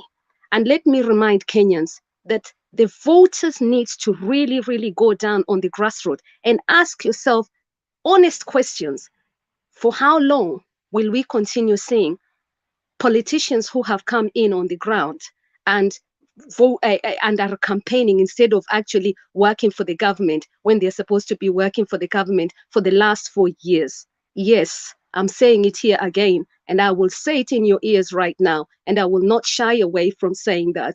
I know that some of you may have already made your decisions, that it's between the two big, as you call it, the two horses. I want to ask Kenyans, no, it's not. Hatujaanza, hata clearance haijamalizika ya president wote. Let me say that. Asante sana to people like Richie, Makiandi, Mise, and a few others who are bringing the dialogues in ensuring that no Kenyans, plus yourself, Kenyan, you yourself, that will never be excluded, let alone myself, right? Now, finally, some of you have been asking my manifesto. I don't need to read it again because I already got a chance from Mutembei TV a few days ago, Themba. And so just quickly, a few of you have asked, what do we stand for? I spoke about issues of improved agriculture and addressing of food security, youth empowerment and employment. I did speak greatly about that. I spoke, Lamek a few days ago asked me about health. And in fact, lots of people like Lamek were convinced that actually they needed people like myself to come back and draw back what really Kenyans were missing. So I did answer those kind of questions. Tonight here, you're discussing about issues of the confidence of IEBC. I have addressed that. I have addressed that in the fact that I'm talking about Kenyans thinking to have alternative voters and sending back. And I will repeat, warudishwe wote nyumbani, so that we have fresh politics, so that you can remember. And I'm not doing this because, I don't have somebody was saying to me, akuje pole pole, I don't know, whatever. And of course, hiyo ni heshima, yes. Mi nimekuja pole pole. I'm coming to you as a Kenyan voter. I'm coming to you as mtoto wenu. I'm coming to you as somebody who enjoys politics and building the country. I'm coming to you because I believe it's the right thing. I'm coming to you because I believe the responsibility lies within voters. And I'm coming to you because I believe that Kenyans have the right to good leadership and good governance and good patriotic leaders that can build this country. And I'm coming to you because I believe in the youth as well. That is why our party has elected and selected somebody who is of a youth. Now, I was also asked by Wekesa, what is happening to him? And I said, I cannot answer. I'll finish. I think I've gone beyond 10 seconds. So I'll finish off by saying, thank you. If you want to know more about our politics, and if anybody, I don't shy away from speaking about women's rights. I don't shy away from speaking patriotic about what I think a good government needs to look like. A good government needs to look like one that cares about its people. And all along, even in this program, all I hear is most of the leaders have failed us. And if they've not delivered, the answer is one. And one answer only, they need to be sent home. And that's clear to me. And I will not say that. That is why you need an alternative. And that voice, whether it is me, and I believe it is me at this moment, at this junction, at this hour. It is what time right now? We have been up 7 hours. I believe that voice is me. And I'm saying that with good faith. And I believe that even people like Robert who are saying, it is a two-way race. I believe that you need to change your mind and join my journey. Thank you. Juliet. I hope nimejitetea, si ndio? Juliet. Yeah. I encourage you to continue. You keep doing what you do. I appreciate it. And keep looking for the votes. I wish you all the best. And don't listen to the naysayers. You know where you go. You know where you're going. You know what you're gonna do, and keep looking for the votes. I wish you all the best. Thank you so much. Thank you, Themba. And remember, Arnold Schwarzenegger said, "You don't listen to naysayers." Arnold Schwarzenegger. So I will quote him on this your program here tonight and say that naysayers are so many, but actioning is what Kenyans need, and actioning means electing good leadership. Okay, hold on. And sometime, Juliet, as you move forward, don't respond to everybody. You know, they say that the fruit that is ripe is the one that is thrown at stones. Yeah. So people will say we don't know where you are. People will say so many things. Once you become a public figure, once you get into that post, I think right now, if I were you, I would hire a PR firm or someone who has done a lot of PR.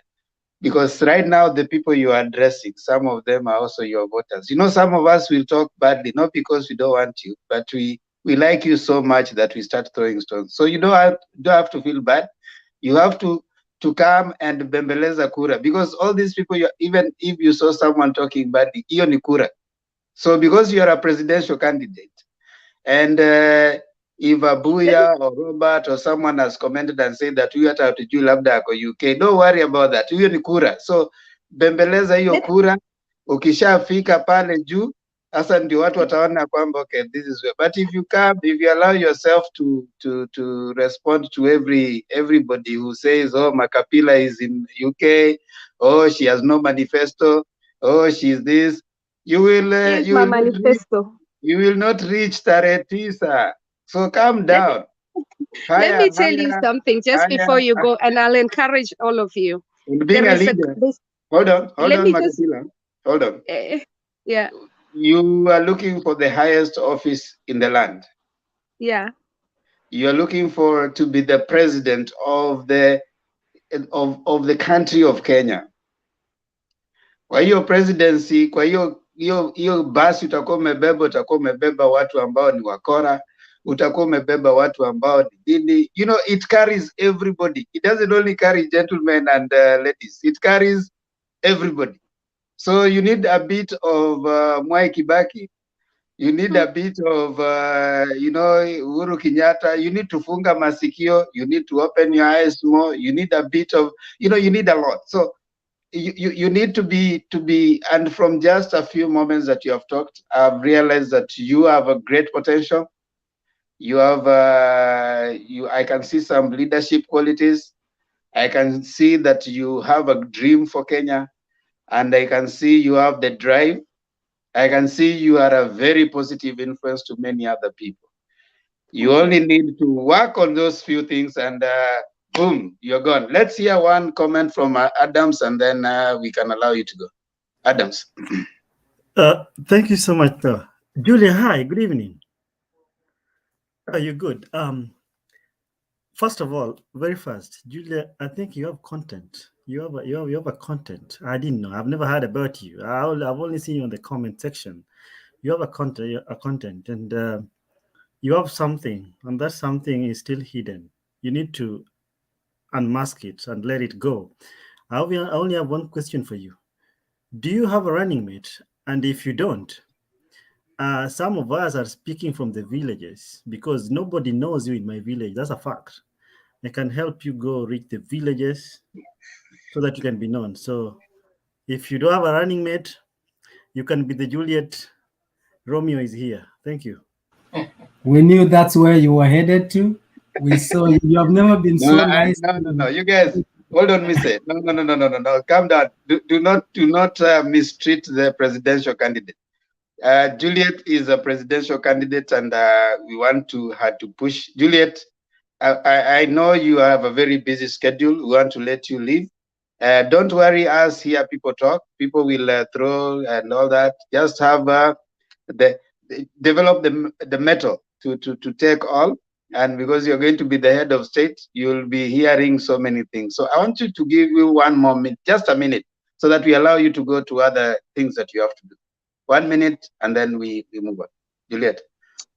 I'll wrap up by saying one of the most passionate things that I really love about people is raising standards for the poor and vulnerable, and equal access to justice for the poor, for the marginalized, and of course, all of us as a community. I will leave it there, but I want you to go home knowing that if people don't talk about you, there's no news. I love it when you talk about me. I love it when you say all kind of things, because that is when you know that actually that news is being heard. So I love you to continue talking about me, spread the message across, go to all the local, the rural, And not just for me, because I love bringing access to every single candidate. There is other candidates just like me who might need this space. So I ask you consideration to make sure that every single Kenyan who is vying for presidential candidateship is heard. But I also want your vote. And now Apembeleza,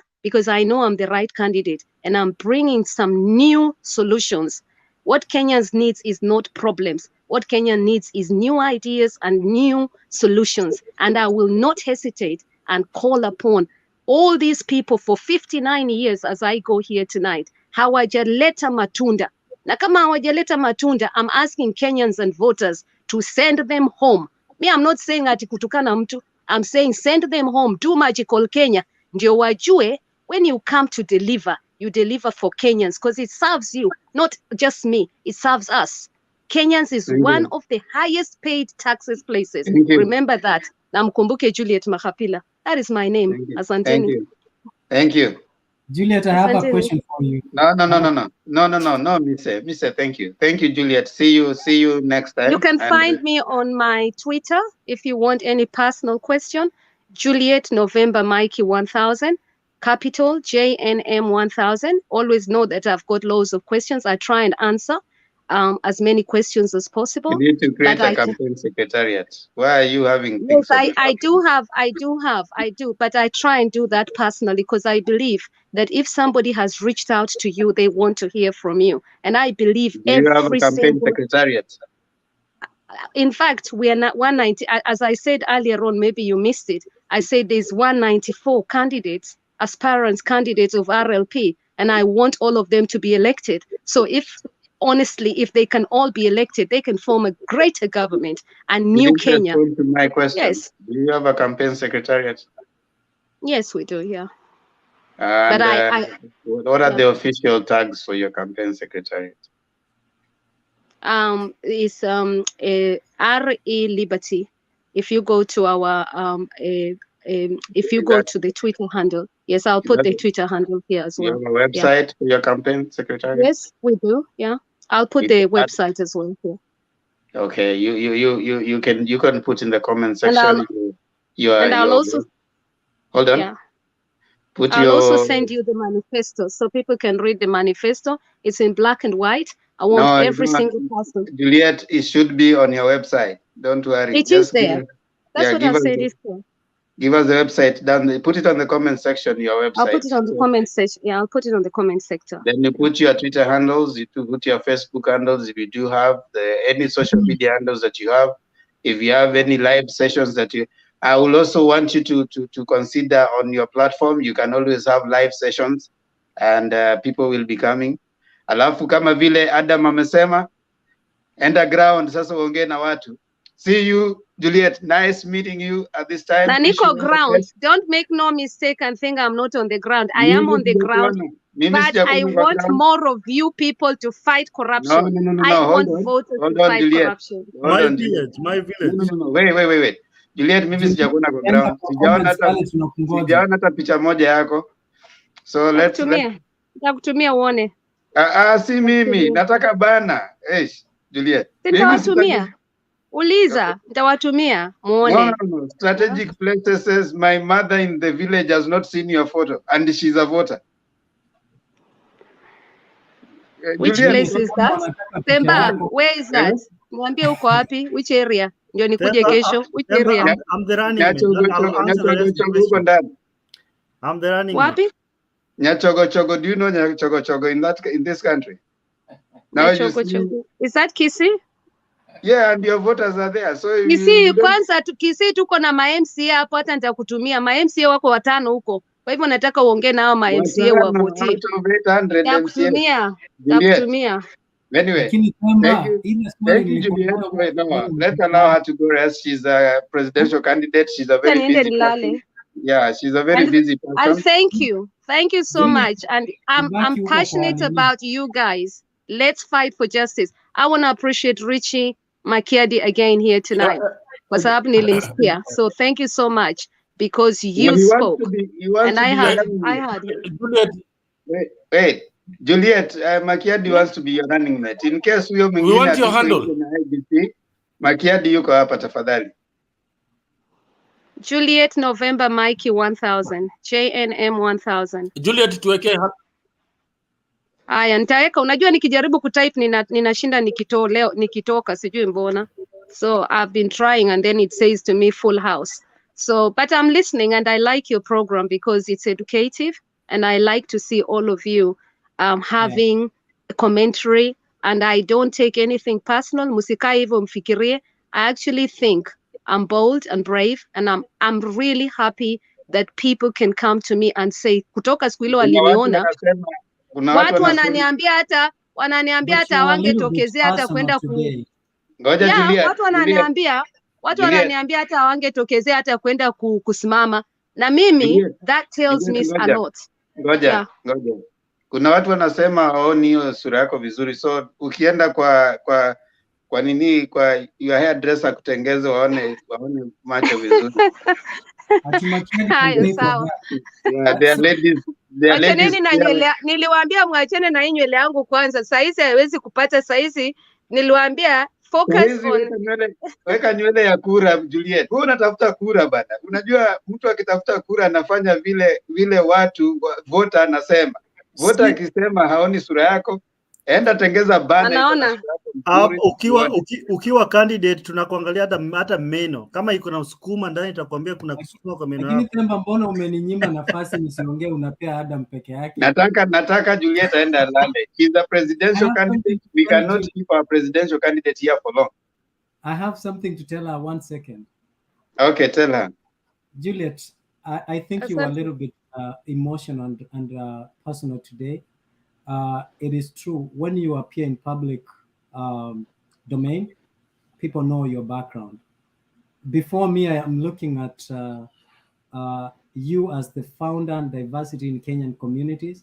So your profile is in the public out there.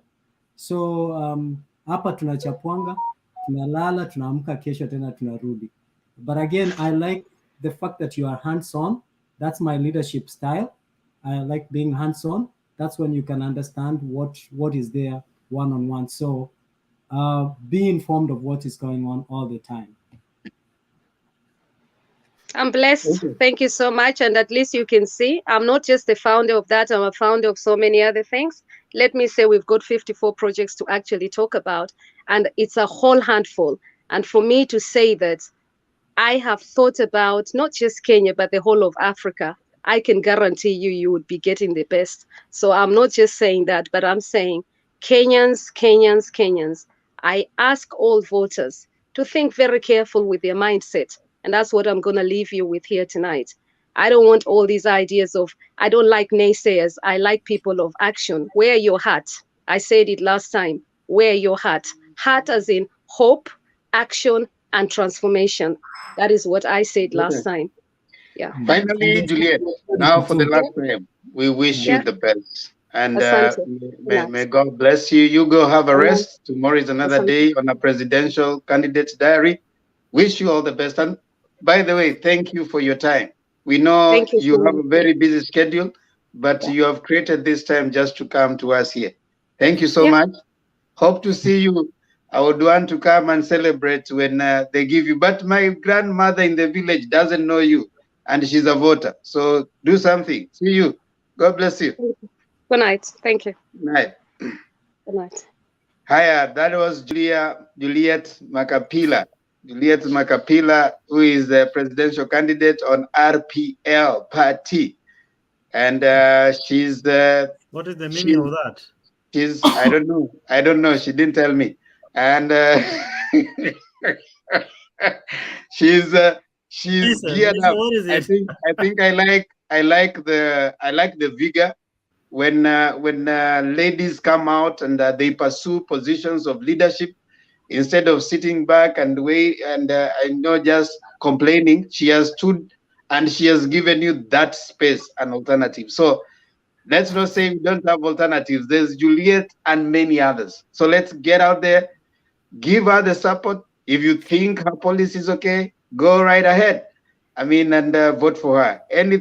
Nothing should come in between someone who has an ambition, even themselves. So I think she's the thing that we should be doing is encouraging her more. giving her a positive vibe, telling her that she can.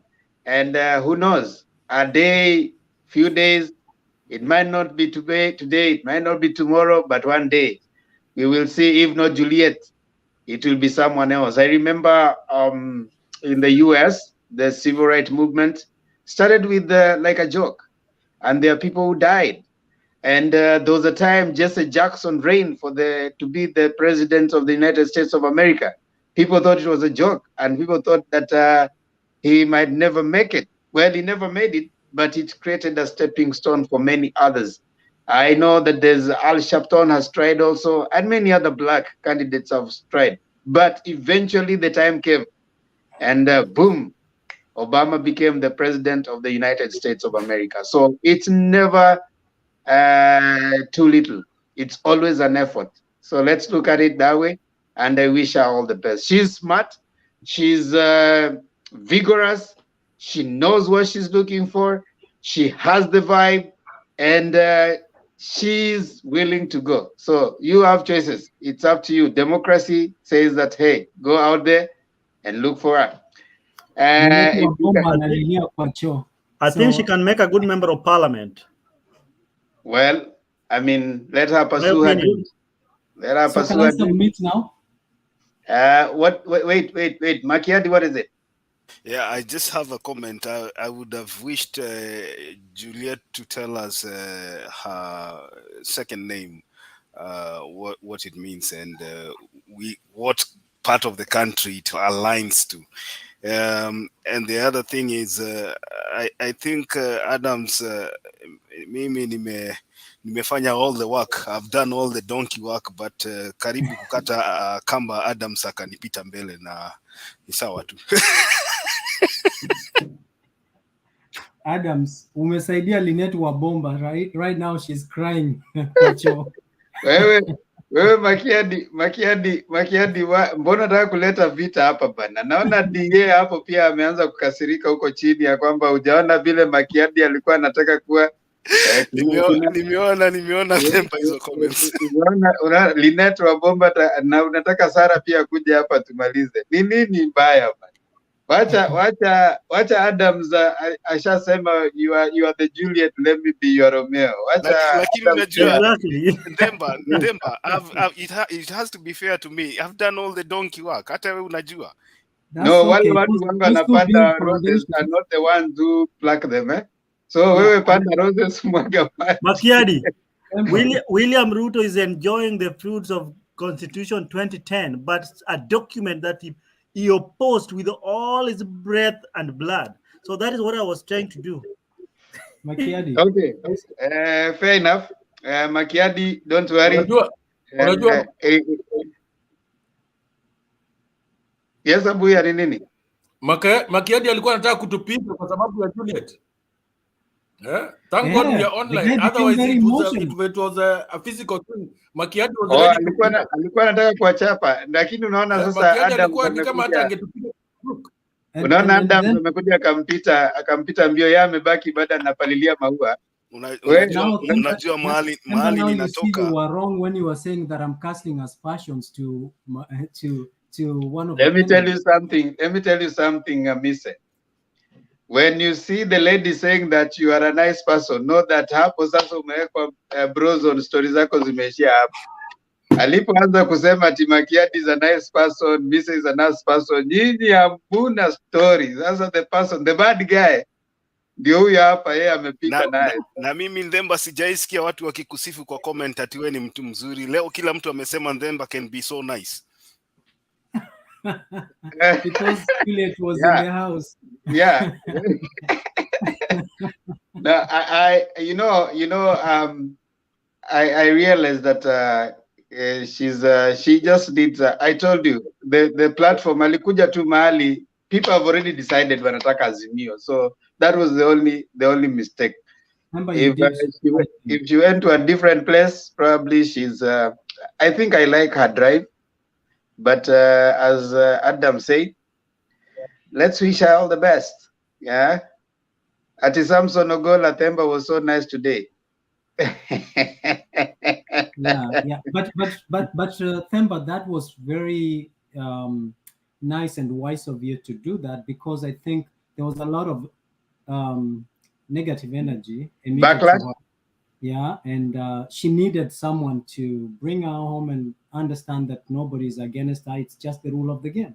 So Yeah, I did very well.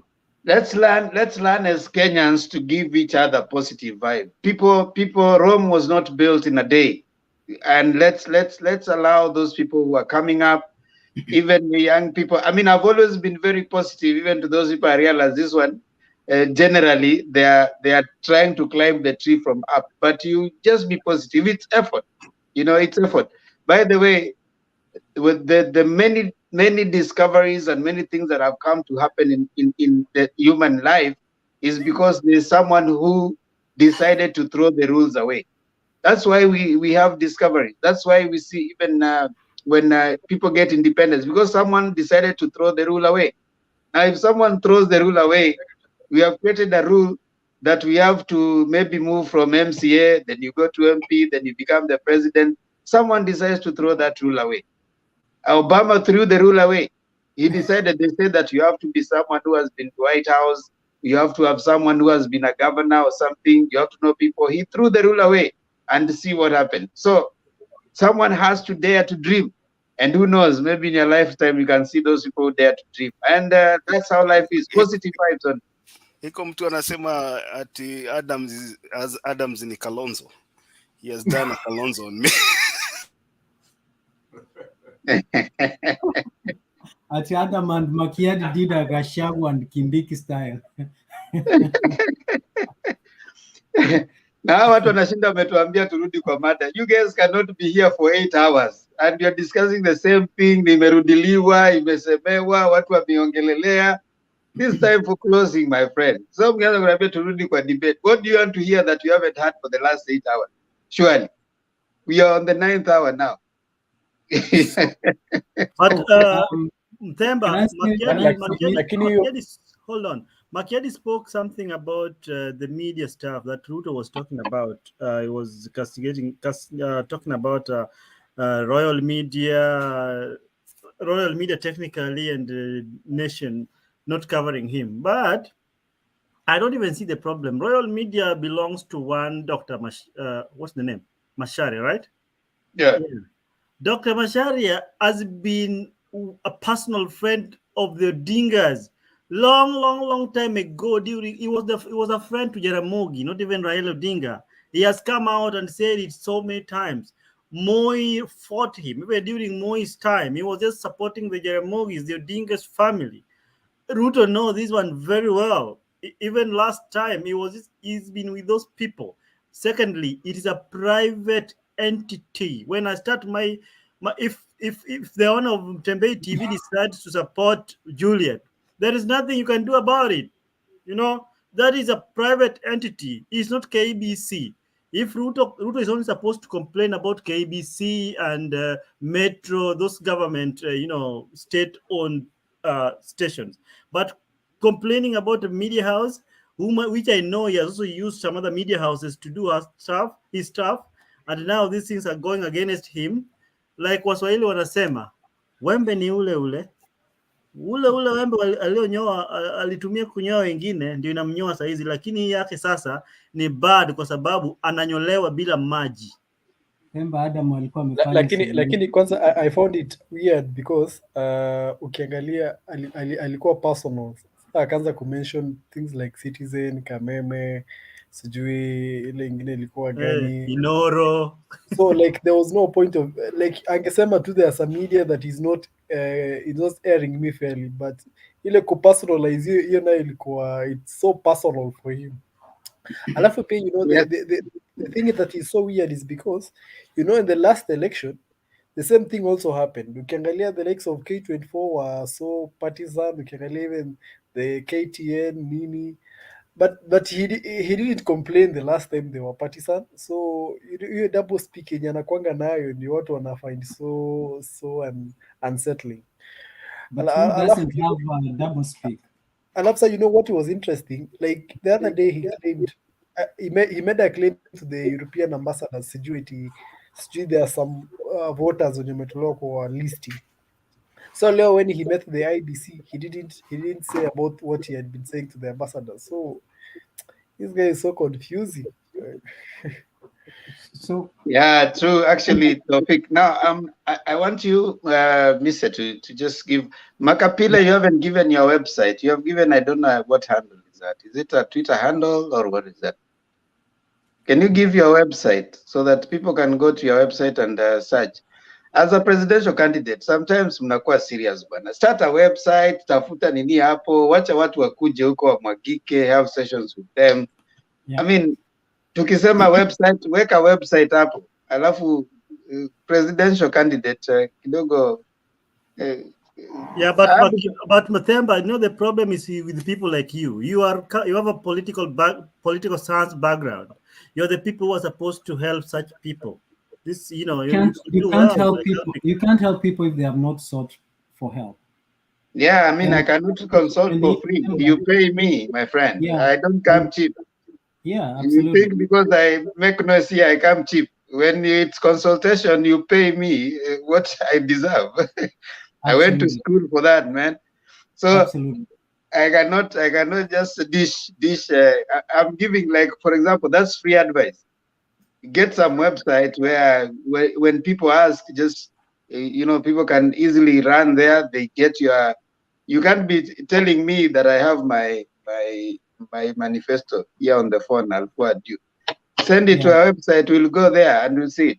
But anyway, that is for her team. I'm sure Makiadi and others who have already been considered as a running mate, and Adams, who is already the Romeo, they will work out something, and things will work out. Now, Mise, I want you to give your views. Makiadi, tafadhali, you are causing some issues today. You have questions to answer with DA.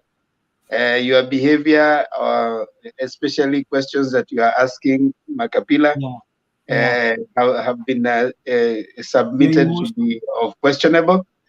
So we ask that after this, you kindly go sort out your house. Keep your house in order. Mise, you have been yesterday it was suggested that you disappeared with Julia. It was a Friday. Yeah. And Abuya was not very happy. So kindly, you need to account for where you are yesterday. But before that, kindly give your views on the debate of the day. Maybe you don't have to give on all the topics, just one topic, because we want to start closing us. Yeah, absolutely. And Abuya, I want you to be rest assured that she's fine. She was well taken care of yesterday, and she, as you can see, that's why she needs complete rest today. So for today, this is a day for Ruto that really everyone was waiting for. Ruto and his team, they made comments, and these comments were actually trying to tell the people that we have been traumatized, we've been oppressed for the last 5 years. People have said things, but look, today IEBC has cleared us. We are as white as snow.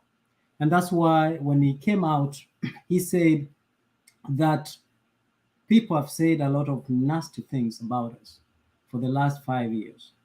And he went ahead and saying that he is going to launch. Today is just one day, and we have not seen anything like campaigns. He's going to launch the mother of all campaigns. And Wetangula also echoed the same thing, saying that the level of preparedness, the level of confidence that now they exude to the public and to within themselves is going to yield results. I think today Ruto was excited. I don't think he was very sure that he was going to be cleared for some reason and all that. But that being said, I think the lady who has come here would have made a better running mate or deputy president for Ruto as compared to Gachagua. And I think Ruto missed this lady and should have mentored her. And then there's also something that was said here that really offended me. There's a lady who came here and said that people in diaspora always think that they are better than the people who are on the ground. And she further said that we come because we have few coins, few dollars, and because of the ego, we go back to the ground and trying to seek for leadership position. I think that was misplaced, and the fact that you are abroad does not mean that you are not connected to the ground, to the reality on the ground. I mean, here we are discussing about Kenyan politics. We are talking more, and you will find that people here do more research, follow all the politics, follow everything that happens more than other people that are back home because they are not interested, you know. So I think that was very misguided. Some of us go back to the back not because we want money, like I mean, we have very good opportunity, but we go back because we have lived somewhere and we have seen how jobs are created, how industrialization works, how governance, good governance yields good services and you know, creates and all this. So that's why most of us go. Some of the people that we went to school with, we see how and the condition in which they are, and we try to go and try to provide solutions. So we don't go back because we are going to make money. We take pay cuts to go back and try to bring good governance. So just be advised. That lady, I wanted to say that. But Makiad, you said something, and I would want to ask you if you remember these comments in 2013. The first comment is, I do not share any values with the Prime Minister then, who was Raila Odinga, nor do I admire his politics, right? And I have always called him and Kibaki to retire, all right? And both the Raila and Kibaki, they have history of corruption within their ranks or within their governments or within amongst themselves. And also, these were the crowning words. The Kenyan voters ought to be good to realize that come 2013, come the general election, the next general election, one should go home by vote and one should go home by law. These were comments that were made by one individual. I don't know if you know who that is. And today, that is the individual that I think you alluded that there is a disaster that is brewing within the Azimio. So I want to leave it there. If you know, you know. If you don't, that was Mother Karua in 2013. She never believed in Raila Odinga. She never admired the politics of Raila Amolo Odinga. And she wanted Raila and Kibaki to retire at the same time. And I think as we come to the 2022 general election, we should be prepared for disaster in the future. Thank you.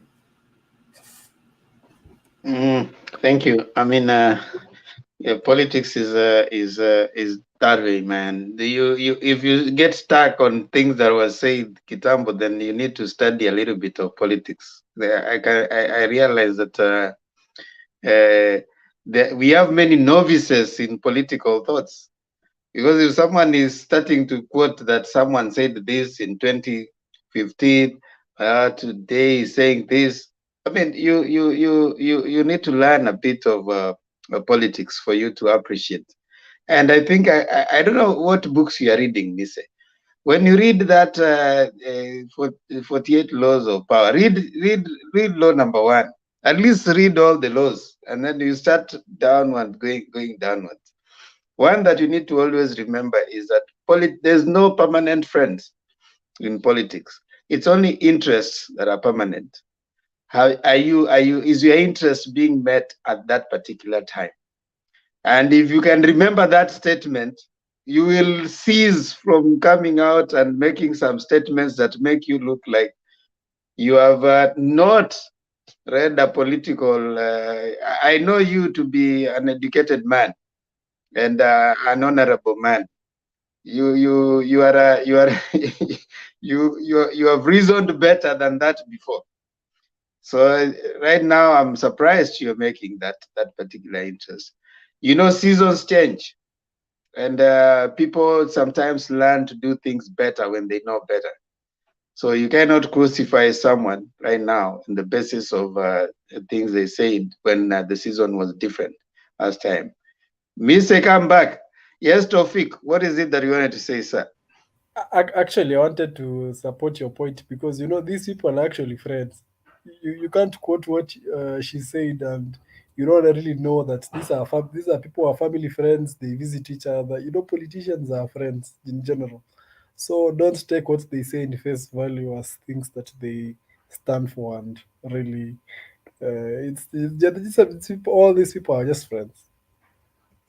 Thank you, Tofik. It reminds me, say, the same Mise. Go back to the clips. You know, we live in the age of social media. Mise, go back to the clips. The person right now who is supporting the issue of bottom up so strongly, one Mudavadi, stood up in front, I think it was even in front of a church, of all the places, in front of a church. He had gone to a church, then had just come out of a church. It was on a Sunday, I remember. And he was with one Sakaja. Sakaja was there standing next, actually behind him. That time Sakaja was still, you know, topsy-turving, trying to wonder, where am I going to go? Am I going to stand with this guy, or am I going to go to UDA? Sakaja was standing next to him. Then Mudavadi was trying to demonstrate how bottom-up looks like. Then Mudavadi takes a bottle of water, and then he drank from it. I mean, he actually, you know, inverted it, you know. And he says this is bottom up. Ukifanya hivi bottom up, maji kwa inaenda wapi? Si mtu ndiye anakunywa. And who gave him the bottle? Sakaja. And look where they are today. They are the same people now complaining and, I mean, making, in fact, shouting the loudest about bottom up. The same. Mise, I want you to come here so that when you give your examples, stop being selective with the examples. We want the most recent example. Don't go to the example of, I don't know, Martha Karua. There's the most recent example. Sakaja stood in front of a church. Your friend Sakaja stood in a church. You know the problem with your people, they stand in front of churches. Then he started giving calculations about the money. He said that these people are saying they have 150 billion. Now let me calculate for you. In fact, he's the one who was giving those hesabus. He said, let me calculate for you. This, and he said, we can be poor, but we are not fools. So me say, if you wake up and then you start coming to say, oh, because is Kenya Kwanza going to stand even after those people having said that? Right now, they are the ones crying, bottom up, everywhere they go. In fact, even Sakaja goes and says, we are not even going to have taxes. Tutakuwa na pesa mfukoni. Where did the pesa mfukoni that they are drinking all of a sudden started appearing? Now, even Muturi, the speaker, during the convention, the party convention, he swore that he was not going to form a pact with anyone until after elections. We don't know what happened. That changed his mind. This politics, Miss, I want to urge you, politics and politicians. It's good to think the way you are thinking, but you need to remember that politics is not a church service. It is only from a pastor that you can tell them that yesterday, pastor, you said this. Why are you saying this today? A politician, when he's saying that, at the time that he's saying it, unless it is an act of policy, anything that is legal, that one is an act of policy, a policy statement. But these are the things that will come. Remember, you're confusing people. That's what my point is. I was highlighting the characteristics of politicians. They are full of contradiction, and you're here apologizing on their behalf that they said this and they can say that. Clinton, in fact, someone is saying here, Clinton criticized Obama as a novice. Didn't Obama elect her as one of the secretaries to the cabinet? But Clinton did not say that he doesn't believe the politics of Obama. The truth is, Obama was a novice then. So that is a fact. You cannot argue against the fact. The thing is, am I a novice to, if I was going to run for president? Yes, I would be. But does that change the fact that if given a chance, I can run? That's different. So for me, what I want to highlight is all these politicians that we are praising here, they are flip-flops. One day you say you don't believe that you don't share the values or with this person. Today is your running mate. When did you change? You didn't come back and tell us that now you've changed and now you embrace the values. Mr. Please stop there. Not all politicians. Where have you seen Raila flip-flopping? Please, don't misuse words. I said, do you remember, Mr. Do you remember the Democratic primaries in 2003, 2004? I was very young then. I think I was very young, 2003, 2004. Kwani, how old are you? Get out of this platform. It is very unfortunate for Mr. to come here and say that 2004 he was very young. Yet some of us went to the streets and ate tear gas before just to get the Constitution 2010. Come on. We were in the street personally. Mr. How can you tell us you are very young? 2003, 2004. Juliet is still if watching. You are very young. Anyway, let's close this debate because I think Mr. is just. Thank you so much, ladies and gentlemen. It has been a pleasure for us having you here, and indeed, we can never take it for granted that you take your time to come and reason with us, and we reason together as Kenyans. And it's always a pleasure for us to host you and give you that opportunity to share as Kenyans. Thank you, David Olo. Thank you, DA, Maggie, Odengo, Elkana Shivashi, Wakanda Nation, Njiru Maura, Yufin Otieno, Samson Ogola, the Berean, Robert Abuya, Terry Odiambo Kinara, Emma Zakisha, and Nature and its Habitats. Na wengine wote, James Mugo, lakini James Mugo jamani. Why can someone be so negative in his life on a Sunday morning?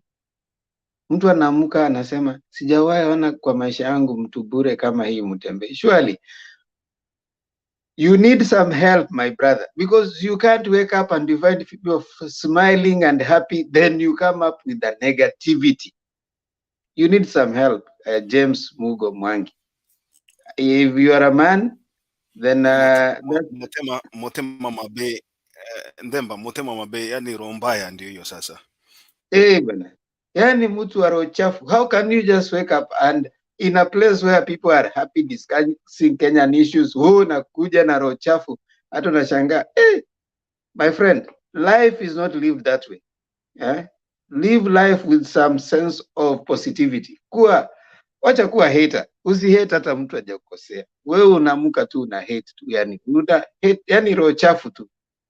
I hope that you find some blessing. Kuna mtu anaitwa Danny Darius ni father, akuombee akuwekelee mkono so that you learn to be positive, at least in this life. Now I want us to to take some time kabla tujaenda, wale wako hapa Tafik, tuanze na wewe, hoja zako za mwisho ndio tuende tukimaliza. Adams, Mise, Makiadi, Selina, alafu Abuya. Tafik, hoja ya mwisho.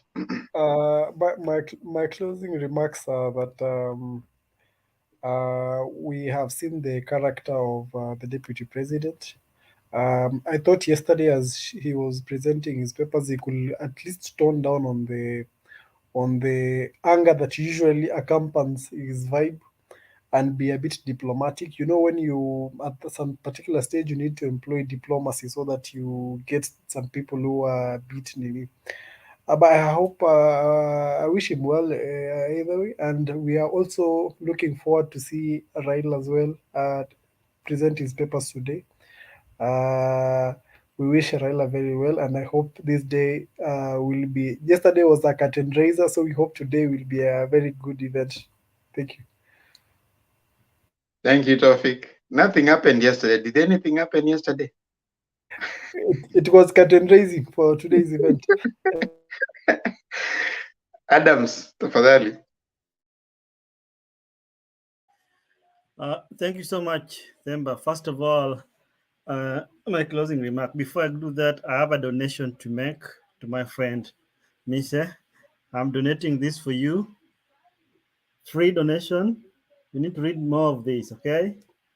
All right, now, I will just before I'm just closing by saying that William Ruto is running away from the presidential debate, not because of the propaganda that is trying to tilt towards the media houses, but I think he's running away from the presidential debate because of the kind of questions that he expects to be asked. Because he was making a point saying that how can he attend a presidential debate which is already decided that the organizers of that presidential debate are people who are against him. So he had a problem with the organizers and the media that is going to show it. So I think he's just a scapegoat. The guy is running away from the questions, and the questions are very obvious because he has not been a man of his word. So how I wish that he would change his mind and come and attend the presidential debate. It would be very, very important and important to us as a nation, as the citizens.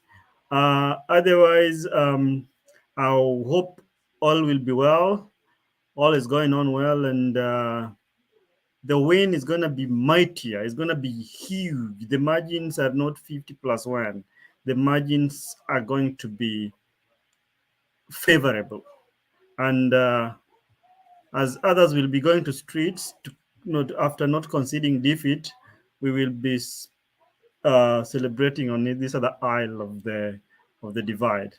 Otherwise, I wish you well and thank you so much for the show today. May God bless you. Riti. Thank you, Adams. How do you say it in Suba? I'll tell you tomorrow. You don't know. Themba, you can be a Luo, but I'm not a Luo. But maybe I'm better in Luo than you. No, I just asked you how do you say it in Suba. You don't I'll know. tell you tomorrow. You don't know. Suba, just crafty. Yes, Mise. Adams, Kinyu one enre. So, for me, I would say that thank you for the donation. I already have the PDF one. If you want to send me the book, I'll send you the address. I would accept the gift. Yeah. So I think for me, I want to say that this presidential debate shouldn't worry you. You go debate. There are other presidential candidates to debate with. Why do you want to target William Ruto?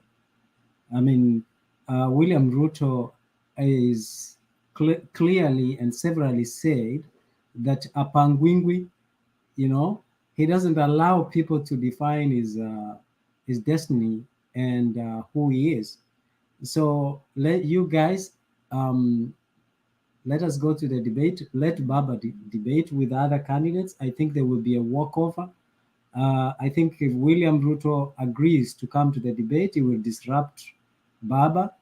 I think we should be happy that he's not coming in, and Baba can get more bonga points because then William is a student of Moi.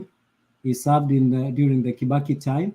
He also served in the Uhuru Kenyatta time. So he's been a student of 3 other presidential candidates and served him very closely. And he also served with the prime minister. So he's one of the most pragmatic politician that we have. There's no doubt that he can stand the debate.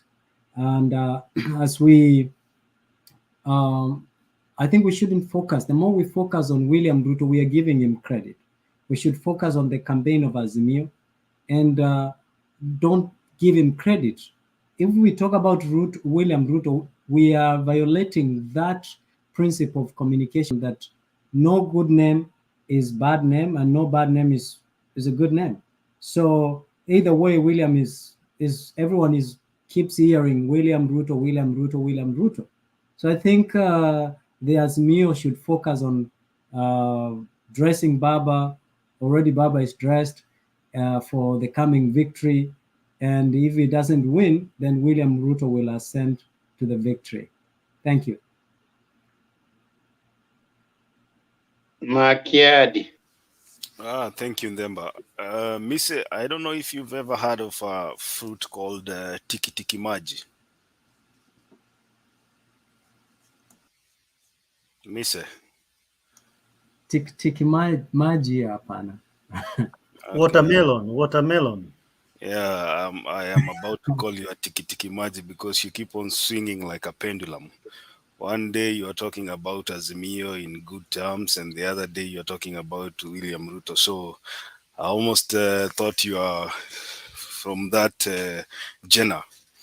Now, Ndemba, I think we should be addressing the issues that William Ruto promises wananchi. Today he pronounced himself that he's going to give 100 billion. I think that was for Nairobi County alone. 100 billion to, in his own terms, industrialize the Juakali sector. I don't know what that means. So he's going to set aside 100 billion. Now also listen to other promises that he gave. He said he's going to build 20 new markets in Nairobi. I don't know where he's going to get that land from. He's going to stabilize the water supply. That would be a good thing for the Nairobians. He's going to work on the sewer system. I think that is something that the county government can do without necessarily having, the help from the national government. Of great importance was the mortgage issue that he said is going to build affordable houses and the mortgage rates will start from 5,000. Sijui kama hiyo ni nyumba ya mabati ama ya makonge, labda Misi atatuambia. And also he said the interest rate is going to be 5%. So I don't know which institution will give you an interest rate of 5% to pay 5,000, and how much that house will cost in the long run when you're paying 5,000 at an interest rate of 5%. Sijui sasa hiyo ni nyumba ya mbao, ya mabati, ama ni ya makonge. Mise, you'll tell us that. Finally, I just have a question here. Mise, maybe you can guide us because of your understanding. So now if we treat the deputy president as a candidate, should we strip him his rights as a DP? Ama mtasema tunamuonea? Because now he's a presidential candidate. Thank you, Ndemba. Selina, are you there? Selina Nilala. Abuya.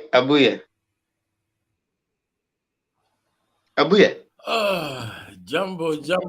Yes. Kwani umelala? We heard you dreaming, Julia. No. I was reading. Now, thank you very much. I don't know how to close. I am tired of the name William Ruto coming out of my mouth. I would rather avoid him. But what I want to urge our Azimio supporters is that today marks yet another day and a milestone. Nobody has ever contested for presidency many times like Baba. So today we are going to get that confirmation. And as we proceed to Nakuru for the rally, let us spread the strong points of our presidential candidate based on the 10-point agenda. Avoid unnecessary shows and that the UDA candidate is trying to drag us into of election malpractices and what have you. Let's be confident, not be fearful of the UDA candidate and his ability to interfere with elections. He's a master of doublespeak and reverse psychology that we should not allow to get into our heads. Let's be focused. Our goal is to get the government and the presidency. Any other thing is secondary. Thank you. Thank you, ladies and gentlemen. The question that Makiadi asked. What do you want to say again, Miss? Now, when tiki maji. You're entitled to your observation. That is okay. But Article 142, I think answers your question, Makiadi. It says the president shall hold office for a term beginning on the date on which the president was sworn in and ending when the person next elected president in accordance with the Article 136 subsection 2R is sworn in. A person shall not hold office as president for more than 2 terms. So I think because the president and the deputy president are elected as a duo, this applies to them. And if you look at 2017 election, you would see that President Uhuru never resigned, never handed over power to anybody. It was just the same thing that will happen in 2022 if the deputy president ascends to power.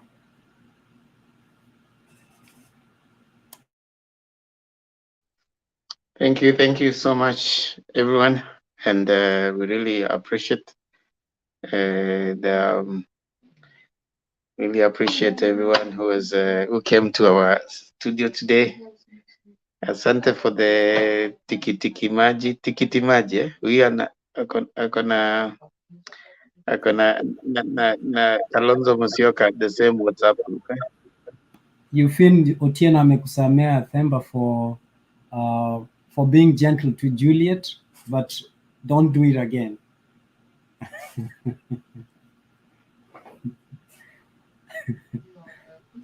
Acha kukua mtu wa kuwasha moto. Can you deal with your fight with Abuya? You have a lot of issues in your corner to deal with. Predictions? Any predictions? I'm a brother. Yes, Makiadi, prediction. Yeah, my prediction goes with what I asked Misa, because today the deputy president did not have the official flag on his official car. So I'm looking at a very troubling week coming ahead, because now he has he can be treated as a candidate without any question. So even if he gets thrown out of his official residence, I don't think Mise, you'll blame us for that. Thank you. Prediction, Mise? Yeah, in line with that, you need to read Article 143, which applies to Mise, I asked you your prediction. Learn to listen. I think the month of campaigns are starting tomorrow, and I think it's going to be murky. I think the Azimio and the Kenya Kwanza, I think they're all now they're now ready to go, and I think the people will decide.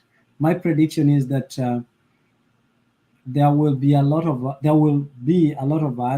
arrests from the side of Kenya Kwanza, especially with an excuse that they are causing they are troubling the waters. Yes, are you giving a prediction for tomorrow? Unajua shida yako ni kosa kusikia. Kesho. Hiyo ndio prediction yangu. So why should people be arrested? Because I think now it's the gloves off. They already say that. Thank you. Let me give my Adams, prediction for tomorrow.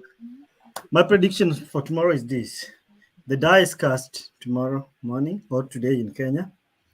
There will be a total jubilation right from the Iebc offices after Raila has been and Martha has been cleared. The jubilation will be in its totality. It won't be compared to the one that we witnessed today.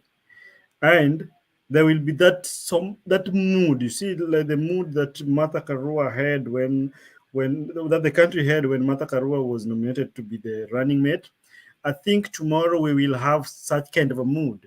We will be having people celebrating in parts of the country, at the coast, in the western, the Nyanza region, Nairobi being the host, and different places. People will be celebrating, unlike the one which happened today. I only saw some scanty people celebrating in Eldoret and parts of Kiambu. But tomorrow you will see different places people are celebrating differently. And then the mood will be very, very, very good, the entire country. And we will have different speeches and comment coming across the board.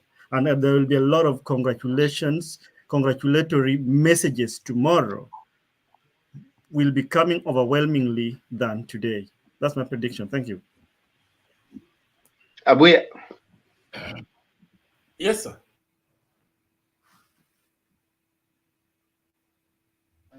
Toa prediction Abuya. Kwani uko hapa kweli? What was the prediction all about? Is it about the winning or what? Aya, tumeacha tuachie hapo. Thank you. No, but before you go away, one thing I want to confirm to you something.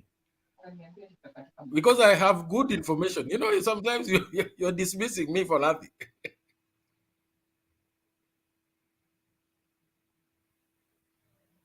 We are listening, Abuya. Go ahead. Yeah, no, what I wanted to assure you, one thing that this is for August. I'm not predicting anything other than that. And for August, I can assure you, this is something you can take to the bank. And it is going to be a 57 to a 43% win.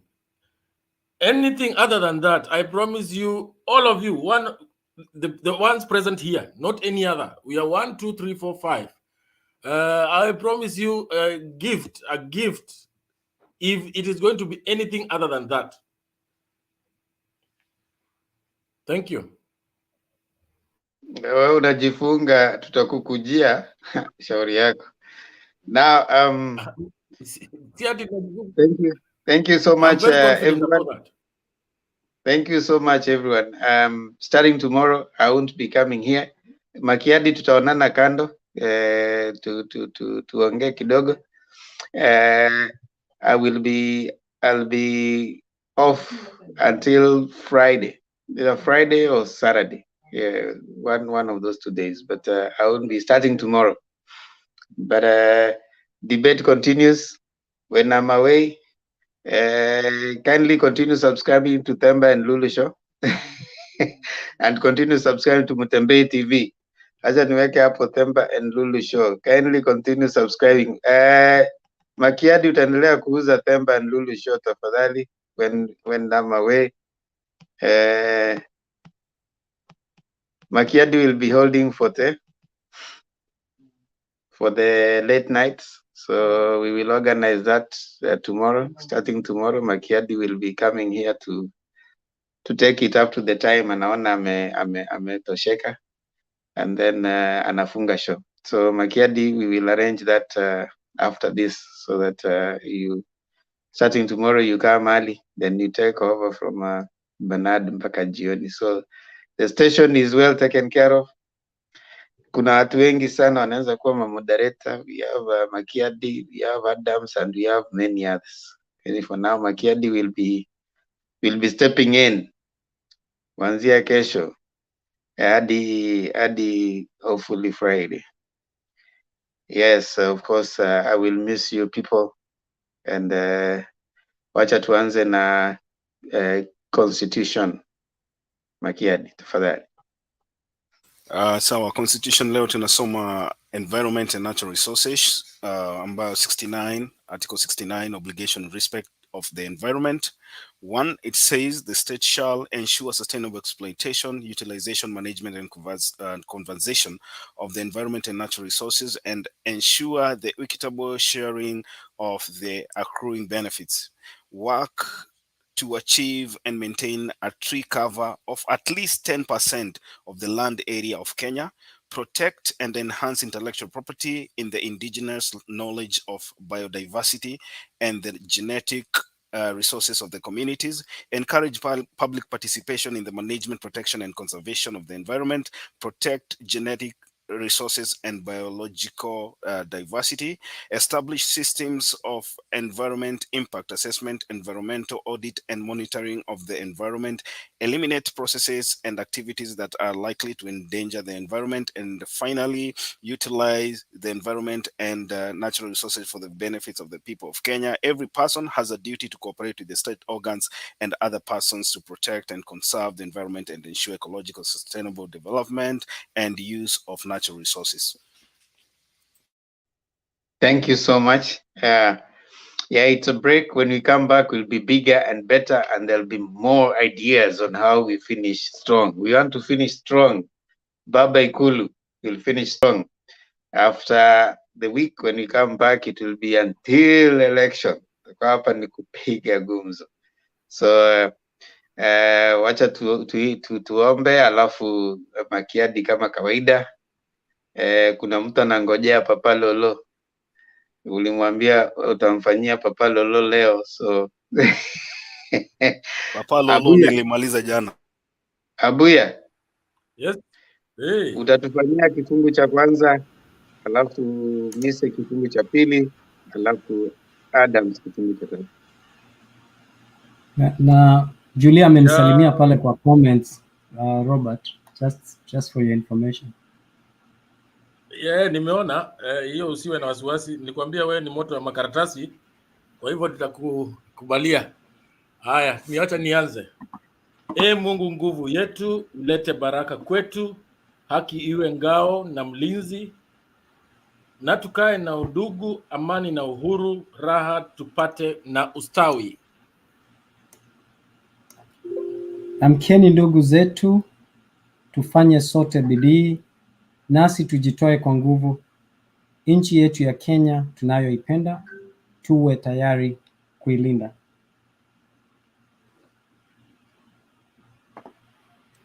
Okay. Na tujenge taifa letu, ndio wajibu wetu. Kenya inastahili heshima, tuungane mikono pamoja kazini, na kila siku tuwe na shukrani.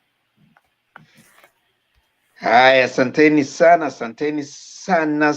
sana. Tutakaporudi kuna mambo mengi sana tutakuwa tunafanya tunapokuja kumalizia. We'll bring a bag full of things, but bila shaka itakuwa ni wakati mwafaka wa kuweza kubarizi. Yeah. So starting today, thank you so much. Bora unasalimiwa huku chini sana. Nimesalimiwa. It appears it's only one gender that is going to miss you down there in the comments. Actually, I think because he's leaving, I'm not advocating for anything, but next time you try to delegate your duties of moderation to a lady, just to do some balancing. And as well, those that appeal to you, you should also delegate to the moderator so that he can take over everything, not just partly. Appeals to who? Themba should also relinquish all his powers and all his admiration. No, you see, these are people. These are my fans, but they are following my channel. They have subscribed to Themba and Lulu Show. What are you talking about? I These think are people. Themba is trying to be politically correct. It's okay. You cannot inherit that, and you cannot make that up. You either have it or you don't. No, to the moderator, Makiadi can take care of. Makiadi is stepping in starting tomorrow, and Makiadi will be here for the next 1 week. So it is sorted. So I just noticed that everything. I just noticed that our friend Misa is a person who has a soft spot for all genders of the other side. No, Misa has issues. Because all genders Julia didn't turn up today, and he's not happy. He's not a happy man. Abuya has taken over. He's a very frustrated guy, and he's trying to challenge. I have experience, 30 years of experience. So don't joke around. Abuya, you are making a serious mistake. It is Wole Soyinka that said that a tiger does not announce its tigritude; it pounces. So you should not announce how much a tiger you are. Pounce. You can sing to him that dedication that he had requested that says, the one, remember? I think, Themba, you should not have announced that you're taking a break, because we might lose even the panelists. It should have come as a surprise, but anyway, I hope the viewers will. I hope the viewers will not let us down. I believe you, and you are up to the challenge. I can see Linet Wabomba Karibu. You've been away. When you're away, DA took over, but don't worry, muko wengi. DA yuko Clevan, Sara na saizi pia Makiadi amechukuliwa kama running mate wa Juliet, presidential running mate. So you're looking at someone. Ndio unasikia Linet Wabomba anasema, Themba, if you are off, your show is also off. Thanks Doc.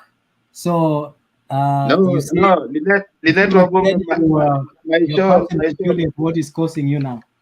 Linet, my show is not off. Themba and Lulu show, it's still on. We'll be still posting. We'll post videos this week, so don't worry, it is not off. Just go there and kindly Makiadi, usisahau kusema watu wa subscribe. So ladies and gentlemen, Makiadi, unataka kuna wimbo unataka kubadilisha ama?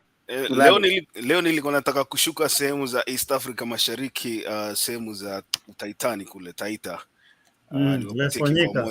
Niwapatie kibao moja mashuhuri kutoka kwa Habel Kifoto na Maroon Commandos. Kibao kinaitwa Christina.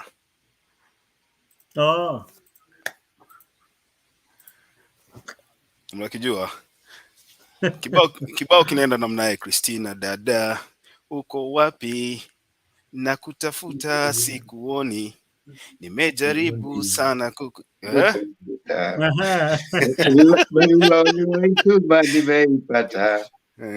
lakini kwa gani dada utakuja nikungoje sitesheni, ningekuwa na uwezo ningekutumia nauli ya ndege ili ufike haraka. Nimekukosa mama, nimekukosa. Misi amepotea.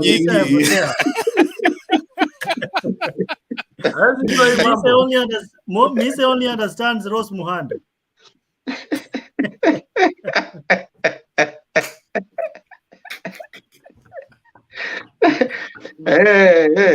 Inakaa Makiadi hapo huko sawa. Mise unajua. Lakini Abuya hajaniambia vizuri, atunasikia tu Rose Muhando, lakini hata kama ni hivyo Makiadi unaweza niambia ile ni bebe. I told you. Mise, atasikia Rose Muhando kama ni bebe, bebe. Alafu unaweka hapo mbele Julia ni bebe. The energy, unajua watu wa rika zetu Misi hatuko tunatumia nguvu kudansa. Pole pole tu, muziki taratibu. You don't sweat the Muziki small bila stuff. jasho, Muziki muziki bila bila jasho. jasho. You Yeah. don't sweat the small stuff. Don't sweat the small stuff. Yeah. Umeulizwa hiyo dedication ilikuwa ya nani hiyo? Hiyo ni mafans wote ambao wanapenda Ndemba na watamiss mpaka Ijumaa umesema ama ni Jumamosi? Friday. Tutamwombea aende safari njema, akirudi tutaonana, Mola ampe safari njema. Na uwasalimie pale kijijini Themba. Na Themba, kabla hujaenda umkumbushe Adam aache kulala kwa studio. That day I was on something. Understand? I was on something else.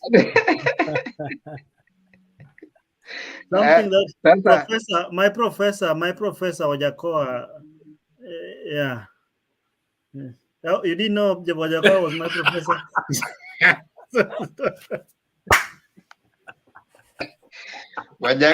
Wajakoya alipoipata Makiadi kuna hii ingine iliimbwa na Raila. Baba pia aliimba hiyo.